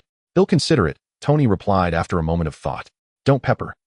Rhodes kept holding Pepper back, trying to calm her down. That woman was clearly not someone you could tear apart. "Stay calm, don't go up there and get torn apart yourself. Let me go, Rhodes. I'm going to find my dear V." Pepper, clad in her blue suit, slowly dragged Rhodes toward Nina and Tony. It was obvious that Nina and Pepper were fake friends, all smiles on the surface, but cursing each other in their hearts. Judgment passed, hostility detected, seduction. How frustrating. She wanted to tear apart that shameless woman, yet her body felt affection for her, the kind of affection that made her want to sit beside her. Nina looked disdainfully at the flirtatious Pepper, pursed her lips, and asked, "Why does that blue suit look so strange? It's like a weapon with no attack power." The blue suit was equipped with many gadgets, but Pepper hadn't used a single one. Moreover, those items looked more like accessories than weapons. It looked extremely awkward. "It's an unfinished product. It was only deployed today due to an emergency," Tony said with a smile as he looked at the support suit. Ever since he learned about Nina's abilities, a small, immature idea had formed in his mind, since there was a healer who could enhance physical abilities. Could he create a suit that could enhance other armors? This suit was born from that idea. The idea was good, but due to technical issues, many of the features he had envisioned were not yet installed. In his conception, the core technology of the support suit was a magnetic field generator capable of manipulating metal for rescue, defense, and attack, a versatile jack-of-all-trades logistics suit. Currently, it was at most a weapon arsenal, far from meeting his minimum standards. As Iron Man, he would be the main damage dealer, the support suit would be his healer, and together with countless suits tailored for various situations. That was his little plan. "How?" Nina exclaimed in her native tongue upon hearing Tony's plan. The rich truly had different thoughts from ordinary people. Anyone else might have just thought about it and let it go. It was costly and labor-intensive with no guarantee of results. Better to just take that money, shove it all at her, and say loudly, "I'll support you. From now on, you just buff me." Hiring a full-fledged healer would definitely be cheaper than the support suit project, and there would be no risk of failure. It was practical and cost-effective. "How? What's that?" Tony asked Nina with a puzzled expression. "It's an aphrodisiac." Nina brushed him off with a perfunctory answer. There were far more words in Chinese than in English. To explain the meaning of a single character, she would have to say over 200 English words. It was easier to just brush it off. "How?" Tony was clearly intrigued by this thing. and he had Jarvis record the pronunciation so he could look it up later. He was approaching middle age. As the saying goes, when a man reaches middle age, he has no choice. Nina bent down and picked up the whip-wielding villain from the ground, shaking him like a piece of laundry, and turned to ask, "Can I have this guy for one night?" Well, that should. Tony was about to decline Nina's suggestion when just a few words in a firm voice came from behind saying, "No, absolutely not. He has committed multiple crimes and should be taken to prison immediately. The trial will be held tomorrow," Natasha said, having somehow appeared beside them. What are you doing?" Before Nina could even speak, Natasha suddenly screamed. The tone was a complex mix of emotions: shock, panic, delight, fright. Nina could sense them all from her voice. She glanced at her own shapely rear. Her damned heart-shaped tail had somehow disappeared into the dim surroundings. Sensing the direction the tail had extended, it was clear that the tail had burrowed a hole and reached Natasha. Nina's face darkened. She twisted her hips, forcefully yanking the tail. Crack, crack, crack. The ground of the small stream split open, and a black snake-like thing was pulled out before everyone's eyes. Part of it was attached to Nina, and the other part was at Natasha's side. Bastard. Nina wrapped her hand around the tail and yanked the heart-shaped tip back. She threw it on the ground and began stomping on it with the heel of her gluttony-transformed, high-heeled boot, grinding it down and twisting it for good measure. The heart-shaped tip sprouted a pair of limbs and struggled violently, making strange noises like a baby babbling. "Oomph," Nina snorted coldly. If it weren't for the crowd, she would have taught that lust a lesson. Didn't it like the taste of the sea? Well, it would have its fill of salt water until it drowned. Nina glanced at the healed black wound on the whip-wielding villain's hand, shrugged, and said, "Fine, if you want him, take him. I don't need him anymore." Natasha walked out holding her skirt, her face displeased as she looked at Nina. If these things happened in the bedroom, she wouldn't mind. They could satisfy her physical needs.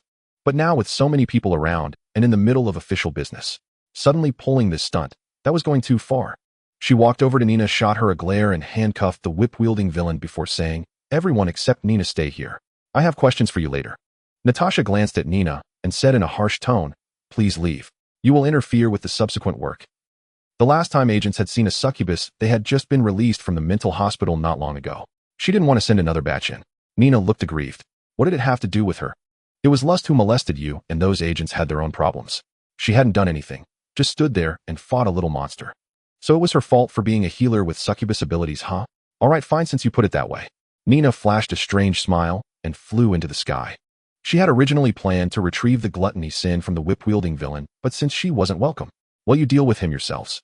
After all, anything the gluttony sin on the villain consumed would also be converted into energy and shared with her. If someone wanted to feed gluttony, why not let them? Oh, looks a bit familiar. Sharp-eyed Nina spotted the black SUV parked at the clinic entrance at a glance. It was the same one Melinda had driven last time. Flapping her wings, Nina landed beside the driver's seat, tapped on the window, and then asked Melinda, though unsure if it was an acquaintance, the S-H-I-E-L-D vehicle parked at her doorstep was definitely here for her. There were no supernatural items nearby requiring their attention. The car door opened, revealing Melinda with her usual icy expression. She studied Nina's peculiar appearance with a strange look and said, "I need your help. Can you come with me?" Nina's crow wings dissolved into black mist and retracted into her body as she said impatiently, "Don't want to go. You guys are troublesome, and that Blackheart bastard is too creepy. I don't want to talk to you." She still hadn't settled the score from last time when that bald-headed creep sneaked into her room. And now they wanted her to help. No way, not even if Natasha came with all her cajoling tricks. "You think I have no dignity just because you ask? They'll pay." Melinda's sharp eyes deployed the ultimate move, the lure of money. But wealthy Nina kicked away the filthy lucre and countered with her own ultimate skill, "I don't need money." Having spent time with Tony, she really wasn't short on cash. Not counting the hospital, just the treatments for him and Pepper had earned her a fortune. With food and drink covered plus luxury goods packed to take away, Nina could raise all the kids to adulthood and still have enough left to retire comfortably until her dying day. Most importantly, she felt unwell and didn't want to run around. The black egg was about to hatch. She could sense it would emerge within the next half-month. As the hatching day approached, the energy demand grew, and the constant draining of her original sin power left her weakened.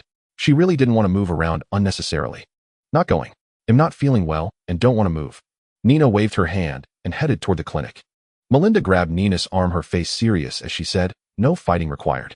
We discovered a strange artifact that might need your magical knowledge. A few days ago, a hammer fell from the sky. S-H-I-E-L-D had tried every means to move it, but all their technological efforts failed, leaving them no choice but to seek Nina's help. Nina had no fondness for the Blackheart bastard. and director Nick had no love for the greedy woman either. Both secretly wished to strangle the other, but they held back due to various unspeakable transactions. Otherwise, wouldn't Nina have smacked that bald head with a book by now? Strange artifact. Nina pondered the Marvel storyline and then asked, "What is it?" "A hammer. A peculiar hammer." Melinda released Nina's hand, glanced around, and said, "Let's talk inside. It's a bit inconvenient out here." It was just past 10 at night, and the streets still had quite a few people. Some lying around moaning, waiting to be picked up, others hanging over flower beds vomiting. Nina uttered a single syllable and walked toward the clinic. She had already guessed what the strange artifact was. It had to be Thor's hammer dropped by Odin. She had a fondness for magic and wanted to study the runes on the hammer. Having been here so long without meeting a single mage, she found it quite dull. The hammer wasn't actually heavy, it was forged from Asgardian Uru metal. Ordinary people couldn't lift it only because of Odin's enchantment. If one were stronger than Odin, they could lift Mjolnir. Otherwise, they had to follow the magic's rules. The claim that lifting it granted the power of Thor was inaccurate. Rather, it allowed access to Thor's energy stored within the hammer. Uru metal's greatest trait wasn't just hardness, but its ability to store energy, especially magical energy. Thor's divine power didn't come from the hammer, it merely channeled his lightning force. Only those of noble character could lift it. Nina wanted to try. She was now bathed in holy light. Wasn't that pure enough? While Nina changed clothes in the room, Melinda briefed her on the mission outside the door, from the hammer's descent to Coulson's trip to New Mexico, and finally coming to her. "All right, I get it. Let's go." Nina opened the door and said. This time she didn't dress in shorts and a t-shirt. Their destination wasn't much different from a desert, so more layers were better. Long pants, a long-sleeved shirt, a trench coat, and a backpack. That was all Nina prepared. She didn't bring any daily necessities, planning only to take a look and then return home to incubate the egg.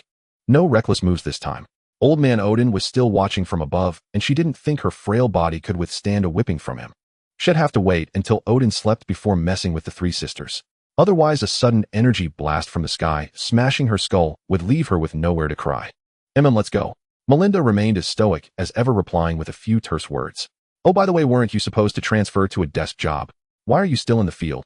Nina grabbed 2 bottles of soda, tossed one to Melinda, and asked. Melinda's face tightened as she gritted out, "Short-staffed. They assigned me as a driver. The director's orders." She spoke with deep resentment.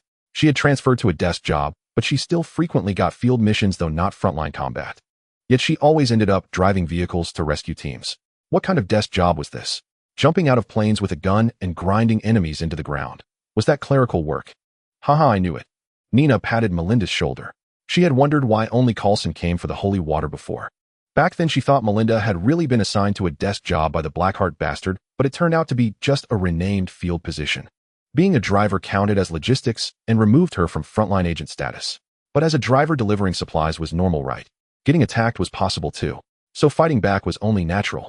Grinding enemies into the ground along the way ensured no ambushes. As a logistics driver, how could she guarantee cargo safety otherwise? It was like stealth infiltration. Kill everyone and no one knows you were there. Perfect stealth. Main characters Nina and Melinda. Tasked to uncover the secret of the hammer. A sultry woman wielding the powers of holy light and original sin, with 2 unborn children and possessing an exceptionally pronounced lumbar disc. Melinda May. A mature woman in a tight leather outfit, just a few years shy of becoming a married lady endowed with special skills such as interrogation, close combat, and reckless driving. The 2 have now embarked on their mission. Scene 1, a convenience store robbery. Miss Nina, feeling unwell, tasked Melinda to head to the nearest convenience store to gather supplies so she could regain her combat strength and successfully complete the mission unscathed. As Nina prepared to pay, a small-time robber jumped out, pressing a cold, dark gun against her lower back, his voice trembling with anxiety and excitement. Startled by the sudden appearance of the petty thug, Nina responded with an uppercut that sent him crashing into the ceiling. The cashier expressed her gratitude, reluctantly handing over the money she had just received. Nina cheerfully declined it, placing it all into her pocket. Side quest 1, the cashier's token of gratitude. Reward: free shopping. Time continued to pass as the main damage dealer Nina and the mature supporting driver set off again, the journey peaceful until they prepared to address their physiological needs. Suddenly, a small boss engulfed in flames jumped out and began to tail the 2 women, brandishing a scalding iron whip that dripped like hot wax. With bindings, chains, and molten iron, the 2 women drove ahead while the fiery man pursued them, his whip cracking with filthy sounds. The mini-boss battle officially begins. "Stop eating," Melinda shouted at Nina in the back seat, sharply turning the wheel to dodge a swinging chain. "What the hell is that behind us? Figure it out." Just as they were about to address their physiological needs, eating using the restroom, the flaming man burst forth. Without any warning, he shouted, "Sinners, accept the judgment of hell," pursuing the two uniquely styled women while attempting to bind them with chains and using his bony face to threaten them. Nina, biting into a sausage she had roasted by the roadside, expressed her frustration as the flames were not enough. The demonic knight behind them unleashed enough firepower, but unfortunately the heat was so intense that her snack was ready too quickly, leaving her no time to spread honey on it. "I don't know, but the grilled chicken wings are pretty tasty. Want some?" Nina offered a piece of chicken wing, her hands covered in oil and honey, to Melinda. "Thanks. But wait," Melinda exclaimed. "What I asked was what that thing behind us is. Ew, I don't want any grilled chicken wings." Melinda initially considered trying the chicken wing that Nina offered, but then she snapped back to reality, realizing they were being chased. "What are you doing eating chicken wings? If we don't figure out that ball of fire behind us, we'll end up as two crispy roasted pigs. Stop eating already." In a sudden move, Melinda bit down on Nina's finger, accidentally grabbing the chicken wing, mumbling with a mouthful, "It's actually not bad, but what's up with the honey on your hands? Are you worried you won't taste good after being roasted? We haven't even begun to roast yet, and you're adding seasoning. You're really something." Nina shrugged off her bitten finger and continued eating, completely dismissing the demonic knight behind them. "Just drive faster. In half an hour you can grab a wrench and beat him. For now, let's just enjoy our late-night snack." "Do you know him?" Melinda spat the chicken bone onto the passenger seat and turned her head in surprise. It was evident from Nina's tone that she was not concerned, yet she was able to pinpoint a suspicious time frame and suggested going down to deal with that fiery skeleton. "That's quite clear. The big guy behind knows the fiery fool. I don't know him, but I know a bit about his abilities. We just need to wait for the sun to come up." Nina stuffed a corn cob into her mouth, licking the sweet honey off it with her tongue before speaking. She didn't want to engage with the demonic knight. That guy only knew how to chase sinners for judgment, nothing else. A poor sight, not even attractive. Why bother provoking these petty monsters? Don't they have enough time to sleep at night? However, it's great for barbecuing. Quick cooking, no burning, no strange odors. Is it dawn yet? Melinda maneuvered the car to dodge the fiery stone attacks, glancing at the in-car computer for the time and daylight, angrily stating, "It's only a little past 4. In half an hour, it will barely be 5. Where's the sun?" Nina burped, wiping the oil off her hands with a wet napkin, and leisurely replied, "I never said wait for the sun to come up. Half an hour from now is when it'll be full. Once I'm full, it'll go." Melinda turned back in shock. "What kind of person are you? I'm struggling to drive and evade enemy attacks while you have a way to handle it. But instead you're hiding here, munching on a sausage. I've never seen such shamelessness. Where's the royal uncle?" Nina extended her hand. Since the healer awakened once, she significantly improved her control over holy light magic and charms, no longer needing to fumble around blindly. Now, with her hands greasy and sticky with honey, it wasn't a good idea to touch everything, especially certain parts. With a pop, a magical book bounced out from her curves. Nina reached for the book and began infusing it with holy light magic, rolling down the window to throw it out. Drink a boker. The holy light illuminated the earth, creating a blinding sun in the night wilderness. Brakes, collisions, explosions, screams. Nina waved out of the window, and the small royal uncle flew to her hand, radiating blinding light. "Want to vent some evil fire? If you want, just backtrack." "Heh, heh, heh." Melinda laughed. The next scene left Nina in awe. The sound of the car roared, accompanied by an engine's explosive growl. Amidst the man's anguished cries, Melinda emitted a cold chuckle. The road was marked with intersecting brake tracks. In the middle of the skid marks lay a man. Covered in black, he gazed up at the sky. Being repeatedly run over by a several-ton vehicle, it was pure despair. Accelerating, braking, accelerating, braking. "I've had enough. Mephisto, I will make you pay for this, you bastard." The man screamed in agony. Amidst his cries, a hint of sobbing could be heard. The journey was filled with constant surprises, each opening a prize, growing bolder with every fight, and engaging in endless verbal sparring. There were only 3 settings: the highway, the convenience store, and the grass. By the roadside, a gang of thugs harassed them. Inside the convenience store, a sleazy robber lurked. In the grass near the restroom, a hidden predator waited. These were mere minions. Nina knocked each one out with a single punch. The one in the grass suffered the worst fate, for he nearly saw something he shouldn't have, and his memory was physically reset. The elite monsters included the Flamestalker. The road was never peaceful. Clearing wild monsters every half hour, elite monsters every 6 hours, and after a day of driving, the car was completely wrecked. Forced to resort to hitchhiking, Nina had to offer her camera as a bargaining chip. Heaven only knew what she encountered. How many times she was asked for a price, how many lectures received a resounding slap. Thankfully, an old man took pity on them and drove them to their destination. Nina handed him a bottle of cold beer. "Here, old man, have a drink." "Haha, I won't say no to that." The old man took the bottle and began to drink. They had now arrived at their destination and parked the car. The old man lived in a small town not far away. Even if he got drunk, Melinda could drive him back, or at worst he could crawl home. He drank without a care, downing one bottle after another, leaving Nina utterly astonished. She couldn't help but sigh inwardly. Old man, take it easy. Drinking like this, I'm afraid your body can't handle it. The old man seemed tipsy, his face flushed as he laughed. Haha, you're here to see that hammer too, aren't you? Well, that's unfortunate. A few days ago, that place was declared a military zone. Ordinary people can't get in. Nina and Melinda sat on small wooden stools. Beside them was a pile of charcoal with a grill set up, and together they placed food on it to cook. Old man, you know about that hammer too. Nina handed him a skewer of grilled kidneys. Of course I do. That hammer even tore off the bed of my truck. How could I forget? The old man drank and ate skewers, boasting nonstop about his heroic attempt to take the hammer home and use it as a paperweight. All right, old man, you're amazing. Nina didn't debunk his tall tale, instead she kept flattering him. Now she was starting to regret it. It was obvious to anyone that the old man was advanced in years. Why did she have to hand him a bottle of wine and prepare so much greasy food? Now she was terrified that a simple argument might anger him to the point of collapse. She ate cautiously, playing the role of a dutiful attendant. Melinda, the graceful grill mistress. The old man drinking heartily and bragging. A harmonious atmosphere filled with tall tales. After the meal, Nina called out to the swaying pickup truck. Old man, take it easy and travel safely. The old man waved his hand out the window, signaling he was fine. Let's go, Nina. It's still half an hour to the landing site. Melinda extinguished the fire, picked up a black bag, and urged.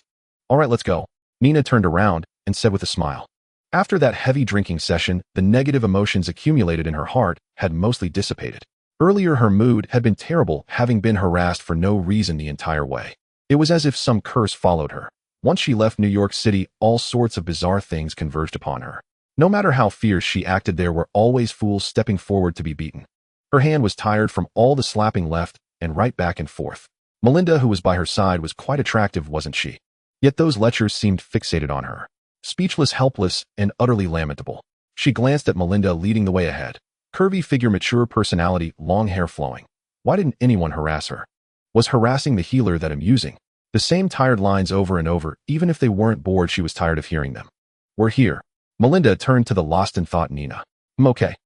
Nina snapped out of it, shaking off the tactics she had devised for dealing with perverts, and went through security with Melinda.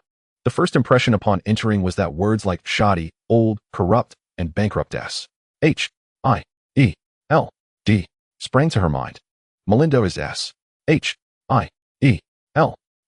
Really that poor? Nina looked at the plastic tents and asked with a strange tone. Yes, we are very poor. Melinda admitted directly. Tisk. Nina clicked her tongue in disdain, stepping away from Melinda. She muttered inwardly, as expected from the confidant of that Blackheart man, shameless to the core. S-H-I-E-L-D. Poor. Indeed, it was very poor. But what did that have to do with director Nick Fury? That was the state of S-H-I-E-L-D.'s finances now. This is just a temporary camp. Once we take the hammer, we'll dismantle it. There's no need to waste too much funding here. A man with a kind, loving face like a father figure walked out from beside the plastic tent. It was him, our ever-reliable little. Ahem. Coulson. So stingy. Can't you even buy some nylon cloth? Nina teased with a smile. Coulson smiled bitterly. This material is much more expensive than you think. Enough. Nina waved her hand in front of Coulson's face, saying disdainfully, let's just go see the hammer. I'm not interested in the cost of your camp. Nina pushed aside the curtain and walked in. The interior decor wasn't as bad as it looked from the outside. Circular metal walkways, honeycomb metal flooring, and plastic sheeting that even a scrap yard wouldn't want. Still couldn't make out what it was supposed to be. No matter how she looked at it, it was just a pile of junk assembled together. Nina walked around the tent and finally reached the place where the hammer was stored. She turned around and complained, why didn't you just make a straight path? Do you like going in circles that much? Oh well, this is to prevent. Coulson began to explain seriously. Enough. Nina interrupted him again, a look of disgust on her face.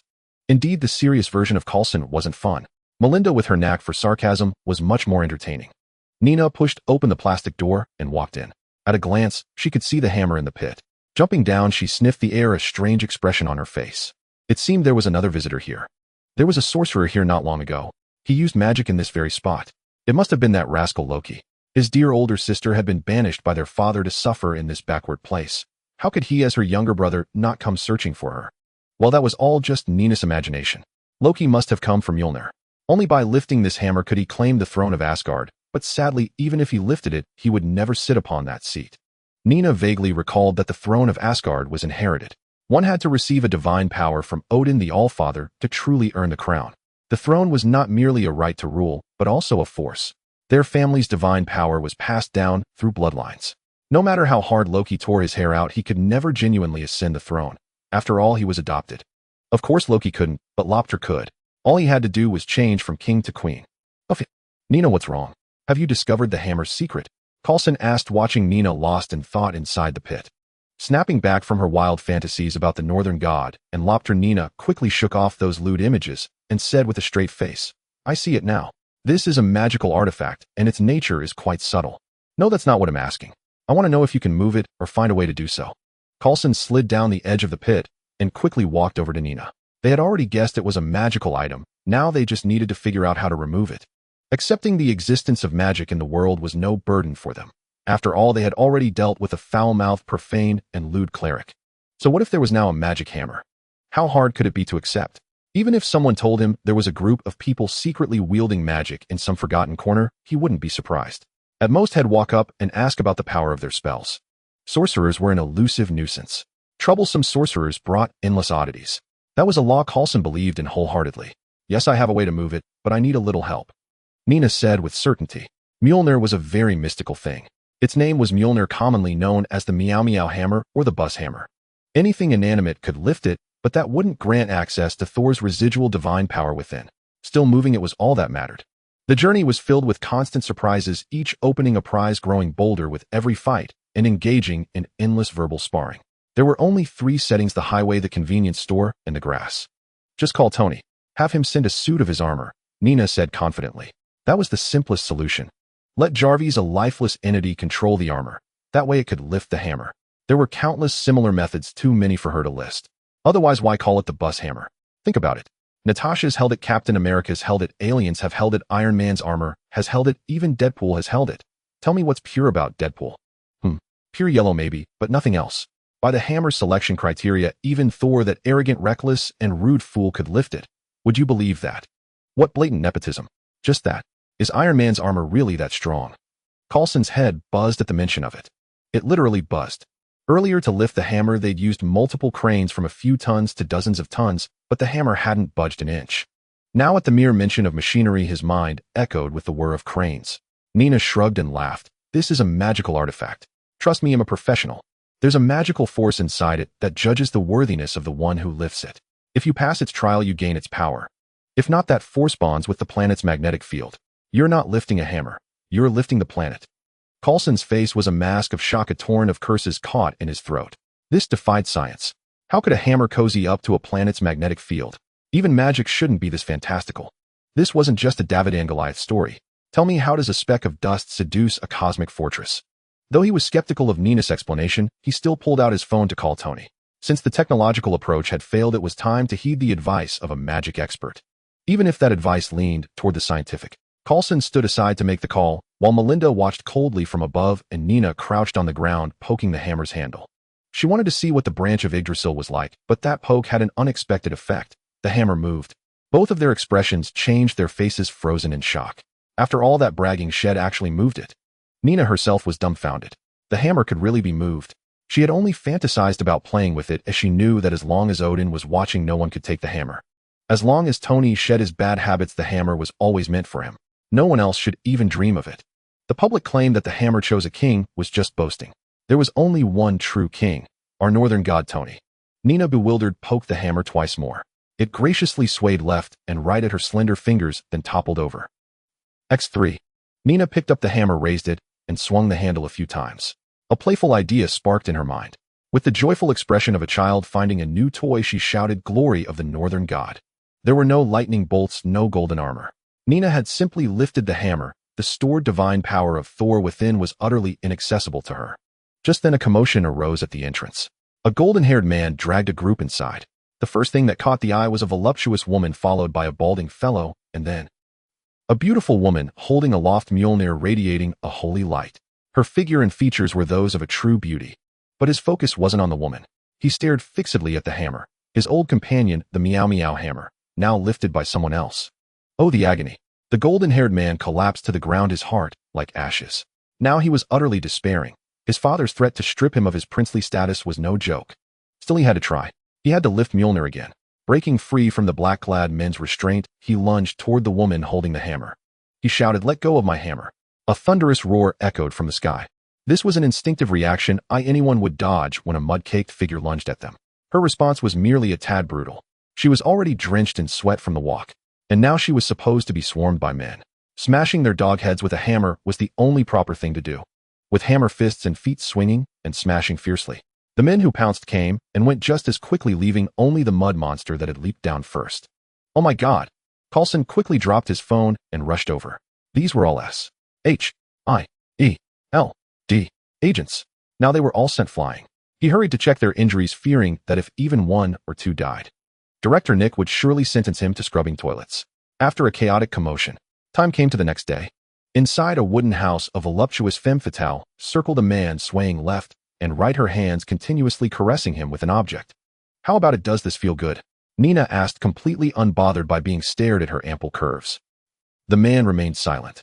Nina hummed a tune, running a comb through Thor's hair, repeatedly styling it from a center part to a side part to a slicked back and finally to a pompadour. Nina put down the hair dye, checked the time, and comforted him. "Don't overthink it. Come on, go wash your hair and start your new life." Thor remained silent, staring blankly at his reflection in the mirror. He looked no different, still as handsome, still as mighty as ever. Now his golden hair had turned green, and Mjolnir had become a green hat. Several S.H.I.E.L.D. agents stepped forward politely to lead Tony to the bathroom to wash his hair. Since last night's incident, Tony's identity had been revealed. The renowned Thor, god of thunder, the glory of the northern gods, the mightiest warrior of Asgard, the Hercules among gods, son of Odin, a series of titles. With Nina's confirmation, S.H.I.E.L.D. exploded in a spiral on the spot. "This? A few sorcerers or something. Fine, our hearts are strong enough to bear it. But Thor, the god of thunder? Sorry, we can't handle that." If Thor, the god of thunder, is confirmed real, then it means all the gods of Norse mythology exist. What a surprise. If the Norse gods exist, do other pantheons exist? This question is worth pondering. Upon hearing the news, a certain bald man clutched his heart and downed 2 bottles of quick-acting heart pills, muttering, I knew it. Nothing involving that money-grubbing woman ever gets smoothed over or minimized. Why do we have to mess with that jinx? Regret. Time returns to the present. Coulson looked troubled and asked cautiously, "Isn't this a bit too much for a prince? Green hair and a green hat. This all seems incredibly insulting." Nina removed her disposable gloves, turned to Coulson, and said seriously, "It's a fact. Mew cheated. That really happened. I'm just giving him a vivid picture of it." The hammer was still lying nearby. No matter how hard Thor tried, he couldn't lift it.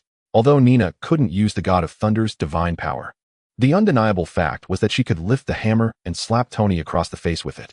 Now she was simply telling Thor vividly, "The hammer cheated on you, you've been cuckolded." After some grooming, Tony, with his green-dyed hair and cleanly shaven stubble, was brought out. Nina stepped forward to draw a neat eyeliner on him and applied lip balm to his lips. Just a note, this was swiped from Melinda's handbag. She didn't use such things. A lip balm could never match the agility of a tongue. Ahem.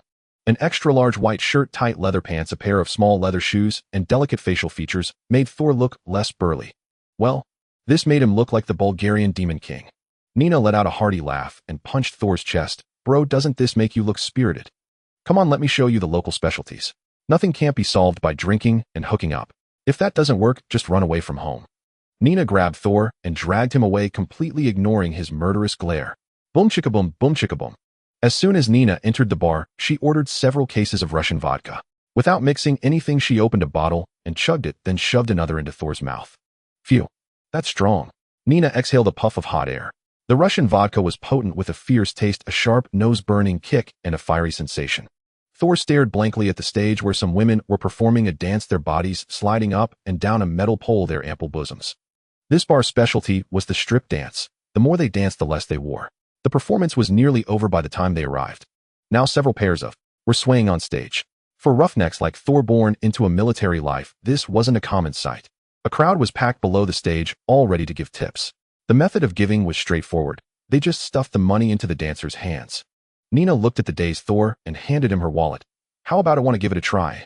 This is a local specialty. It's rare in other states. If you don't play now, you'll miss your chance." Taking the wallet dazedly, Thor swallowed hard. After glancing around to make sure no Jane Fosters or Sifs would pop out, he whispered, "Is this really legal? Are you sure this won't get us into trouble?" His time in Midgard had been a series of embarrassing mishaps. had been electrocuted, beaten, hit by a car, tied up, molested, starved. A veritable collection of tragedies. Now he had developed a habit for anything unfamiliar head ask first to avoid another round of mockery. Hey, is that all? In this place you can tip whoever you want. If anything happens, you'll take the blame. Go ahead and enjoy, Nina said with a carefree laugh. She had nearly 20,000 in cash in her wallet, and with her bank cards, she could easily buy the entire town. She didn't believe anyone could resist the allure of money. Now that a prince was down on his luck, she had to treat him well. That way it wouldn't be hard to ask for a trip to Asgard later. She was very eager to see their sorcerers. Besides, she had given Thor a hat. It would be inexcusable not to make it up to him. Nina. Thor swallowed hard, stood up, scanned the room, and finally set his gaze on Nina, who was leaning against the bar, one hand holding a drink, the other spinning a stool. No one in the place was more beautiful than her. Her figure might not be the most voluptuous, but her proportions were the best, and she stood the tallest. The others all sagged from being too large. Thinking this, Thor directly stuffed the wallet into Nina's cleavage and said confidently, "Such things are simple. They'll learn just by watching once." Slap. What happened tonight is unspeakable, indescribable. For details, search Queen and beep. This is the evaluation word for today's performance. Nina currently has little interest in it, as she simply wants to see these unique shows since she's rarely in this state. Thor held an ice pack against his cheeks, sighing as he took a couple of swigs of alcohol. He had just suffered a common setback, and the slap on his face burned fiercely, seemingly infused with a special energy. Although it hurt like hell, he could not numb his nerves with alcohol. Even with the ice pack numbing his cheek, the burning pain persisted, perhaps even more intensified.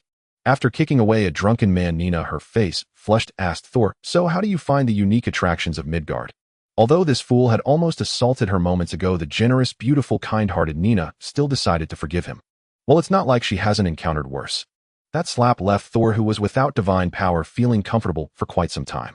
The slap contained her holy light magic. He had no holy energy at all, and the effect of that energy would leave his old face burning for at least half a month. It's good, but it hurts a lot.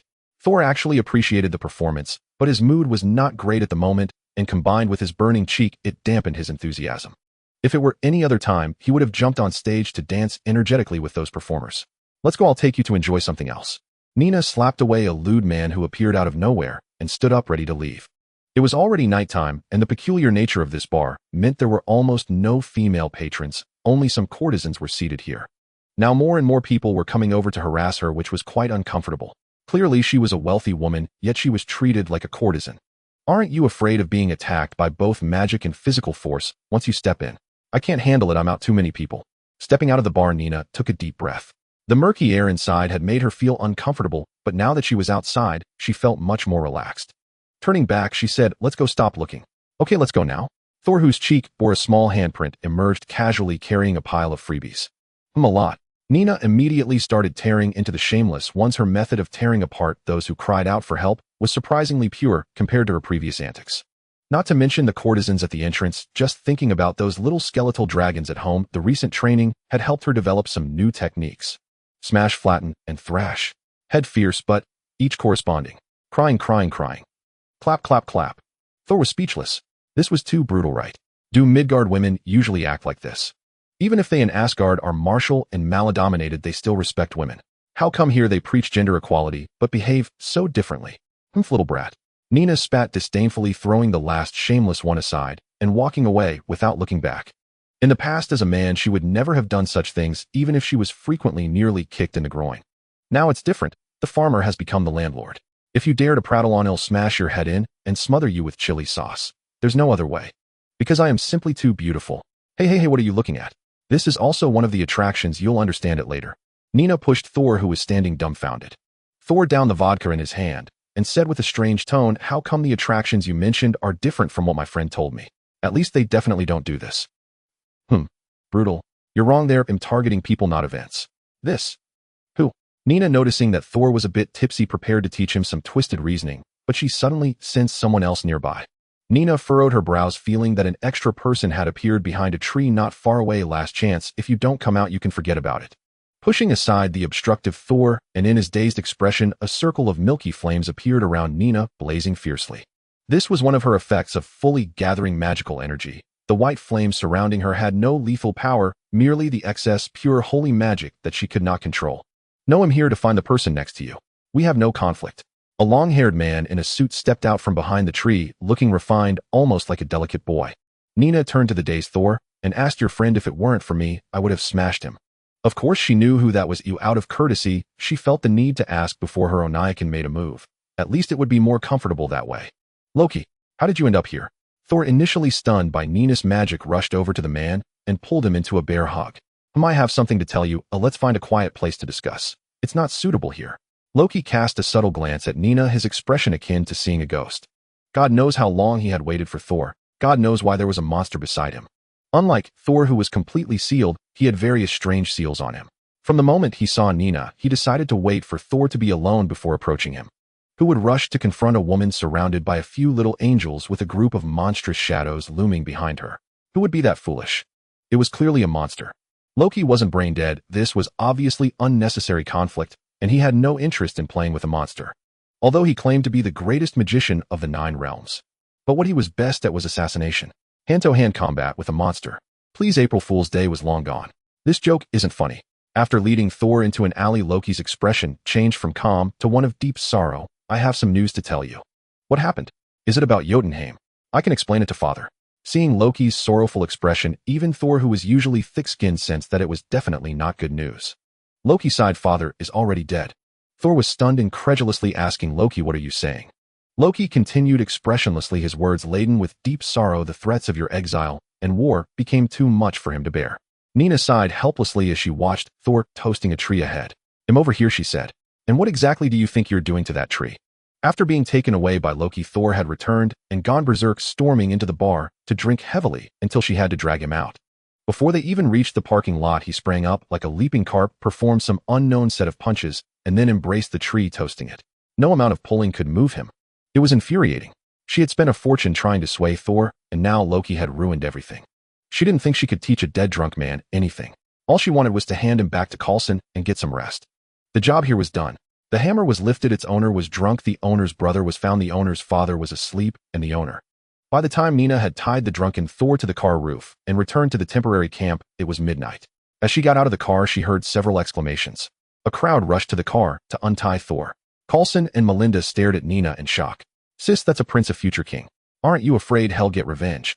What if when he becomes king, he comes after you and takes you as his consort, tormenting you day and night? Don't look at me like that. Hey Race, what happened? Nina herself was speechless as she began recounting what she had overheard. Something about a war with the frost giants, Odin passing away in anger, and Loki becoming king by virtue of his title as prince. Mid-sentence, Nina sensed something wrong and abruptly crouched down. A hand swung through the spot where her head had just been. Without a second thought, Nina elbowed her attacker in the groin. Instead of the expected male anatomy, she hit something just like her own. OMG. Jane Foster screamed, collapsing to the ground, clutching her groin, letting out pained cries that would break any heart. Nina turned around, bewildered. Why did you attack me out of nowhere? She had instinctively used the mixed martial arts Tony had taught her. It was a fighting style Tony had created a month ago, refined by Jarvis through corrections, bindings, updates, and patches. One hit, and the opponent would be on their knees in pain. The burly bodyguard fondly called it a centuries-old dirty trick. Dirty or not, it worked. Though using it was a bit nauseating. Jane Foster's face twisted in agony, anger, sorrow, and tears, but she couldn't utter a word through the pain. Her lower abdomen twitched occasionally. When the doctor and her best friend saw this, they abandoned the dazed Thor and rushed over. Nina, without thinking, used the martial arts again. And then 2 more people were on the ground. Though Nina seemed quick to react, she was still utterly confused, having no idea what was happening. She only knew that if she didn't take down the 2 behind her, she'd be scolded endlessly. What's wrong with them? They're acting so strange. Nina glanced at the people groaning on the ground, ensuring they'd have no lasting effects, then stood up to ask. Coulson's mouth twitched. He looked as if he wanted to speak, struggled to find the words, thought for a moment, and then didn't know what to say. You tied up a prince, and now you've hit a potential princess. You're the boss, do whatever you want. He was washing his hands of this. Melinda covered her face, stifling a laugh, and said awkwardly, the first one you knocked down might have seen you as a mistress. The other 2 are her teacher and best friend to him. She had almost burst out laughing. Not just laughing, she wanted to rant wildly. This was too dramatic. Even a novel couldn't be written like this. Nina deliberately made a scared face, then bounced around smugly in front of Jane Foster. This woman wants to tear apart a mistress, but doesn't work out. How could she possibly win? Hiss. You. Jane Foster was about to explode with rage. Nina had stolen her man, nearly taken her place, beaten her friends and family, and now had the audacity to gloat. What kind of person was this? Without thinking, Jane picked up a stone and threw it. Even though her lower body was incapacitated, her spirit remained strong. Even with only her upper body, she wanted to shout mistress. Nina elegantly dodged the stone with a smug look, then froze as she slowly looked down at her abdomen. Clutching it, she also collapsed to the ground in pain. Melinda, quickly, Nina called out in agony. Everyone present was baffled. Was this a case of faking an injury? She hadn't even been hit, so why was she falling? No professionalism. Arrest everyone. Hawkeye, make sure no one escapes. Melinda was stunned for a moment, but quickly snapped back to reality. Things were looking bad. Compared to other possibilities, Nina was the most important. Now that something was wrong, everyone had to be detained. An exiled prince, a potential princess, an ordinary teacher, and a flaky best friend. They all seemed important, but were ultimately useless. Now they were suspected of harming a national treasure. Until the situation was clarified, they would all be held. After giving the order, Melinda hurried over to support Nina, her expression grave. Are you okay? Do I need to call a doctor? Nina's face was deathly pale. No, just help me into the room to lie down. I think it might be about to be born. The magic source in her abdomen felt like a cupping jar had been removed, everything inside drained. All her magic was gone, and the magic source in her head was starting to ache. Born. Melinda stared at Nina in shock. When had she gotten pregnant? How had she not noticed before? During the Gobi Desert trip, everyone had bathed together due to the lack of water, and Nina's stomach had been flat. Even now it was still perfectly flat. And yet you're telling me she's pregnant and about to give birth. What the hell?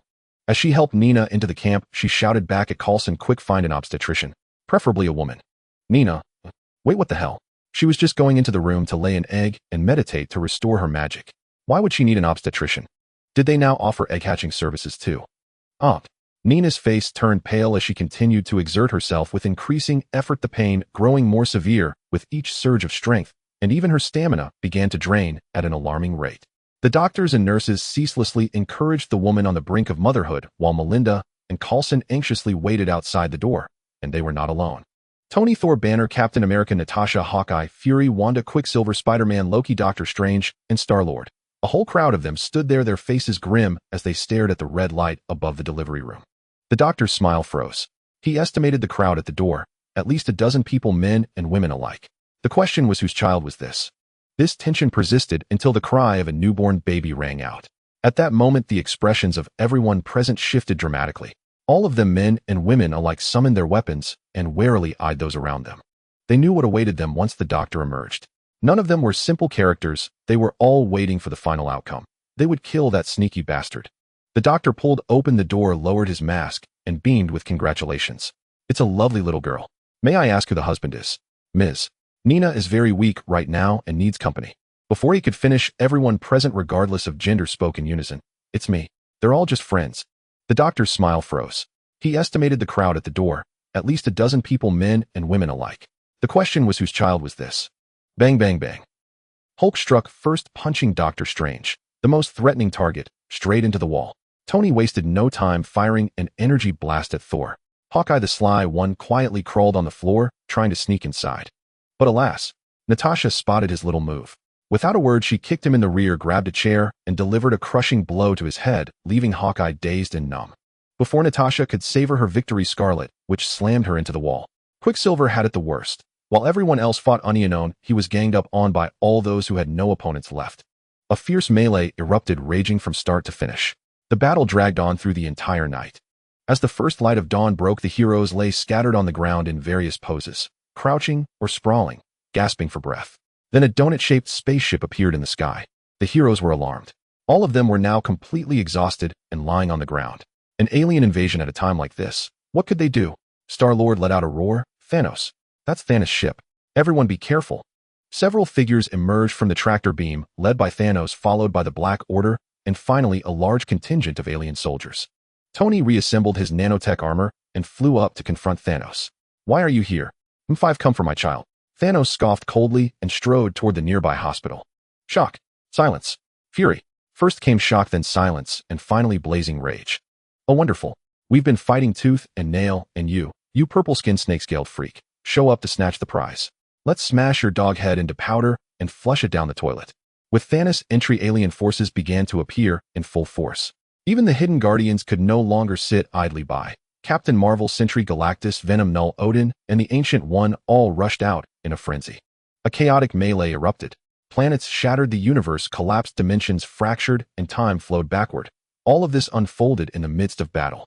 By now, all the gods had perished. Life and land were ravaged, the universe entered the countdown to heat death. Yet the heroes stubbornly survived.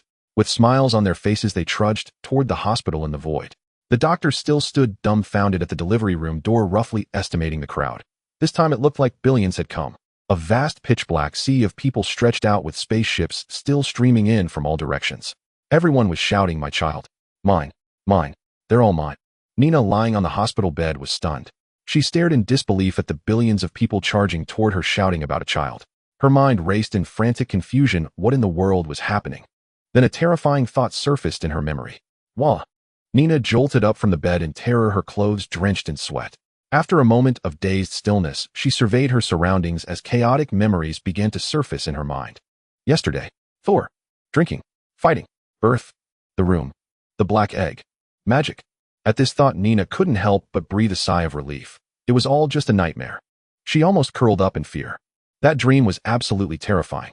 Just then a faint sobbing sound came from under the bed, a whimper like that of a small child, a soft, pitiful cry. Nina snapped back to reality and quickly turned over to check. A little whimperer had appeared, there was no doubt about it. It must be the one she had nurtured last night, using all her magic power. The depletion of magic had plunged her into unconsciousness, and before fainting, she had told the black egg to protect her defenseless mommy, so she wouldn't wake up covered in. She reached out, picked up the half-cracked egg from under the bed and frowned. Hello? Hello? Are you okay? Wah! Whimper. A little black head poked out of the eggshell. Upon seeing Nina's face, it cried even harder. Nina. What on earth had happened while she was asleep? Her head was still buzzing. Completely baffled. Vignette, what's wrong? Tell me who bullied you. Nina asked reluctantly, though she had a rough idea of the situation. Sleeping nightmares thrashing around. The little one had probably been knocked off the bed by her. When she was weak and unconscious from magic depletion, she had actually been cuddling the black egg. Mommy, you almost choked me to death. I'm so scared. Wah! The little figure inside the egg was utterly aggrieved. Yesterday, after saying the name, Mommy had fallen asleep. That was fine. She knew it was because she had absorbed too much primal sin magic. But the early morning hours were the worst. Her mommy kept shouting things like, "It hurts. Is it out? Is it a boy or a girl?" Words that made no sense. And she happened to be in Nina's arms. With that terrifying strength, she couldn't take it anymore. Without a second thought, she crawled back into the eggshell to hide. You think that's the end? No. Her dear mother even kicked her. With a powerful strike, she sent her flying through the wall. She had only just crawled back not long ago. The more she thought about it, the more wrong she felt, so she simply rolled under the bed to cry. After hearing the tearful account, Nina scratched her head sheepishly. She knew her sleeping posture wasn't great, but she never imagined it could be so ungraceful. So infuriating. I'm so wrong, Mommy. Boo-hoo. Nina couldn't care less about what her adopted daughter was thinking. She was overjoyed now. The pattern of the original sin on her back had fully formed. The wretched righteous character was gone. Now it was a beautiful red cross pattern with depictions of the 7 deadly sins etched upon it. Stunningly elegant, completely devoid of its former vulgarity and ugliness. Even the red eye atop it had vanished. Today was simply a glorious day, as she no longer had to fear anyone seeing her back when it was exposed. Heaven knows how hard she had tried to avoid exposure, sometimes wearing long sleeves and pants even in the scorching 40-degree summer heat. Now at last she could enjoy the coolness. Mommy, I'm hungry, Vignette complained impatiently. Nina, beaming with joy, put on her jacket and turned around with a smile. All right, no problem. They'll take you out for a feast later. Eat whatever you want. But are you sure you want to go out like that? Vignette was essentially a miniature version of Nina, scaled down proportionally, standing at about 30 centimeters tall in her estimation. She wore no clothes, only a layer of purple-black mist covered her 3 vital areas, leaving everything else exposed. All right, Vignette exclaimed, wearing an expression of how could I have forgotten. She swiftly tore away the black mist and scampered back into the eggshell. Nina stared at the eggshell, wobbling like a roly-poly toy, her head full of question marks. After a moment, Vignette emerged again, fully dressed, looking exactly like her demonic form, complete with crow wings. The only difference was that on her chest, instead of the greedy bone claw, there was a pair of bat-like membrane wings covering her fullness. She was clad entirely in purple-black gear, with a small black hat perched sideways on her head. When Nina leaned closer, she could even hear the snort of that stubborn strand of hair. Oomph. Arrogance, no doubt. Vignette flew onto Nina's shoulder, shouting excitedly. Let's go, let's go.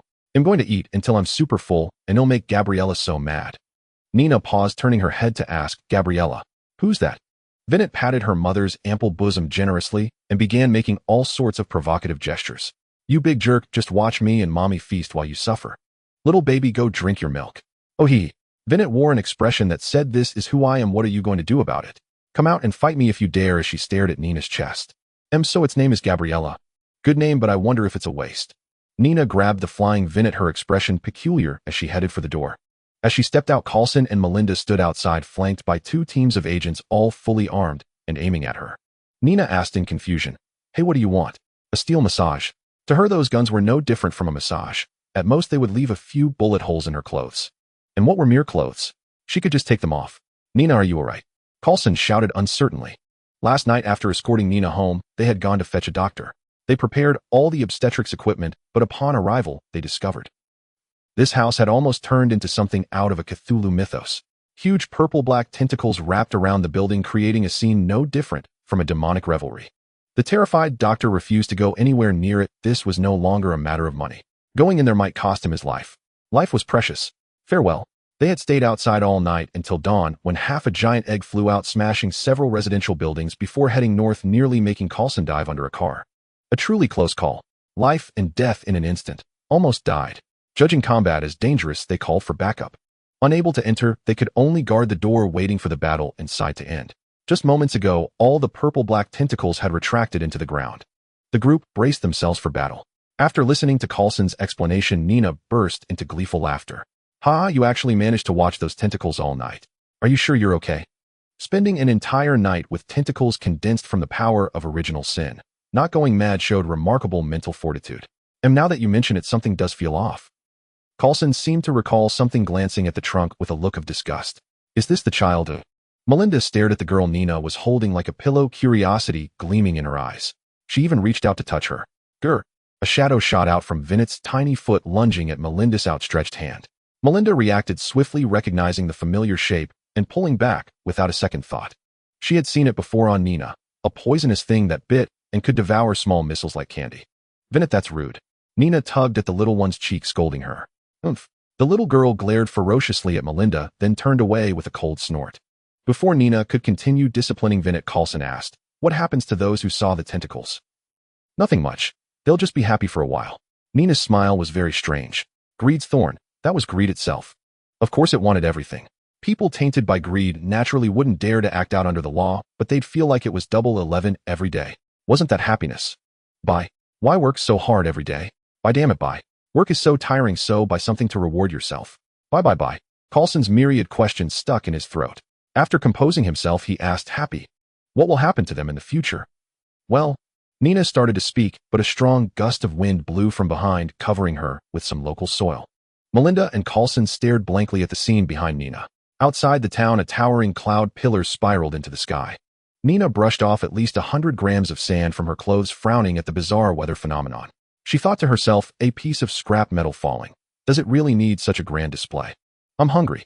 Let's eat." Vinnet was practically roaring. Half an hour wasted leaving the house, another half hour at the door. Now it was afternoon. She was starving mad.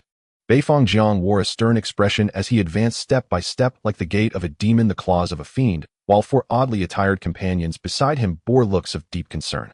The 3 kings and 1 queen shouted fervently, but Beifong Jiang paid them no heed and pressed forward. Those at the very rear, who had once been physically torn apart by Nina, were also present.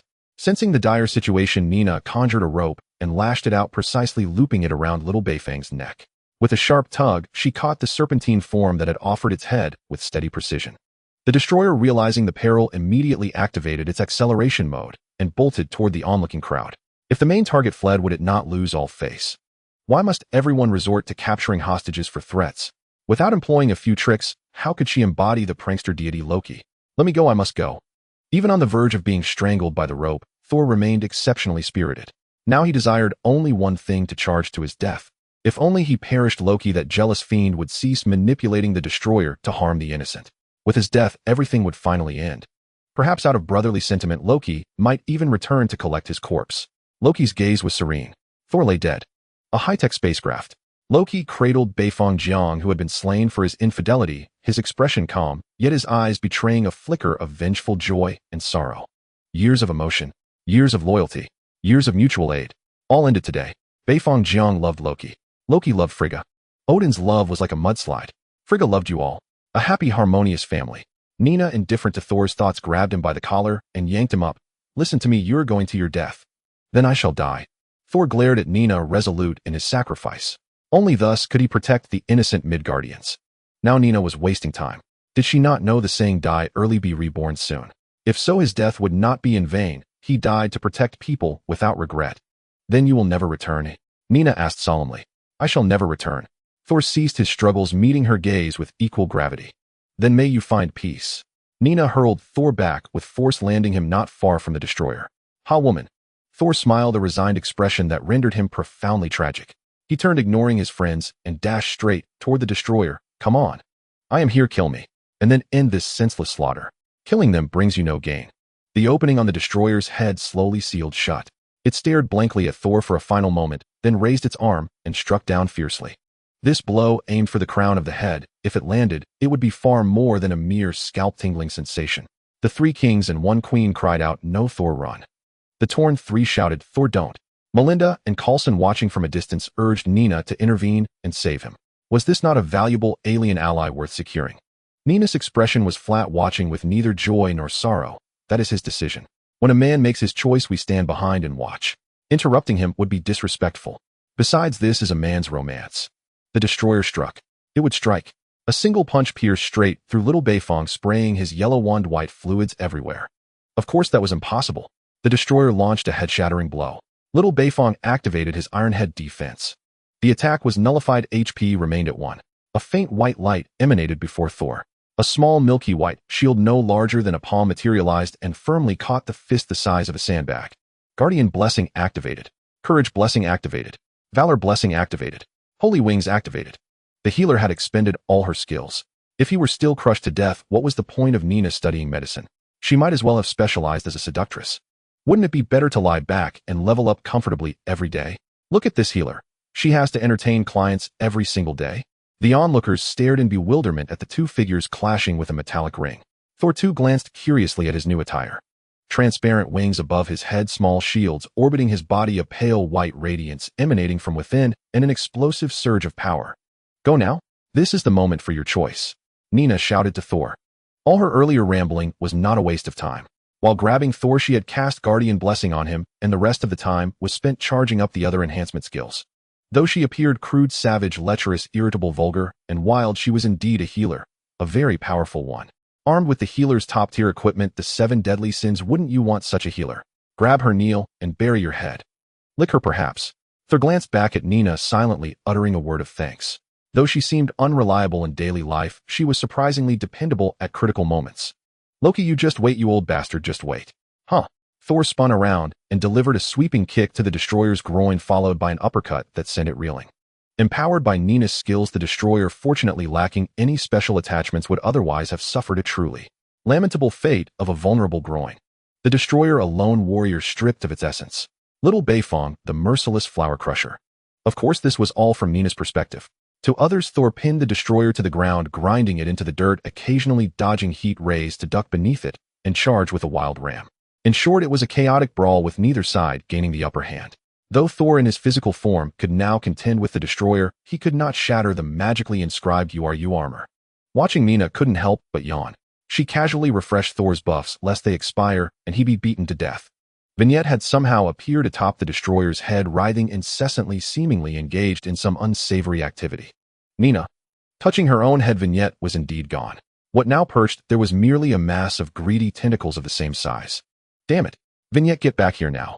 Nina raised her hand in a striking motion, only for a metal object to smack into her palm. She withdrew her hand, now holding a hammer. Thunder and lightning roared, and a pillar of light shot into the sky.